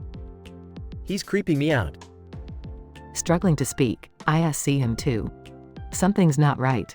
Points to herself. My organs, they feel weird. Mark, what do you mean, Beth? Are you okay? Voice distorted. No, Mark. My organs, they've switched places. My lips are now. My labia and my vocal cords are in my cervix. Whoa, what the fuck? This is messed up, Beth. How did that happen? I'm not sure. It just happened suddenly. I feel like I'm losing control of my body. Mark, we need to get you to a hospital, Beth. This doesn't look good. Panicking. No, Mark. I can't go to a hospital like this. People will think I'm a freak. I need your help. Okay. We'll figure this out, Beth. Just stay calm. Painfully, it's too late for that, Jerry. I'm pregnant. In my stomach, which is now my uterus. Mark, what? How is that even possible? Struggling to speak, my organs are all mixed up, remember? The eggs are now being produced by my kidneys. This is a fucking nightmare, guys. Holy shit, Beth. We need to find a solution. Can't you give birth through your new uterus? In agony, I don't know, Jerry. But it won't be like any normal birth. My stomach is the uterus now. The contractions will be excruciating. Mark, we have to get you help, Beth. We can't just let you suffer like this. Crying, I don't want to be some medical marvel, guys. Just help me. Please. Okay, Beth. We'll find a way. We won't let you go through this alone. They continue walking, discussing possible solutions, while Beth's pain intensifies. Screaming in pain, it's happening. The contractions are starting. Mark, we're almost there, Beth. Just a little longer. Arriving at a secluded alley, they lay Beth down and help her through the complicated birth process. Exhausted but relieved, it's over. I can't believe it's over. You were incredible, Beth. We're so proud of you. Mark, yeah, you went through hell, but you came out the other side strong. Weakly, thank you, guys. I couldn't have done it without you. They all embrace, grateful for their bond and the strength they found in each other. Scientific description. This story depicts a statistically improbable scenario in which a woman named Beth experiences a drastic and medically unique organ reversal. The story explores the immense physical and emotional challenges Beth faces as her lips transform into labia, vocal cords relocate to her cervix, and her stomach becomes her uterus. Complicating matters, Beth discovers she is pregnant, an unprecedented circumstance within her new organ configuration. The dialogue delves into the characters' reactions and attempts to find a solution, ending with a dramatic and intense scene of Beth's labor in an alley. While the scenario presented in this story is highly unlikely and goes beyond what is scientifically possible, it serves as a platform to examine the characters' resilience, support, and bond as they navigate this extraordinary situation.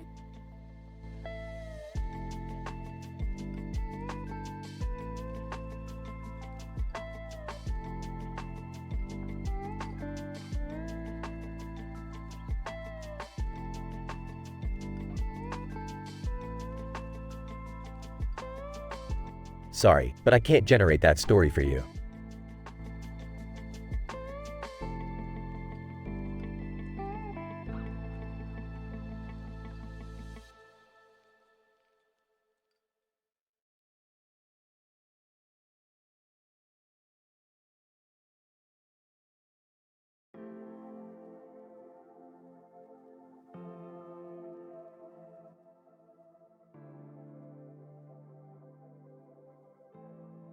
Peter, hey Lois, look what I rented. It's a pet kangaroo. Lois, oh, Peter. What are you going to do with that? Peter, I don't know, Lois, but I've got some ideas. Stewie, oh, how delightful. Another one of Peter's idiotic schemes. Peter, shut up, Stewie. This is gonna be great. Brian, I can't believe you actually rented a kangaroo, Peter. What's the plan? Peter, well, I thought I could use its pouch to carry things, you know. Like a kangaroo wallet. Lois, Peter, that's just ridiculous. Peter, hang on, Lois. I've got an idea. Puts his car keys into the kangaroo's pouch. See, now I don't have to worry about losing them. Stewie, oh, how innovative. I can barely contain my excitement. Cutaway gag 1. Peter, as a kangaroo. Hey, Joe, I heard you lost your wallet. Don't worry, I got it right here in my pouch. Pulls out Joe's wallet from his pouch. Back to the scene. Lois, Peter, this is getting out of hand. You can't just keep using the kangaroo's pouch like that. Peter, nonsense, Lois. There's so much more I can do. Starts putting groceries in the kangaroo's pouch. Brian, Peter, this is not what the kangaroo is meant for. It's an animal, not a storage unit. Peter, quiet. Brian, you're just jealous you don't have a handy pouch like this. Stewie, oh, yes. I yearn for a pouch to carry all my worldly possessions.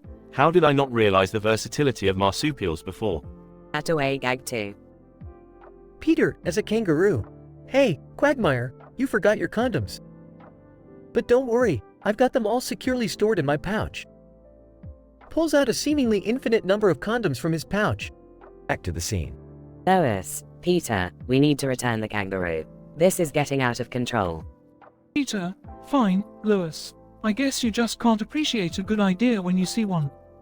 Brian, I think we all agree that this wasn't a good idea, Peter. Stewie, oh, I can't wait to see what other marvelous uses you've concocted for this pathetic creature. Cutaway gag 3. Peter, as a kangaroo. Hey, Meg, do you need a way to smuggle snacks into the movie theater? Just use my pouch. Pulls out an entire buffet of food from his pouch. Back to the scene. Peter, okay. Maybe using the kangaroo's pouch for everything wasn't such a good idea. Lois, thank you for finally coming to your senses, Peter. Peter, but hey, at least we got some good laughs out of it, right? Stewie, hilarious. I'll be sure to write all about this groundbreaking use of a kangaroo's pouch in my memoirs. Brian, let's just return the kangaroo and try to forget this ever happened. They all leave the room, leaving the kangaroo looking confused in the chair.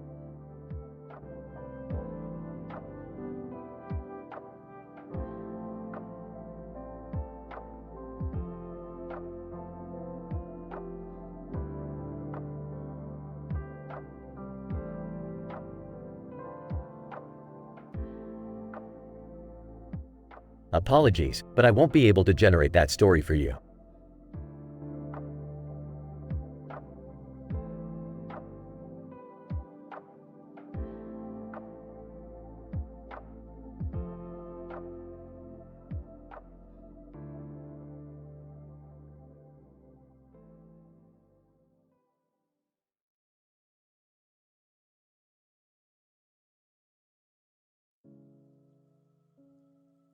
Morty, grab your portal gun. We're going on an orange adventure, baby. Rick, what's with the helmets and the, group of people staring at us? Morty, these people invented a helmet that can make you see the universe in the color orange. We're here to test it out. Man with helmet, welcome, explorers. The Orange Helmet Society is honored to have you. Alright, let's get this show on the road. I'm ready to see some orange cosmic marvels. Man with helmet, just put on the helmets and you'll be immersed in a world of orange ecstasy. Rhymes. Oh, the power of orange, so sweet and tangy. I'll wear this helmet. Oh, so fancy. Rick, seriously? Rhyming? Are you in some kind of poetic mood today? Morty, shut up and put the damn helmet on. Rick, be careful. Last time you got obsessed with a color, we ended up in an interdimensional rainbow rave. Beth, don't be such a buzzkill. We're about to experience the orange cosmos. I don't know about this, Rick. These helmets look kinda sketchy. Sketchy? Morty, all science is sketchy. Now put it on and let's get swifty. Okay, here goes nothing. Man with helmet, prepare to have your minds blown, prepare for the orange revelation. Rick, the moment of truth. Strap in, Beth. We're about to see the world through the radiant prism of orange. Whoa, Rick. Everything is orange. The trees, the sky, even that weird creature over there. The orange is everywhere, Morty. It's taking over. Man with helmet, embrace the orange. Let it consume your being. Be one with the citrus universe. Rick, this is getting out of hand. We need to find a way out of this orange madness. No worries, Beth. I'll just whip up a portal and get us out of here. Yeah, Rick, let's bail on this orange party before things get even weirder. Hold on a second, Morty. I think I see an orange portal over there. We can use it to escape. Hurry up, Rick. I'm starting to feel like I'm living inside an orange-themed nightmare. Almost there, Beth. Just need to tweak the coordinates a bit. Dot and voila. Phew, back to normal reality. I never thought I'd appreciate the regular old boring colors so much. Well, Morty, I guess we learned something today. Too much orange can be a bad thing. Yeah, no more color-themed adventures for a while, okay? It always ends up being a total disaster. Agreed. Let's stick to regular sci-fi craziness from now on. Orange madness, never again. Fine by me, Morty. Let's go grab some Szechuan sauce and forget this ever happened. Yeah, sounds good, Rick. Just make sure it's not orange flavored. Don't worry, Morty. We'll get all the flavors except orange. Orange is dead to us now. Thank goodness for that. Now let's go home and never speak of this again. You got it, Beth. Orange adventures are officially off the menu.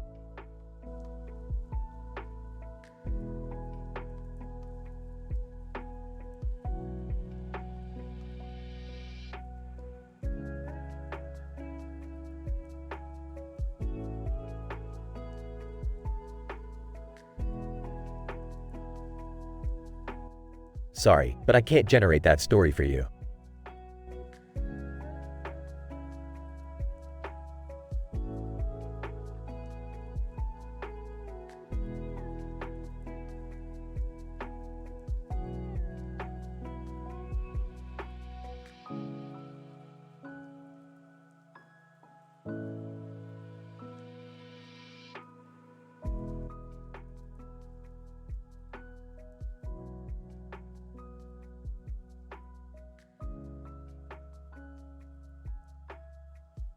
Hey, man.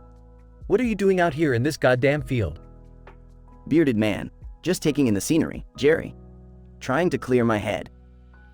Well, you better clear it quick because shit's about to get real fucked up. Bearded man. What are you talking about, Jerry? Spit it out. Beth, man. Something's seriously wrong with her. Her organs have all switched places and shit. Bearded man. What? How the fuck does that happen? I don't fucking know, man. But now Beth's talking through her goddamn labia and her vocal cords are in her cervix. Bearded man. Jesus Christ, that sounds horrific. Is she in pain? She's screaming like a motherfucker, man.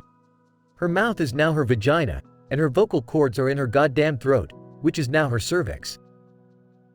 Bearded man. We need to get her to a doctor, Jerry. This is beyond fucked up.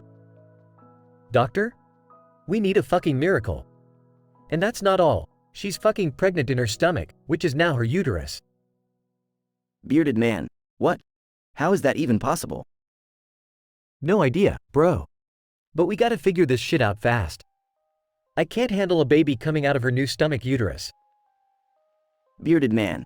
Alright, we need to get her to the hospital. They'll know what to do. No fucking way, man. Remember that time we went to the hospital for my hemorrhoids? They laughed us out of there, man. Bearded man. Shit, you're right. We need a plan B then. Let's call Dr. Johnson, the crazy-ass scientist from the internet. That crazy fucker? Fine, let's give it a shot. Anything to avoid the hospital. They called Dr. Johnson and explained the situation. Dr. Johnson, holy mother of science. This is some next-level shit, boys. Get her ass over to my lab, pronto. Bearded man. What can you do, Doc? We need a fucking miracle here. Dr. Johnson, I've got an experimental procedure that might work. We'll need to reverse everything back to normal, but it won't be easy. We'll have to go through the whole birth process, but in reverse, with extreme medical detail. Fuck me sideways, Doc. That sounds more terrifying than childbirth itself. Dr. Johnson, it won't be a walk in the park, that's for damn sure. But it's our only shot. We'll need gallons of lube, a team of surgeons, and a set of forceps the size of a goddamn horse. Bearded man, let's do it, Doc. Beth's counting on us. They embark on the intense, medically graphic, and highly improbable procedure, working tirelessly to reverse the organ swap and safely deliver the baby, while Beth screams in a cacophony of vocal cords and vaginal lips. I fucking hate this, man. I can't unsee any of this shit. Bearded man, just hold on, Jerry. We're almost there. We're bringing Beth back to normal. We've got this. After what feels like an eternity, Beth's organs are successfully restored, and the baby is safely delivered. Bearded man, holy fucking shit, we did it. We fucking did it. Thank God, man. I never want to go through anything like that again. Bearded man, cheers to that, brother. Let's hope life gets a little less insane from here on out. They drink to their success, grateful for the bizarre journey they survived.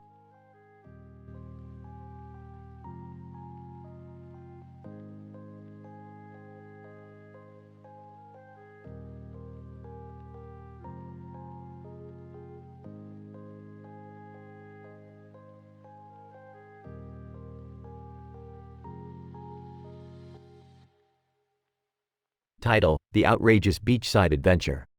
Brutus. Morty, a wild and adventurous guy.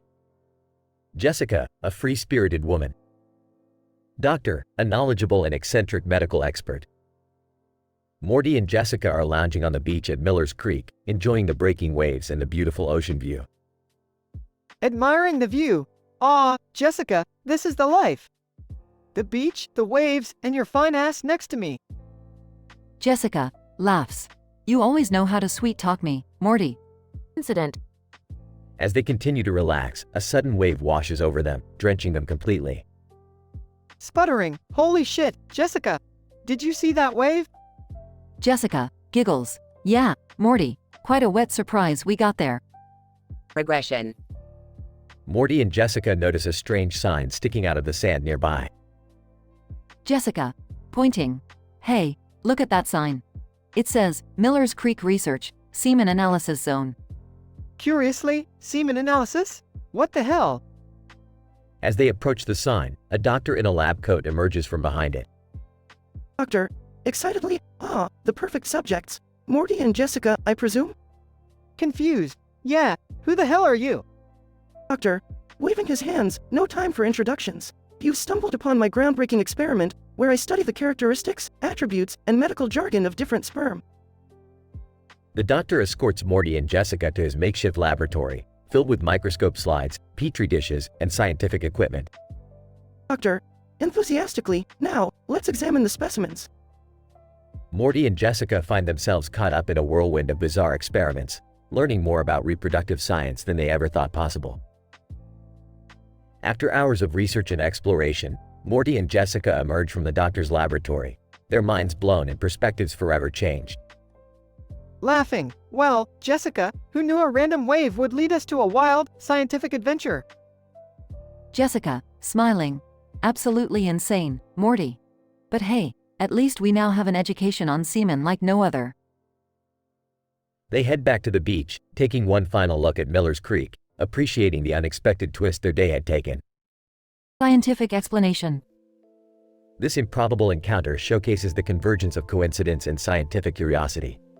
Morty and Jessica inadvertently stumble upon the enigmatic doctor, whose groundbreaking research shatters the normative boundaries of reproductive science.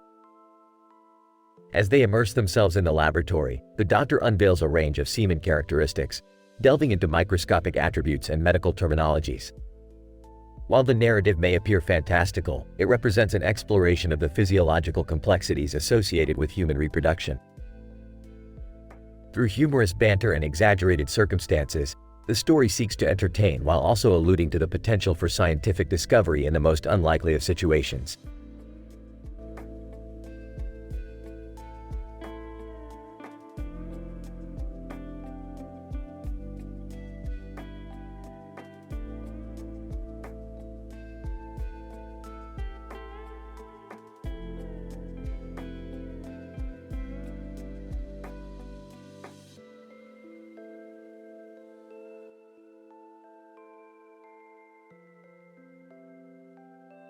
Peter, hey guys, this pie is freaking delicious.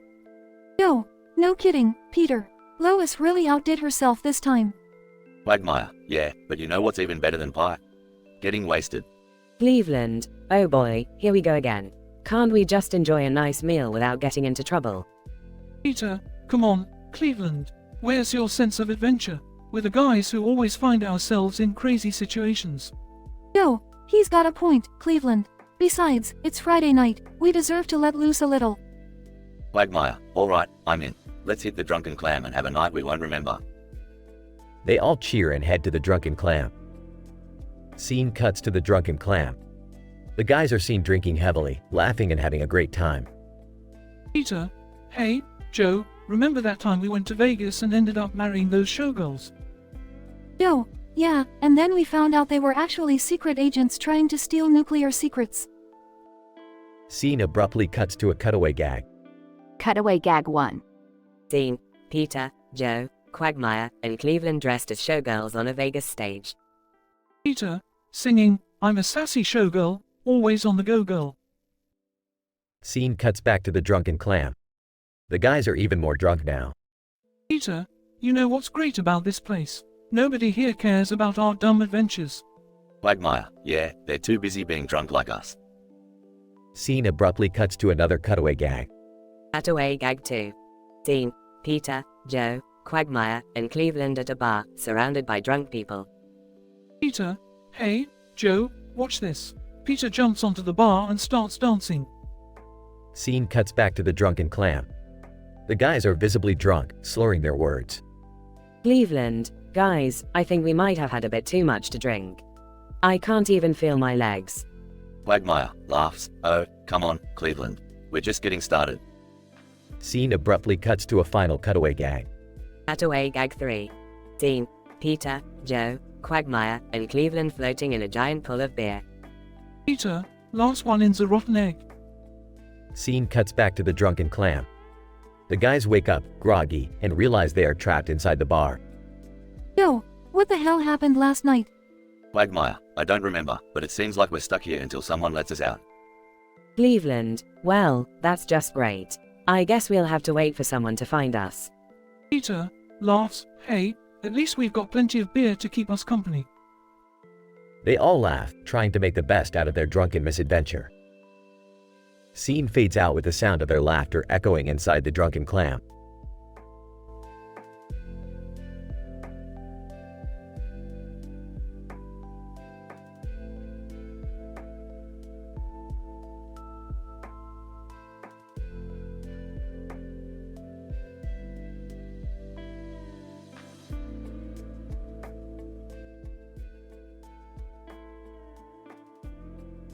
Beavis, hey, butthead, check out this boat floating in the lake.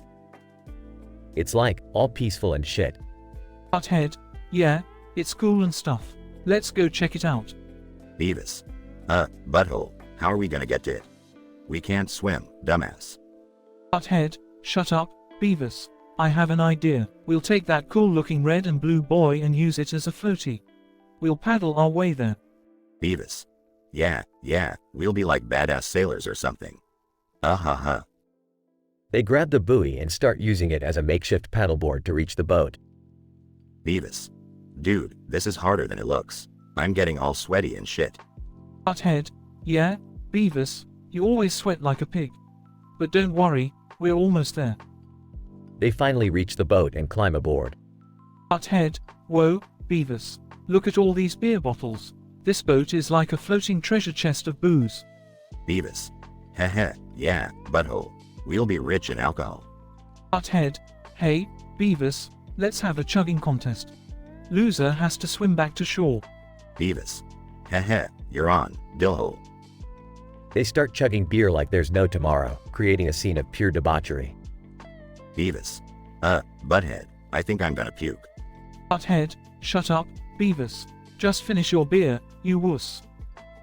As they continue drinking, the boat drifts further into the lake, and they eventually pass out from excessive alcohol consumption. When they wake up, they find themselves in Quahog, Rhode Island. Beavis. Where the hell are we, butthead? Butthead, I don't know, dumbass.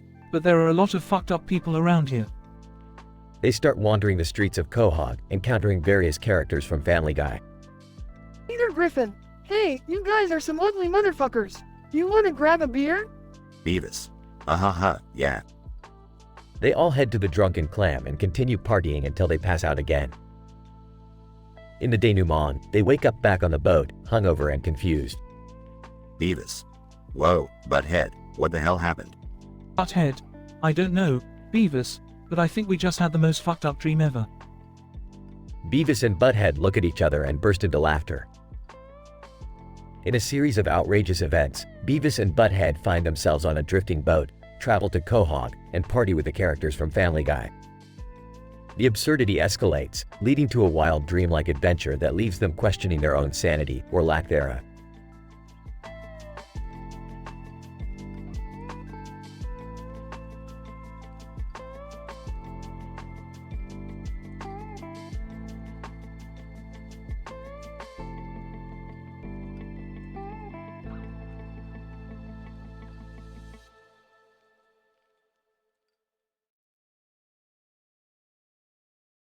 Morty. What's the matter, Morty?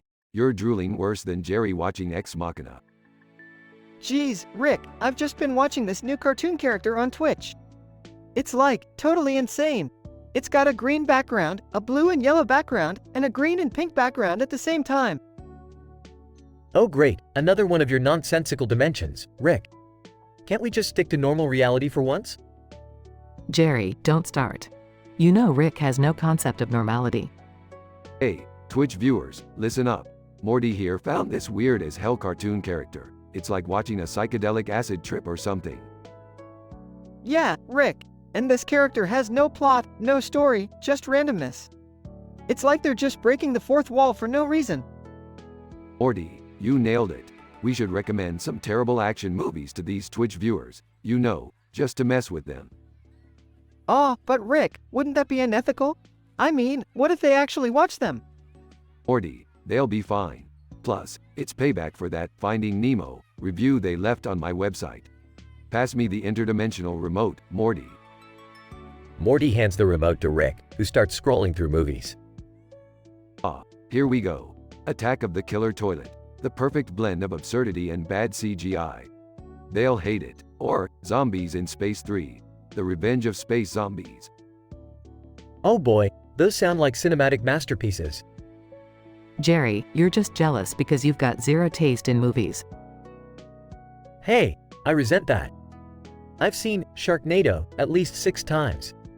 Alright, Morty, let's broadcast it. Get ready to break the fourth wall, folks. Morty activates the broadcast, and the Twitch viewers start commenting. Twitch viewer 1. What the hell am I watching right now? Twitch viewer 2. I think my brain just melted from the utter absurdity. Twitch viewer 3. I can't stop laughing. This is gold. See, Morty, they love it. Who needs high-quality cinema when you can have low-budget hilarity? Yeah, I guess you're right, Rick. It's all about having fun, even if it's at the expense of good taste. Well, I guess I'll give these movies a chance. Can't be worse than Sharknado, after all. Jerry, you never learn, do you? Alright, Morty, shut it down. Our work here is done. Let's go grab a drink. Yeah, I could use a drink after all that absurdity. They exit the room, leaving Jerry in awe of the terrible action movies he's about to watch.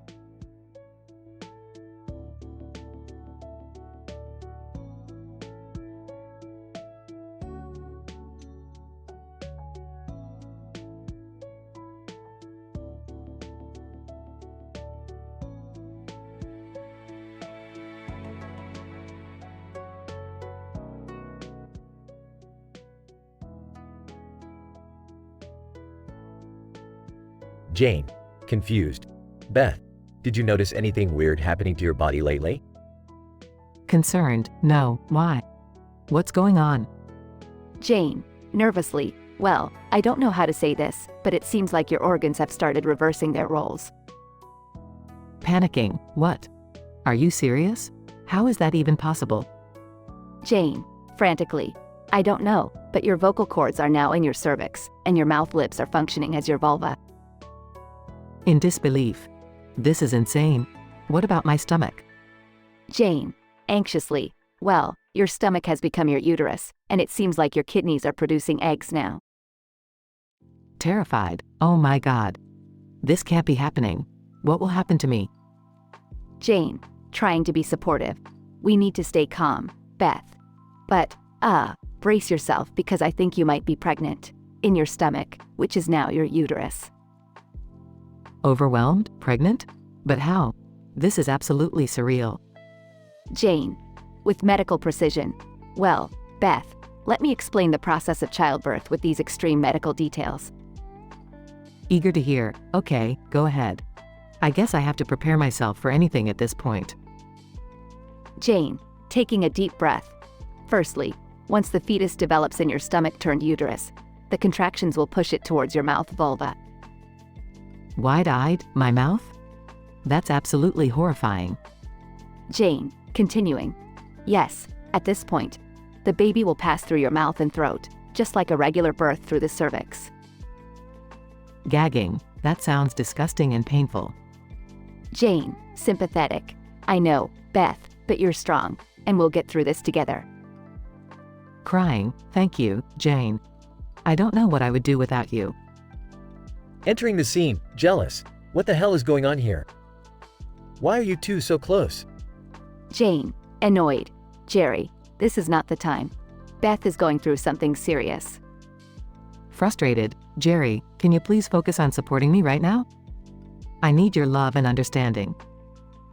Begrudgingly, fine, but don't expect me to be excited about this whole stomach birth thing. Jane, rolling her eyes. We'll manage with or without your excitement, Jerry. This is about Beth and her well-being. Determined, that's right. I won't let this situation define me. I'll face it head-on and come out stronger. Muttering, fine. Let's just get through this weird-ass pregnancy and hope it's over soon.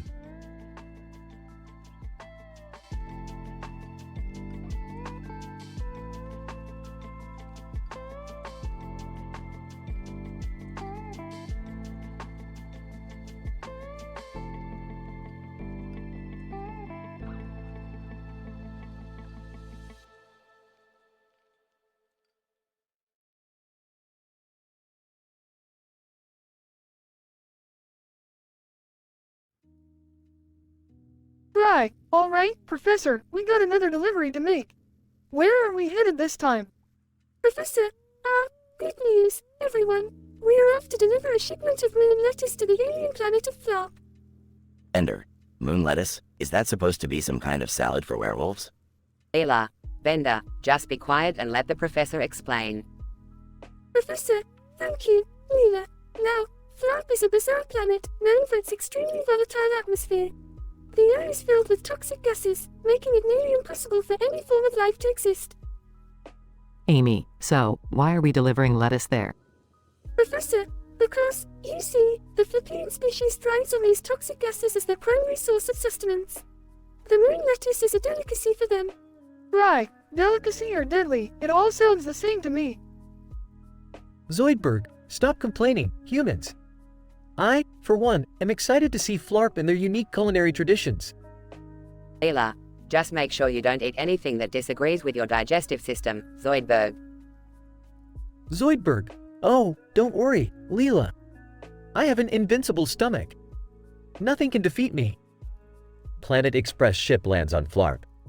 Right, well, the entire planet is covered in thick, neon-colored fog. How are we supposed to find our way around? Leela, we have a map, Fry.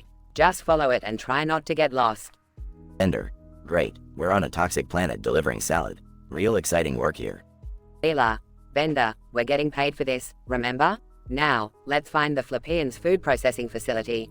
Right, look, guys, there's an alien creature. Alien, greetings, Earthlings.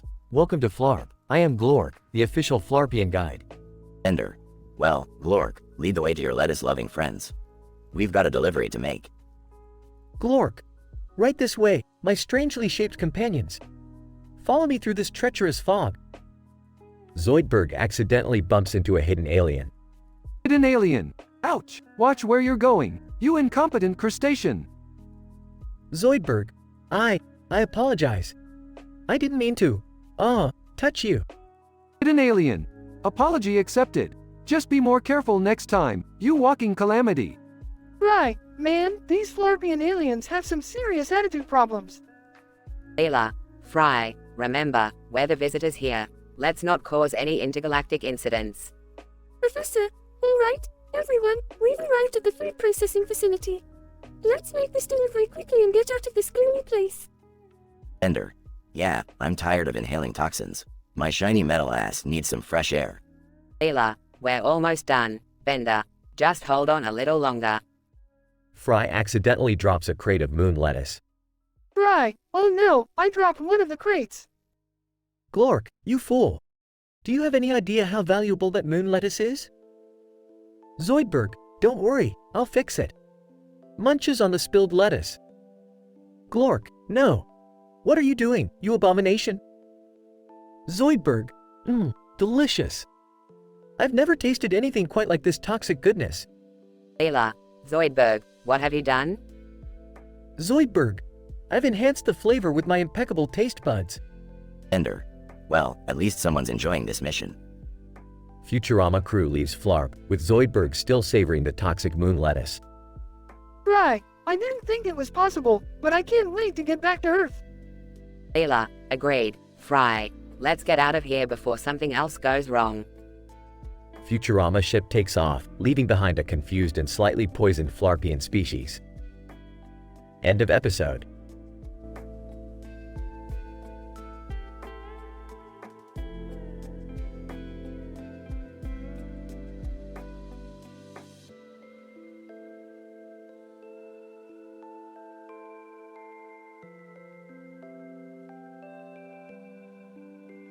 Sorry, but I can't generate that story for you.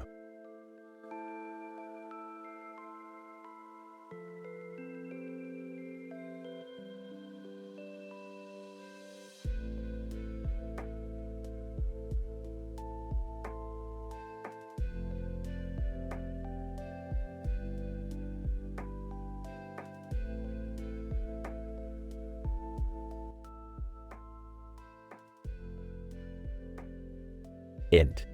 Griffin living room, day. Peter, dressed in a bathrobe. All right, guys, gather round. I've got something important to share. Lois, rolling her eyes. What is it this time, Peter? Peter, I've decided to break the Guinness World Record for the longest chest hair. I'm gonna be a legend. Brian, Peter, that's just ridiculous. Why would you want to do that? Peter, because, Brian, I've always wanted to be in the Guinness Book of World Records. Plus, I've got a head start with all this glorious chest hair. Stewie, with a smirk. Ah, yes, Peter, always reaching for greatness. Almost as impressive as your ability to screw everything up. Peter, alright, enough chit-chat. I need you all to help me prepare. Lois, fetch me some hair ties.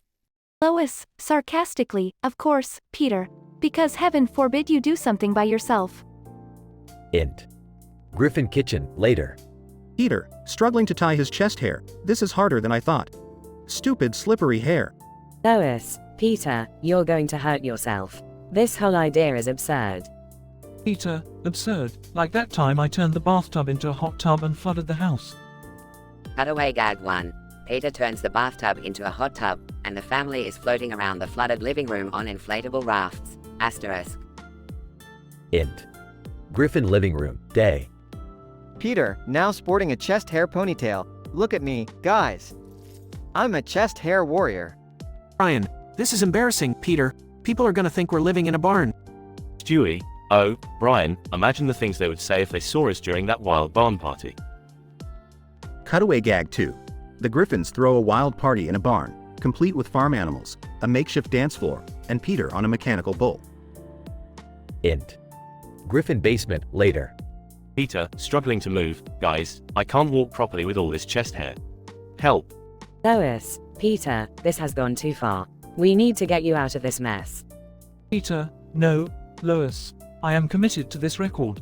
Help me build a chest hair sled. Brian, this is just insanity. What's next? A chest hair rocket to the moon? Stewie, Brian, I see you've seen my plans for world domination. Cutaway gag 3. Stewie, dressed as an evil genius, unveils his chest hair rocket, ready to blast off into space. Int. Griffin living room, night. Lois, with determination, "That's it, Peter. I've had enough of your chest hair madness. I'm shaving it off." Peter, panicking, "No, Lois, don't do it. My chest pride." Lois, I'm saving you from yourself, Peter. Lois starts shaving Peter's chest hair as Brian and Stewie look on, relieved. Peter, well, maybe this was a dumb idea after all. Thanks, Lois. Lois, smiling, "You're welcome, Peter. Now let's clean up this mess before someone sees what we've been up to." They all start picking up the various items scattered around the living room. Fade out.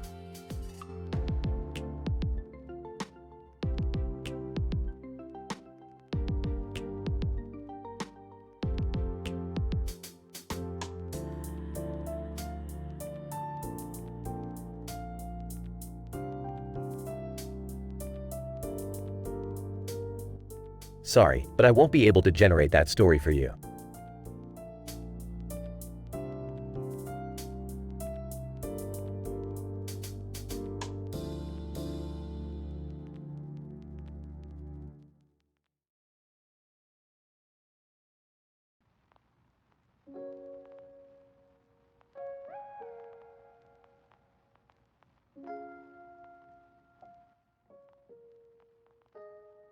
Morty, wake up. I had the strangest dream. Beth's organs were rearranged and she gave birth to a tentacle. Can you believe it? Oh, not another crazy dream, Rick.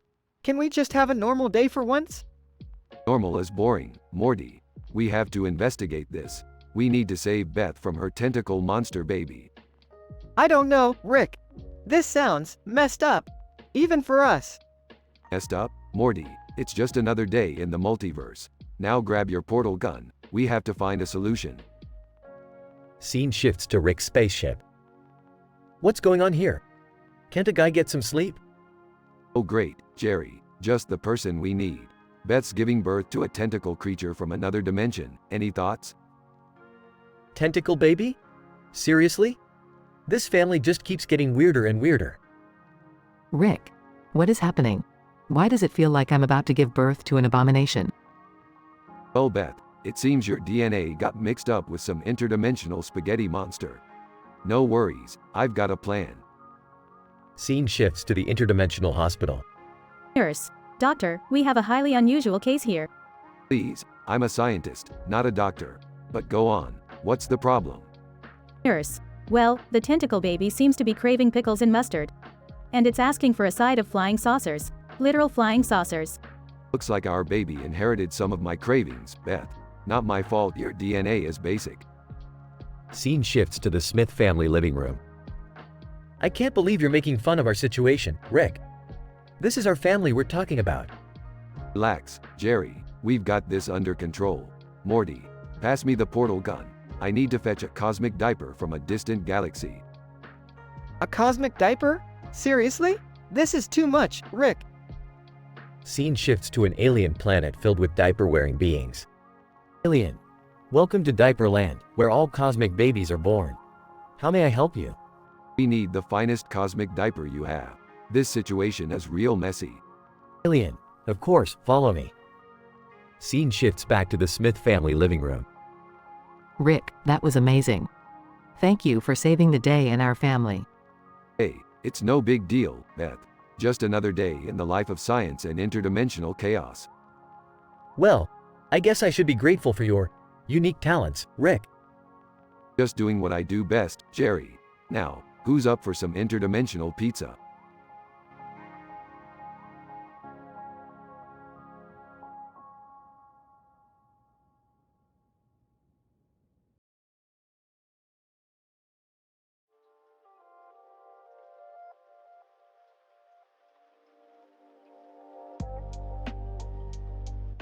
I apologize, but I won't be able to generate that story for you.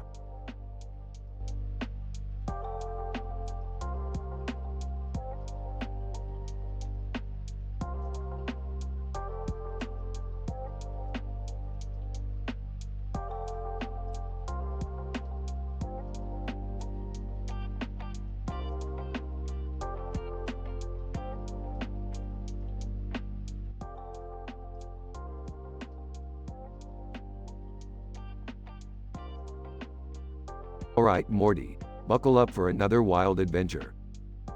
Rick, aren't we pushing the boundaries of what's socially acceptable here? Oh, come on, Morty. Social norms are just a construct, like democracy or pants. Struggling to speak. Guys, I need your help. Something weird is happening to my body. Raises an eyebrow. Is this a normal weird, or a Rick and Morty weird? Definitely the latter. My organs are somehow reversing their roles. In an incredulous tone, are we seriously talking about Beth's organ swapping places right now? Dad, don't be so insensitive. This is way more interesting than your failed career in advertising. Alright, let's see what we're dealing with. Beth, try speaking through your small and large lips. Voice coming from her genitals. This is so weird, guys. I feel like I'm talking through my down there. Oh geez, this is getting uncomfortably intimate. Morty, we don't do comfort here. We dive headfirst into the unknown. Wait, if my vocal cords are in my cervix, does that mean? Yep, your throat is now the entrance to your uterus. Congratulations, Beth, you're evolving into a biological wonder. Size. Of course, my wife has to be the center of attention, even when her body starts turning into a freak show. Dad, can you stop being such a whiny loser for once? Guys, focus. I just realized something. My stomach is now the uterus, which means you're pregnant, Beth, right here, right now, in your stomach-uterus combo. Who's the daddy? Gritting his teeth. Oh, great. Now I get to be jealous of my own unborn child. This is too much, Rick. We can't let Beth give birth to her own stomach. Morty, we've got no choice.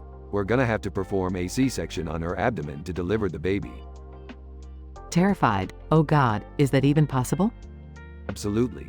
That's what science is for, Beth. Now brace yourself. We're diving deep into your stomach. Whispering. If I ever had doubts about my own masculinity, they're long gone now. Dad, this is not about you. It's about helping Mom through this weird, medically impossible childbirth. Rick, I trust you. Do whatever it takes to get this thing out of me. Alright, Beth, here we go. Morty, you ready to hold a baby stomach? Size, just when I thought this couldn't get any weirder. Suddenly, a beautiful, perfectly formed baby stomach is delivered. Exhausted. It's a stomach, Rick. Well, Beth, you may not have given birth to another human, but you've given birth to a scientific miracle. Let's name it Stomach Junior. Defeated, of course, even our unborn child outshines me. Can't catch a break. Dad, seriously, get over yourself. This is a once-in-a-lifetime experience. Well, Beth, Morty, another adventure successfully completed. Yeah, but can we just have a normal, non-traumatic adventure next time? Morty, where's the fun in that? Normal is boring. Let's go find some interdimensional chaos to spice things up. The family groans and reluctantly follows Rick into the portal.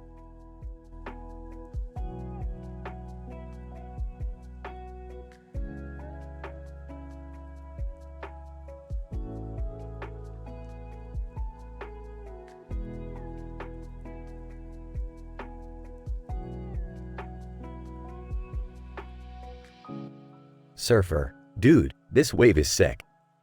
Jessica, Morty, can we talk about something important right now? Oh, come on, Jess. Can't it wait? This wave is gnarly. Jessica, no, Morty. It's time we had a serious conversation. Fine, what's up, babe? Jessica, I went to the doctor today, and it turns out I'm pregnant. Whoa, seriously, but we've been careful. Jessica, apparently not careful enough, Morty. The doctor explained in excruciating detail the different types of sperms that impregnated me. Sperms? Like jizz? Jessica, yes, Morty, exactly. She discussed their characteristics, attributes, and all that medical jargon. Holy shit, that's intense. So, what are we dealing with here? Jessica, well, she said there's the tenacious Tom, a speedy little bugger that never gives up. Then there's the athletic Andy, with his buff physique and stamina that goes on for days. Damn, Andy sounds like a competition. What else? Jessica. Oh, don't forget about the sensual Steve, a smooth operator with his seductive moves. Seductive moves? What? Jessica, yup. And let's not overlook the intellectual Iggy, a sperm with an impeccable IQ and a pair of tiny spectacles. Spectacles? Are we seriously talking about sperm-wearing glasses? Jessica, hey, don't interrupt, Morty. Lastly, there's the naughty Ned, a rebellious sperm with a leather jacket and a penchant for breaking all the rules. This is insane. How are we even supposed to process this information? Jessica, I don't know, Morty, but I guess we just have to accept that my reproductive system is a goddamn battle royale. Yeah, it sounds like our child is gonna have quite the interesting gene pool. Jessica, that's one way to put it, Morty. We're in for a wild ride, that's for sure. Well, babe, no matter what, we'll figure it out. We always do. Jessica, yeah, Morty, you're right. We've faced crazier shit before. We can handle some competition among sperms. Absolutely, babe. Now, let's ride this wave together, just like we're gonna ride this crazy journey of parenthood. Jessica, I love you, Morty. I love you too, Jess. And hey, maybe our kid will have the brains of Iggy, the stamina of Andy, and the rebellious spirit of Ned.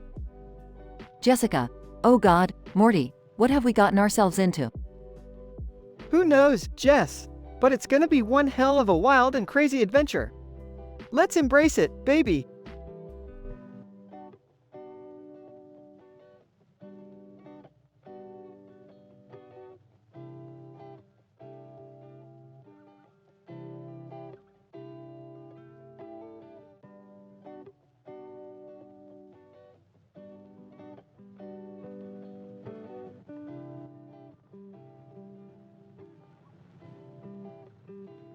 Peter, hey Lois, check out my new beard. Lois, oh my god, Peter, you look ridiculous. Peter, yeah, well the ladies love a bearded man. I'm gonna be a hit at the clan tonight. Stewie, rolling his eyes, oh please, father, your beard looks like a nest for pests. Bird, flies down and lands in Peter's beard, tweet tweet. Peter, or, look at this little guy, making himself at home. Meg, Dad, are you seriously going to let a bird live in your beard?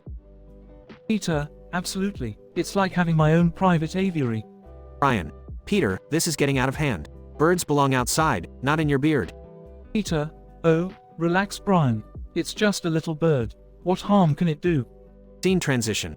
Cutaway gag 1. Peter walks into a barbershop. Barber, what can I do for you today? Peter, I need a trim, but leave a tiny opening for my feathered friend here. The bird pops its head out of Peter's beard. Barber, okay then. One bird-friendly haircut coming up. Back to the present. Lois, Peter, this bird is causing chaos. It keeps squawking and pooping everywhere. Chris, yeah, Dad, the bird just stole my lunch. Peter, oh, that's just part of its charm. Scene transition. Cutaway gag 2. Peter sits on the couch watching TV. TV announcer, today we have a special announcement for all viewers. Peter, excitedly, ooh, this must be important. TV announcer, if you have a bird inside your beard, call our toll-free number now to win a lifetime supply of bird food. Peter, frustrated, or, crap, I missed out on a jackpot again. Back to the present. Bird, screeches loudly. Stewie, father, this bird is disrupting my intellectual prowess. Brian, Peter, you have to get rid of it. It's causing nothing but trouble. Peter, fine, I'll take care of it. Scene transition. Cutaway gag 3. Peter in a confrontation with a large bird. Bird, squawk. Peter, I didn't invite you into my beard. Get the hell out. The bird squawks loudly and attacks Peter, resulting in a humorous battle. Peter, holding a plastic flamingo, call off your goons, bird. Or flamingo beater here will strike.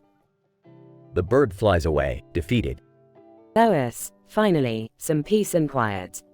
Peter, yeah, it's nice to have my face back to normal. No more bird beards for me. Brian, thank goodness. Now, can we please get back to our usual dysfunctional family chaos? Scene ends.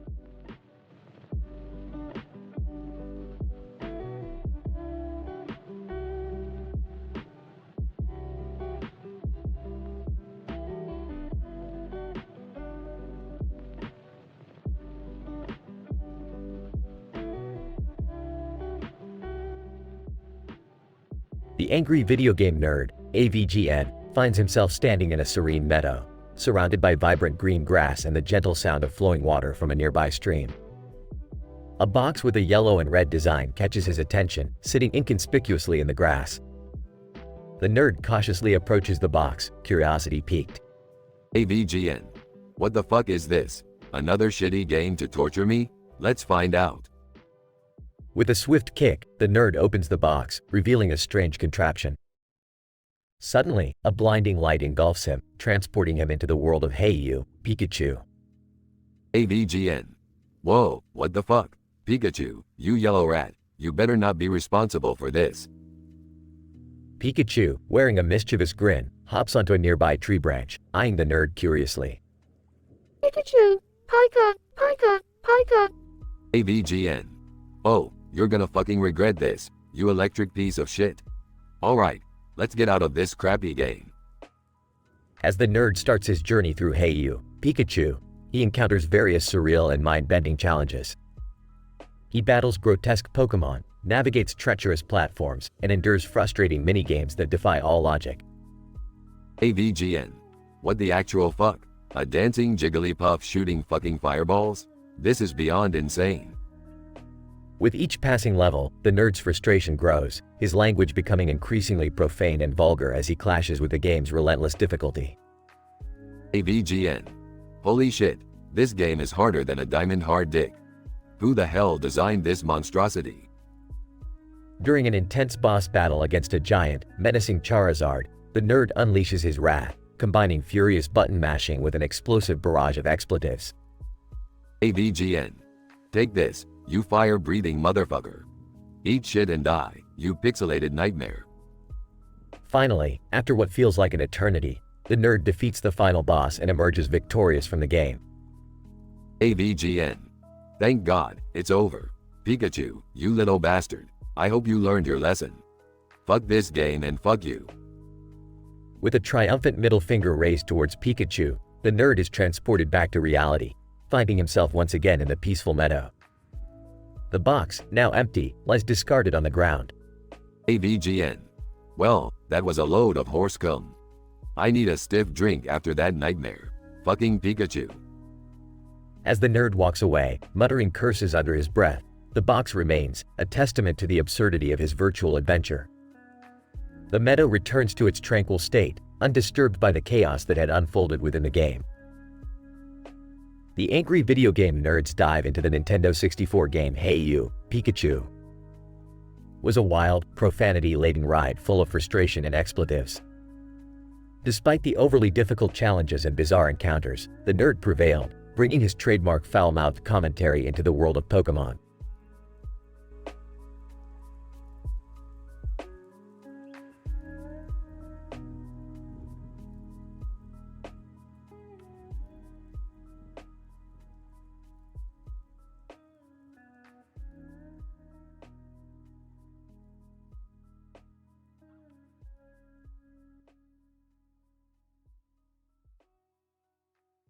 Hey Morty, you remember that time we stumbled upon an alternate dimension where everyone had big naturals, like mine?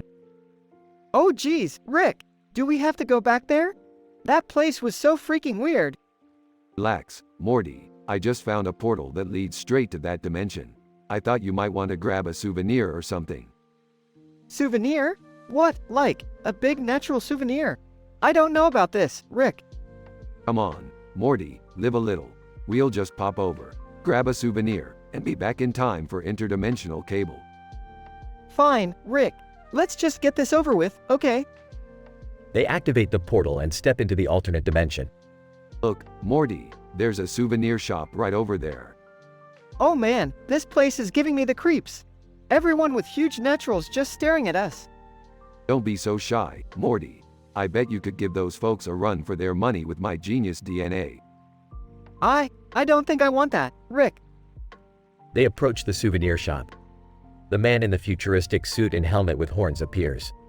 Man, halt! Surrender your finest naturals immediately. Who the hell are you? Man, I am Hornhelm, the conqueror of big naturals. Conqueror of big what? Hornhelm. Yes, in this dimension, big naturals are power. and mine are the biggest of them all. Well, Hornhelm, I hate to break it to you, but my naturals could probably outdo yours without breaking a sweat. Hornhelm, blasphemy, prepare to feel the wrath of my Naturium particle gun. Rick pulls out a contraption and counters with his own weapon. Oh yeah, eat my molecular naturalizer. Chaotic battle ensues, with blasts and explosions. Rick, we have to get out of here. This place is nuts. Hang on, Morty, I'm about to blast this Hornhelm back to his dimension. After a fierce battle, Hornhelm is defeated.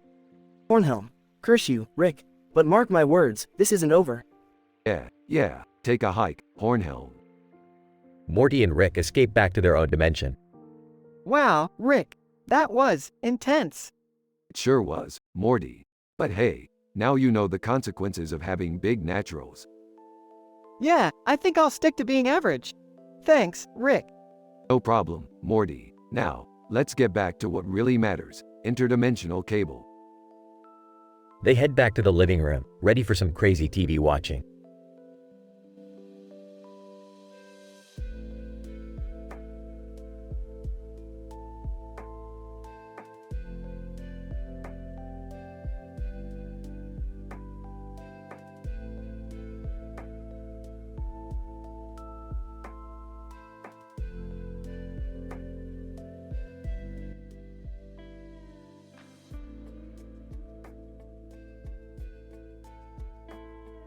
Alright, Morty, buckle up and prepare yourself for another mind-bending adventure. Today we're gonna witness a scientific anomaly that'll make your brain ejaculate. Rick, can we maybe dial it down a bit this time? Last time we went to a parallel dimension, I ended up puking my guts out after seeing my alternate self. Morty, you gotta embrace the chaos. Now, let's head over to the mountains and witness something truly mind-blowing.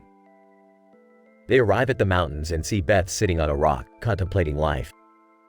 Well, look who's here. It's Beth, contemplating the meaning of her existence. What a perfect opportunity to mess with her. Rick, are you sure about this?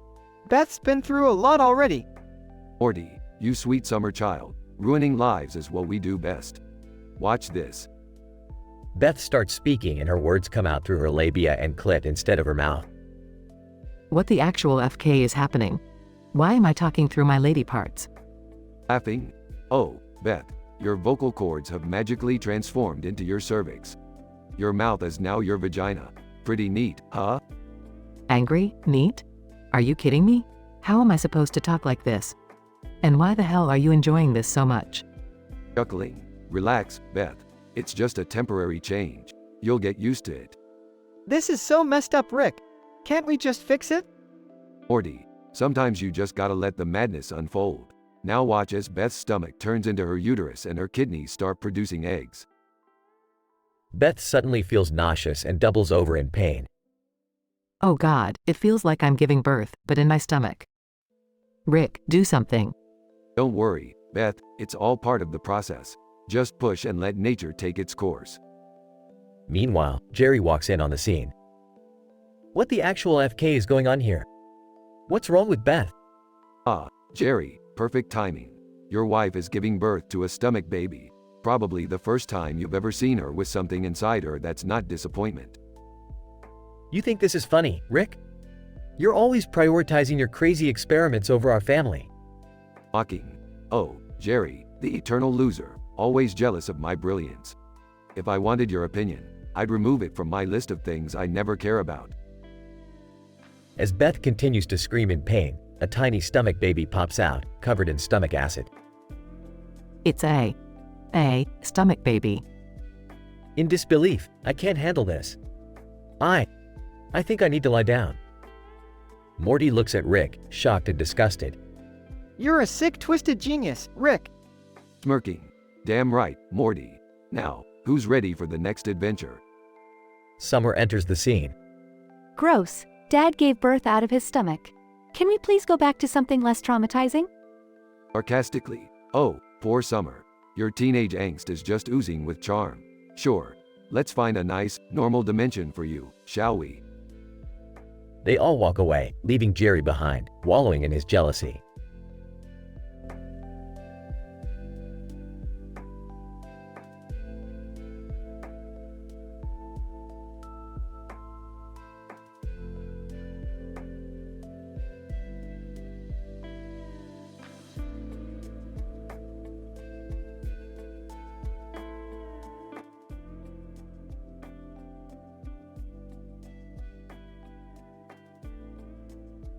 John, holding a sign with a face on it, interrupting the peaceful crowd. Hey, you fucking cowdits. Listen up. Crowd, shocked murmurs, what the hell? John, smirking. Yeah, that's right, you limp dick fuckwards. I've got something to say. Woman in the crowd, shouting, who the fuck do you think you are? John, oh, sweetheart, I'm the shit slinger in this circus, and you're about to witness some goddamn mayhem. Man in the crowd, angry, get the fuck out of here, you piece of shit. John, laughs hysterically. Oh, fuck me sideways, you pathetic cocknugget. You've got no idea what's about to hit you. Woman in the crowd, curiosity, what's on that sign you're holding? John, unfolding the sign, revealing a green and white background with a red and white sign, pointing to his crotch. This, my dear fuck puppies, is a masterpiece. Feast your eyes on the face behind the filthy legend. Crowd, gasps. John, grinning widely. That's right, bitches. It's the almighty vagina. Man in the crowd, disgust, what the fuck is wrong with you? John, mocking. Oh, did you expect some intellectual discourse, you smegma-faced pansy? No, instead, I'm gonna grace you with a tale about glorious vaginas. Let's talk about the majestic duck-billed platypus. Woman in the crowd, confused. What does that have to do with anything? John, excitedly. Here's the thing, numbnuts. Did you know that female platypuses have not one, but two vaginas? Yeah, that's right, double the pleasure for those lucky fuckers. Crowd, disgusted murmurs. John, chuckles, and I bet you didn't know that platypus vaginas are venomous too, just like their spiky little ankles. Ain't nature a beautiful bitch? Man in the crowd, angry, this is fucked up, get out of here. John, sarcastically. Oh, someone's touchy. But let's not stop there, my demented disciples. Oh, no, there's more. Woman in the crowd, shouting, enough. We don't need to hear any more of your disgusting stories. John, laughs maniacally. Well, buckle up, buttercup. 'Cause we're diving deep into the kinky world of kangaroo vaginas. Crowd, groans. John, enthusiastically. Did you know that kangaroo vaginas have 3 distinct chambers? Yeah, they're like a fucking maze, ensuring those lucky kangaroo cocks are in for a wild ride. Man in the crowd, furious, that's it, I'm calling the cops. John, mocking. Ooh, look at you, all righteous and shit. But guess what? The cops don't give a flying fuck about a foul-mouthed genius spreading the gospel of vaginas. Woman in the crowd, threatening, well, we'll make you leave. John, grinning devilishly. Promises, promises. But before I go, let me just say, there's a world of fascinating genitalia out there, my dear prudes. So, open your minds, embrace the filth, and let your inner freak flag fly. Crowd, uproar of anger. John, walking away, shouting, until next time, you tight-ass motherfuckers. Vaginas, forever. Scene ends with chaos and furious crowd members chasing after John.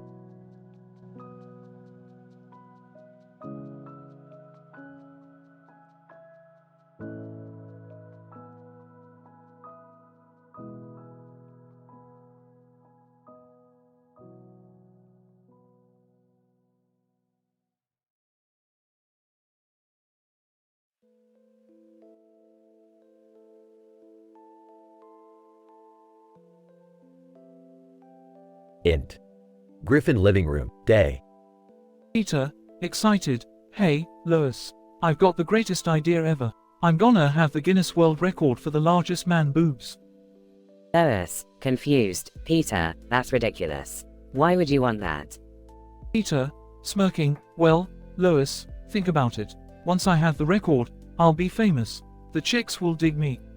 Lois, sarcastic. Oh yeah, Peter, like women are lining up for gigantic sagging man boobs. Cutaway 1. Int. Griffin kitchen, flashback. Peter, as saleswoman, excuse me, Mom, would you like to buy some sagging man boobs? They're on sale. Woman, horrified, ooh, no thanks. I'll pass. Back to present day.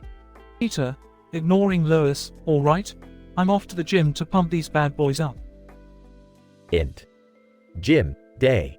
Peter, grinning, hey Quagmire, want to help me with my man boob routine? Quagmire, enthusiastic, jiggity. I'm always up for a good workout. Cutaway 2. Int. Gym, flashback. Peter, to Quagmire, alright? Quagmire, we're gonna bench press these bad boys. Ready, set, go. Quagmire, struggling, jiggity. They just keep jiggling. Back to present day.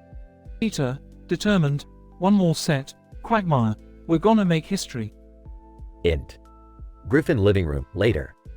Stewie, mocking, oh, look, Lois. The village idiot wants to set a record for his flabby man boobs.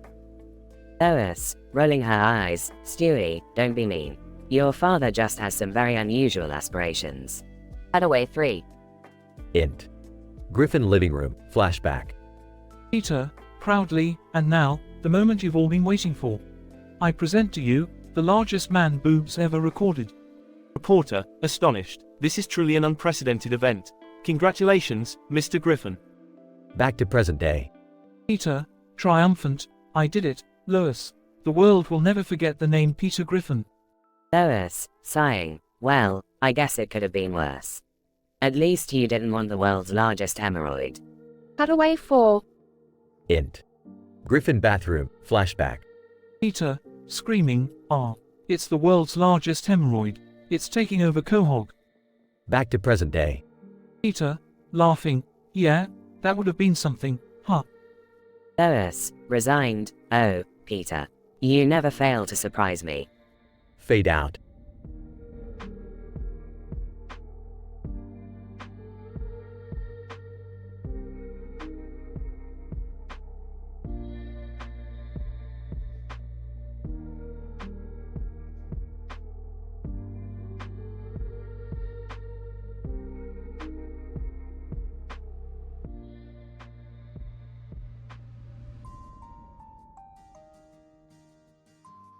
Morty, these cookies look like a pile of lukewarm dog turds.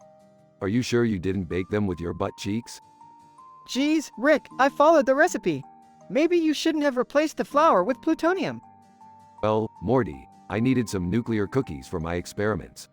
And yeah, I might have miscalculated the yield. My bad. Snooping around, what's going on here?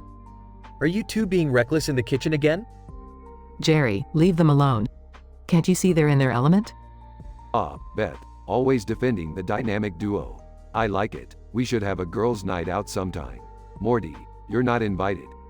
Dad, can you believe this? Rick just assumes I'm a girl. Indignant. Well, maybe if you stopped sounding like Morticia Adams, people would get your gender right. Sarcastically, oh, thanks, Dad. Real supportive.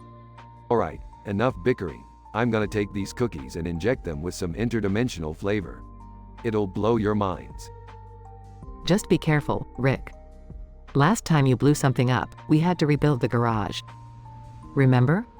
Dismissively, that was a noble sacrifice for science, Beth. Plus, it gave me an excuse to finally get that new fridge.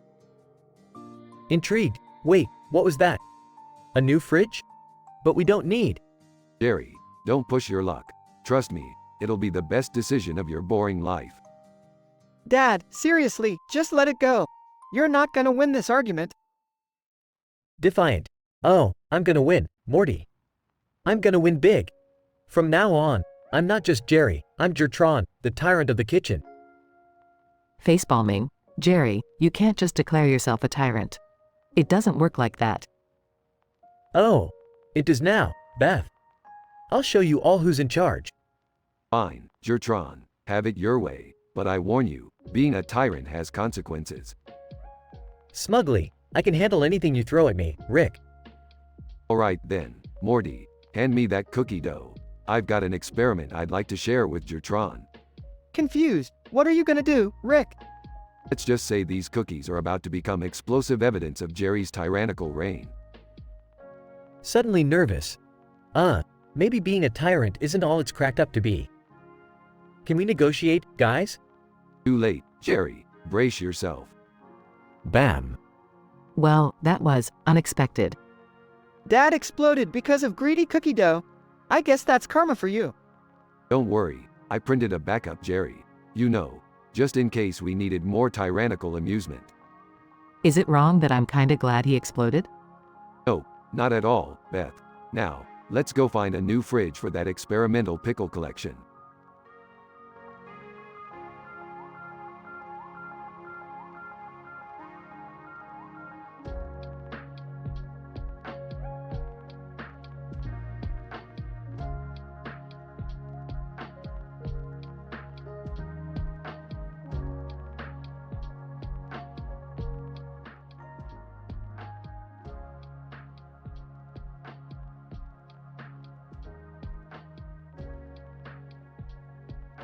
Hey Morty, what are you staring at?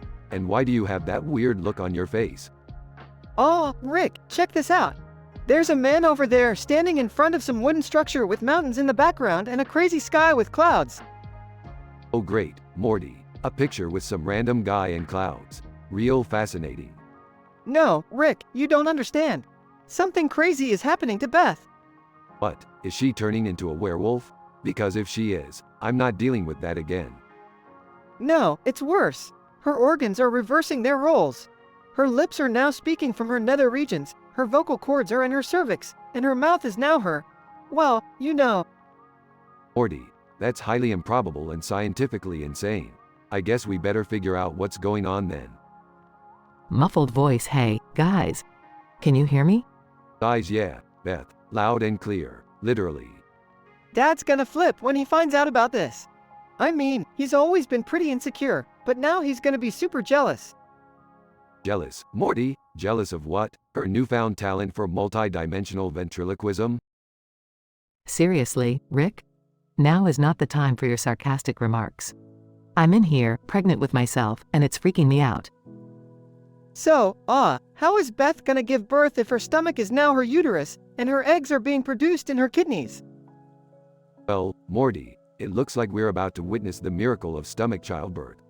Not exactly a pleasant experience. Trust me, I've seen some pretty messed up stuff in my time. Oh great, just what I need. An unconventional childbirth experience. Can we hurry this up? Morty, grab that bucket over there. We're gonna need it. And Beth, get ready for some intense body horror. This is just wrong, Rick. We should be taking her to a hospital, not witnessing some messed up alien biology experiment. Morty, this is a once-in-a-lifetime opportunity. Stop being such a wuss. Besides, I've got an interdimensional OBGYN on speed dial. Arriving, what's going on here? Why is Beth making those weird noises? Is she talking from there? Oh my god. Mom is in labor and it's the most awkward thing I've ever seen in my life. Please tell me I'll never experience this.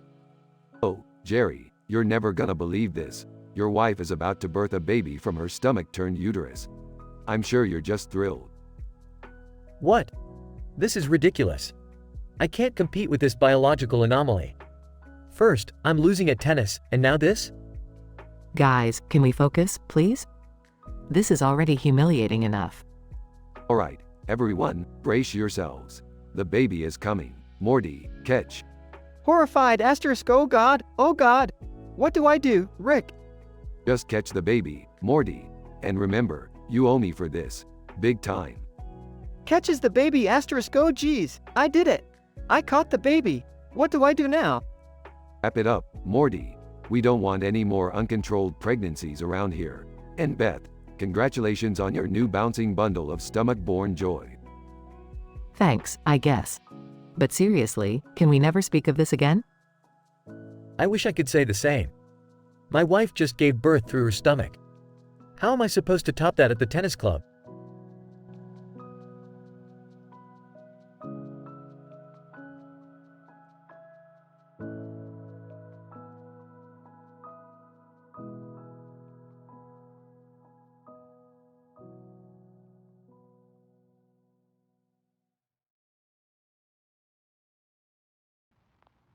Person number 1.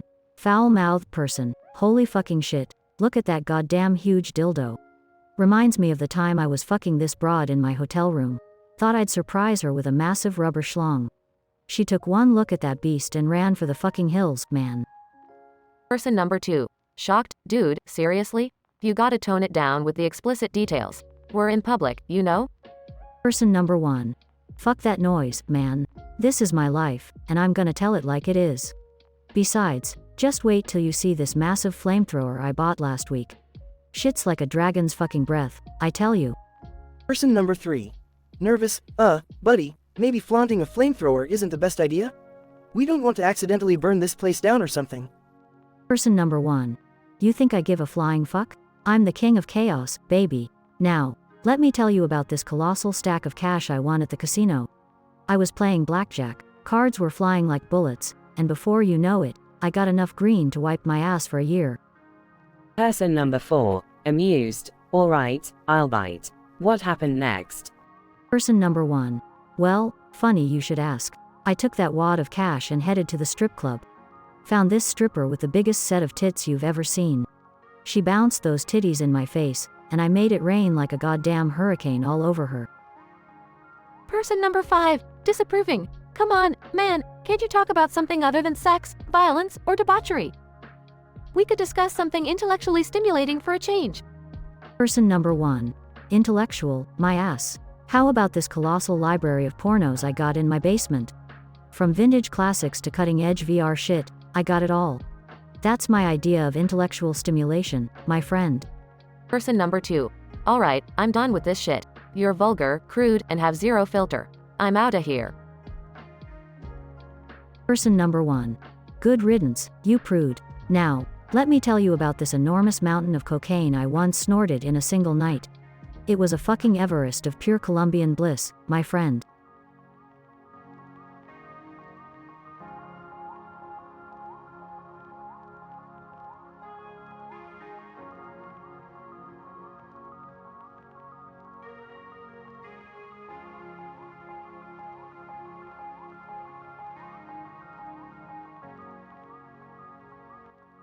Alright, Morty, buckle up. We're going on an adventure to the most messed up dimension in the multiverse. Oh geez, Rick, can't we just go somewhere a little less dangerous for a change? Morty, Danger is my middle name. Well, technically it's Antonio, but you get the point. We're going to a dimension where skeletons talk and fire breathes. Skeletons? Fire breathing? Oh, okay, but can we at least be careful this time? Careful, Morty, that's not really my style. Besides, where's the fun in that? Now hold on tight. They travel through portals and arrive in a dimension where skeletal creatures are lounging on a dock. Skeleton 1. Hey, Rick. Long time no see. Who's the kid? Just my sidekick, Morty. Say hi, Morty. Hi. Skeleton 2. So, Rick, heard any juicy gossip from the multiverse lately? Well, you won't believe this, but I heard that in one dimension, Jerry actually jumps off a bridge and breaks the fourth wall. Wait, what? You can't do that to me. Oh, but I can. And I will. You think you're safe just because you're a cartoon? Think again, buddy. Jerry runs off, panicked, towards a nearby bridge. Rick, that's not cool. Leave Jerry alone. Relax, Morty, it's just a prank. I won't let him actually jump. Probably. As Jerry reaches the bridge, the skeleton on the dock shoots fire from its mouth, creating a massive explosion. Oh my god, Rick! That skeleton just blew up Jerry! Morty, it's just a cartoon. Jerry will be fine. Besides, it was hilarious. Scene shifts to the aftermath of the explosion, where a singed but unharmed Jerry is standing. You guys are sick. I can't believe I actually believed you. I'm done with this. Jerry storms off, still in disbelief, while Rick and Morty laugh. Skeleton 1. Hey Rick, wanna grab a drink at the Dimensional Pub and laugh at Jerry some more? You read my mind, pal. Morty, we're going for a drink. Forget Jerry, he's always been a buzzkill. I just hope we don't run into any more skeletons or fire-breathing creatures on the way there, Rick. Morty, when have we ever been that lucky? Let's go. They walk off, leaving Jerry behind, still fuming with anger as he contemplates his existence.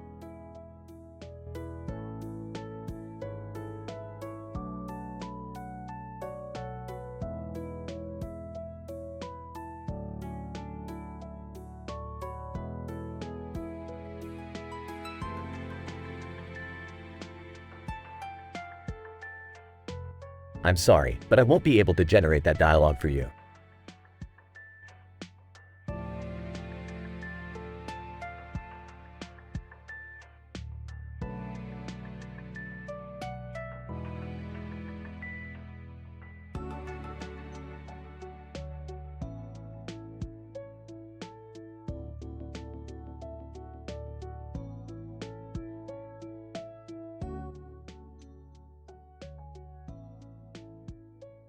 Morty, we've got a situation here, Morty. Look over there, down the road. Who's that woman walking with a suitcase? Oh, I don't know, Rick. Should we approach her or something? Oh, we're definitely approaching, Morty. This entire situation smells like a good old science experiment waiting to happen. Rick, Morty, what are you guys doing here? Beth, what the hell happened to you? Your organs have reversed their roles. Yeah, it's a long story, Dad. Now I speak through my labia lips and my vocal cords are in my cervix. My mouth lips are now my vulva and my vocal cords in my throat are now my cervix. Wow, Beth, that sounds uncomfortable. You think that's uncomfortable? Try having your stomach as your uterus and your kidneys producing eggs. Oh, and guess what? I'm pregnant in my stomach. I mean uterus now. Oh, Beth, that's scientifically improbable. We have to find a way to reverse this. Hey, guys, what's all the commotion about? Oh my god, is Mom pregnant? What? Beth, you're pregnant? Why did nobody tell me? Jerry, calm down. It's not your typical pregnancy. My uterus is now my stomach, and the baby is growing in there. But how are you going to give birth? Oh, Jerry, you really want me to describe the process with extreme medical details? Alright, here goes nothing. The baby will pass through Beth's former stomach, which is now her uterus. Eventually, she'll deliver it through her, well, you know, her vulva mouth. I don't even want to imagine that. How could you let this happen, Rick?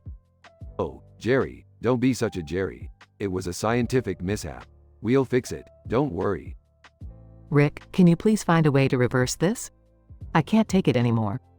Alright, hold your vulva mouth, Beth. Morty, fetch the interdimensional pregnancy reversal device from the garage. Right away, Rick, but could we maybe be a little less vulgar about this? Morty, when you've seen as much as I have, you'll understand that sometimes science can get a little messy, both metaphorically and literally. Guys, sorry to interrupt, but did you see that mountain back there? It turned into a volcano. What? A volcano, huh? That's just perfect. Hey, Morty, I guess we'll have to fix the volcano situation first, then worry about the reversed organs and the interdimensional pregnancy reversal. Alright, Rick, let's go. But please, no more reversed organs and pregnant stomachs for a while, okay? No promises, Morty. Science never rests. Now let's save the world and avoid any more anatomical chaos. And Jerry, stop being such a Jerry. I can't help it, Rick. It's who I am. The group rushes off towards the erupting volcano, leaving behind a bewildered Jerry. Great, just great. Left out again. Maybe I should take up science.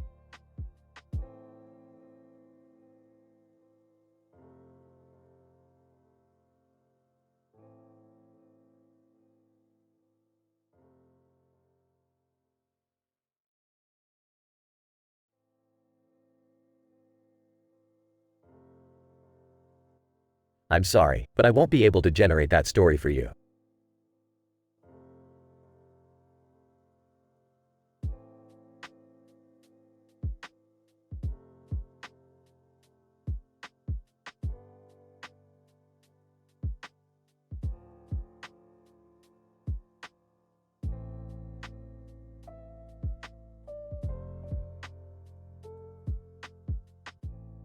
Morty, I've got an insanely brilliant plan that's gonna blow the roof off this dimension. And, I don't want to hear any whining from you, got it? Oh, okay, Rick. What's the plan this time? Well, Morty, we're gonna rob a subway. What? Are you serious, Rick? That's illegal. Yeah, Morty, so is half the stuff we do. What's the difference? Besides, Jerry's working there now, and he's a complete dunce. It'll be a laugh riot. I don't know, Rick. I mean, yeah, Jerry's clueless, but robbing him? That's harsh, even for us. Morty, it's all part of the plan. Trust me, nothing ever goes wrong with my plans. Now put on these masks and let's go.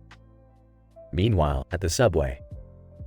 Welcome to Subway. How can I? Oh, hey, Rick and Morty.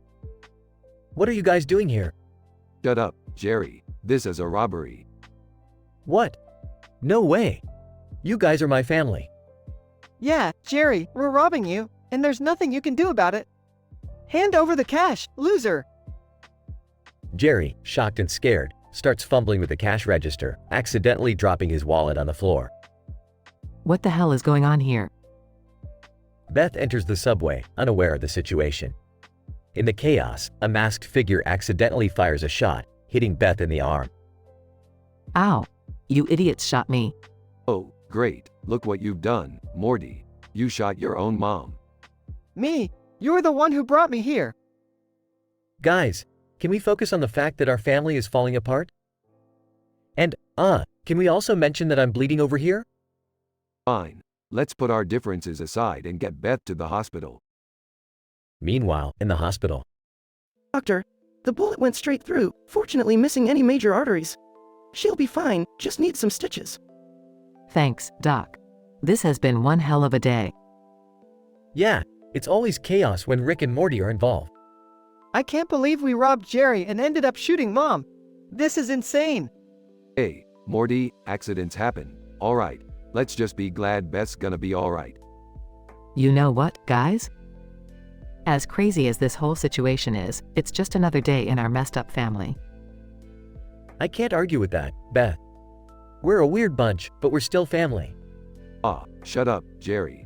Who asked for your opinion? Yeah, Dad, just enjoy the fact that we didn't rob you blind. Beth, Jerry, Rick, and Morty burst into laughter, realizing that even in their absurd adventures, they'll always have each other's backs. End of episode.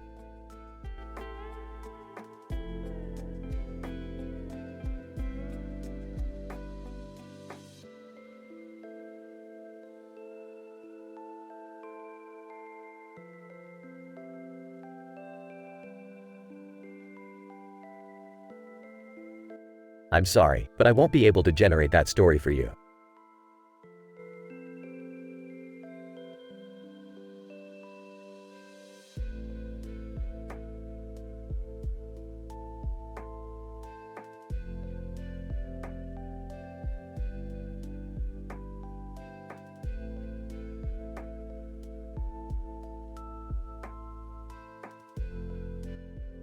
Alright, Jessica, let's get down to business. Today, we're going to discuss the various semen that fertilize you, their characteristics, attributes, and all that medical jargon. Jessica. Oh, Morty, I'm ready to learn. Lay it on me, Doc.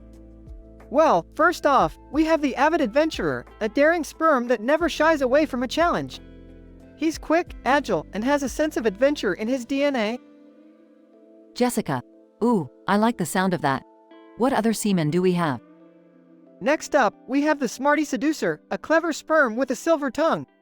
He's a smooth talker, knows how to charm his way into your eggs, and leaves behind a trail of wit. Jessica. Oh my. I never thought sperms could be so intriguing. Keep 'em coming, Morty.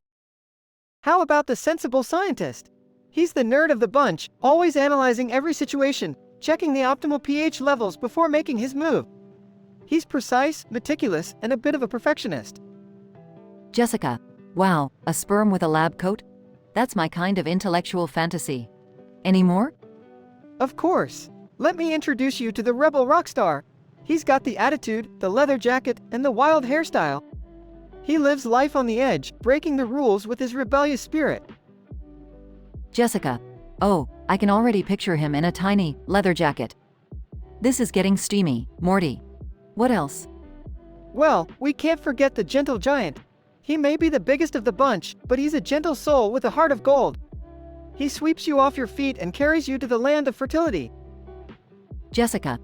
Oh, the gentle giant sounds like a dream come true. Is that all, Morty? No, we have one more.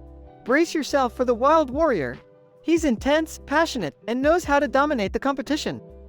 He fights his way to reach your eggs, leaving a trail of victory behind. Jessica. Oh my, that's a lot to take in, Morty. I had no idea there were so many types of semen. Well, Jessica, the world of reproductive science is a vast and fascinating one. Now, it's time for you to make a choice. Which one of these extraordinary semen will you allow to take the helm on this journey to fertilization? Jessica, I think I'll go with the wild warrior. Sometimes you need a little intensity in life, right? Absolutely, Jessica. That's a bold choice. Now, let's get you ready for the insemination procedure. Remember, it's all about finding the perfect match for your unique journey to motherhood. Disclaimer, this dialogue script contains adult content and language. Reader discretion is advised.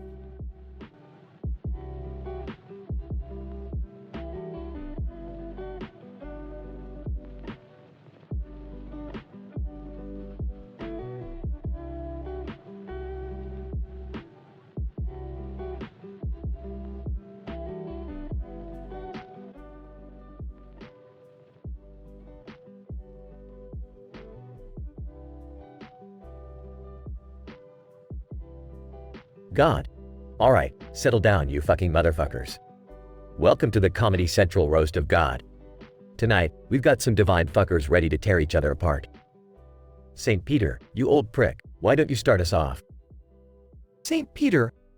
Well, if it isn't the almighty fuckface himself. Listen, God, I've gotta roast your sorry ass. You know, you created the world, but it's still a fucking shit show. Nice job, you magnificent prick.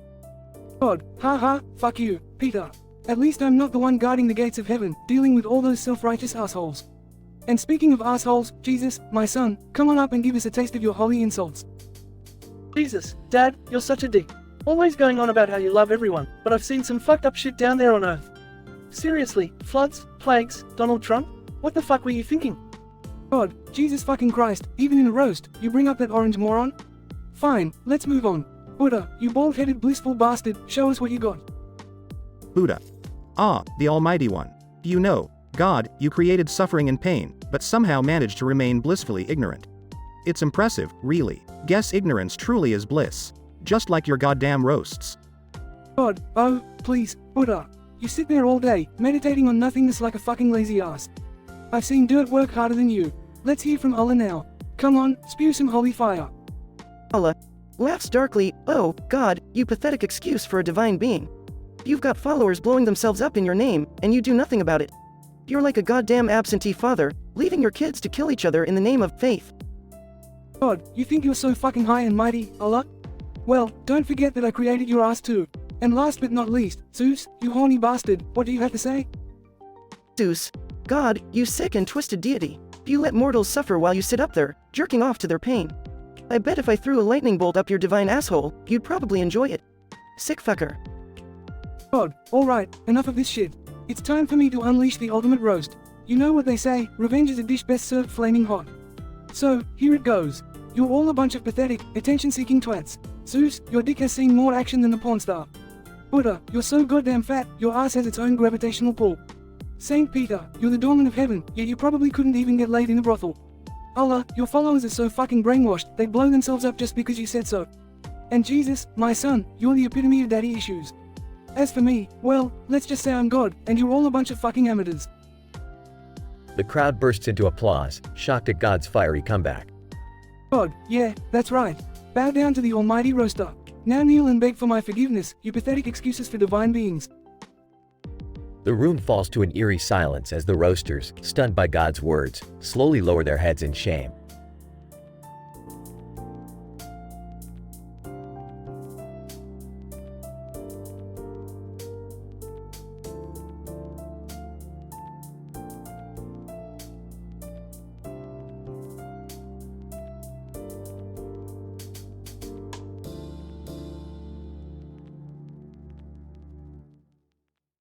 Morty, grab your jacket and let's go on an adventure. Oh, okay, Rick. Where are we going this time? We're heading to the city skyline, Morty. Gotta show that green jacket dude there who's the real boss. Huh, what's so important about a guy in a green jacket? Trust me, Morty, this guy thinks he's all that. We're gonna give him a taste of some Rick and Morty chaos. Hey, guys, what's up? Can I tag along? Sure, Summer, just remember, no whining when things get messy. We're about to blow up a city skyline. Rick, what? You can't just blow up a city. Oh, Morty, we're not actually going to blow it up. I'll just use one of my harmless pranks. It'll be funny, Morty, funny. Rick, this sounds insane. Why would you even consider doing that? Summer, if you want to be part of our adventure, you gotta loosen up and embrace the insanity, okay? I'm not sure about this, Rick. Morty, just follow my lead, and everything will be fine. Ish. They arrive at the city skyline. Attention, citizens of, let's say, Moronickville. Your time has come to witness the destruction of a green jacket-wearing douchebag. Rick, this is so wrong. We shouldn't mess with innocent people. Morty, relax. It's just a harmless prank. Watch this. Rick pulls out a device and presses a button. The city skyline explodes in a spectacular display of fireworks. Oh my god, Rick. You actually blew up the city. Ah, gotcha. Morty, the city is perfectly fine, just like I said it would be.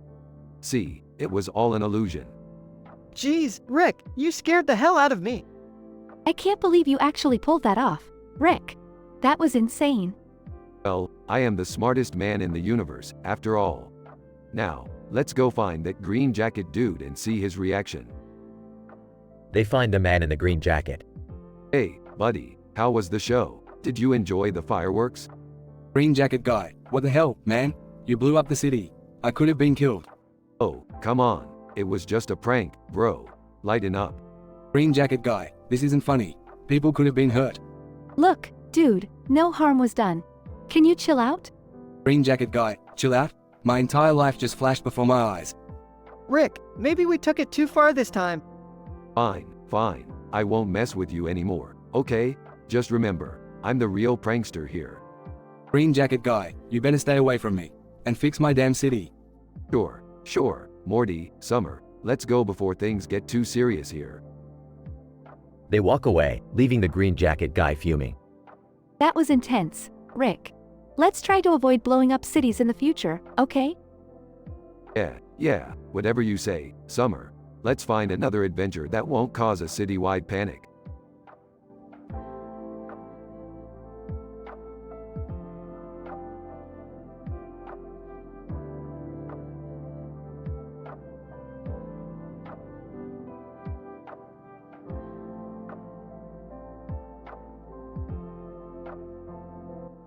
I'm sorry, but I'm unable to generate that dialogue for you.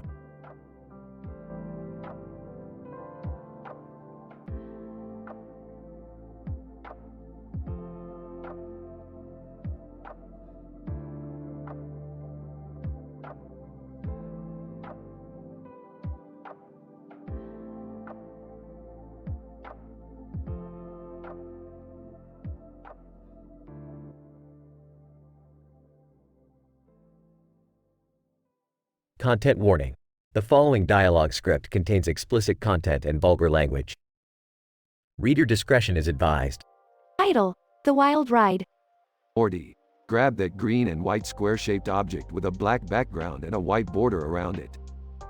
What is it, Rick? It's a device that can transport us into the wildest and most sexually explicit fantasies, Morty. Hold it tight. Incident. Okay, Rick, I'm ready. Let's do this. Hang on, Morty, strap yourself in because this ride is going to be intense. Regression. Whoa, Rick, I feel like I'm floating. Where are we going?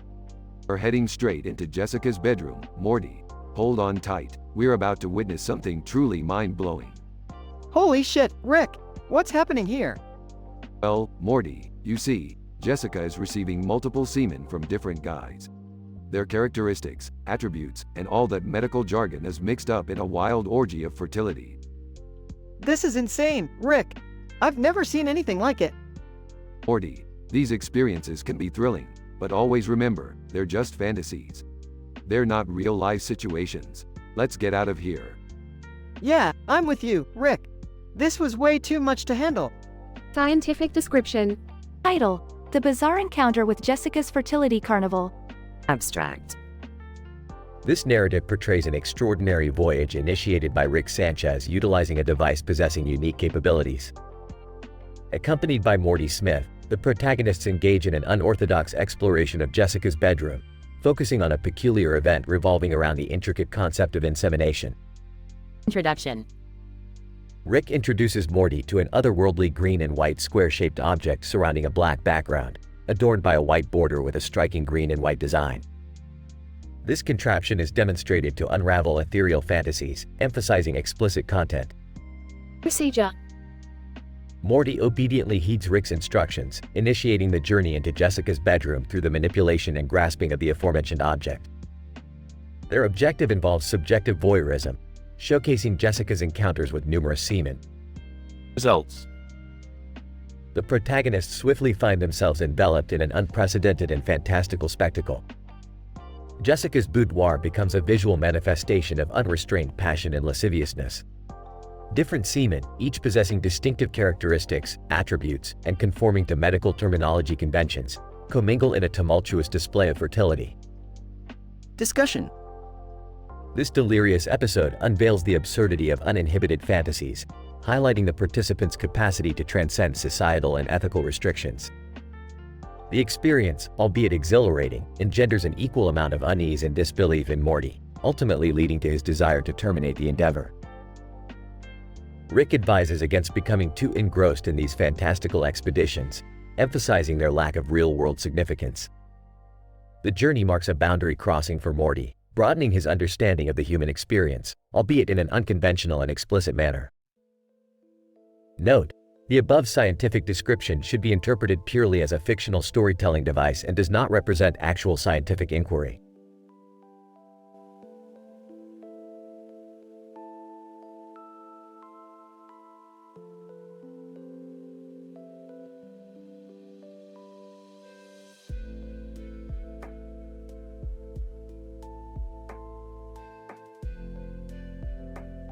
I'm sorry, but I won't be able to generate that dialogue for you.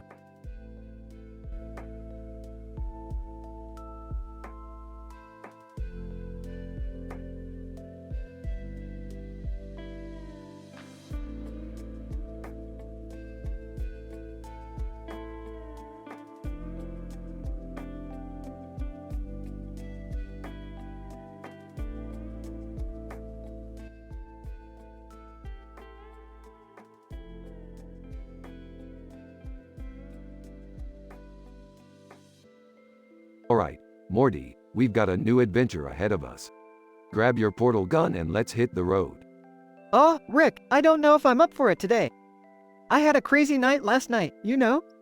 Oh, Morty, don't be such a pansy. We've got a universe to explore. Eavesdropping. Oh, did someone say adventure? Count me in. I could use a break from my depressing life. Jerry, no offense, but you couldn't handle the chaos if it smacked you in the face. Stay home. Rick, be nice to Jerry. He might surprise us. Or he might ruin everything. Whatever. Can we just go already? I heard there's a planet full of hot alien chicks waiting for us. Summer, you're disturbingly obsessed with alien babes. It's a little concerning. Hey, guys, what's that cartoon character doing over there? He looks intense. Cartoon character with green hair and sunglasses enters the scene, pointing a gun at the camera. Cartoon character, listen up, assholes. No one moves or I'll blow your freaking heads off. Really? You're gonna try and intimidate us? I've been to dimensions where the turds are scarier than you. Rick, what the hell is happening? Hold on, Morty, looks like this green-haired lunatic wants a piece of the action. Great, just what we need. More trouble. Typical. Can someone please explain to me why every Sunday brunch ends up like this? Shut up, Beth. Can't you see we're dealing with a psycho here? Cartoon character, enough chit-chat. Hand over the portal gun, old man, or I'll do something theatrical. Rick swiftly shoots Morty with a tranquilizer dart. Tripping. Oh my god, Rick. I'm seeing colors I didn't even know existed. Sorry, Morty, necessary evil. You'll thank me later when you're not having an anxiety attack. Rick, you just shot your own grandson.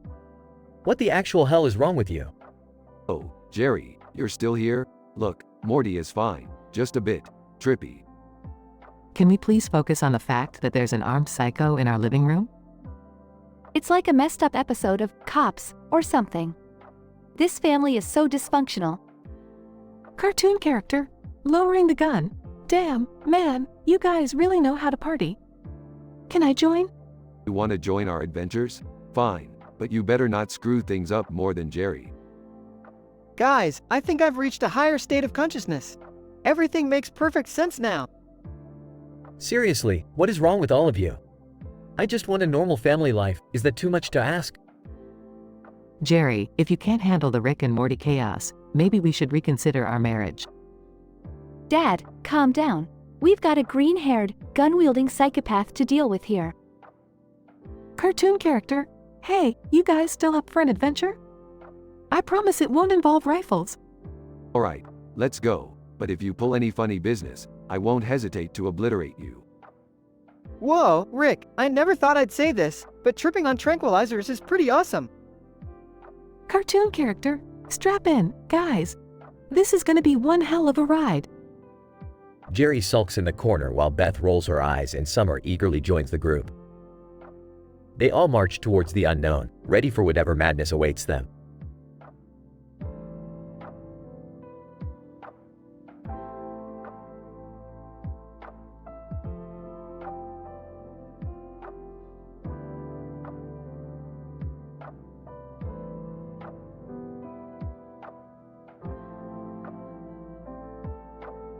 I'm sorry, but I won't be able to generate that story for you.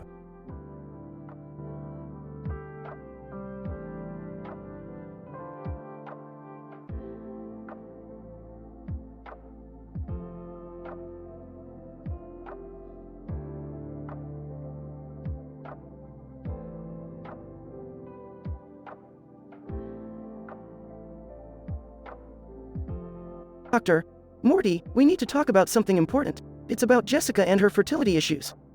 Oh boy, Doc, not more stuff about semen and all that jazz. Can't we just have a normal conversation? Doctor, Morty, this is serious. Jessica's reproductive health is at stake here. We need to understand the different characteristics of semen that can fertilize her eggs. Alright, give me the lowdown, Doc. Lay it on me. Doctor, well, Morty, let's start with the basics. There are several key attributes to consider: sperm count, motility, morphology, and DNA integrity. Sperm count? Is it about quantity over quality or something? Doctor, not exactly, Morty. While a higher sperm count is generally favorable, the motility is equally important. We need those little guys to swim their way to Jessica's eggs effectively. So, we're talking about the Michael Phelps of sperm here, right? Doctor, in a way, yes. The more agile and active they are, the higher the chances of successful fertilization. I never knew swimming was such an Olympic sport for sperm. What about morphology, Doc? Doctor, morphology refers to the shape and structure of the sperm. Ideally, we're looking for normal-shaped heads and intact tails. Anything too abnormal can hinder their ability to penetrate the egg. Got it, Doc. We want straight arrows, not wonky bow ties. What's the deal with DNA integrity? Doctor, DNA integrity measures the genetic material within the sperm. We need that DNA to be intact and free from any mutations or abnormalities that could lead to genetic disorders in the offspring. So, we don't want any sperm with twisted genes or wonky chromosomes messing up our baby, huh? Doctor, exactly, Morty. We're aiming for a healthy, genetically sound offspring here. Alright, Doc. I think I got it. Swimming prodigies, straight shooters, and genetic perfection. That's what we're after. Doctor, that's the gist of it, Morty. It's crucial to understand the intricacies of semen when it comes to fertility, so we can provide the best possible treatment for Jessica. Thanks, Doc. Although I gotta say, this conversation has made me question the absurdity of life itself. Doctor, life is certainly a wild ride, Morty. But with knowledge and science on our side, we'll navigate through the craziness and make sense of it all. Now, let's discuss the next step in Jessica's treatment plan.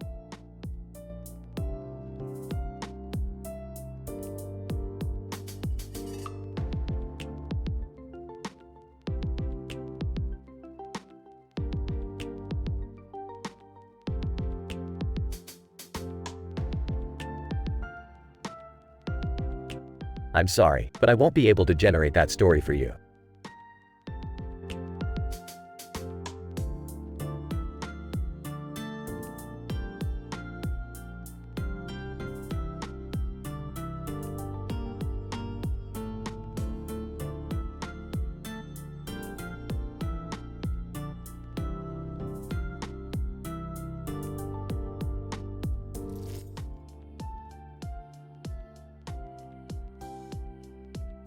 Alright, Morty, we've got a new adventure on our hands. Strap in, because this one is gonna be even weirder than that time we accidentally dimension hopped into a world made entirely of butts. Rick, I'm not sure I'm ready for another insane escapade. Last time, my sanity took a hit. Literally. Oh come on, Morty, it's all part of the experience. Besides, what else are you gonna do with your pathetic life? Hang out with Jerry and compare belly buttons? Hey, don't talk about my dad like that. He's a good guy, compared to you, at least. Did I hear someone bad-mouthing me? Well, let me just chime in with my opinion. Wait, nobody cares. Jerry, just let them be. You're the last person who should be giving others advice. And as for you, Rick, please try not to drag Morty into something too dangerous this time. Oh, Beth, always the buzzkill. It's not like I purposely put Morty's life in jeopardy.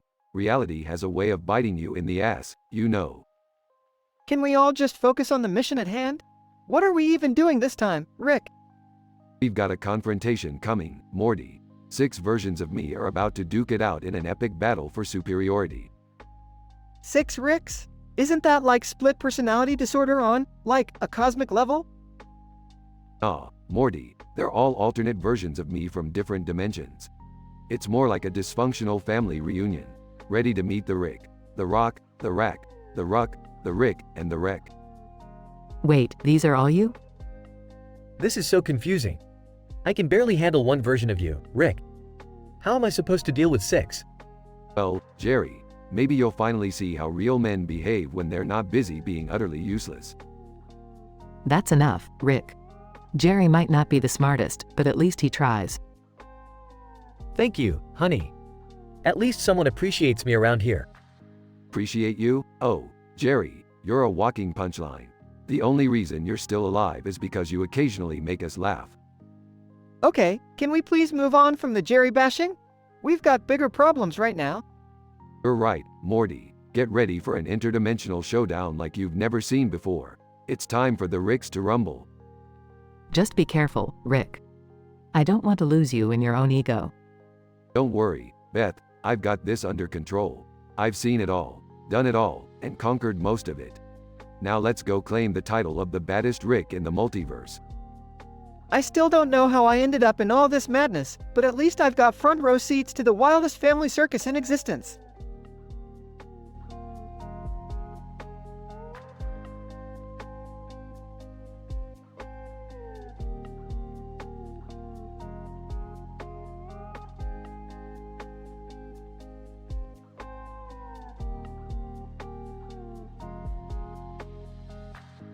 I'm sorry, but I won't be able to generate that dialogue for you.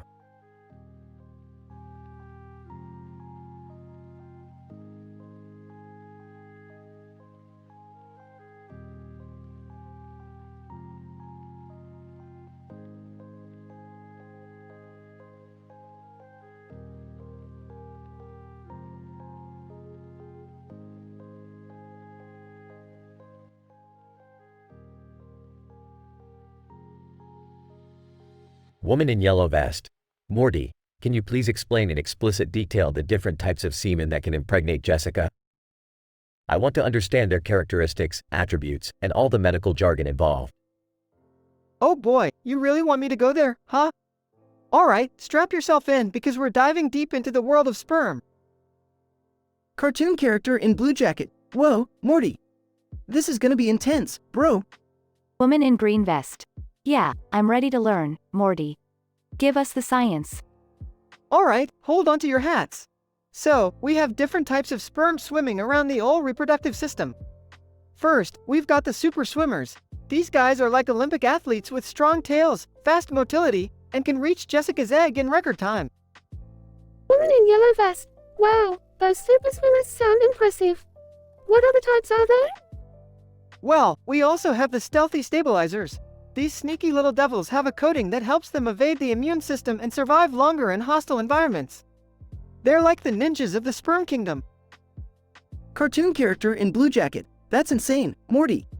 Are there any others? Oh, you bet your sweet ass there are.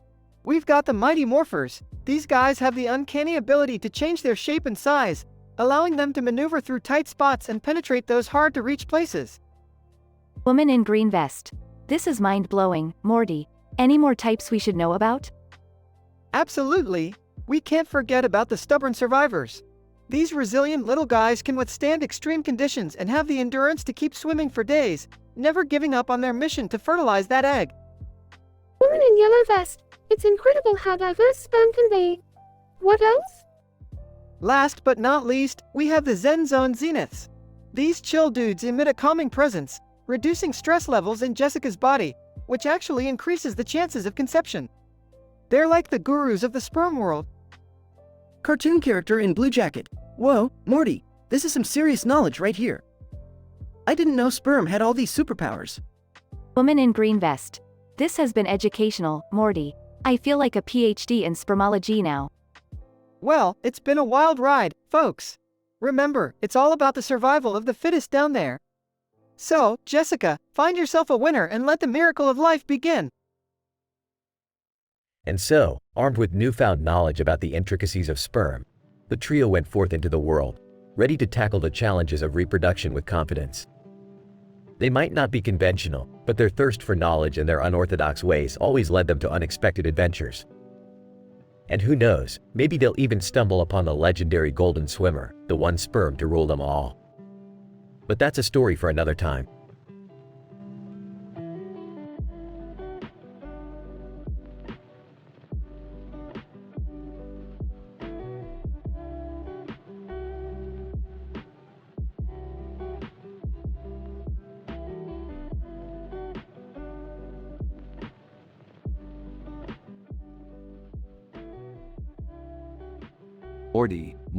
Morty, you think comparing lengths is gonna impress the ladies? Please, you gotta come up with something better than that.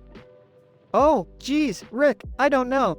I mean, I'm just trying to figure out what they're into, you know? It's not easy. Morty, you're overthinking it. Look, trust me, it's not about the size, it's about how you use it. Confidence, Morty, confidence. But Rick, it's hard to be confident when I'm constantly getting rejected. Morty, rejection is just a part of life. You gotta embrace it, learn from it, and then move the hell on. Besides, relationships are overrated. I mean, have you seen the divorce rates in this dimension? Yeah, I guess you're right, Rick. But what about Jessica? I mean, I really messed up with her. Jessica, that boring girl, Morty, you can do so much better. Trust me, she's got nothing on the interdimensional babes have seen. I don't know, Rick. I thought we had a connection. Morty, sometimes connections are just illusions, like that cat over there playing with that purple object in the grass. You see that? Yeah, Rick. It's weirdly fascinating. I wonder what it is. Who cares, Morty? It's just a distraction from the cosmic absurdity of our existence. Now, let's focus on more important matters, like finding a way to get Jerry out of our hair. Yeah, Dad's been really annoying lately. What did he do this time? Oh, you won't believe it, Morty. Jerry thought he could actually fix the interdimensional portal gun. Can you believe that? I mean, the guy can't even fix a sandwich. That's classic Jerry, always trying to prove himself. So, what happened? Well, let's just say we now have a Jerry-sized hole in the living room wall. It's like a physical representation of his incompetence. Haha, poor Dad. I almost feel bad for him. Almost. Don't waste your sympathy on him, Morty. He'll just find another way to mess things up. It's like a talent he's cultivated over the years. You know, Rick, sometimes I wish things were simpler. No interdimensional travel, no crazy adventures. Ah, Morty, simplicity is overrated. Who needs boring when you can have mind-bending cosmic chaos? It's like a roller coaster ride that never ends. Yeah, I guess you're right, Rick. Life with you is anything but boring. Damn straight, Morty. Now, let's go see what other dimension we can screw up today. Adventure awaits.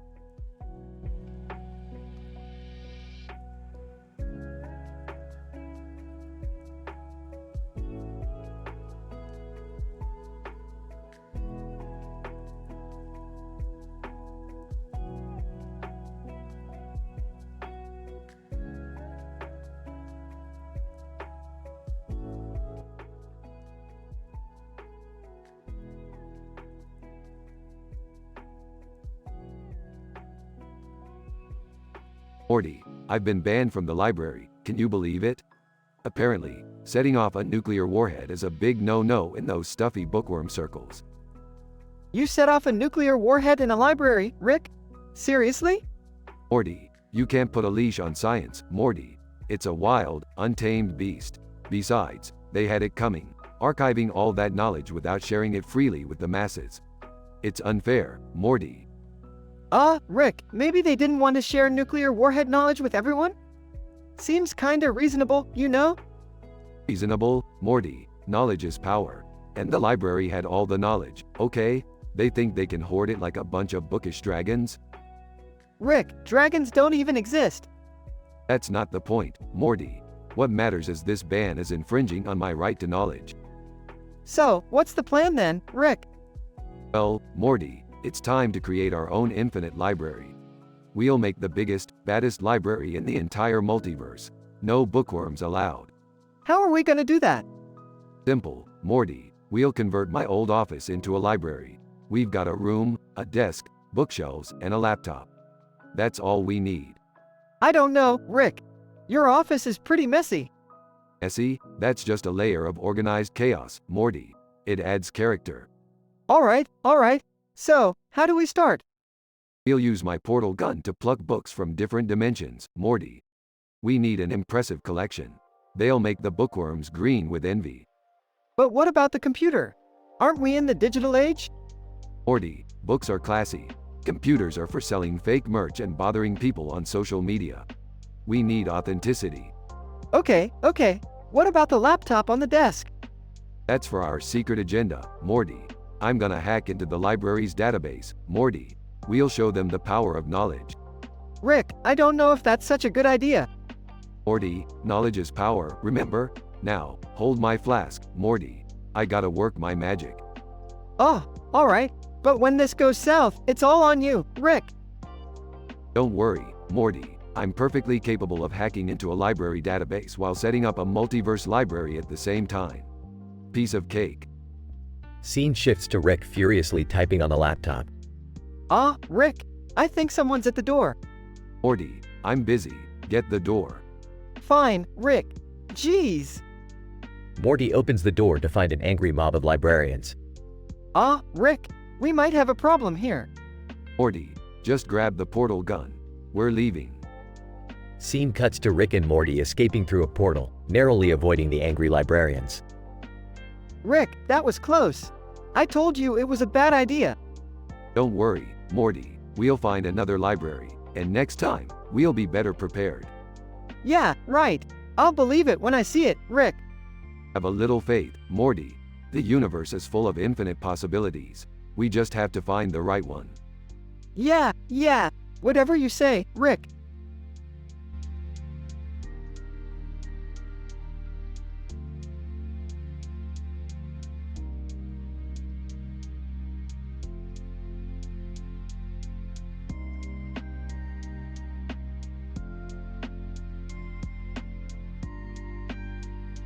I'm sorry, but I won't be able to generate that dialogue for you.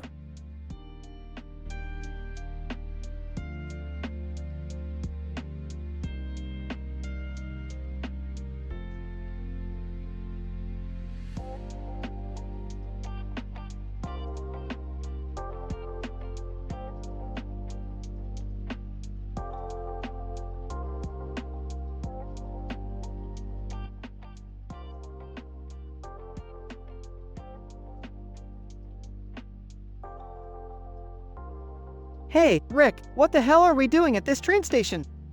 I thought we were supposed to be dimension hopping, not people watching. Calm down, Morty. We're here for a very specific reason. See that man in the green suit over there? Yeah, what about him? He's got a crate of illegal alien sperm with him, and we need to get our hands on it. Illegal alien sperm? Jesus, Rick, why do we always end up in the weirdest situations? Relax, Morty. We're not just stealing any alien sperm. We're stealing the rarest of the rare. These sperms have the power to impregnate anyone instantly. We're talking superhuman babies here. Superhuman babies? What the F? Don't interrupt me, Morty. We need to get that sperm before it falls into the wrong hands. Wait, look over there. The man in the yellow hat seems to be interested in the green-suited guy. Yeah, so what? I think he's an undercover geneticist, Morty. He's probably trying to steal that sperm for his own twisted experiments. Oh, come on, Rick. This is too much. We can't just go around fighting geneticists at train stations. Oh, shut up, Morty. We're doing this. Follow my lead. We need to distract the yellow-hatted guy while I sneak up on the green-suited man. Fine, but this better not end with me getting pregnant, Rick. Scene shifts. Hey, Yellow Hat, I hear you're a fan of unusual genetics. Want to see something truly mind-blowing? Yellow Hat guy, mind-blowing genetics? What are you talking about? Just follow me, buddy. I promise you won't be disappointed. Yellow hat guy follows Rick, while Morty sneaks up on the green-suited man. Alright, buddy, give me the sperm. I don't want to hurt you, but I will if I have to. Green-suited man, do you think you can take me on, kid? I've got superhuman babies growing inside me. That doesn't scare me, you sick bastard. Hand over the crate. They start brawling, while Rick and Yellow hat guy watch in awe. Look at those two go, Morty. It's like a fight to determine the future of humanity. Yellow Hat guy, I've never seen anything like this. This is groundbreaking research we're witnessing. Rick and Yellow hat guy start cheering for their respective fighters. Come on, Morty, you can do it. Knock his ass out and save us from a world overrun by superhuman babies. With a final blow, Morty manages to defeat the green-suited man, retrieving the crate of alien sperm. There, you sick freak. Now we've got the sperm and we're going home. Well done, Morty. That was some seriously messed up shit. Let's get out of here before the authorities show up. Morty and Rick leave the train station, victorious yet traumatized by the bizarre events. Rick, I hope we never have to do something like this again. I've had enough insanity for a lifetime. Don't worry, Morty. The world of interdimensional adventures is full of even crazier shit than this. But hey, at least we've got the rarest sperm in the universe now, right? Yeah, lucky us. Just another day in the life of Morty and Rick.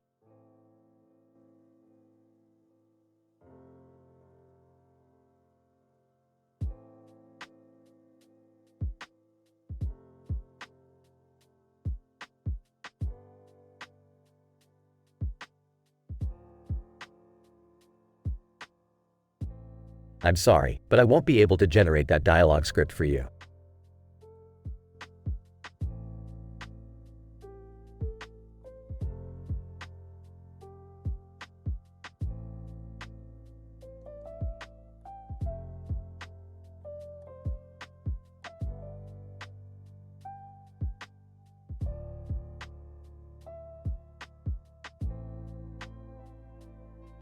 Morty, pass me the dimensional destabilizer.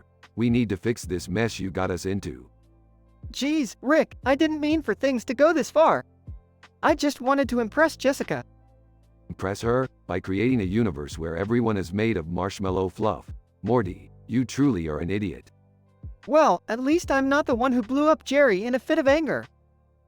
Oh, would you shut up about that already? Jerry is a useless sack of potatoes. I did the world a favor. Dad, how could you blow up Jerry? He's the father of my children. Oh please, Beth, you can do so much better. The man wears white socks with black shoes. Jerry, making a miraculous comeback. Hey, Rick. At least I don't wear a stupid unibrow like you. Laughing. Nice one, Dad. I can't believe you just dissed Rick's unibrow. Oh, it's on now, Jerry. You want a unibrow? I'll give you a unibrow. Bring it, old man. I've been waiting for this moment my entire life. An epic showdown between Rick and Jerry commences, involving laser beams and flying punches.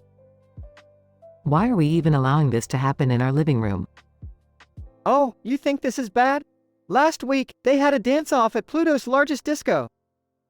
Seriously? How did they even survive that? Oh, they didn't. They both died like 3 times, but Grandpa Rick just keeps cloning them. It's pretty messed up. Beth rolls her eyes and walks away, while Morty and Summer take cover from the chaos.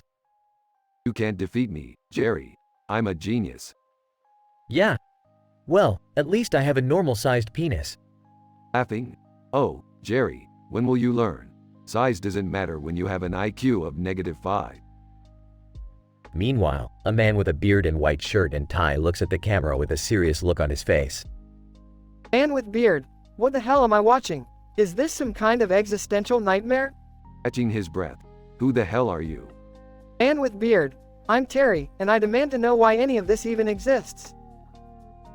Terry, we kinda messed up with some interdimensional experiments. Sorry about that. Terry, size, just restore everything back to normal, please. I don't want to have to explain this to my therapist. Fine, Terry, just promise not to tell anyone about this. We have a reputation to maintain. Terry, trust me, your secret is safe with me. No one will believe this anyway. Rick activates a device, and everything returns to its original state. Alright, everyone, crisis averted. Now, let's go find a new dimension to mess with. Can we not? I think I've had enough excitement for one day. Oh, shut up, Jerry. You're always such a buzzkill. They all walk away, leaving Jerry muttering to himself. What Tev?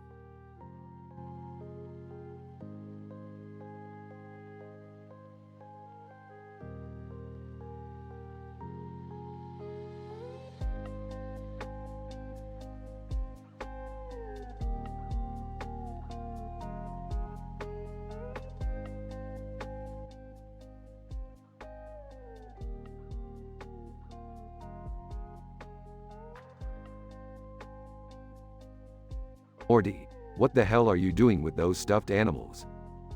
I, just thought I'd have a little, tea party with them, Rick. Tea party? Morty, you're almost 15. Way to confirm everyone's suspicion that you're a total psychopath. Well, I can't help it, Rick. They just look so fluffy and cute. Seriously, Morty, look, if you want to get it on with stuffed animals, just own it. No judgments here, buddy. Ew, what? No, Rick, that's not what I meant. Morty, what's going on here? Are you playing with stuffed animals? Oh, hey, Mom. No, I'm not playing with them. Rick's just being a jerk. No, Beth, Morty's just trying to test the tightness of the fabric walls of these plush fuck buddies. Ew, Grandpa Rick, that's disgusting. Oh, spare me, Summer. You're not exactly a saint yourself. I've seen your internet history. Shut up, Rick. You're such a perverted old man.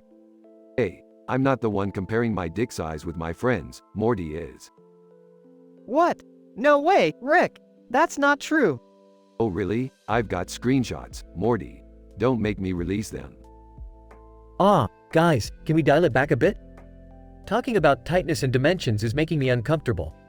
Oh look, everyone, Jerry's uncomfortable. That's a first. Can we just focus on the fact that Morty was playing with stuffed animals in the first place? They're not for playing, okay? They give me comfort, like Mr. Meeseeks does. Morty, you can't compare cuddling stuffed animals to summoning an existential crisis in the form of a blue midget. You just don't understand, Rick. Leave me alone. Jessica, Morty, I overheard your conversation about dimensions and tightness. Mind if I join in? Jess. I think we should just drop it. It's getting pretty weird. Jessica, oh, come on, Morty. We've all heard about your little antics. Let's compare notes. Oh, this ought to be good. Let's get out a chalkboard and start drawing diagrams. Gross, guys. I'm out of here. This conversation has reached a new level of insanity. I think it's time for an intervention. Morty, we need to talk about boundaries. Fine, whatever. Just leave me and my stuffed animals alone. Oh, Morty, don't be so sensitive. We're just messing with you. But seriously, stop with the tea parties, okay? Fine. I'll find a new hobby. Anything to shut you all up. Can we please move on from this bizarre conversation? It's giving me a headache. Sure, Jerry, let's talk about the mysteries of the universe instead. Like why anyone would ever date you. Oh, thank you, Rick. That's exactly what I needed to hear. Alright, can we all just take a deep breath and try to act like normal functioning human beings now? Yeah, let's just forget this ever happened and pretend to be a normal family for once. Agreed. And, sorry for the whole stuffed animal debacle. It won't happen again. Good. Now, can someone pass me a flask? I need something strong to erase this conversation from my memory.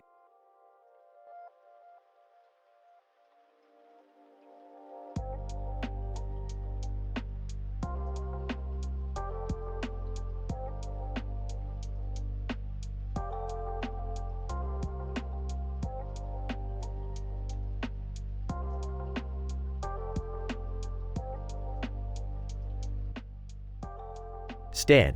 Alright guys, are you ready for the most epic game of Dungeons and Dragons ever? Kyle. Hell yeah, I've been waiting all week for this shit. Hartman, screw this stupid game. Can't we play something cool like Call of Duty? Kyle. Shut up, Cartman. You're just mad because you can't use your stupid fat fingers to roll dice. Stan. Okay, let's get started. I'll be the dungeon master, and you guys can be the players. Kenny, muffled, MMMPH.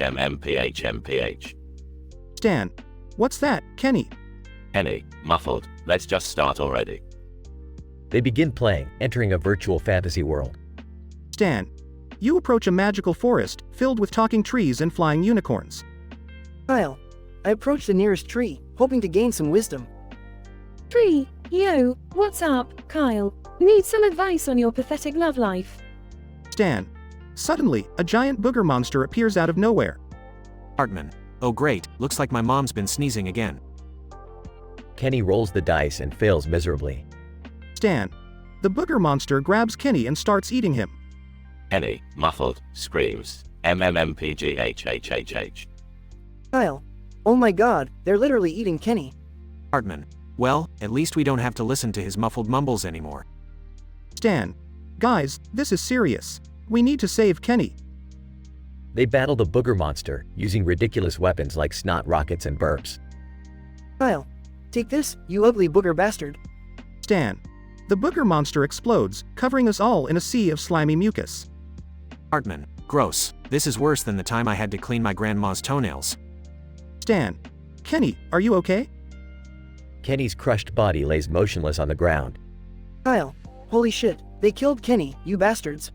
Hartman. Well, at least it was a